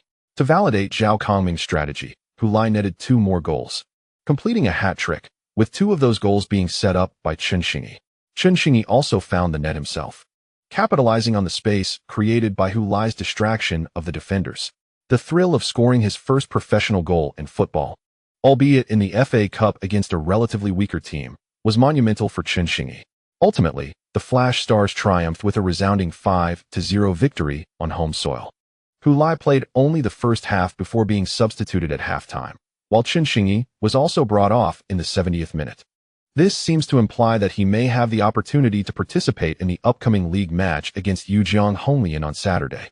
Otherwise, coach Zhao Kongming could have easily allowed Chen Xingyi to play the full 90 minutes. Chen Xingyi's commendable performance warranted this early substitution, indicating that Zhao Kongming hopes to continue featuring him in the next match. Observing this scene from the stands, Chen Hantang smiled with great joy. He had indeed won the bet with his son. Chapter 130. Transformation prior to the away match against the Right River Red Lotus. The fitness coach and medical team of the Flash Stars collaborated to conduct a routine physical assessment for the entire team. This evaluation serves as a standard procedure, enabling the coaches to determine which players are fit to be included in the match roster for the away game, regardless of how exemplary a player's performance may be during training. If their physical condition does not meet the requirements for participation or if their stamina is inadequate to last the full match, the coach must exercise caution in selecting the squad. At the same time, Zhao Kongming was intrigued to see if Hu Lai's claim that playing 2 matches within a week had no adverse effects on his physical fitness held true. When the final results of the physical assessments were laid before him, Zhao Kongming sifted through the data and extracted Hu Lai's results. He glanced directly at the conclusion: robust stamina, fully meeting the match requirements. This young man, Zhao Kongming's gaze sharpened. In truth, he had somewhat anticipated this outcome, as Hu Lai had not previously exhibited any issues with his fitness. Yet, when this result materialized before him, Zhao Kongming felt a jolt of astonishment. It was entirely expected that Wang Guangwei would pass the fitness test without issue, as he had consistently been one of the fittest players on the team. However, the fitness of Hu Lai was a revelation that Zhao Kongming and the coaching staff had gradually come to accept, transforming from disbelief to familiarity. Initially, during their time at the Poseidon Youth Training Camp, both he and Chen Mo did not perceive anything remarkable about Hu Lai's fitness. In fact, they regarded it as a potential weakness. After all, Hu Lai had only begun formal football training at the age of 16, and given his average physical attributes, it was not surprising that he struggled with stamina. Upon joining the Flash Stars, he did not showcase any extraordinary fitness in training either. Typically, fitness assessments revolve around whether a player can maintain their energy throughout a full 90-minute match. This straightforward method serves as the most direct measure of a player's stamina. If a player can only endure 70 minutes of play, they cannot be deemed fit, can they? Such was the case with Hu Lai when he first joined the Flash Stars. Initially coming off the bench, he eventually earned a starting position, but due to stamina issues, he was frequently substituted before the match concluded. Logically, one would conclude that such a player must possess poor fitness, yet this was not the case. Following each match, during the recovery training the following day, fitness coach Sun Yi would relay his observations to head coach Zhao Kongming, noting that Hu Lai's physical condition was remarkably good, so much so that he did not resemble a player who had just completed a match. At first, Zhao Kongming dismissed this notion as absurd. How could anyone recover completely by the next day after a match? However, the routine physical assessment before the subsequent match confirmed Sun Yi's observations. The results were identical to what Zhao Kongming encountered today: robust stamina, fully meeting the match requirements. How utterly perplexing. Upon first seeing this result, Zhao Kongming found it utterly absurd. However, after several encounters, he gradually began to contemplate whether Hu Lai might indeed be an athlete of remarkable physical prowess, albeit of a different nature than that of an average player. His suspicions were later confirmed by the fitness coach, Sun Yi. Hu Lai possessed a unique type of stamina. Some individuals exhibit their physical fitness through a higher endurance threshold, while others demonstrate remarkable recovery speed, allowing them to return to peak condition more swiftly than their peers. Clearly, Hu Lai belonged to the latter category. Yet, last season, the frequency of double matches for the Shining Stars was limited, with only 1 game per week, rendering even rapid recovery somewhat inconsequential. A professional player lacking the stamina to compete in a weekly match might as well abandon the sport altogether. Surely, retirement to the amateur leagues would be more gratifying. However, this season, due to the Asian Cup in May and June, the frequency of double matches has significantly increased. Under such circumstances, Hu Lai's extraordinary recovery capability has become invaluable. Reflecting on this, Zhao Kongming set aside Hu Lai's fitness report and retrieved Chen Xingyi's assessment from the stack of papers. The report indicated that Chen Xingyi had not fully regained his optimal physical condition, yet he was fit enough to participate in the upcoming match. Upon reviewing the results, Zhao Kongming placed both Hu Lai's and Chen Xingyi's fitness reports side by side on his desk and remarked to assistant coach Chen Imo, "I intend for both of them to start in the next match. Murphy as a substitute?" Chen Imo inquired. Zhao Kongming nodded affirmatively. Wasn't this already validated in the FA Cup match? Chen Imo understood Zhao Kongming's intentions. Let us be more cautious, though. After all, the opponent in the FA Cup, Hejiang Xiaoyao, was exceedingly weak. While this contest may bolster Chen Xingyi's confidence, failing to replicate such performance against a China League team would inevitably erode that confidence. This kind of confidence, born from an easy victory, is too fragile. All right. Chen Imo comprehended and accepted Zhao's prudence. 2 hours before the match, Tang Wenming, the head coach of the Yujiang Honglian, received the starting lineup for Dongchuan Shining Stars. To his surprise, Hu Lai, Wang Guangwei, and Chen Xingyi, who had started in the previous FA Cup match, were once again in the starting 11 for the upcoming game against his team. Did they possess such exceptional stamina? Wang Guangwei was one thing, but Hu Lai had been the subject of his scrutiny. By the end of each match, he appeared utterly exhausted, as if on the brink of collapse. With such physical attributes, did he truly believe he could handle a double match week? This lineup seemed to completely disregard the capabilities of Yujiang Honglian. Yet, Tang Wenming felt no anger. Rather, he chuckled, recognizing it as a promising opportunity for his team. Did the Shining Stars truly believe that with Hu Lai, Zhang Qinghuan, and Xin Lin forming their core, they could comfortably secure victory even away from home? The critical point remained that last season, Yujiang Honglian had a higher final standing than their counterparts, the Anong Shining Stars. I truly cannot fathom where Zhao Kongming derives his confidence to believe he can engage so boldly in an away match. Contemplating this, Tang Wenming tucked away the starting lineup and pushed open the locker room door. Addressing the players who looked up at him, "I have just received the starting lineup for our match against Flash Star. It seems that the players of Yujiang Honglian are exceptionally spirited today, as if invigorated by some unseen force." Assistant coach Chen Imo furrowed his brow and remarked to Zhao Kongming, "The reason for this observation lies in the aggressive demeanor exhibited by the Honglian players during the initial 20 minutes of the match. Their fervor had indeed led to several fouls being called against them. This sort of fervor was something Chen Imo had witnessed during their previous encounter last season. Although at that time, Yujiang Honglian was languishing in 17th place, teetering on the brink of relegation. They were also challenging Flash Star on their home turf. Without a display of assertiveness, they risked being completely overwhelmed. That match had commenced with both teams evenly matched, with Flash Star holding a slender lead of just 1 goal. It was only in the second half, when Hu Lai was brought onto the field, that the dynamics shifted. His very first foray into the attack culminated in a goal, followed by another in quick succession, propelling Flash Star to a decisive 3-0 victory over Yujiang Honglian. Today, however, as the league has just commenced its 5th round, Yujiang Honglian finds itself in a commendable 13th position, albeit 3 spots below Flash Star, yet not within the relegation zone. Perhaps they perceive our starting lineup as a sign of disrespect? Zhao Kongming conjectured. Surely not. What is wrong with our lineup? He speculated that the selection of Hu Lai and Chen Xingyi, who had just participated in the FA Cup match midweek, might have led them to believe we underestimated their capabilities. Yet that was not our intent, a clarification Tang Wenming could surely convey to his players. Indeed, how astute of him to misconstrue our starting lineup to bolster his team's morale and ignite their fighting spirit and indignation. Chen Imo, seated beside Zhao Kongming, rested his chin on his hand while gazing at the field. "Is everything all right?" he inquired. "I cannot say, but it will be interesting to observe how the young players navigate this challenge." Zhao Kongming remained composed on the coaching bench, arms crossed and legs crossed, exuding an air of nonchalance. Following a pass from Zhang Qinghuan, Chen Xingyi lifted his left foot, feinting around the football at the sideline, enticing a defender from Yujiang Honglian to commit, only to deftly evade with his superior speed, thus escaping their grasp. He then drove the ball horizontally towards the center. "Focus on Hulai," the goalkeeper of Yujiang Honglian shouted, alerting his teammates. Just in the previous round against Heilongjiang Beiji Xing, Chen Xingyi had collaborated with Hulai in a similar fashion, though Hulai's shot had been thwarted. Clearly, Yujiang Honglian had conducted their research, as they immediately shifted their attention to Hulai upon noticing Chen Xingyi's lateral dribbling. Indeed, Hulai made a diagonal run. A central defender from Yujiang Honglian quickly matched his pace, positioning himself to block any opportunity for a shot.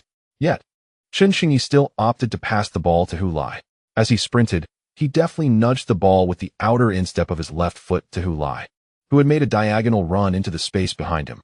After making the pass, he did not halt or continue to move laterally. Instead, he surged directly into the penalty area, maneuvering around to position himself centrally behind Hulai.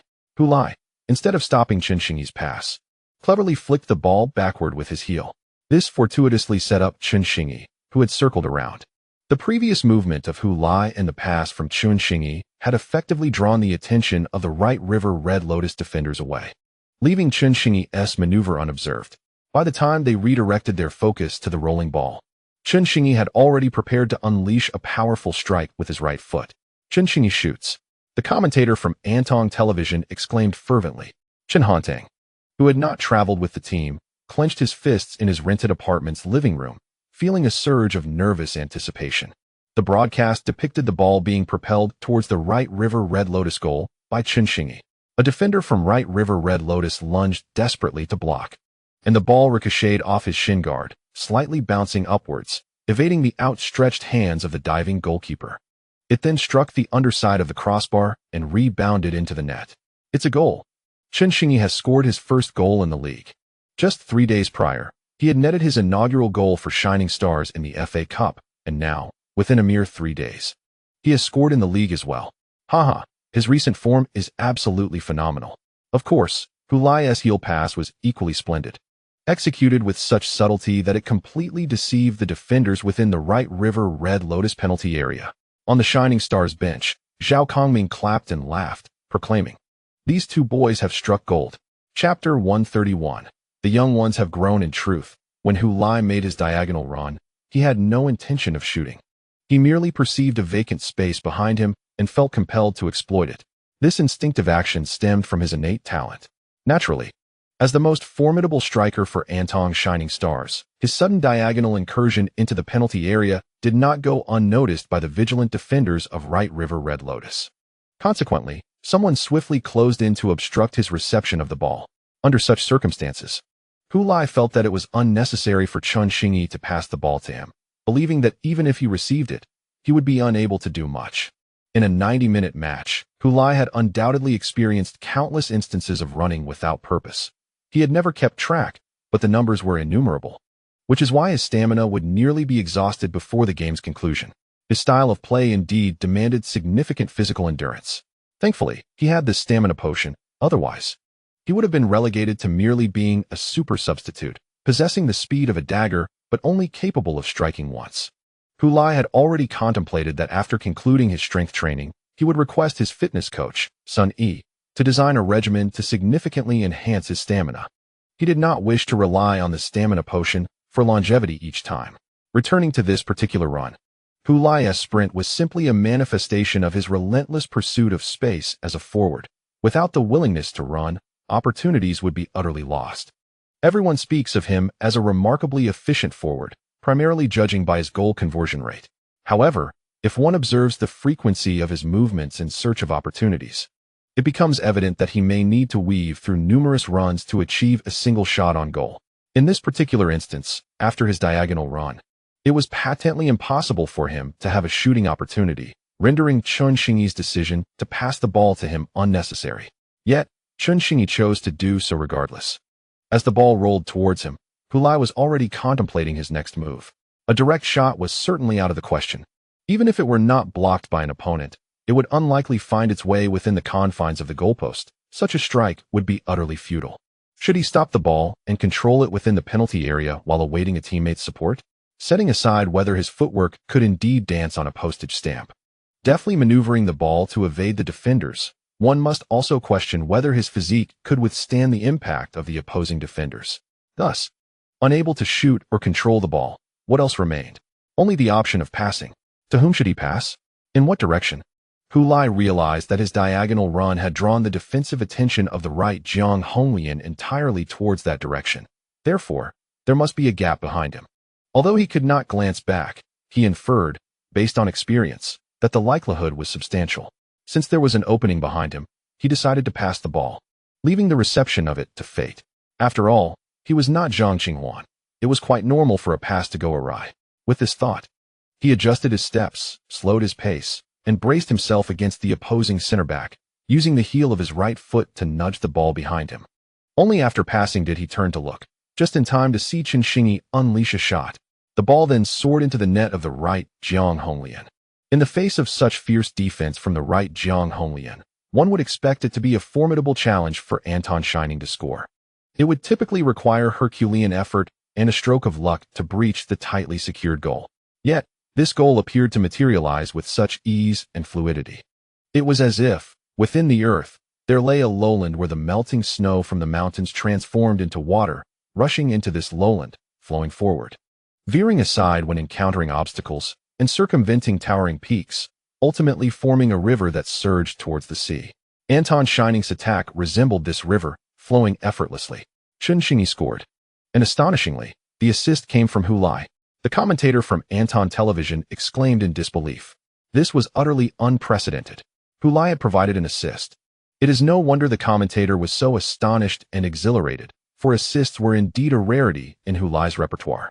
Last season, Hu Lai played only half a season in the China League One for Anton Shining, contributing 11 goals and becoming the team's leading scorer. Yet, concurrently, he managed but a single assist. Moreover, the assist was earned as he drew a penalty for the team during the match against Hebei North Star. According to the regulations of the China League, winning a penalty is also considered an assist. Consequently, Hu Lai's personal statistics now reflect one assist. However, the solitary figure 1, positioned beside the 11 representing goals, appears somewhat glaring. This was originally the only assist in Hu Lai's professional career to date, but now it has increased to 2. Apart from scoring, Hu Lai is not perceived as a forward with significant tactical impact, a fact well recognized by numerous professionals. It is unrealistic to expect him to retreat outside the penalty area, orchestrate the team's offense, and pass the ball to better positioned teammates to facilitate their scoring opportunities. Most of the time, the position he occupies is already the optimal one, so how could he possibly pass the ball to someone in a more advantageous position? Furthermore, if a scoring opportunity arises, he would undoubtedly seize it for himself. It would be incongruous for him to pass the ball to another, which contradicts the essence of a striker. Yet just moments ago, under the watchful eyes of many, he delivered a beautiful backheel pass to his teammate Chen Xingyi, who, having scored, turned in excitement to Hu Lai, exclaiming, "I didn't expect you to pass to me." His emotions were a mix of exhilaration and confusion. Hu Lai patted his shoulder, saying, "I told you we share a connection." Haha. He certainly couldn't reveal to Chen Xingyi that it was the effect of the Lingxi card. If there was indeed synergy, it would be unreasonable for only Chen Xingyi to possess an understanding with Hu Lai, while Hu Lai lacked the same with him. Thus, if Chen Xingyi could assist him, he too could reciprocate with an assist to Chen Xingyi.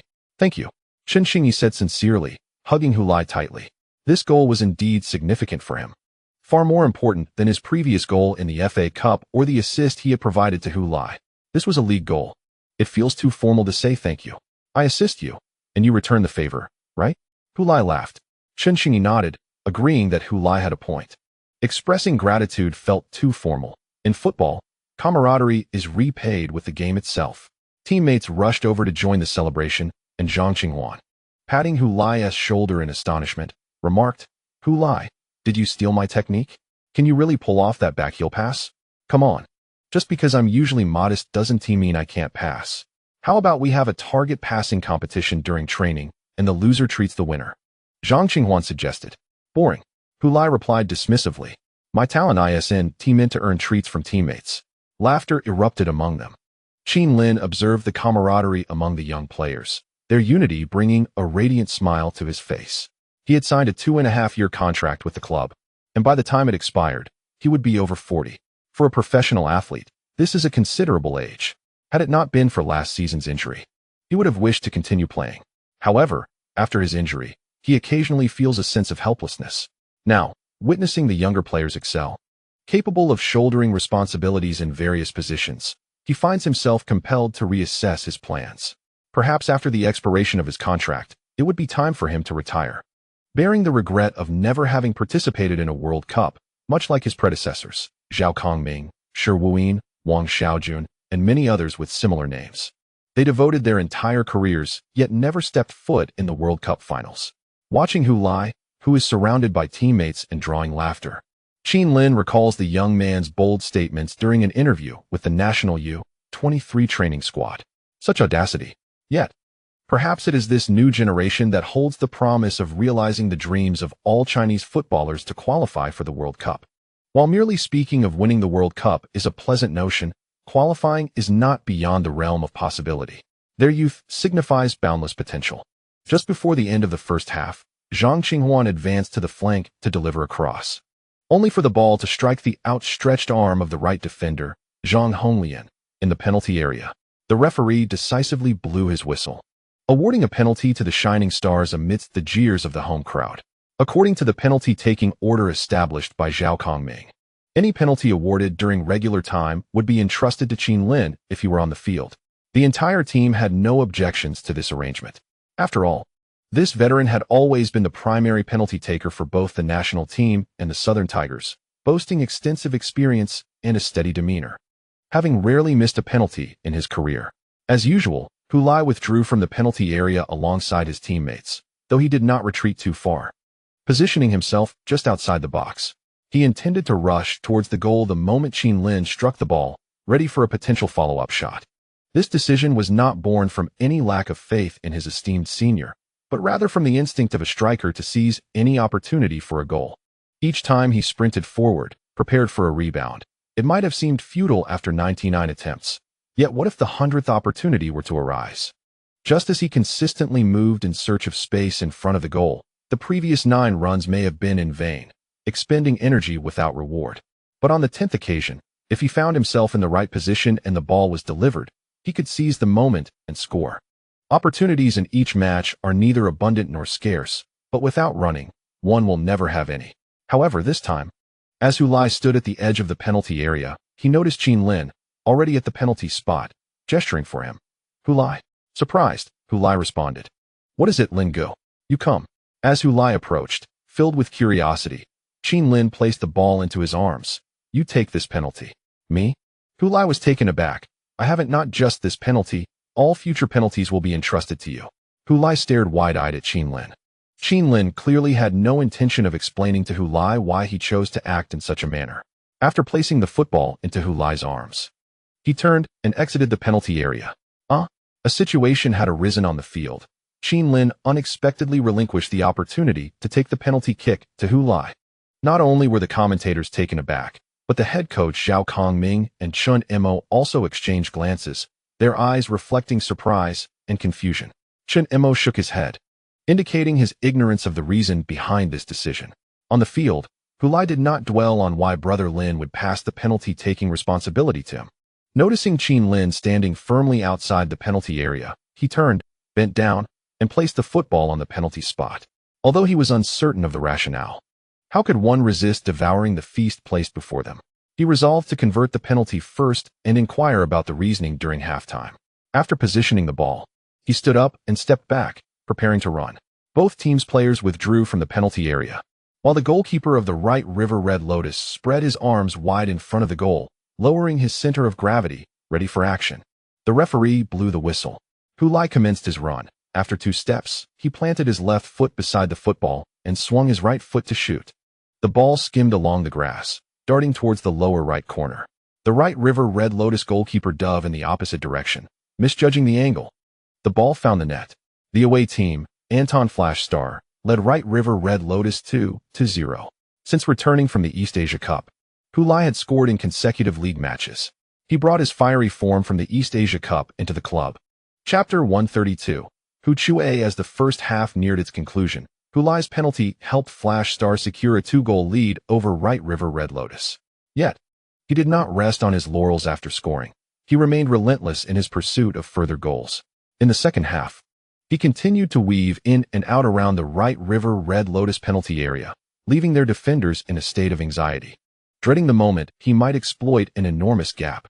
This is precisely what makes forwards like Hulai particularly vexing for defenders.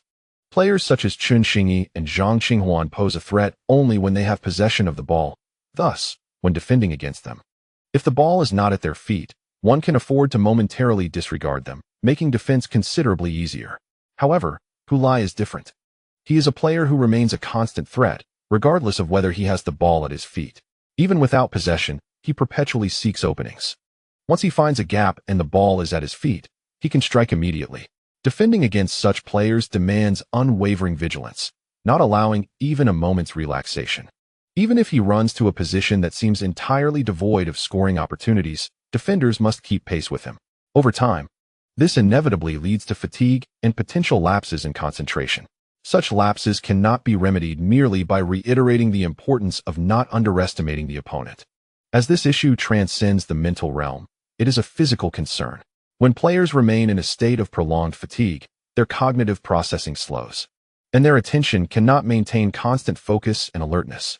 In the endeavor to defend against Hulai, even the slightest lapse can prove fatal. Moreover, when you are tasked with guarding Hulai, you are likely contending not merely with him, but also the intricate offensive framework he embodies, including the likes of Chun Xingyi, Zhang Qinghuan, and Qin Lin. Hulai, in this construct, is merely the ultimate finisher of this offensive orchestration. Should you successfully neutralize Hulai, the opportunities for Chun Xingyi, Zhang Qinghuan, and Qin Lin will inevitably arise. Conversely, if you exert tremendous effort to thwart Zhang Qinghuan, Chun Xingyi, and Qin Lin, Hulai may slip through your defenses. Therefore, completely stifling Hulai is no trivial feat. For instance, during the 70-minute mark of this match, the Shining Stars executed a remarkably elegant offensive maneuver. Qin Lin, possessing the ball near the center circle, passed it to the retreating Zhang Qinghuan. Utilizing a feint with his upper body, Zhang Qinghuan deceived the defending player from the right River Red Lotus, creating space for a turn. As he pivoted, he faced the direction of the attack and advanced the ball forward. The right River Red Lotus was compelled to send an additional defender to halt his progress. Hulai positioned himself directly in front of him, seemingly poised to offer support. However, he occupied an area heavily fortified by right River Red Lotus players, who were concentrated on defending both Hulai and Zhang Qinghuan. Instead of passing to Hulai, Zhang Qinghuan opted for a diagonal ball to the far side, where Chun Xingyi awaited on the flank. Upon receiving the ball, Chun Xingyi cut into the penalty area, facing an approaching defender from right River Red Lotus. With a deft bicycle kick, he evaded the opponent and continued his advance, drawing the attention of all the defenders who rushed to thwart his shot. Given that Chun Xingyi had already scored earlier in the match, his shooting prowess was evidently formidable. Meanwhile, Zhang Qinghuan, having made the initial pass, did not linger outside the penalty area but decisively surged diagonally towards the center of the goal, diverting the attention of the defenders stationed at the front. Curiously, Hulai, who should have been positioned to capitalize on a potential scoring opportunity, chose instead to make a reverse run, drawing defenders to the back post. Due to the commotion Chun Xingyi stirred within the penalty area, nearly all the right River Red Lotus defenders failed to notice Hulai's clever positioning. Their focus fixated on Chun Xingyi and Zhang Qinghuan. It appeared as though Chun Xingyi was cornered near the baseline by the right River Red Lotus defenders, lacking an angle for a shot. Yet, he decisively opted for a cross. The ball soared high, deliberately bypassing all players in front of the goal, including Zhang Qinghuan, who, even with a vigorous leap, could not hope to make contact. Thus, the ball flew unimpeded towards the back post, where Hulai lay unmarked. The preceding series of actions leading up to this assault by the Shining Stars, characterized by ball dribbling and lateral passing, had no apparent connection to Hulai. If one were to concentrate solely on the ball, one would hardly perceive Hulai's presence. It was not until this moment, as the ball soared towards the back post, that observers realized a vast opening existed, and within that expanse stood Hulai. He took a step back, spread his arms to maintain balance, and, facing the incoming ball, swung his right leg. Without pausing the ball, he unleashed a powerful shot. To run into position and successfully score a goal is imperative. Otherwise, all the exquisite teamwork and positioning become utterly meaningless. I extend my gratitude to Coach Li Ziqiang of the Dongchuan Middle School football team for providing a wealth of foundational training, to the system for the training scrolls that enhance training efficacy, and to Hu Lai himself for dedicating countless hours to the monotonous yet essential drills. His strike was both precise and powerful. As the football soared, the goalkeeper of the Right River Red Lotus, despite instinctively attempting to save it with remarkable reflexes, could only watch as the ball whistled past his outstretched hands and into the net behind him. Hu Lai's volley was spectacular, magnificent. He scored twice, in 2 league matches. He netted 3 goals, alongside 3 goals in a cup match, and 5 goals in the East Asian Cup within a span of fewer than 30 days, 11 goals over 6 matches, averaging nearly 2 per game. Such an unstoppable Hu Lai. At this moment, the commentator Shin Lang from Tungfei Video transformed into an exuberant supporter. After scoring, Hu Lai sprinted to the corner flag, performing his signature celebration in front of the Right River Red Lotus fans. Witnessing this act, many of the Right River Red Lotus supporters felt a mix of emotions. Just last month, during the East Asian Cup, many of them had been fervently cheering for this celebration, as every time they saw Hu Lai perform it on television, it signified a goal for the Chinese team. This celebration had emerged during matches against South Korea and North Korea, with its originator leading the Chinese team to victory in the East Asian Cup. They had once rejoiced for Hu Lai, singing his praises.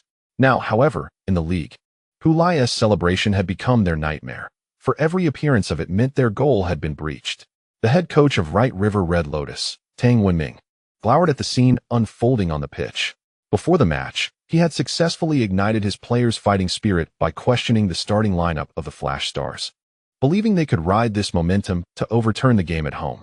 Little did he anticipate that the outcome would mirror their previous encounter from last season, a 0-3 defeat, with Hu Lai scoring twice again. In a moment of disorientation, he felt as though he had been transported back to the previous year. Enduring a 0-3 humiliation at home by the Flash Stars was a severe blow to morale. Consequently, in the ensuing matches, Right River Red Lotus was unable to recover, failing even to score a single goal. The Flash Stars, having established a 3-goal lead, slowed their pace. Both Hu Lai and Chen Xingyi were substituted, seated side by side on the bench, frequently captured by the broadcast cameras. The two appeared to be engaged in lively conversation. Whatever Hu Lai said elicited a joyful laugh from Chen Xingyi, who playfully patted Hu Lai's thigh. Observing this, commentator Shin Lang mused on the irony. Former rivals in the National High School Championship finals now sat together on a Team S bench, sharing laughter, reminiscent of a plot straight out of a Japanese manga, where one assists the other in scoring. Truly a delightful spectacle. In the past, we envied the youthful football dreams of Japanese boys, who, through tears and sweat, chased a singular aspiration, transitioning from schoolyards to the professional arena, ultimately becoming professional players and even gracing the stage of the World Cup. However, now, as I observe Hu Lai and Chen Xingyi, I believe that we, as Chinese football fans, no longer need to covet the journeys of others, for we too possess our own dreams of youthful football. As the referee's final whistle echoed, signaling the conclusion of the match, 2 young substitutes rose in unison, joining their fellow teammates in a jubilant celebration of victory on the pitch. Particularly, Chen Xingyi leaped into the embrace of his teammates, wrapping one arm around Zhang Qinghuan and the other around Wang Guangwei, exultantly cheering as if he were not merely a newcomer who had joined the team just over a month ago, but rather a seasoned player who had been part of the squad for at least a season. Witnessing this scene from his television screen, Chen Hanteng couldn't help but applaud, feeling as though he were present at the event. Chen Xingyi, on loan from Jinjiantu, showcased an outstanding performance in this match, scoring 1 goal and providing 2 assists, along with several successful dribbles, fully demonstrating his prowess. The new season's sparkling trio of Hu Lai, Chen Xingyi, and Zhang Qinghuan in the attacking front, complemented by the steadfast Qin Lin, promises a bright future for the team. As the commentator from Anong TV expressed his joy during this segment, he held back his unspoken thoughts, wary of appearing overly ambitious. With this lineup, surely we can aim for the Chinese Super League this season? And isn't it time for Anong Province to have a top-tier league team?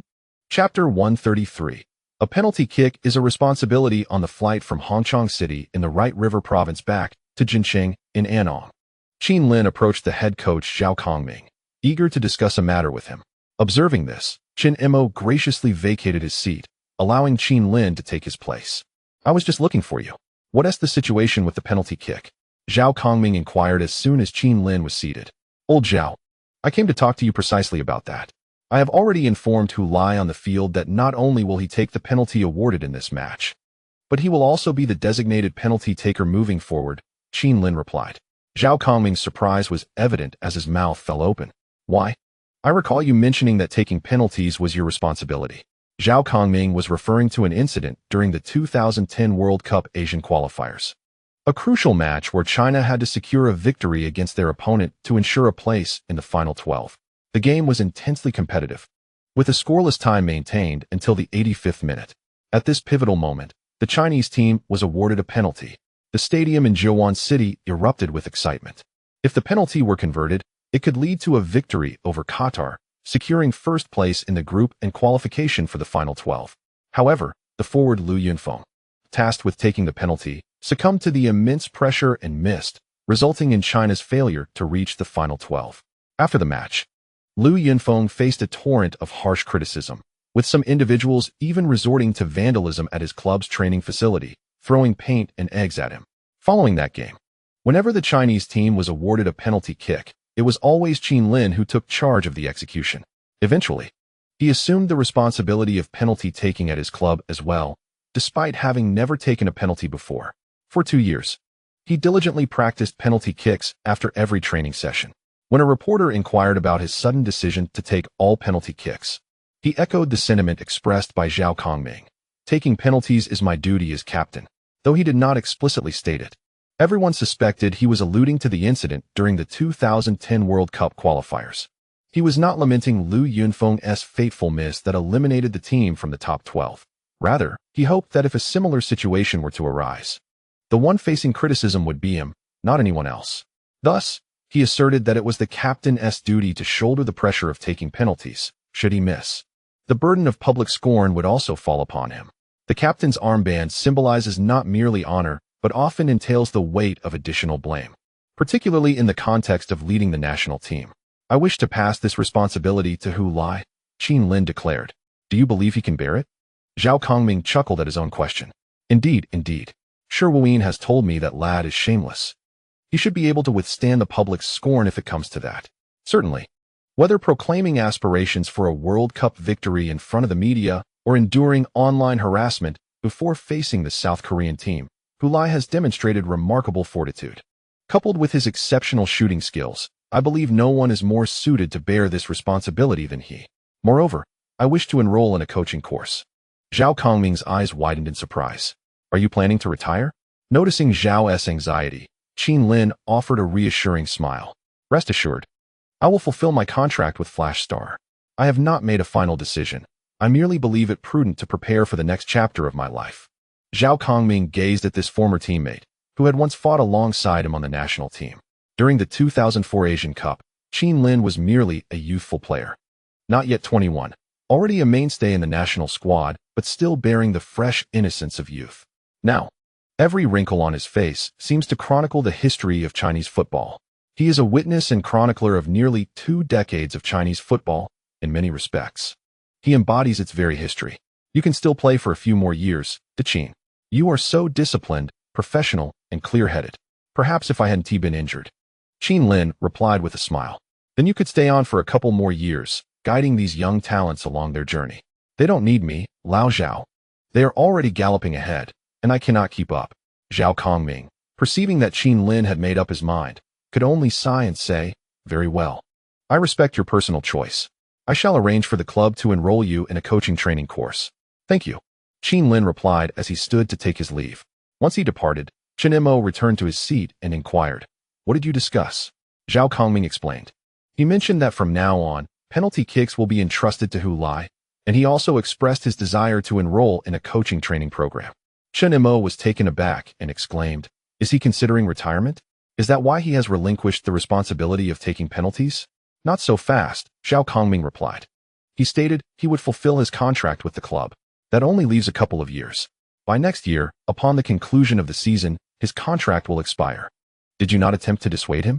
I did, but it proved futile. He is resolute. The impact of that injury on him is far more significant than any of us anticipated.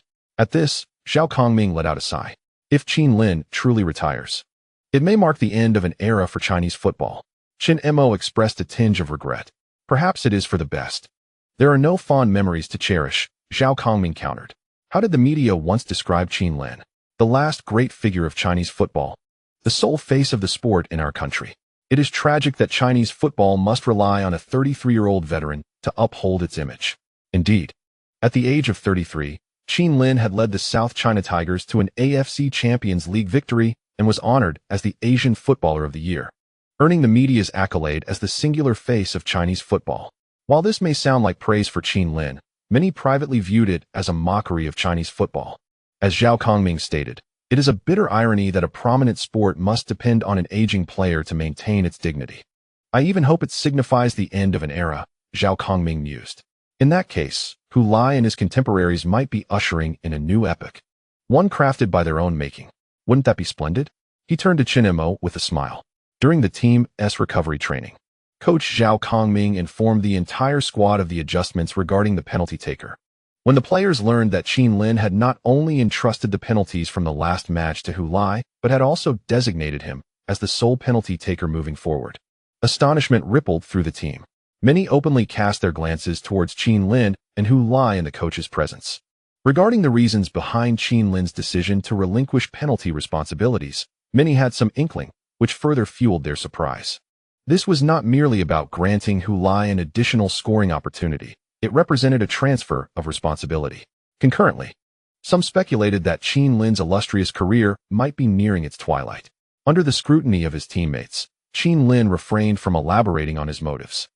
If he were to explain, it would likely be to Hu Lai alone, and he had ample opportunities to do so, such as during their shared accommodations before matches. Subsequently, Zhao Kongming addressed Hu Lai in front of the entire team, stating, "From this moment forth, you are to engage in an additional set of penalty training after each practice." Hu Lai nodded in agreement. "Absolutely, Coach Zhao." During his brief tenure with the Dongchuan middle school soccer team, he underwent specialized penalty kick training, specifically to prepare for the penalty shootout in the national competition. Consequently, he practiced intensively both before and during the tournament. However, when the national competition arrived, he never encountered a penalty kick, rendering his training entirely unutilized.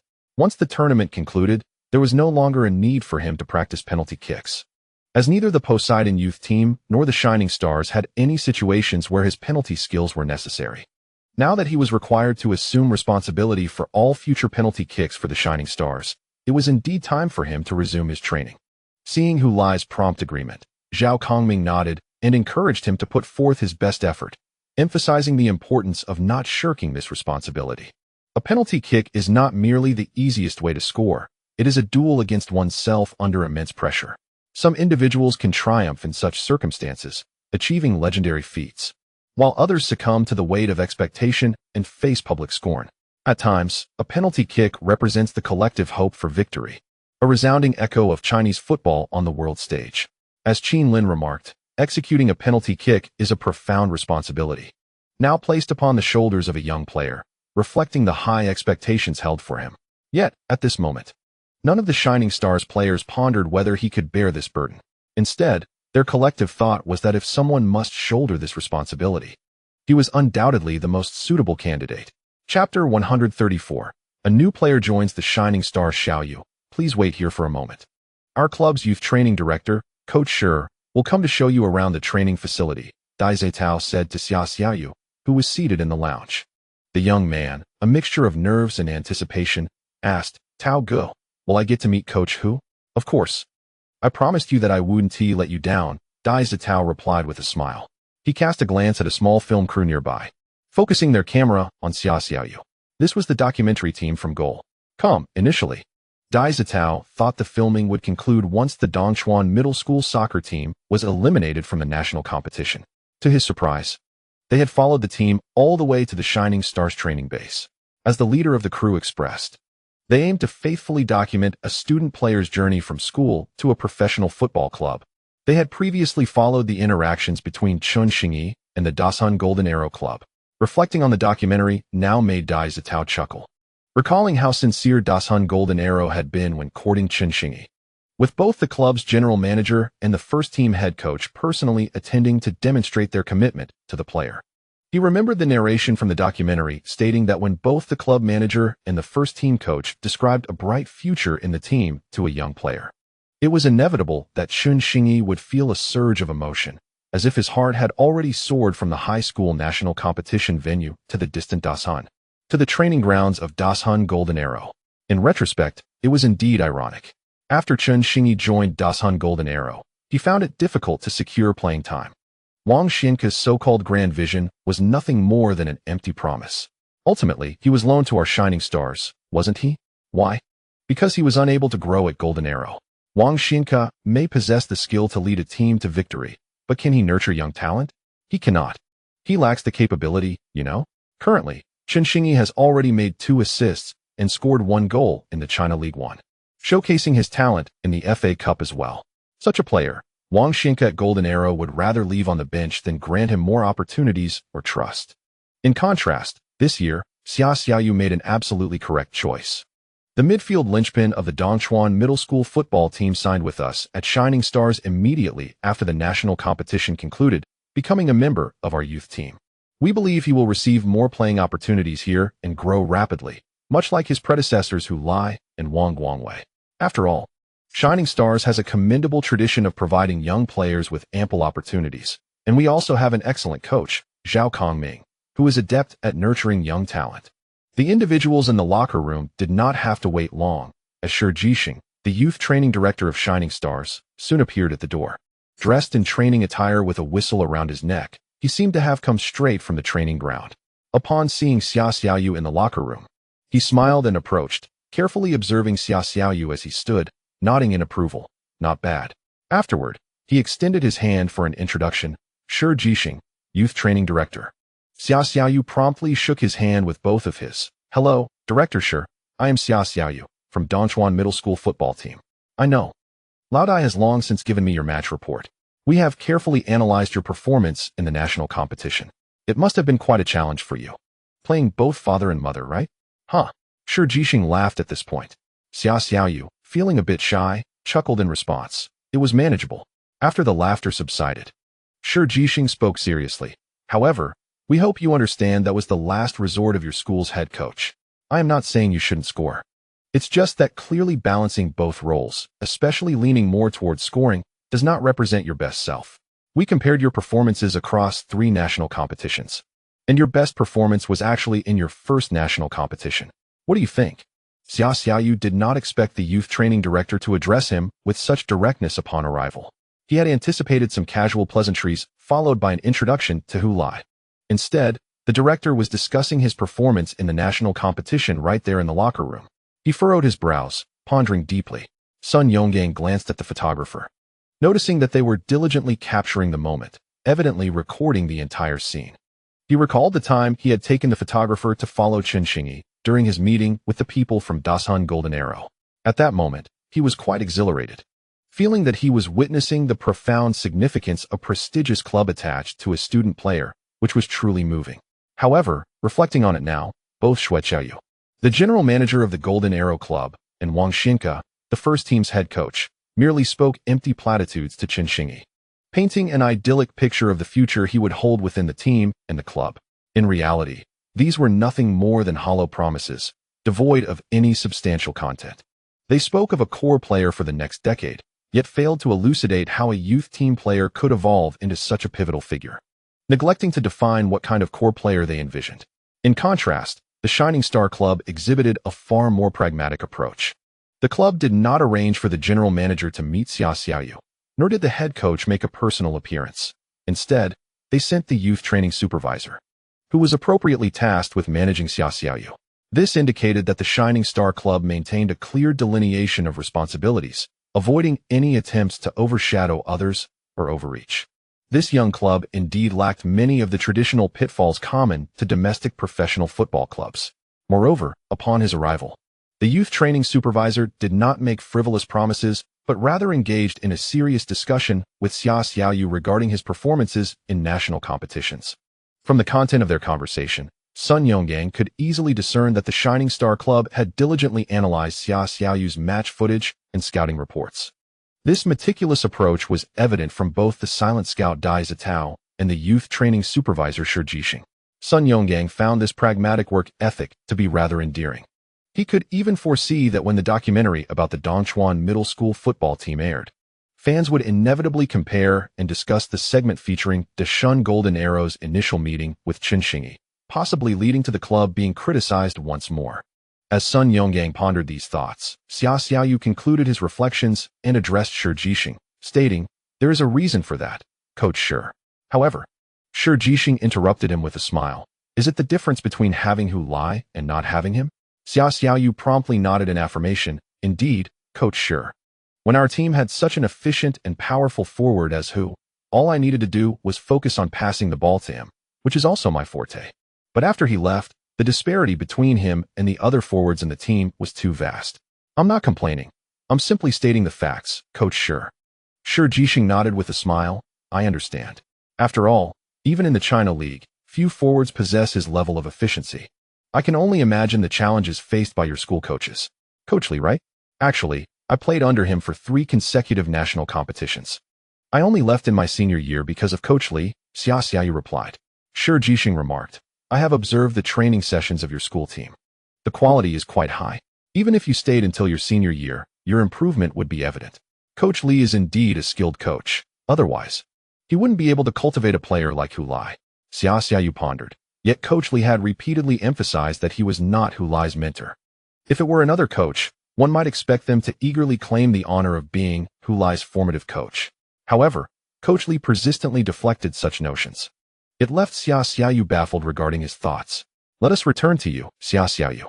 You are nearing 18 and can only remain with me for a year at most. Thanks to Coach Li's exceptional training standards, you need not start from scratch under my guidance. There is no need for foundational training. All the training plans the team has arranged for you this year are aimed at helping you acclimate to the first team as swiftly as possible." When Shi Jixing uttered these words, both Xia Xiaoyu and Sun Yonggang were taken aback. Xia Xiaoyu had entered the professional football realm with the mindset of gradual training and growth.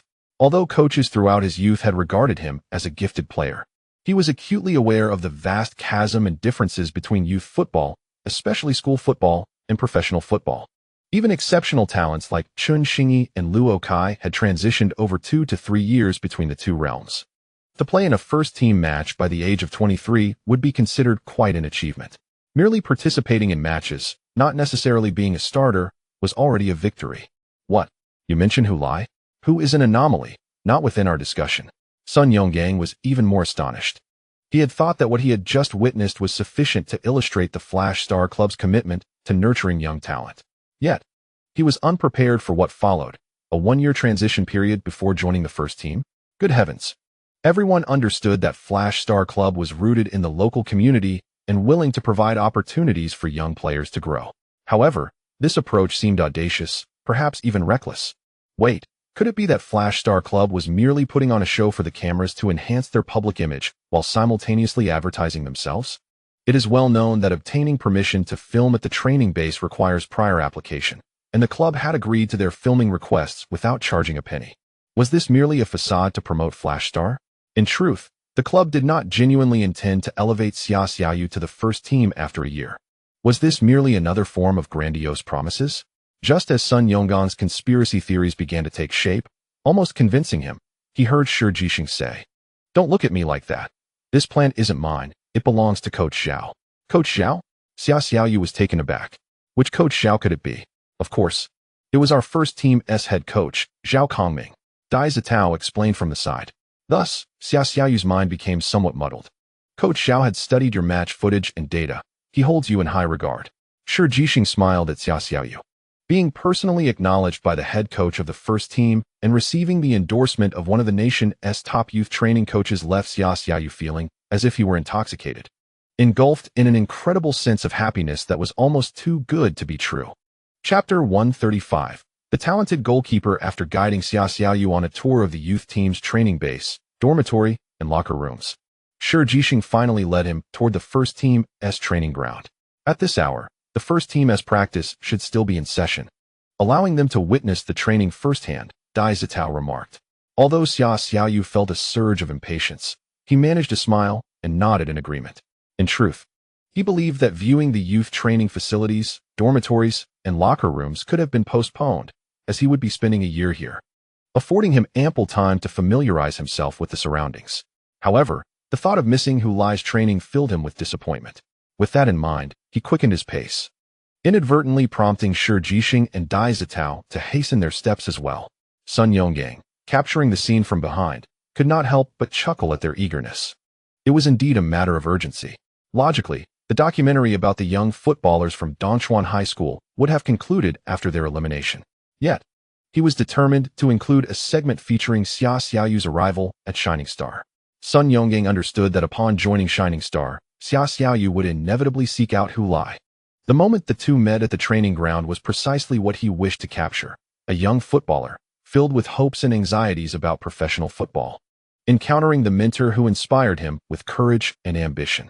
This epitomized the seamless connection between school football and professional football. As expected, the training was still underway. Before reaching the first team's training ground, they heard the unmistakable thud of boots striking the ball, prompting Dai Zitao to exclaim with enthusiasm. Xia Xiaoyu quickened his pace further, leading the group around a cluster of bushes. The first team's training ground came into view, but upon seeing the scene before them, they were taken aback. The vibrant training atmosphere they had envisioned was absent. Instead, a solitary figure stood with his back to them, diligently practicing shots on goal. Sun Yonggang was astonished, whispering in disbelief. Is Hulai still training on his own? The notion that Hulai, with his exceptional shooting skills, would engage in solitary practice was surprising. Perhaps this was the very reason for his remarkable proficiency. Dai Zitao, snapping back to reality, shook his head and said, "No. It dawns on me that he was tasked with becoming the team's primary penalty taker starting yesterday. He must be honing his penalty shots."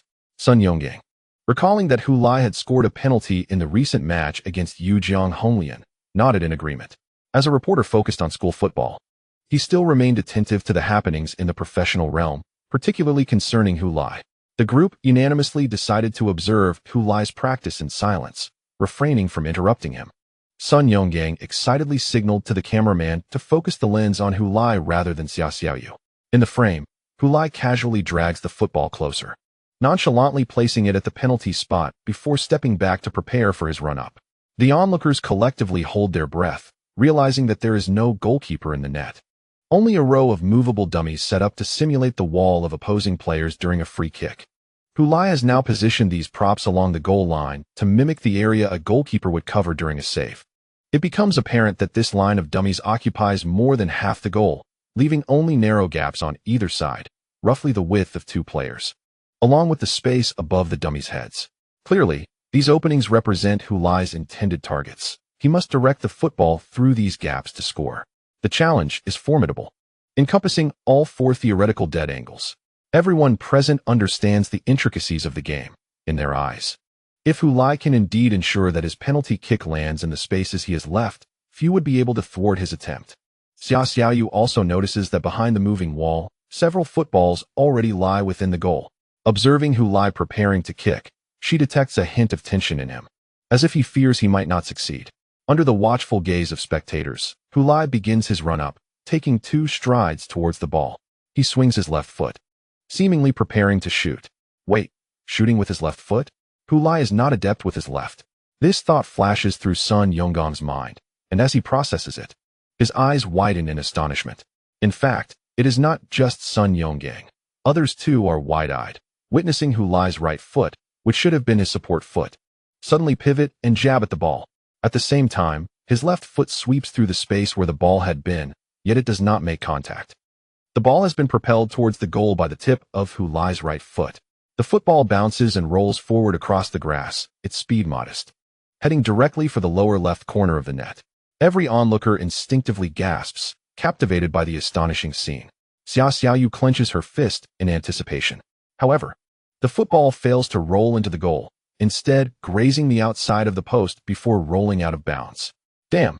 Hulai, hands on his head, curses loudly. Simultaneously, he hears a gasp from behind him. He then notices that several people have appeared at the sidelines, one of whom is holding a camera pointed in his direction. They all wear expressions of disbelief, leaving Hulai puzzled as to who had just exclaimed. "You're here too, Xiaxing," Hulai exclaims in surprise. his eyes wide. Yes, who team? When Brother Tao came to find me, I couldn't hesitate at the thought of you being at Xiaxing. Xia Xiaoyu replies excitedly. Beside him, Dai Zitao coughed gently, confessing, I had indeed intended to use you as a reason to persuade him, but before I could articulate it, he had already acquiesced. At that moment, Xia Xiaoyu stood before Hu Lai, beaming at him. Indeed, Shining Star is quite an apt place for young athletes. Chen Xingyi has also arrived. Are you aware? Hu Lai remarked to Xia Xiaoyu. Xia Xiaoyu nodded vigorously. Yes. We were discussing this matter even before the national competition. Fate is truly wondrous. Upon hearing Xia Xiaoyu mention the national tournament, Hu Lai suddenly recalled that it must have concluded by now, and he wondered about the performance of Dongchuan High School. Since becoming a professional player, he had paid little attention to school football. Thus, he inquired, what was your result in this national tournament? To his surprise, as soon as the question escaped his lips, he noticed Xia Xiaoyu's expression shift to one of despondency. What's wrong? I am sorry, Coach Hu. But we were eliminated in the round of 16, Xia Xiaoyu replied. Hu Lai was taken aback. Eliminated after just 2 rounds? Xia Xiaoyu lowered his head, biting his lip, remaining silent, seemingly without any intention to defend himself. At this moment, Sun Yonggang, who had been standing nearby, stepped forward to explain on behalf of Xia Xiaoyu. Dongchuan High School was unfortunate. They faced Yuntai High School in the round of 16 and were subsequently eliminated. Wait a moment. Hu Lai interrupted Sun Yonggang's narrative, asking, where is Yuntai High School? How come I have never heard of it before? Oh, Yuntai High School from Nanjia City, Jiangnan Province, is not a traditional powerhouse in football. Their best result in the national tournament was merely 15th place, 5 years ago. And they have not even qualified for the national tournament since. That was until a transfer student named Lin Ziyuan arrived at the school and joined the football team. Sun Yonggang elucidated. Hold on, who is this Lin Ziyuan? The match reached the 84th minute, with stoppage time nearing its climax. Qingyang High School launched an attack toward the goal of Yuntai High School. This could very well be their final offensive. A breakthrough on the wing. Across. Zhou Zijin heads the ball. Wow. Lin Ziyuan. He executed an astonishing save. He thwarted Zhou Zijin's header. Thus, he extinguished Qingyang High School's hopes of equalizing. The referee blew the final whistle, signaling the end of the match. The contest concluded. Qingyang High School fell short in this showdown between 2 dark horses, with the even darker Yuntai High School emerging victorious. Who could have imagined that this team, whose previous best result was 15th place in the national tournament, could make an astonishing journey to the finals and claim the championship? This is football. This is youth. Lin Ziyuan. This prodigious goalkeeper is the pivotal figure in Yuntai High School's historic achievement of winning the national tournament, their greatest benefactor. It was indeed his relentless defense during the matches that ensured the goal remained unbreached, ultimately leading the relatively weaker Yuntai Middle School to triumph over numerous formidable opponents and lift the championship trophy. This goalkeeper, who had undergone comprehensive training within the ranks of a professional football club in Germany, exhibited a prowess that surpassed that of his contemporaries. Zhou Zijin opened his eyes to find himself staring at the ceiling. He turned his head toward the window, where a thin veil of sheer fabric separated him from the overcast sky and the iconic skyline of Shanghai City. He was in a hotel room by the Spring Breeze River in Shanghai, waiting alone for his father to return. Somehow, he had fallen asleep on the bed without even changing his clothes. He dreamt once more of the national championship final, recalling how his team had been defeated. He envisioned their last offensive maneuver, where he leapt desperately in the penalty area of Yuntai Middle School. It was a leap fueled by sheer determination. A moment that made him feel as if he were on the pinnacle of achievement, surveying all beneath him. No one could thwart his impending goal. This was the sentiment that surged within Zhou Zijin at that moment. As he soared to meet the incoming ball, he executed a powerful header aimed towards the back post, convinced that the opponent could not possibly intercept it. However, to his astonishment, Lin Ziyuan managed to spring from the front post and, in an incredible display, salvaged the ball from the goal line. Just as Zhou Zijin was about to raise his arms in celebration, he caught sight of Lin Ziyuan, who, with a single hand, deflected the ball that was destined for the net. His arms fell back to his head in disbelief. This marked the final offensive effort from Qingyang High School in the national tournament. Shortly thereafter, the referee's whistle signaled the end of the match, and he had failed to lead his team to achieve their modest goal. This year, as a senior in high school, Zhou Zijin had irrevocably lost the opportunity to claim the national championship. The sound of a key turning in the lock interrupted his thoughts, and his father, Zhou Shanghai, entered the room. Upon seeing his son lying on the bed, lost in thought, he furrowed his brow. "What is this despondent expression?" he inquired. "I accidentally fell asleep and dreamt about the national championship final," Zhou Zijin replied, gazing at the ceiling. "You just fell asleep like that?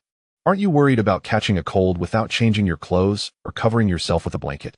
Zhou Shanghai asked, a hint of concern in his voice. "I just signed a contract with the Shanghai Sailors. This is not the time for any missteps. If you catch a cold, it could hinder your training and performance when you join the team, which would be detrimental to your future. Dad, don't you care about the national championship I lost?" Zhou Zijin sat up in bed, glaring at his father. "All right, enough of this." Zhou Shanghai waved his hand dismissively. "You are about to become a professional player. Why are you still fixated on the championships of your student days? If you didn't win it, so be it. Will winning a national championship ease your path in professional football? Look at Chen Xingyi, who won 2 consecutive national championships and was the top scorer. Yet where is he now? Just an average player in the J2 league." Zhou Zijin exclaimed. "That was my youth." "Exactly," his father responded. "Exactly? What do you mean by that?" Zhou Zijin asked, bewildered. "Youth is often fraught with pain and regret. All right, enough dwelling on the national tournament. If you harbor resentment towards Lin Ziyuan, why not continue your rivalry in the professional football arena? Hasn't he joined the South China Tigers? Scoring against him in a professional league must be far more exhilarating than doing so in a national competition." Zhou Shanghai patted his son's broad shoulders. "Look ahead, my son. Your football career has much further to go. The South China Tigers Football Club is elated to have signed a prodigious talent like Lin Ziyuan, whose performance in the National High School Football Championship was nothing short of remarkable." In the press conference hall of Lianhua Stadium, a ceremony was underway to announce the joining of a new player. However, it was not the transfer window. Thus, this was not a signing for the first team, but rather for the youth squad. Yet, judging by the standards of a youth team announcement, the scale of this press conference was somewhat extravagant. Not only was it held in the venue typically reserved for first-team press events, but the presence of over 20 media representatives nearly rivaled that of a first-team press conference. After General Manager Lu Hong of the South China Tigers concluded his remarks, the press officer signaled for questions. Immediately, numerous hands shot up, all eyes fixed on the tall young man standing beside Lu Hong. The press officer randomly selected a journalist, who stood and introduced himself before diving straight into the question. Lin Ziyuan, having trained in the Westing athletic youth system in Germany since childhood, and assuming no unforeseen circumstances, you could have continued playing there. Why choose to return to China? My father finished his work in Germany, and our whole family had to come back, so I returned. The tall young man replied, shrugging in a tone of nonchalance. Isn't there a tinge of regret? After all, your prospects at Westing Athletic would undoubtedly be better than returning home, another journalist probed. Not really, Lin Ziyuan shrugged again. The South China Tigers are one of the top championship clubs in China. I actually believe joining the South China Tigers is a better choice than staying at Westing Athletic. This remark elicited laughter from the local reporters and brought a broad smile to the face of General Manager Lu Hong, who sat nearby. After the laughter subsided, the press officer called upon another journalist.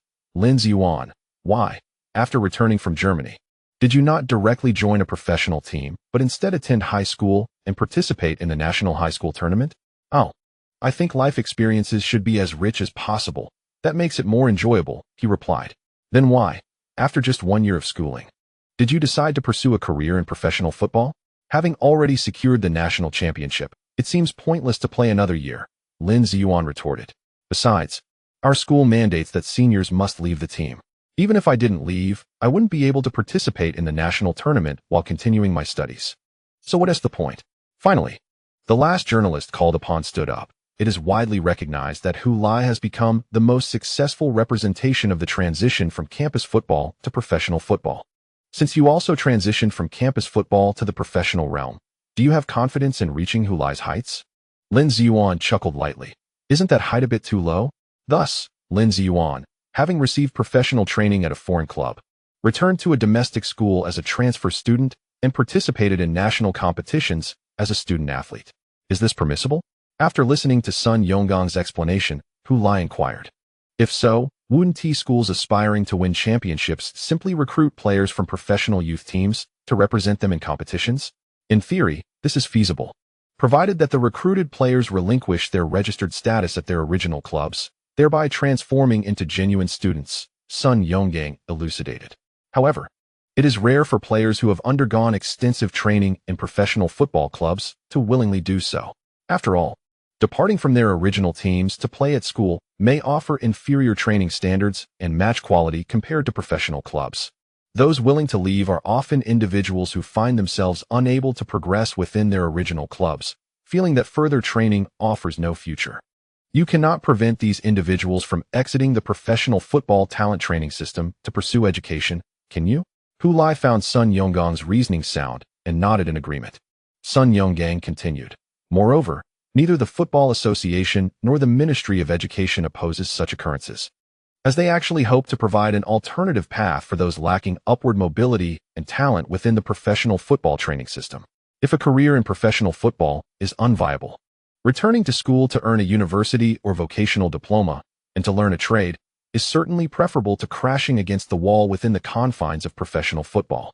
Hu Lai thought of his father, who had devoted his youth to football only to suffer a serious injury, ultimately failing to enter the professional realm and lacking sufficient educational qualifications, thus relegated to working as a security guard. Furthermore, once these individuals leave their professional teams and return to campus, they can pursue football freely, as there are no competitive agreements to bind them. Of course, the practice of straddling both worlds is strictly prohibited. In the initial 2 years of the National League, this issue was indeed quite severe, prompting the Football Association to impose severe penalties on those discovered, with bans from all levels of national competitions for a decade. After a 10-year ban, most individuals would find themselves rendered obsolete. Meanwhile, schools were prohibited from participating in all football competitions governed by the Ministry of Education's sports associations for 3 to 5 years. Following the stringent punishment of a number of defiant individuals, the willingness to engage in such practices diminished significantly. In essence, regulations are upheld through enforcement. If rules exist but are not executed or are enforced leniently, many will exploit the loopholes. Conversely, once rules are strictly enforced, compliance becomes a collective norm. As the standards of national competitions continue to rise, many schools, even when recruiting retired youth players, find it challenging to gain an advantage.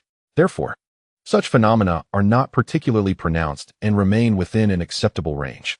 In fact, each year, both the national competitions and regional qualifiers feature student-athletes who have previously trained within professional football club systems, with varying lengths of training, yet few seem to take notice.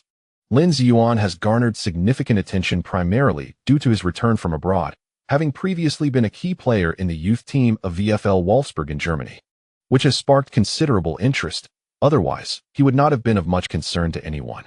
Before Hu Lai's arrival, he had never heard of a professional football team named VfL Wolfsburg within the German football scene. But now he is acutely aware that it is a well-established club in the Bundesliga, albeit not particularly strong, with a history that lacks remarkable achievements and heavyweight titles. Nevertheless, despite its lack of grandeur, it undeniably holds a more distinguished standing compared to Germany's elite clubs. With over a century of professional football experience, a more developed youth academy system, and a talent cultivation framework, it is far more advanced than Chinese football. Therefore, it is evident that a player who could serve as the first-choice goalkeeper for such a Bundesliga team possesses undeniable skill. This is why I remarked that Dongchuan High School is rather unfortunate, Sun Yonggang mused. In truth, even more unfortunate is Qingyang No. 1 High School, which, under the more seasoned leadership of Zhou Zijing, had a promising chance to claim victory, only to face Lin Ziyuan in the finals. Zhou Zijing, who had scored 10 goals in the previous 5 matches, found himself unable to find the net against Lin Ziyuan, resulting in the loss of the national championship. Hu Lai recalled Zhou Zijing's performance during the matches at Dongchuan High School and nodded, acknowledging, "Oh, that Lin Ziyuan does possess some talent." He then turned to Xia Xiaoyu and advised, "Do not take it too much to heart. Regardless of the outcome, the national competition has concluded, and you will not have another opportunity to play. Now that you are here at Shining Stars, focus on your training. Your professional career has only just begun. Should you encounter any issues, feel free to reach out to me or Wang Guangwei, and we will assist you as much as we can." Xia Xiaoyu nodded earnestly, responding, "I will strive to do my best, Coach Hu. Please, just call me Hu Lai. I am not the captain, Hu Lai waved his hand dismissively. You all may go now. I need to continue practicing penalties. You are still practicing? Dai Zitao inquired, somewhat surprised. I thought you were done. How could I be done? After each training session, I need to practice an additional 100 penalties. By the time you arrived, I had only completed 56. Hu Lai replied as he turned to head back onto the field. After taking a couple of steps, he suddenly stopped, turned, and pointed at the photographer, saying to Sun Yonggang, Brother Sun, please ensure your photographer deletes any footage of my additional practice. Huh? Sun Yonggang responded, taken aback, while the photographer appeared somewhat anxious. This is my secret weapon. It is one thing for you to have caught a glimpse, but the video absolutely cannot be leaked, Hu Lai stated with utmost seriousness. Sun Yonggang surmised that Hu Lai was concerned about how the footage of him missing penalties could affect his image, especially as he is now regarded as a young talent with immense expectations placed upon him by countless Chinese football fans. Hailed as one of the most successful transitions from school football to professional football. Thus, he nodded vigorously, assuring, rest assured, Hu Lai, I will have it deleted immediately. He then directed the cameraman to erase the segment of video just recorded. Hu Lai nodded, turned once more, and sprinted back onto the field to continue his practice. Xia Xiaoyu and the others did not linger by the sidelines and turned to leave. After a considerable distance, Xia Xiaoyu turned to the youth training supervisor, Shi Jixing, and inquired, Director Shi, may I come for training tomorrow? Shi Jixing nodded and replied, if you wish, certainly. However, haven't you got preparations to make first? I am fully prepared, Director Shi, Xia Xiaoyu asserted with determination. I will devote myself entirely over the next year, striving to meet the requirements for joining the first team. Shi Jixing thought to himself that bringing this lad to observe Hu Lai's training was indeed the right decision. His motivation was evidently heightened. All right then. Let us give it our all, young man. Note: the phenomenon of players from professional football club youth teams departing to attend school while continuing to play football and participate in national competitions has become increasingly commonplace in the more mature Japanese campus football leagues.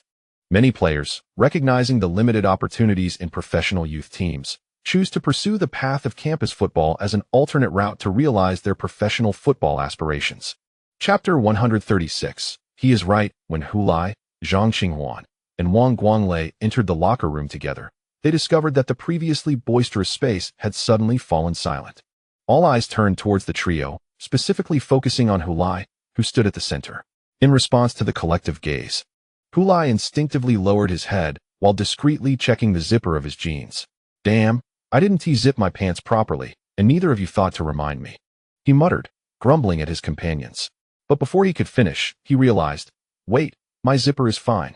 Why are they looking at me? Just as confusion enveloped Hu Lai, Chun Xingyi raised his phone and declared, Hu Lai, listen to me. Whatever you do, don't pay any attention to that guy.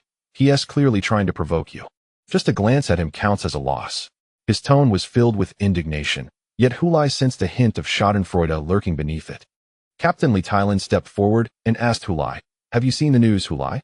That goalkeeper Lin Ziyuan, who just joined the South China Tigers. Hu Lai responded with realization. Oh, you mean that incident? Yes, I am aware. I chatted about it with those two on the way here. Wang Guanglei smirked at Chun Xingyi, saying, Chun Xingyi, you've already heard Zhang Qinghuan mention that on the way here. Be careful not to stoke the fire too much. It may burn you in the end. Chun Xingyi's expression turned awkward as he glanced at Zhang Qinghuan, who shrugged and said, Hu Lai actually thinks they're right. It's true, Hu Lai remarked to his teammates in the locker room. I merely scored 3 goals against the South Korean team in the East Asian Cup, helped the Chinese team secure the championship, and won both the Golden Boot and Golden Ball. After all, we were representing the U-23 team, not the national team. The significance of this tournament isn't particularly high. Suddenly, Qin Lin interjected, Hu Lai, if you wish to convey humility, you might want to refrain from enumerating your accolades so meticulously. It tends to come off as pretentious. Laughter erupted throughout the room. He is definitely being pretentious. Right. Lin Gu. Exactly. Lin Gu, you understand, Hu Lai. Lin, you may remove the notion that it would lead to discomfort. After the training concluded, Hu Lai and Wang Guanglei, accompanied by Zhang Qinghuan, began their journey home. As Wang Guanglei drove out of the southern gate of the training facility, they were promptly surrounded by reporters and fans. This scene was not unfamiliar to the trio, ever since it became known that they preferred to exit through the back gate. Numerous journalists and fans had taken to this spot to await their arrival. The fans sought autographs, while the reporters were eager to pose questions to Hu Lai. Inquiries naturally linked to Lin Ziyuan's remarks during the ceremony for his joining the South China Tigers the previous day. I believe he was right, Hu Lai stated, rolling down the car window to respond to the reporters, echoing the sentiments he had shared with Wang Guangwei and Zhang Qinghuan earlier. I never considered myself a representation of success. It is a label bestowed upon me by you journalists. To me, I am still far from achieving success. I have merely embarked on my journey. What heights can I claim? If anything, I used to be crouched on the ground, and now I have only just risen to a squat. I am still a long way from standing upright. Therefore, there is little more to say. He is entirely correct.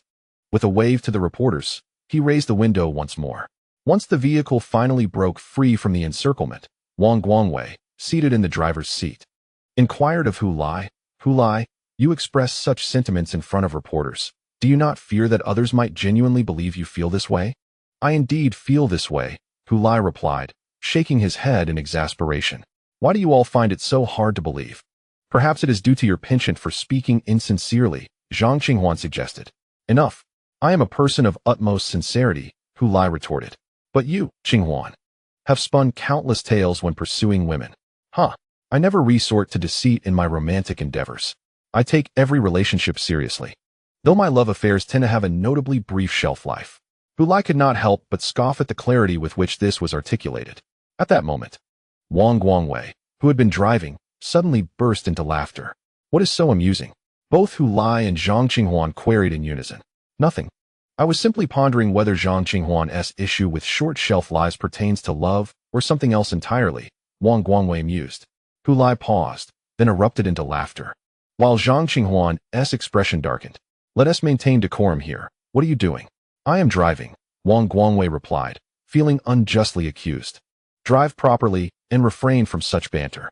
Still chuckling, Hu Lai continued to find humor in the situation, prompting Zhang Qinghuan to shift the topic. Hey Hu Lai, do not blame me for not warning you. If the media reports your words, what if the opposing team perceives it as you backing down? That would be quite embarrassing. Embarrassed? Not at all, Hu Lai responded with a smile. Let them think what they will. Whether I am backing down or not can be determined during the match. After all, I have only just joined the South China Tigers. It would be unnecessary to concern myself with a passerby's opinion. If I were to dwell on how others view me, would I even have a life of my own? Then you are not angry, even after being spoken of in such a manner? Angry? Why not hire someone to deal with that fellow in Lingnan? Eradicate evil and maintain justice. Precisely. Hu Lai shrugged his shoulders, pondering what else he could do. Should he engage in a verbal skirmish with him through the media, exchanging barbs? Zhang Qinghuan contemplated for a moment and realized there were no satisfactory responses available, letting out a sigh. If only our next match were against the South China Tigers. Wake up, we are in the Chinese League, while the South China Tigers play in the Super League. Even if we did face them, it's not guaranteed that that person would be the goalkeeper, she remarked, shaking her head and falling silent. Ziyuan, I have perused the media reports, and indeed, just as I mentioned yesterday, your offhand comment could spiral into a public relations crisis here. In a hotel room, a corpulent, balding middle-aged man furrowed his brow as he spoke to Lin Ziyuan. He was Lin Ziyuan's agent, Qiu Xinrong. Ah, Uncle Qiu. All right, Uncle Qiu. Lin Ziyuan retorted, rolling his eyes, yet he refrained from correcting Lin Ziyuan's address. You know I've been in Germany for too long. I'm somewhat unaccustomed to the ways of conducting oneself in this country. Stop using that as an excuse. Are there not enough charlatans in European football? I don't care what you think of me. You must learn to control that mouth of yours. Do you have any idea how high Hu Lai's current reputation is? How significant his fame has become? He has just ended the so-called fear of Korea. Upon hearing this, Lin Ziyuan scoffed. That was when I wasn't around. Had I been there, he wouldn't have needed to do anything to defeat the South Korean team. Qiu Xinrong was taken aback, then chuckled in disbelief. Then why weren't you there? I only returned to the country last summer. Let me tell you, Uncle Qiu, if I had come back a year earlier and participated in the national competition during my first year of high school, perhaps I would have been the one guarding the goal at the East Asian Cup, Lin Ziyuan asserted, jabbing his thumb at himself with confidence. Then why didn't you directly join a professional team instead of going through high school? Qiu Xinrong retorted, I advised you to join a domestic club back then. But you didn't listen. If you had gone to a training squad, you would have had a chance to play in the East Asian Cup. Lin Jiyuan paused for a moment, then awkwardly admitted, "It was because I saw some online articles about the national competition. They all portrayed it as if it were straight out of a Japanese youth manga, full of passion, youth, dreams, and rivalries, stirring my blood and making me want to experience our national competition.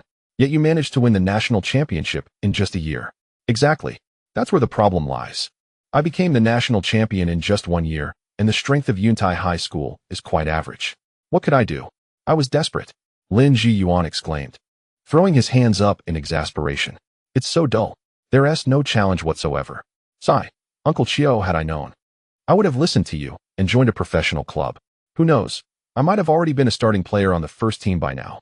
Seeing that Lin Jiyuan recognized his misguided path, Qiu Xinrong ceased his reproach and instead offered consolation. "Think positively. If you hadn't returned with a national championship, you might not have had such a smooth path to joining the South China Tigers. Now that you are a professional player, strive to earn your place in the first team." "But how can I just play? I want to be a starter in the Super League," Lin Jiyuan declared resolutely. "I have inquired, and it appears that Chen Xingyi, who is heralded as the strongest high school student, and Luo Kai, the first student athlete to join a professional team, have both failed to make their mark in the Chinese Super League and have now retreated to the China League 1. Therefore, I shall be the first to secure a starting position in the Super League." Upon hearing Lin Jiyuan's audacious declaration, Qiu Xinrong did not contest him but rather smiled. For in his view, Lin Jiyuan was undoubtedly capable of achieving such a feat. He possesses the requisite talent. He is a prodigious genius. His sole challenge lies in restraining his outspoken nature, as this nation does not favor those who are overly flamboyant, even if they possess commensurate abilities. Excessive ostentation can be off-putting and detrimental to one's commercial value within this country. Chapter 137. Matters pertaining to the FA Cup, due to Hu Lai's low-key response. The matter concerning Lin Jiyuan was swiftly laid to rest. After all, it was merely a conversation between two young individuals, one a player in the China League 1 and the other a youth team player in the Super League. Such an incident hardly warranted extensive reporting or publicity. The public's attention remained fixated on performance on the field. Following the match against the Right River Red Lotus, the China League 1 enjoyed a rare respite with a week-long break between games. There were no matches midweek, and it was not until Saturday, April 15th, that they welcomed Ningtian Yong'an to their home ground. This team had been relegated from the Super League last season but aspired to return to the top tier. Thus their player attrition this season was not severe, making them a formidable opponent in the China League 1. Ultimately, the star team faced a stalemate at home, ending the match in a 0-0 draw, with neither side able to score. Hu Lai encountered stringent marking from the opposition, and Chen Xingyi's performance did not match the brilliance of the previous match, leading to his substitution in the 70th minute. However, due to his outstanding displays in prior matches, neither Chen Hantang nor Chen Xingyi, nor even Zhao Kongming, felt anxious or dissatisfied. Chen Xingyi's performances in the last 3 games had attested to his capabilities, and if he maintained his normal level of play, he could fully meet the team's expectations. With such a track record, Zhao Kongming felt reassured, knowing he had not placed his bets incorrectly. Chen Xingyi also gained confidence and patience in facing the occasional fluctuations in form. Following the league match against Ningtian Yong'an, the star team entered the 4th round of the FA Cup midweek. From this round onward, all Super League teams would participate, and with the FA Cup implementing a fully randomized draw for matchups, the home and away fixtures would be determined by lottery. This arrangement significantly increased the likelihood of unexpected outcomes, but it also meant that weaker teams might not necessarily face stronger Super League opponents. For instance, the star team was particularly fortunate in the draw for the 4th round, facing the Haishi Elite from the China League 2. However, this time they would need to travel for the match rather than remain at home to await their opponent. "Why didn't you seek out Coach Xiao this time, Hu Lai?" After concluding their training and returning to their rented apartment, the two did not immediately retreat to their respective bedrooms, but instead sat in the living room engaged in conversation. Wang Guangwei posed a perplexing question. "Why should I seek out Coach Xiao?" Hu Lai found this curious. "Did you not say that not only for the last FA Cup match, but for every subsequent FA Cup match, you intended to participate? If you don't approach Coach Xiao, what if he neglects to include you in the match roster?" Hu Lai was momentarily taken aback. Wang Guangwei widened his eyes in disbelief. "Have you forgotten?" Hu Lai quickly shook his head. "I haven't forgotten. Of course I remember. However, The truth was that he had indeed overlooked this detail. Initially, he had made those remarks merely to fully utilize the effects of the Linksy card. Since those words were mere fabrications, it was only natural for him to forget them after speaking. After all, he had already participated in the FA Cup match and had benefited from the Linksy card's effects. Therefore, what need was there to dwell on the FA Cup? Yet, he was unable to articulate such reasoning to Wang Guangwei, as it was not merely a question of maintaining his persona. Rather, he knew that Wang Guangwei would not believe him.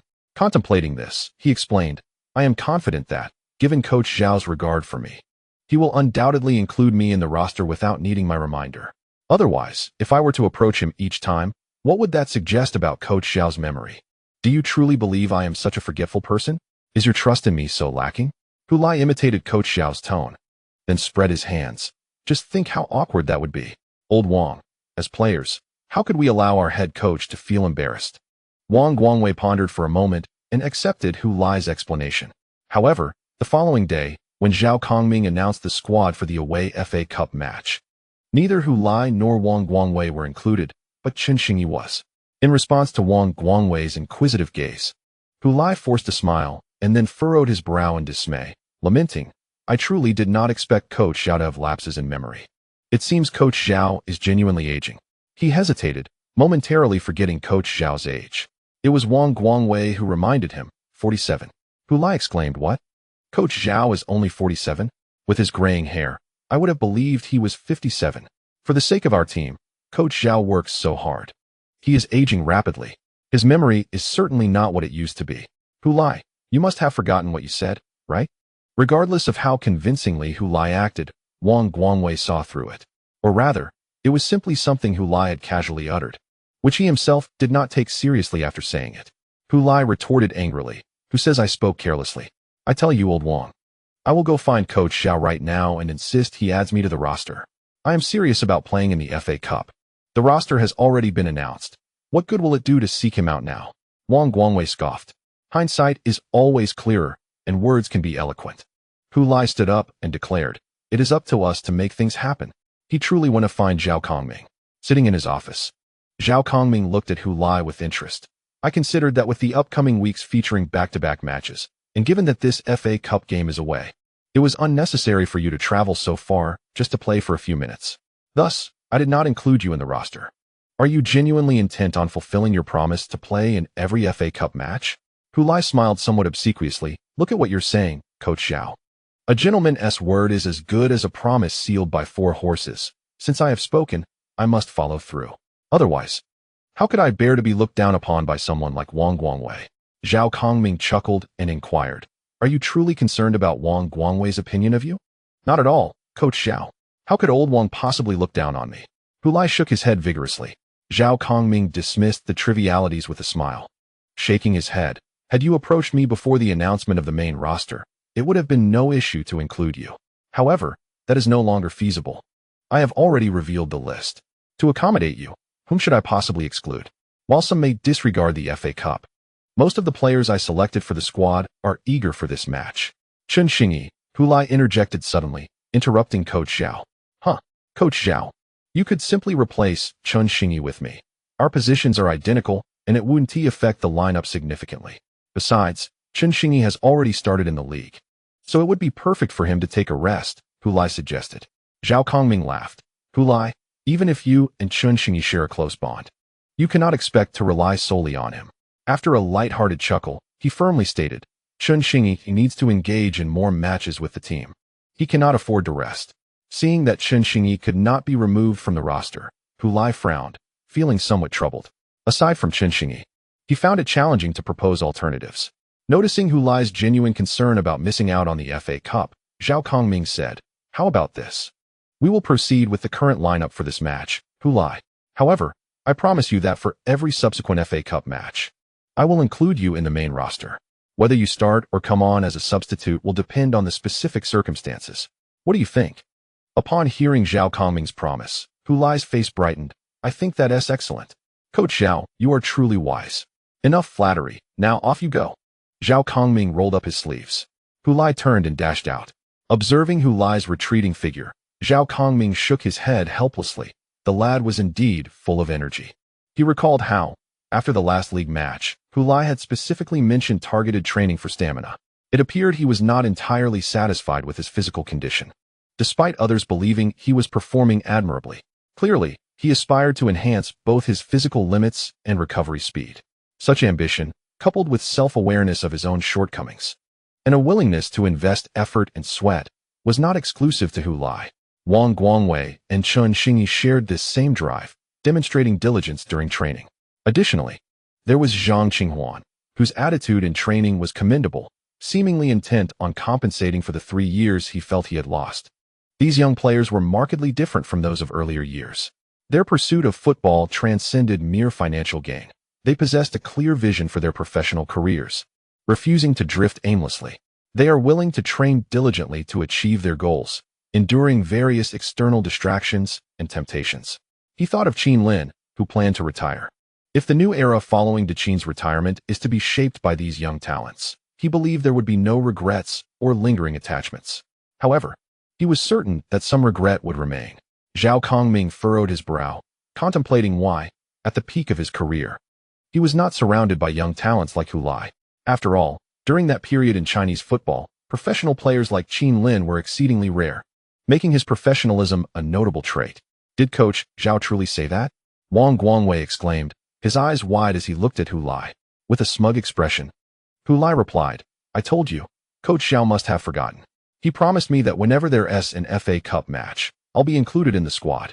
Ignoring the pensive Wang Guangwei, he turned to Chen Xingyi and said, Little star, I can't accompany you this time. You must put forth your best effort. Don't let the media say that without me, you can't even score. Chen Xingyi retorted, if I'm not there, you won't score either.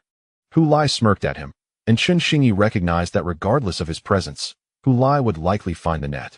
He decided not to get entangled in this debate over Hu Lai's advantages. My dad is here to pick me up. I must leave. On the afternoon of Wednesday, April 19th, Chen Xingyi scored a pivotal goal during the 4th round of the FA Cup, leading Flash Star to a 2-1 victory over Haishi Elite, thus advancing to the 5th round without much peril.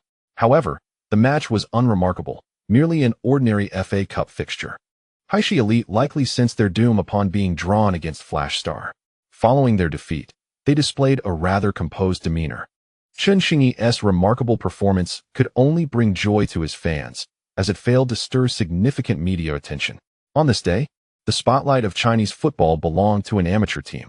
The match concluded. It was truly astonishing. The amateur team, Juxing City from Dongtai, unexpectedly eliminated the China League team Lingnan Nanhai in the 5th round of the FA Cup. The Dongtai Sports Center, with a capacity of 20,000, erupted in joyous cheers as the home players embraced each other in celebration of their victory. It was unbelievable that Juxing City, being merely an amateur team, had reached the 5th round. When faced with the formidable Lingnan Nanhai, many anticipated their defeat. To everyone's surprise, the resilient Juxing City managed to push the match into a penalty shootout, triumphing over the team that had underestimated them. Luo Kai sat despondently on the grass. He had played the entire match and scored the only goal for Nanhai. Under normal circumstances, such a performance would not be deemed inadequate. But when the opponent is an amateur team, it becomes difficult to regard it as commendable. His goal, scored 13 minutes into the match, had initially given Nanhai the lead. This match was initially destined to unfold smoothly, with the Nanhai team poised to score and ultimately secure victory by a considerable margin. However, what transpired was quite the opposite. After taking the lead, the Nanhai team grew complacent, underestimating their opponents, whom they presumed to be easily manipulated like soft fruit. Not only did they squander opportunities in various ways, but after their adversary equalized in the second half, the entire team fell into disarray. They could no longer mount a coherent offense or pose a threat to the goal of Juxing City. The match concluded with a 1-1 draw after 90 minutes. According to the rules of the FA Cup, when the regular time ends in a tie, there is no extra time. Instead, the outcome is decided by a penalty shootout. This rule was instituted to infuse the FA Cup with surprises and create upsets. On this occasion, the Nanhai team from the China League became a victim of this regulation. An upset indeed occurred. In the penalty shootout, Juxing City, an amateur team, performed consistently amid the cheers of over 10,000 fans, while the Nanhai team faltered, converting only 2 of their 4 penalties and failing to execute a 5th, thus being eliminated by an amateur squad. Luo Kai represented the Nanhai team as the second shooter in the penalty shootout. He managed to score, but it did little to alter the fate of his team's elimination. He held the FA Cup in high regard, as it provided him a rare opportunity to start, given his inconsistent appearances in the league. Thus, he approached the FA Cup with utmost seriousness and dedication, successfully scoring a goal. Yet, such a commendable performance was abruptly halted.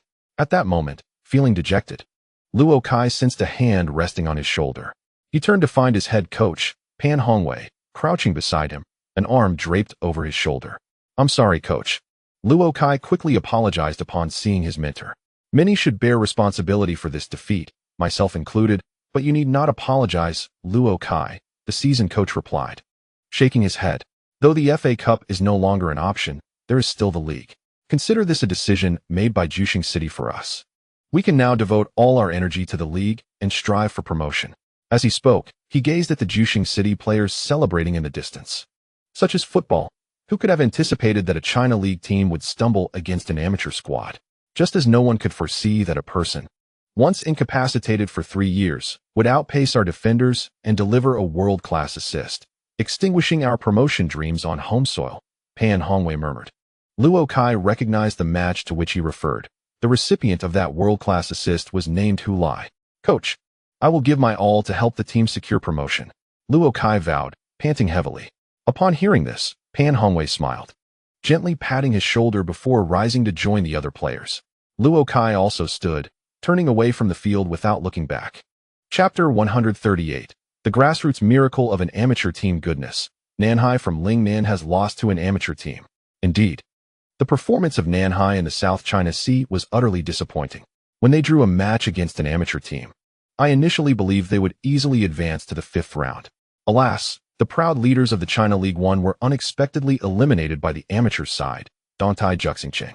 Such news is truly embarrassing.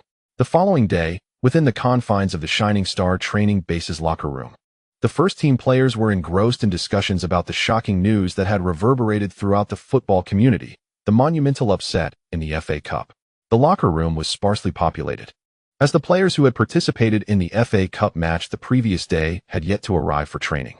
Adhering to head coach Zhao Kongming's directive that they report for recovery training in the afternoon. Thus, only those first-team players who had not traveled for the away match were present in the locker room, changing clothes and preparing for training while engaging in conversation. The topic of the day was the unexpected elimination of the China League One leaders, Nanhai, by the amateur team, Dongtai Juxingqing, in the FA Cup. After years of development and reform, the Chinese FA Cup aspires to become an inclusive football event akin to the English FA Cup, emphasizing opportunities for amateur teams to participate. Current regulations ensure that at least 12 amateur teams are granted entry into the main competition, commencing with the first round of the FA Cup.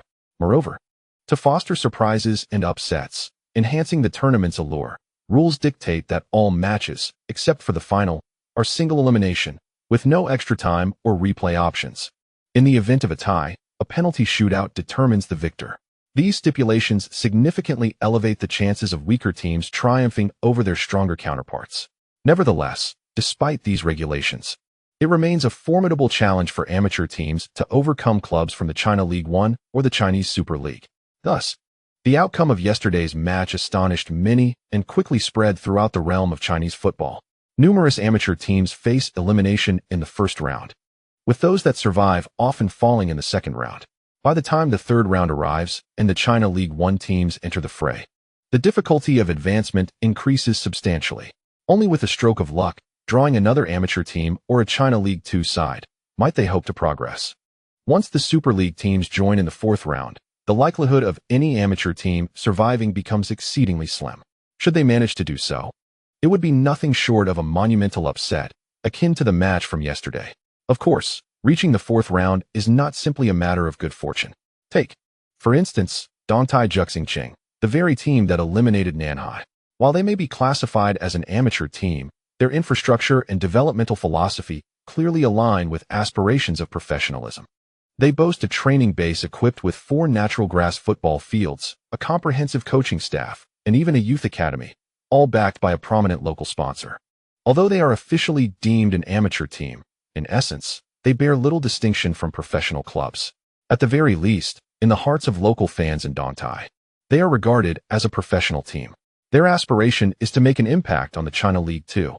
Should they succeed in ascending to this tier, their infrastructure and registered capital would enable them to promptly establish themselves as a professional football club. In the past, affluent individuals engaged in football primarily through the acquisition of established clubs in the Chinese Super League, indulging in the sport only to eventually withdraw after exhausting their financial resources. Nowadays, the wealthy approach football with greater prudence, recognizing the importance of nurturing grassroots initiatives by founding amateur clubs with the aim of professionalization. Even if their endeavors ultimately falter, the financial losses would be minimal, given that training facilities and office buildings are tangible assets that retain value. Should they achieve success, they would undoubtedly contribute to the advancement of Chinese football. Thus, when a China League One team encounters such a dominant amateur club, they must be cautious. Arrogance and complacency may lead to unexpected defeat. Historically, there have been instances in the FA Cup where Super League teams have been eliminated by amateur sides. Dongtai Juxing City has also equaled the best performance by an amateur team in the FA Cup by reaching the round of 16. This indicates that prior to their achievements, other amateur clubs had also reached similar milestones. Indeed, the most captivating aspect of football lies in its unpredictability. Even a Super League team, replete with national players, formidable foreign imports, and substantial financial backing, cannot guarantee victory against an amateur team. The monotony of a static, weak grassroots entity forever gazing up at giants is rather dreary. All right, let's not revel too much in schadenfreude, Qin Lin interjected. This is, in fact, unfavorable news for us. With Nanhai's exit from the FA Cup, they can now devote more energy to competing in the league. They were already at the top, and now they are even more focused. Upon hearing Qin Lin's remarks, laughter in the locker room diminished significantly as the spectators realized the implications for their own team. In the current season, after 6 rounds of league play, Lingnan Nanhai boasts 5 victories and 1 draw, accumulating 16 points and securing first place. Although they narrowly missed promotion last season, they are indeed a formidable team. With the addition of several new recruits this season, their strength has only increased, and their league standing reflects their capabilities. In truth, had they not underestimated Dongtai Juxing City in their recent away match, fielding nearly all reserve players and youth team members while allowing their minds to relax, they would have undoubtedly dominated the amateur giant given their superiority. Sensing the somber atmosphere in the locker room, Qin Lin acknowledged the weight of his words and smiled. Of course, there are 2 promotion spots, and they are not our direct competitors, at least not for now. Brother Lin is right. The priority is to focus on our own performance. We cannot concern ourselves with our rivals, Captain Li Tailan affirmed. Someone proposed, should we consider abandoning the FA Cup altogether? After all, we are unlikely to win it. Upon hearing this, Hulai quickly stood up, exclaiming, don't say that. What if we draw this amateur team in the next round? Dream on, Hulai. Laughter erupted in the locker room. After all, one must dare to dream. What if those dreams come true? Hulai was well aware that he was indulging in fanciful thoughts, yet in such moments, one must not back down. Even a stubborn duck must maintain its facade. Well, my dream is to win 5 million in the lottery. I buy tickets every draw, yet I have never won. Han Xiangfei remarked. That merely indicates that, Brother Han, your aspirations are not grand enough. Hulai replied with utmost seriousness. You ought to elevate your winning target to 100 million. Only then does it hold any genuine value. 5 million is something you could earn from a few years of playing football without needing to rely on lottery winnings. Turning to his teammates, Han Xiangfei queried, who spilled something hot. Wake Hulai up. The room erupted in laughter. You could do that yourself, Han Xiangfei. Someone retorted. Zhang Qinghuan raised his hand, suggesting, why don't we play a game? If Hulai guesses correctly and scores during the match, our entire team will line up to shine his shoes as a celebration. If he fails to guess, then after scoring, he will be the one to shine our shoes. What do you think? Upon hearing Zhang Qinghuan's proposition, the locker room fell silent as everyone envisioned the scene. They would line up to have Hulai polish their shoes while he knelt before them, placing their feet on his thigh. All nodded in agreement. Excellent. Let us settle on that. Yet Hulai hurriedly waved his hands. No way. A man cannot refuse. Han Xiangfei rallied his teammates. Zhang Qinghuan laughed heartily. Why not? Do you lack confidence in the realization of your dreams? Hulai had not anticipated being outwitted by Zhang Qinghuan on this matter. Hulai, have never succumbed to anyone. How could I yield before a playboy? Thus, he gritted his teeth and nodded. All right, let us wager. Cheers erupted in the locker room. Li Tai-lin and Qin Lin observed the scene, shaking their heads. Yet neither intervened in the merriment. They too had mentally pictured the delightful spectacle of teammates lining up to have Hulai polish their shoes. And the image stirred something within them. When the players who had participated in the FA Cup match arrived at the training base for recovery training, they heard from their fellow teammates about the morning's wager with Hulai. This piqued everyone's interest, and they eagerly expressed their desire to join in. It seemed that the collective resentment toward Hulai's bravado had grown so profound that the opportunity to outshine him was met with enthusiasm.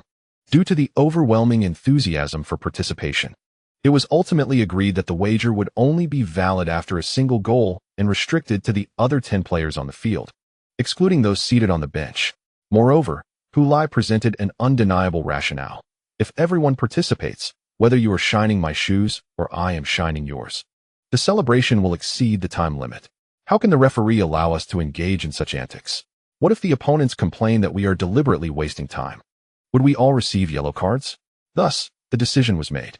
Now, they awaited the outcome of the wager. The FA Cup draw ceremony was not broadcast live on television, but the entire process could be viewed via a live stream on the FA's website. The evening following the conclusion of all the FA Cup matches was abuzz with excitement. That night, many players from the Flash Stars gathered around their computers and smartphones, eagerly anticipating the draw results for the 5th round of the FA Cup. The team's WeChat group was lively, with some even sending out red envelopes to stir up the atmosphere, leading to a frenzied scramble. Typically, the camaraderie shared in the locker room was set aside, as even the esteemed Qin Lin joined in the fray, expressing gratitude with a playful emoji after seizing a 1-cent red envelope from Hulai. However, upon realizing that it was a shared 1-cent red envelope divided among 100 participants, he promptly retracted his message of thanks. As the excitement from the red envelope frenzy simmered, they eagerly awaited the final announcement. The draw was a straightforward affair, devoid of any elaborate ceremonial procedures or artistic performances. A camera was directed at the draw box, with a notary present to supervise the proceedings, alongside 2 staff members tasked with conducting the draw. Once the notary read the official statement, the draw commenced. The first team drawn would host the match, while the subsequent team drawn would face them. Then came the moment of revelation. Dongtai Juxing City was the first name announced. A hush fell over the WeChat group as this meant they would enjoy home advantage. The anticipation heightened as they awaited to discover their opponent. The draw revealed that their adversary would be the Anton Flash Stars. The team's WeChat group erupted in disbelief. No way. This is unbelievable. There must be some foul play going on. How could this happen? Am I really expected to raise my lottery goal to 100 million? What on earth is this? This world must be out of order. Hulai, your luck is absurd. Why aren't you buying a lottery ticket instead of dragging us into this chaos? Zhang Qinghuan, step forward. Confess. Are you in cahoots with Hulai to orchestrate this? This is an injustice, Coach Li. I want to shine Hulai's shoes too. Is there a scheme where I can lose out as well? Aha. I graciously accept. My shoes await your esteemed presence. In his bedroom, Wang Guangwei listened to the raucous laughter of Hulai from the adjacent room, contemplating whether he should request a rest from Coach Zhao for the next match. Chapter 139. A cue to shine shoes. Assistant coach Chun Mo visited the head coach's office and immediately noticed Zhao Kongming deep in thought, furrowing his brow. What is going on? Are you facing some trouble? He inquired with concern. No, I just find it peculiar. Old Chun, haven't you noticed? Zhao responded. Noticed what? Chun asked, intrigued. It seems the team's morale is rather low. The players who traveled for the away match appear disinterested and lack enthusiasm. I even get the impression they would rather not be here. Zhao expressed his perplexity. Surely not. Your words suggest they're preparing for a lackluster performance. Chun waved his hand dismissively. After a moment of contemplation, he acknowledged, there is a slight dip in spirits, but not to the extent you claim. If you're genuinely concerned, why not summon Qin Lin and Li Tai-lin to discuss this matter directly? Zhao Kongming nodded. That's a splendid idea. Chun, could you kindly summon the 2 of them to my room? Chun Mo promptly retrieved his phone and called each of them.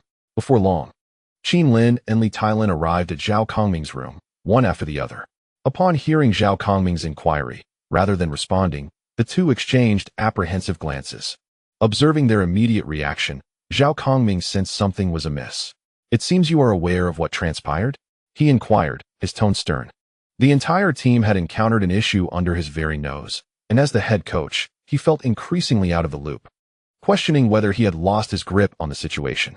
Upon hearing the coach's words, Li Tailin hastily waved his hands. No, it's not what you think. Coach Zhao, there is a reason, but it may not align with your assumptions. Zhao Kongming's gaze locked onto Li Tailin, the team captain, asserting the innate authority a head coach possesses, even in moments of gentleness. At this juncture, Qin Lin stepped forward to assist his teammate. Having shared a bond of camaraderie with Zhao Kongming, he explained, "Here is how it is, Coach Zhao. Previously, didn't we draw that amateur team in the FA Cup? Before the draw, we had made a wager with Hulai." He then meticulously recounted the entire saga to the two coaches present. After listening, Zhao Kongming and Chen Mo exchanged knowing glances. "It's that rascal again," Chen Mo remarked. Zhao Kongming shook his head and turned to Qin Lin. "So, your plan is to line up to shine Hulai's shoes once he scores?" "Indeed, with so many of us, we can't possibly back out now," Qin Lin replied. Exasperated, who could have anticipated such an improbable event would befall Hulai? Everyone began to suspect that Hulai's luck might be enchanted. "All right, that will suffice. You two may return now and get some rest."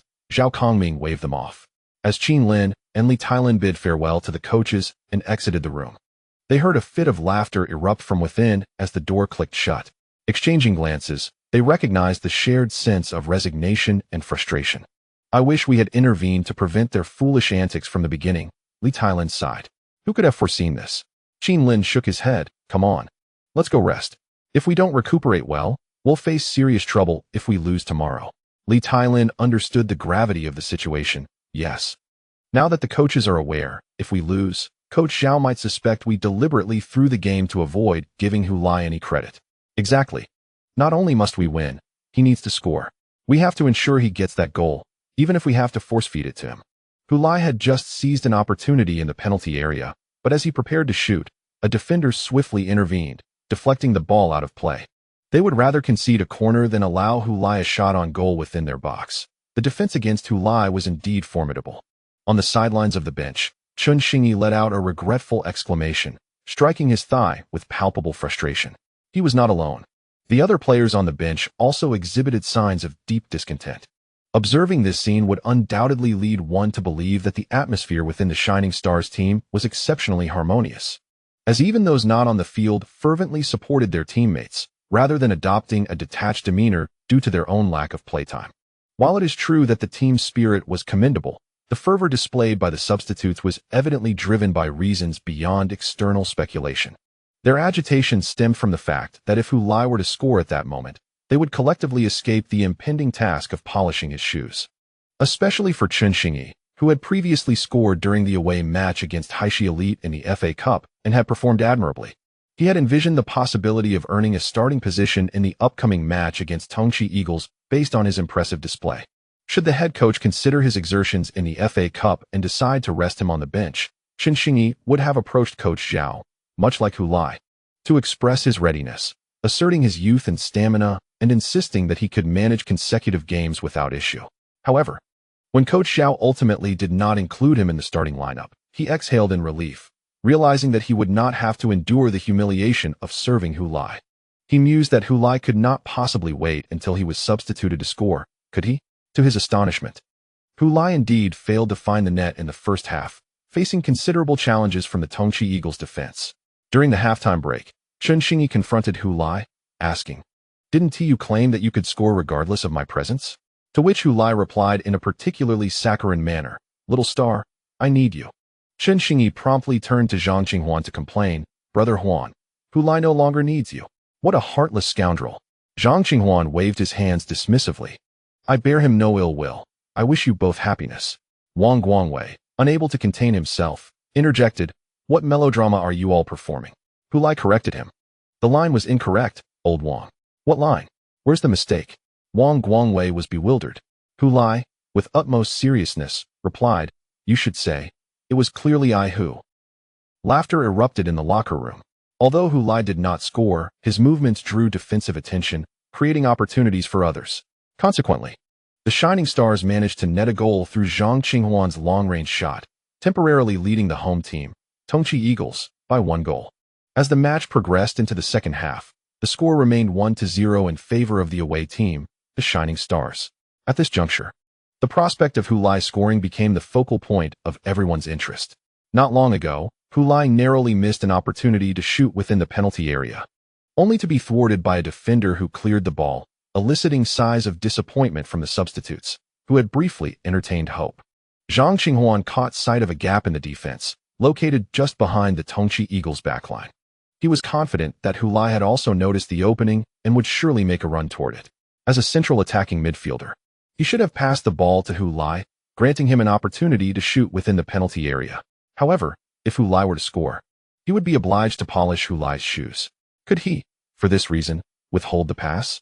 Certainly not. While banter among teammates is common, it must not interfere with the team's performance. Thus, whenever an opportunity arises, he is compelled to deliver the ball. This is not only his professional duty, but also his ethical responsibility. Yet, the thought of witnessing such a splendid opportunity being bestowed upon Hu Lai left Zhang Qinghuan feeling somewhat resentful. Consequently, he turned his gaze towards the area beside him, seemingly in search of a passing lane, yet inadvertently sent the ball into the distant open space. A sight difficult to behold. Zhang Qinghuan has made the pass, a no-look pass. The commentator Shin Lang from Tongfei Video astutely noticed Zhang Qinghuan's subtle movement during the pass and exclaimed, "Splendid." He found the open space for Hu Lai. Hu Lai received the ball, made a brief adjustment, and took his shot. Amidst Shin Lang's fervent commentary, Hu Lai struck the ball towards the goal just before the opposing defender could intervene. The ball skimmed along the grass towards the near post. And despite the goalkeeper Tongchi Xionying's desperate dive, he could not make contact, merely watching as the ball nestled into the net. The goal is scored. Hu Lai. What a magnificent pass from Zhang Qinghuan. This showcases the prowess akin to that of Francis in China. Despite Shin Fei's enthusiastic praise for Zhang Qinghuan's assist, the reality on the field was that Zhang Qinghuan felt no joy upon witnessing Hu Lai's goal. To avoid drawing attention from the television broadcast, he forced a smile. Yet he did not rush towards Hu Lai, who, after scoring, turned and jogged back towards the corner flag, beckoning his teammates with a playful gesture. "Come on, let's celebrate." On the substitute bench, Chen Xingyi and his teammates leaped to their feet, embracing one another before raising their arms in jubilation. Hu Lai is amazing. On the coaching side, Chen Mo and Zhao Kongming high-fived in celebration, then stood at the sideline, casting expectant glances towards the field. They were eager to witness how the starting lineup would collectively polish Hu Lai's shoes. "Wait, I have to go too?" questioned the goalkeeper Yu Jiming, pointing to himself as he looked at Captain Li Tailin. Center back Li Tailin grabbed Wang Guangwei and told Yu Jiming, "Of course, everyone should go. You all were quite enthusiastic earlier." Yu Jiming sighed deeply. He had merely joined in on the fun at that moment, but who would believe him now? Reluctantly, he joined his fellow teammates in running towards Hu Lai, finding solace in the fact that he was not the first to arrive. The first to kneel was the foreign player Murphy, who, with sincerity, knelt on one knee, lifting Hu Lai's right foot onto his thigh to perform the shoe-polishing gesture. "Wow. The shoe-polishing celebration. Murphy is polishing Hu Lai's shoes," Shin Lang exclaimed, then educated the audience on the significance of this celebratory act, which often symbolizes the high status and popularity of the goalscorer among his teammates. After all, who would willingly kneel to polish someone else's shoes if not for a deep camaraderie? As soon as he finished speaking, he saw Zhang Qinghuan rush over, kneeling on one knee, lifting Hu Lai's right foot to polish his shoes. "Huh, Zhang Qinghuan is here too. Impressive, Hu Lai, to have two teammates polishing your shoes." Before Shin Lang could finish his sentence, the third starry player, Qin Lin, also knelt down to shine Hu Lai's shoes. Moreover, behind Qin Lin, more starry players flocked in, forming a line to kneel and attend to Hu Lai's shoes one by one. Shin Lang was dumbfounded. Not only him, but also the commentators from Anong TV, Tongchi TV, and the fans watching the live broadcast on their televisions, computers, and phones, as well as the spectators in the stands, all found themselves in disbelief. What was happening? Was the entire starry team really coming to polish Hu Lai's shoes? The spectacle was overwhelming. His status must be extraordinarily high. If just one or two players came to do this, it could be attributed to his good rapport and high standing. But now, with the entire team participating, could this merely be explained by camaraderie and status? Was there a deeper significance? Amidst the astonished gazes of the crowd, Hu Lai stood on one foot, raised his right foot, placed his hands on his hips, and laughed heartily, exuding joy like a child. In Chapter 140, beloved by all, flourishing like flowers. Thanks to Hulai's goal in the second half, Starry triumphed with a 2-0 victory over Tongchi Eagles on their home turf. Last season, when Starry played against Tongchi Eagles away, they had to adopt a more conservative starting lineup and tactics, ultimately managing only a 0-0 draw, which Xiao Kongming was quite pleased with, considering it an acceptable outcome. However, they had now evolved to easily outpace their opponents, even indulging in creative celebrations during the match. Indeed, both the media and fans viewed Hulai's shoe-polishing lineup as a form of innovative celebration. After the match, Hulai was cornered by reporters in the mixed zone, who insisted he explain the meaning behind that celebratory gesture. It doesn't mean much. My teammates really like and appreciate me, and to express their affection, they decided to put on this special celebration. At first, I refused, as I worried it might not reflect well on our image in front of so many people. But my teammates insisted, and I had no choice but to go along with it, Hulai shrugged. It seems you are truly well-liked within the team, one reporter remarked. Hulai chuckled, indeed. Beloved by all, flourishing like flowers. This quip amused the reporters, and Hulai quickly made his exit, as he noticed other teammates approaching. If he lingered after showing off, he might risk getting struck by lightning. After Hulai departed, the remaining Starry players were also approached by reporters for questions, naturally revolving around the celebratory act. When asked if the celebration was a special tribute to Hulai because they all liked him so much, each Starry player immediately responded. Did he really say that? Indeed, he mentioned that he initially declined, but you all insisted on proceeding.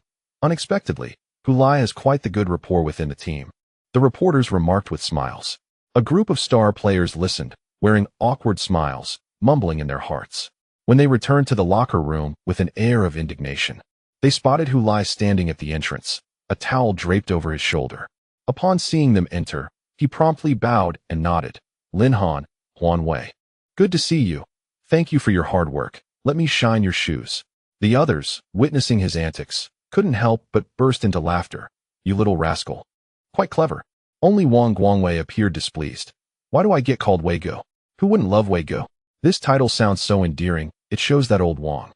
You are well liked, Hulai explained, glancing at Zhang Qinghuan, seemingly seeking his endorsement. Zhang Qinghuan, flustered, retorted, Damn it. Hulai, what are you looking at me for? I never used that. The locker room was filled with joyous laughter. Astonishingly, the entire team lined up to shine his shoes, a celebration of sorts, which everyone had witnessed before. Generally speaking, when a player performs exceptionally well, it elicits heartfelt reverence from teammates, leading to such celebratory gestures as a sign of respect and admiration for the goalscorer. However, during a recent match in the China League 1, a truly shocking scene unfolded. In a post-match interview, Hulai expressed that the enthusiasm from everyone was overwhelming, and he simply could not refuse, thus allowing them to celebrate his goal in this manner. He expressed profound gratitude for his teammates' affection and support, vowing to reciprocate with even better performances. Luo Kai set down his phone and leaned back in his chair. It wasn't merely the news. He had just scrolled through Douyin and came across Hulai's celebratory antics, accompanied by Douyin's signature canned laughter, providing a comedic effect. Yet, Luo Kai had never despised that monkey-like laughter from Douyin more than he did at that moment. In the same round of the league, Lingnan Nanhai's coach, Pan Hongwei, fulfilled his earlier promise by arranging for Luo Kai to start in the match. Luo Kai did not disappoint. Although he did not score, he provided an assist, helping his team secure a 3-1 victory over Miling Rangers. However, such an outstanding performance garnered no significant aftermath, receiving only slight coverage from local media. In truth, this is the typical treatment of the China League 1 in the media. Yet, there exists a stark contrast to consider. The news of Hulai's goal has spread like wildfire online due to his celebratory antics. Douyin, Weibo, Goal, Bilibili, Zhihu, and Tushio, all platforms are abuzz with it. While it may be an exaggeration to claim he has become a sensation across the internet, it is certainly not an overstatement to say he is the standout figure of this round in the China League 1. Luo Kai, however, was not particularly concerned with Hulai's celebratory antics. What troubled him more was that Hulai, having played 3 fewer matches than himself, had already accumulated for league goals. Meanwhile, since scoring as a substitute in the first round, he had yet to find the net again in the league. In the FA Cup, a goal was scored. Yet Lingnan Nanhai has been eliminated from the tournament. Thus, as the season progresses, he has only managed 2 goals and 2 assists across all competitions. Nevertheless, this marks his most impressive season since joining a professional team. Were it not for the existence of Hu Lai, his performance would undeniably warrant the title of a genius. If he continues to play in this manner until the season's end, he could return to Hedong Thunder and garner greater attention, leading to more matches in the Chinese Super League, where he could establish himself as a starter and excel, ultimately being called up to the U23 national team and the senior national team. However, in this world, there exists a figure named Hu Lai, who has overshadowed him, capturing all the limelight, even turning a mere celebration into headline news. This is the China League One, not the Super League. Such thoughts inevitably leave Luo Kai feeling somewhat despondent, as if he is up against an insurmountable rival. At that moment, he picks up his phone once more, searching through his albums for a solo picture of Li Qingqing, carefully admiring the goddess's radiant smile, slowly drawing motivation to strive harder from her expression. One day, I too shall stand proudly by your side. With this ambition and determination, Luo Kai took to the field as a starter in the 8th round of the league midweek, continuing to impress. This time, not only did he record another assist, but he also scored his 2nd goal in the China League One, helping Nanhai secure their 4th consecutive victory and maintain their lead at the top of the league table. With such a performance, Luo Kai was even named the best player of the match. He finally attracted considerable attention. Post-match, he became the focal point for reporters, with his large photograph gracing the front page of local media in Lingnan. Numerous female fans cheered and screamed for him. Yet, Luo Kai remained indifferent to the latter, for his heart belonged solely to Li Qingqing. Those superficial admirers held no significance for him. Nonetheless, this certainly indicates a promising future ahead. After the celebratory dinner following the team's victorious streak, Luo Kai returned to his rented room, eager to see if news of his accolade would spread nationwide, particularly to Shanghai. If it could reach the ears of the goddess Qingqing, reminding her of their shared days as classmates in Dongchuan High School, it would be worth it. He opened the Goals website and was greeted by an explosive headline. Hu Lai scores his first hat trick of the season. 7 goals to top the league's scoring chart. Luo Kai widened his eyes, momentarily breathless. Congratulations, Sister Xia. Your son scored 3 goals in last night's match. That's truly impressive. In the office, upon seeing Xia Lan enter, colleagues stood up with thermoses in hand to greet her, the topic naturally revolving around her son's stellar performance. Xia Lan waved her hand, a faint smile gracing her face. Oh, it was just all right. Yunshan Kaiyun is too weak. Allowing Hu Lai the chance to score a hat trick doesn't count. We must see how he performs against teams like Lingnan Nanhai in tough matches. At last, with a strained smile, she cast a glance at Sister Wang, who, with her head bowed, seemed oblivious to her words as she scrolled through her phone. Ever since the East Asia Cup, Sister Wang had retreated into silence before her, no longer flaunting her son who had secured a position in a state-owned enterprise through connections, as she had so often done in the office. This shift left Xia Lan feeling somewhat bored, prompting her to reflect inwardly on whether she had perhaps been too ostentatious, effectively silencing Sister Wang with her assertive demeanor. It appeared her husband was indeed correct. A measure of modesty in one's demeanor is often more advantageous. Xia Lan, feeling lost, surveyed her surroundings with a sense of disarray. Her son's remarkable performance had left no opportunity for others to approach her with insincere flattery. She had intended to play the role of the underdog, yet it seemed she had inadvertently eradicated the competition entirely. How tragic. Hu Lai. This marked his 30th goal of the season. He was far ahead on the scoring leaderboard. The computer screen flickered with such news, showcasing a character bearing Hu Lai's name, sprinting and leaping across the field. Zhang Zihao, seated before the screen, raised his fist in triumph. Splendid. This is how it should be. Our star's king of scorers. He was engaged in a game of Champion Godfather, with approximately 16 hours of gameplay logged.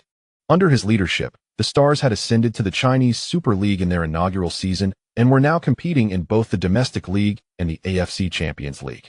Hu Lai's initial statistics had indeed been set according to the modified data he had submitted, so although his shooting attributes appeared modest, his actual performance was exceptional.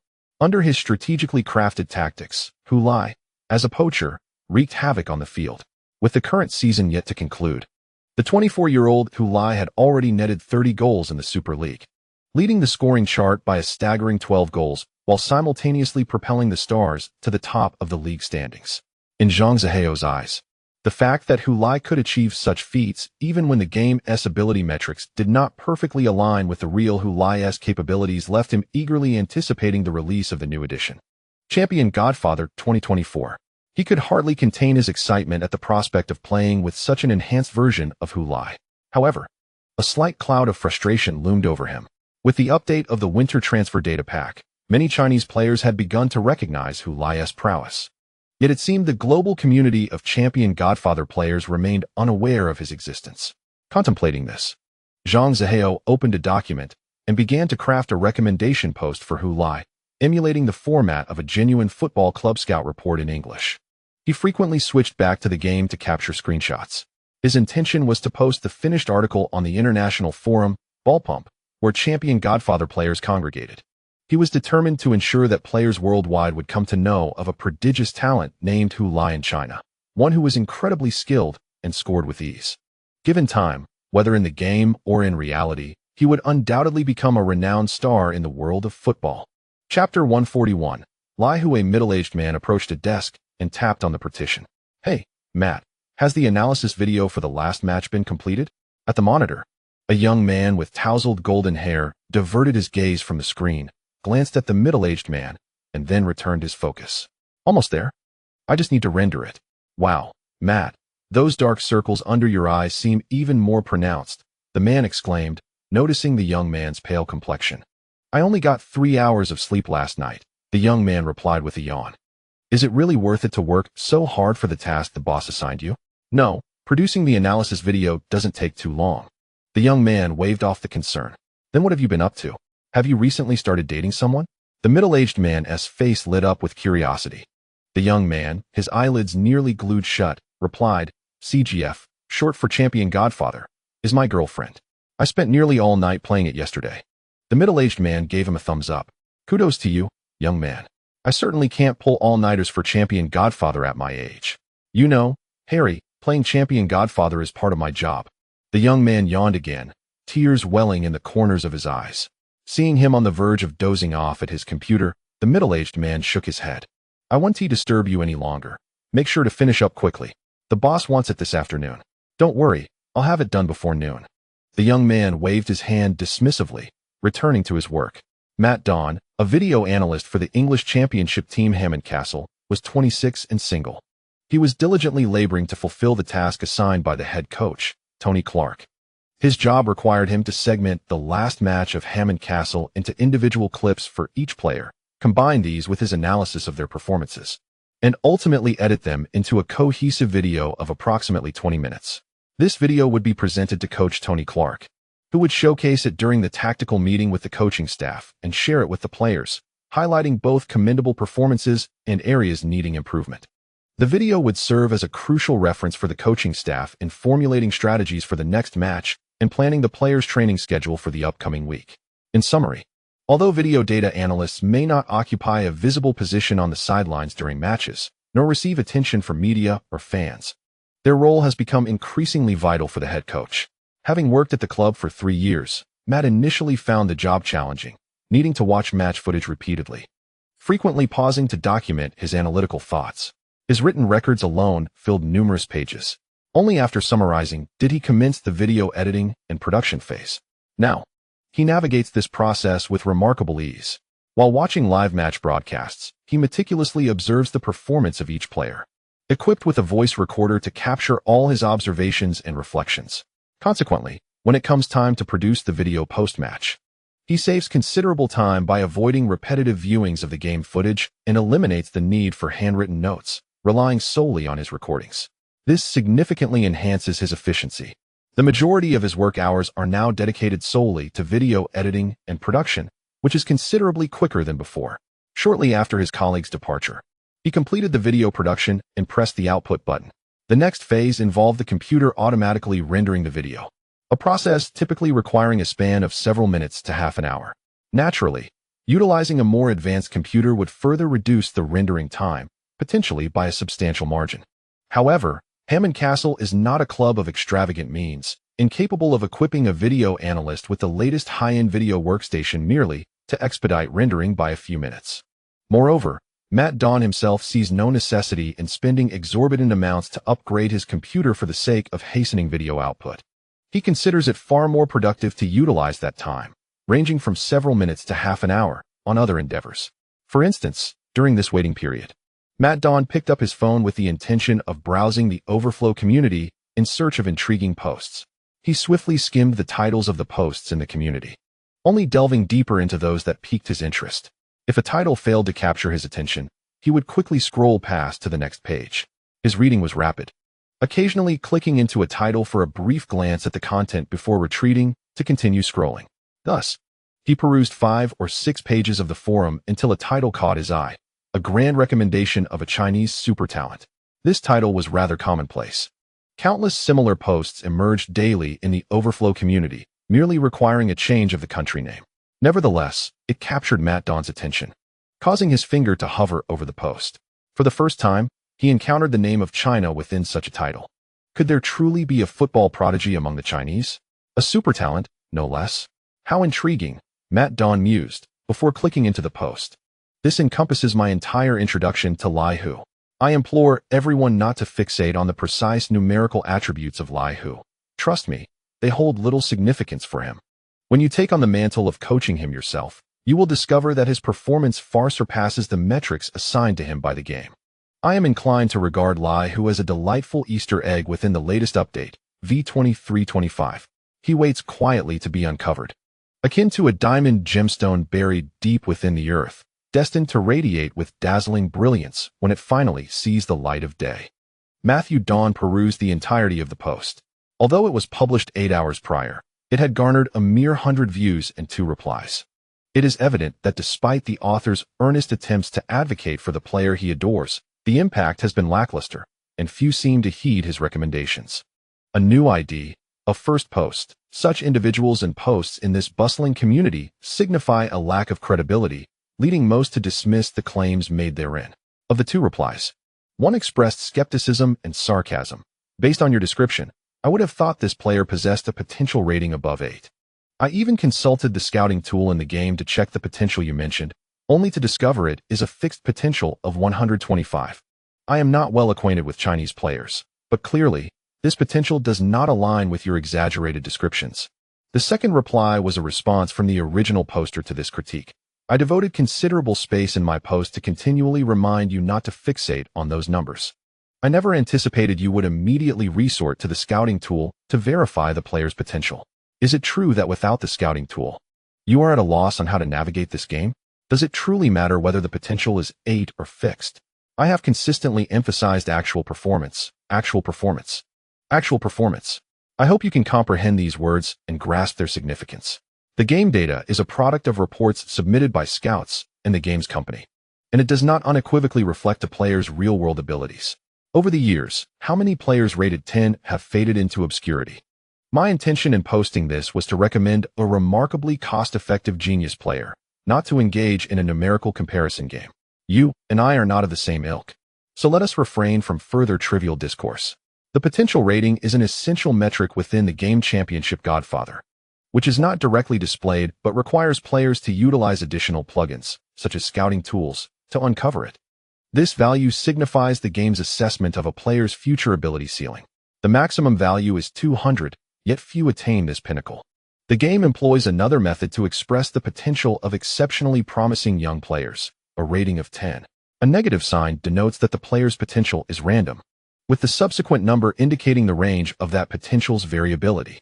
For instance, a rating of 10 signifies that a player's potential within the game ranges from a minimum of 170 to a maximum of 200, fluctuating randomly within this spectrum. Each time a player initiates a new game, they may encounter this player with an entirely different potential value. A young player achieving a potential rating of 10 is considered a top-tier prodigy. Take, for example, the rising star from Argentina, Melibane, who, in the past 2 years, has garnered significant attention. When he first appeared in the game at the tender age of 15, his potential was already rated at 9, indicating a specific potential value between 150 and 180. The following year, upon turning 16, his potential soared to 10, reflecting the game's optimistic outlook on this young talent. Melibane has lived up to the game's expectations, and now, as a member of the prestigious La Liga club, Real Madrid. He is regarded as the rightful heir to the legacy of Luis Francis, not merely in terms of position on the field, but as a successor to the stature within the team, destined to carry forward the banner of glory. Presently, he no longer relies on random data to express his potential. In the latest installment of Champion Godfather, his potential has been firmly established at 197, the highest among all active players. From a gaming perspective, it is unequivocal to assert that he stands as the most formidable figure among the current young generation in football. As for the potential rating of 8 mentioned in the post, it signifies a specific potential fluctuation between 130 and 160. If fortune favors a player with a potential value of 160 and it is fully realized, they become a player capable of taking on a primary role in a European elite team. Fixed potential indicates a player's potential is set. If a young player possesses a fixed potential, it either suggests they are widely recognized as strong, necessitating a random potential to express the uncertainty of their future growth, akin to Melabane's fixed potential of 197, signaling to all players that he is assuredly destined to evolve into a world-class talent. Alternatively, it may imply that the game does not foresee much future growth for this player, indicating limited development potential, regardless of training or competitive experience. For instance, Hulai's fixed potential of 125, if placed within the context of Chinese football, is quite respectable. It is noteworthy that should his 125 potential be fully realized, it would equate to a skill level suitable for the national team, enabling him to serve as a rotational player in lower-tier teams within Europe's top 5 leagues. Matt Dawn, a seasoned player of Champion Godfather, is well acquainted with these nuances and quickly discerns the crux of the dispute. The original poster asserts that a player named Lai who is a quintessential example of low rating but high utility, while a respondent contends that the player's potential is too low to warrant attention. After witnessing this debate, Matt Dawn finds himself increasingly intrigued by Lai Hu, recognizing that whether he is indeed a case of low rating with high capability or merely a player of insufficient potential, only personal verification will reveal the truth. He set aside his phone and picked up the tablet resting on his desk, launching the mobile version of Championship Manager 2023. He initiated a new game, specifically incorporating teams and players from the Chinese region into the database. After establishing the game, he utilized a powerful editing tool to transfer a player named Lai Hu to his management team, the English League One club, Alberg. It was only then that he began to meticulously analyze the player's statistics. In terms of technical attributes, he noted passing 6, crossing 3, marking 1, penalty taking 9. Technique 5, corner kicks 2, throw-ins 1, dribbling 4, tackling 1, free kicks 2, shooting 9, ball control 10, heading 8, and long shots 4. As for mental attributes, they included defensive positioning 5, work rate 6, concentration 8, decision-making 15, leadership 5, aggression 6, vision 6, teamwork 11, off-the-ball movement 13, creativity 7, determination 8, bravery 6, anticipation 7, and composure 10. Regarding physical attributes, he observed acceleration 8, jumping 9, agility 9, stamina 12, balance 8, strength 10, speed 8, and fitness 13. Upon reviewing such statistics, Matt Dawes wore an expression akin to that of an elderly commuter engrossed in his phone. He recalled reading that this player was from the second tier of Chinese football, and, considering the overall low standard of Chinese football, he had opted to manage a team in England's third tier to test this player's capabilities. However, it appeared that these statistics would likely render him unable to secure a starting position in a mid-table League One side. Matt felt as though he was squandering his time, pondering how there could possibly be any noteworthy talent emerging from China. Just as he contemplated closing this save file, he noticed the player's highest attribute, decision-making, rated at 15. As a seasoned player of Championship Manager and an experienced data analyst, Matt understood the significance of this attribute and its implications. While the player's other statistics were rather mediocre, this particular rating stood in stark contrast, almost as if he were an entirely different player. He began to entertain the notion that the original poster's claim of a low-rated, yet high-potential player might hold some truth. After all, a decision-making score of 15 was indeed remarkable. With this thought in mind, Matt abandoned the idea of quitting the game and resolved to continue playing. He began to adjust the team's formation and devise tailored training programs for this Chinese player. He persisted in the game, eager to discover whether Lai Hu could indeed thrive within a mid-lower tier League One team. During this time, his colleague Harris Speed made another visit, requesting a video. After copying the video onto a USB drive and handing it over, Matt resumed his gaming at his workstation. Knowing that for Matt, playing Championship Manager was indeed a form of work, Harris refrained from interrupting him and quietly departed with the USB. Matt continued to immerse himself in the game. In the preseason friendlies, he granted Lai Hu a starting opportunity, but the player's performance was dismal, earning a post-match rating of merely 54. After the league officially commenced, Matt granted the player yet another opportunity to start, but his performance showed no signs of improvement. In fact, there was one instance where he was knocked down in the penalty area, yet the referee remained unresponsive, deeming it not a foul. Based on Matt's understanding of the style of play in League 2, combined with the fact that this player possessed only a strength rating of 10, it was astonishing that the coach believed the referee had made a correct decision. In the ensuing 2 months of gameplay, Matt provided Lai Hu with several chances to come off the bench, yet the player's performance remained unsatisfactory. The only source of solace for Matt, or perhaps the reason he refrained from terminating the game, was the noticeable progress this Chinese player had made during his 4-month tenure since transferring. His shooting skill had risen to 12, ball control to 13, heading to 10, concentration to 10, and decision-making had slightly improved to 16. Additionally, his physical attributes had also seen corresponding enhancements. Given the rapid progress of this young player, Matt could not help but anticipate what contributions he might bring forth. Finally, 3 months into the league, Matt once again entrusted Lai Hu with a starting position. This time, Lai Hu did not disappoint his expectations, scoring his first goal for the team during the match. Matt, who had been intently focused on his tablet at his desk, could not resist pumping his fist in triumph. Lai Hu had finally scored, having taken nearly 5 months to acclimate to the League 2 environment and ultimately netted his inaugural goal. Although it was a fortunate rebound, a goal is a goal. What would follow? Matt continued with the game. That fortunate goal seemed to activate a certain mode within Lai Hu, as he went on to score consecutively in the subsequent matches, unstoppable. During the lunch break, Matt casually grabbed a bite at the team cafeteria. While eating, he was engrossed in his tablet, oblivious to what he was consuming. In the afternoon, he was free to leave the training facility and return home. He tidied up his belongings and exited the training base, all the while fixated on his game. On the way, he exchanged brief greetings with acquaintances, his eyes and mind still glued to the tablet. He boarded the bus, disembarked, strolled home, and entered his house, all while clutching the tablet. After a brief greeting with his parents, he ascended the stairs, retreated to his room, and resumed playing on his bed. At dinner time, his mother called for him from downstairs. He descended with his tablet in hand, eating while continuing to play. His parents, aware of his profession, were somewhat surprised by the scene, but chose not to inquire further. After finishing his meal, he lowered his head, continuing to play as he ascended the stairs, then locked himself in his bedroom to keep gaming. When the tablet ran out of battery, he retrieved the charger, plugging it in while continuing his game. When Matt finally emerged from his gaming stupor, he was startled to realize it was already 4 in the morning. Goodness, what have I been doing? Matt stared intently at his tablet, fingers entangled in his hair as he scratched his head vigorously. The screen displayed the game's graphics, but it was no longer the initial save file he had started with. Having progressed further into the game, he was inspired to create a new save file. This time, he chose to manage Hammond Castle, the championship team for which he currently worked. Rather than employing a cheat to directly transfer Lai Hu to his squad, he opted for conventional transfer methods.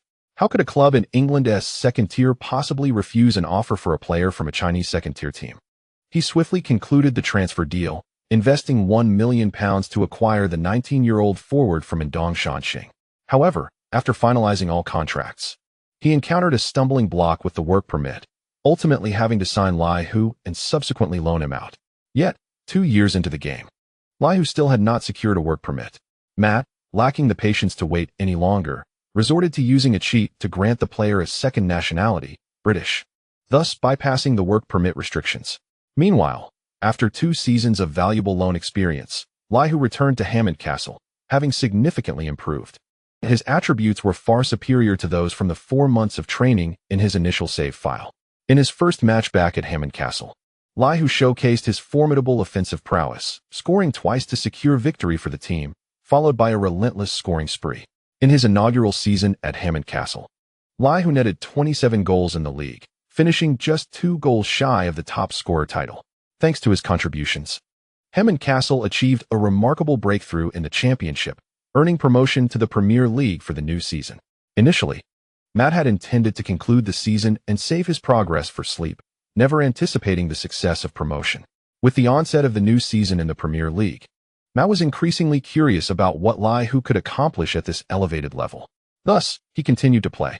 In the first season of the Premier League, Lai who appeared to struggle with the faster pace of the game, yielding a modest total of 11 goals. Matt was dissatisfied with this outcome and pressed on. In the second season, Lai who's performance markedly improved, accumulating a total of 25 goals across all competitions, a commendable achievement. While he may not yet be considered a world-class striker, he had certainly established himself as a top-tier player in the Premier League. With his consistent scoring, Castle also secured qualification for the UEFA Europa League. As Matt contemplated continuing his gaming experience, he glanced at the time on his phone and realized it was already 4 o'clock in the morning. No, he could not play any longer, otherwise he would surely succumb to sleep at the training base tomorrow. With a determined grimace, Matt saved his progress, disconnected the tablet from the charger, and placed it on his desk.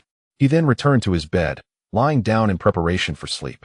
At that moment, he recalled the words of the original poster in the forum. If you play patiently, trust me, you will encounter a rather peculiar phenomenon, an athlete whose statistics appear quite ordinary, perhaps even subpar, yet somehow manages to score. His on-field performance is in stark contrast to his data. Matt understood that such statements were likely intended to intrigue, yet he was well aware of the underlying reasons. It was not an unsolved mystery. As a character within the game, his actions were governed by the established rules. The reason for his scoring prowess was undoubtedly rooted in the game's design. Lai, who possessed exceptional decision-making skills, impressive focus, and rapidly improving off-the-ball movement and teamwork. These 4 critical attributes ensured that he consistently found himself in the right position during matches, making the appropriate choices. Given this foundation, even if his shooting statistics were not particularly high, he still managed to score. In Matt's view, both technical attributes such as shooting and ball control, as well as physical attributes like agility, stamina, and strength, could be enhanced through subsequent training. True talent, as he had just mentioned, resided in the mental attributes. It was indeed fascinating that a 19-year-old from a mysterious eastern land possessed such mental qualities. This was the last thought that crossed Matt's mind before he drifted into slumber. Note, I utilized the FM editor to create a character modeled after Lai, based on these statistics. However, due to time constraints, I am uncertain how this character performs in the game, or if he can truly match the feats accomplished by Zhang Zihao or Matt Dawn. For anyone interested and with time to spare, feel free to create a Lai character using this data and see how it plays out. Additionally, I previously developed a database for FM 2019 containing all my original characters. However, this database is for FM 2019, and I am unsure if it is compatible with the latest FM 2020. Why not create an FM 2020 version? Simply put, I lack the time. The original creation took me several days. If the FM 2019 database can be utilized in other versions, I may consider sharing it for everyone to enjoy. Compatibility remains the primary concern. I am uncertain whether that is feasible. P.S. I noticed some misunderstandings in the first 2 chapters. Lai and his teammates wagered on the draw for the FA Cup against an amateur team, and the next match would be a shoe-cleaning celebration, not a celebration in the match against the amateur team. Following the draw, the upcoming match is in the China League 1, away against Tongchi Eagles, with the FA Cup match against the amateur team scheduled for July 5th. Thus, the shoe-shining competition was not initially contested against an amateur team. I shall proceed to make amend at the forefront.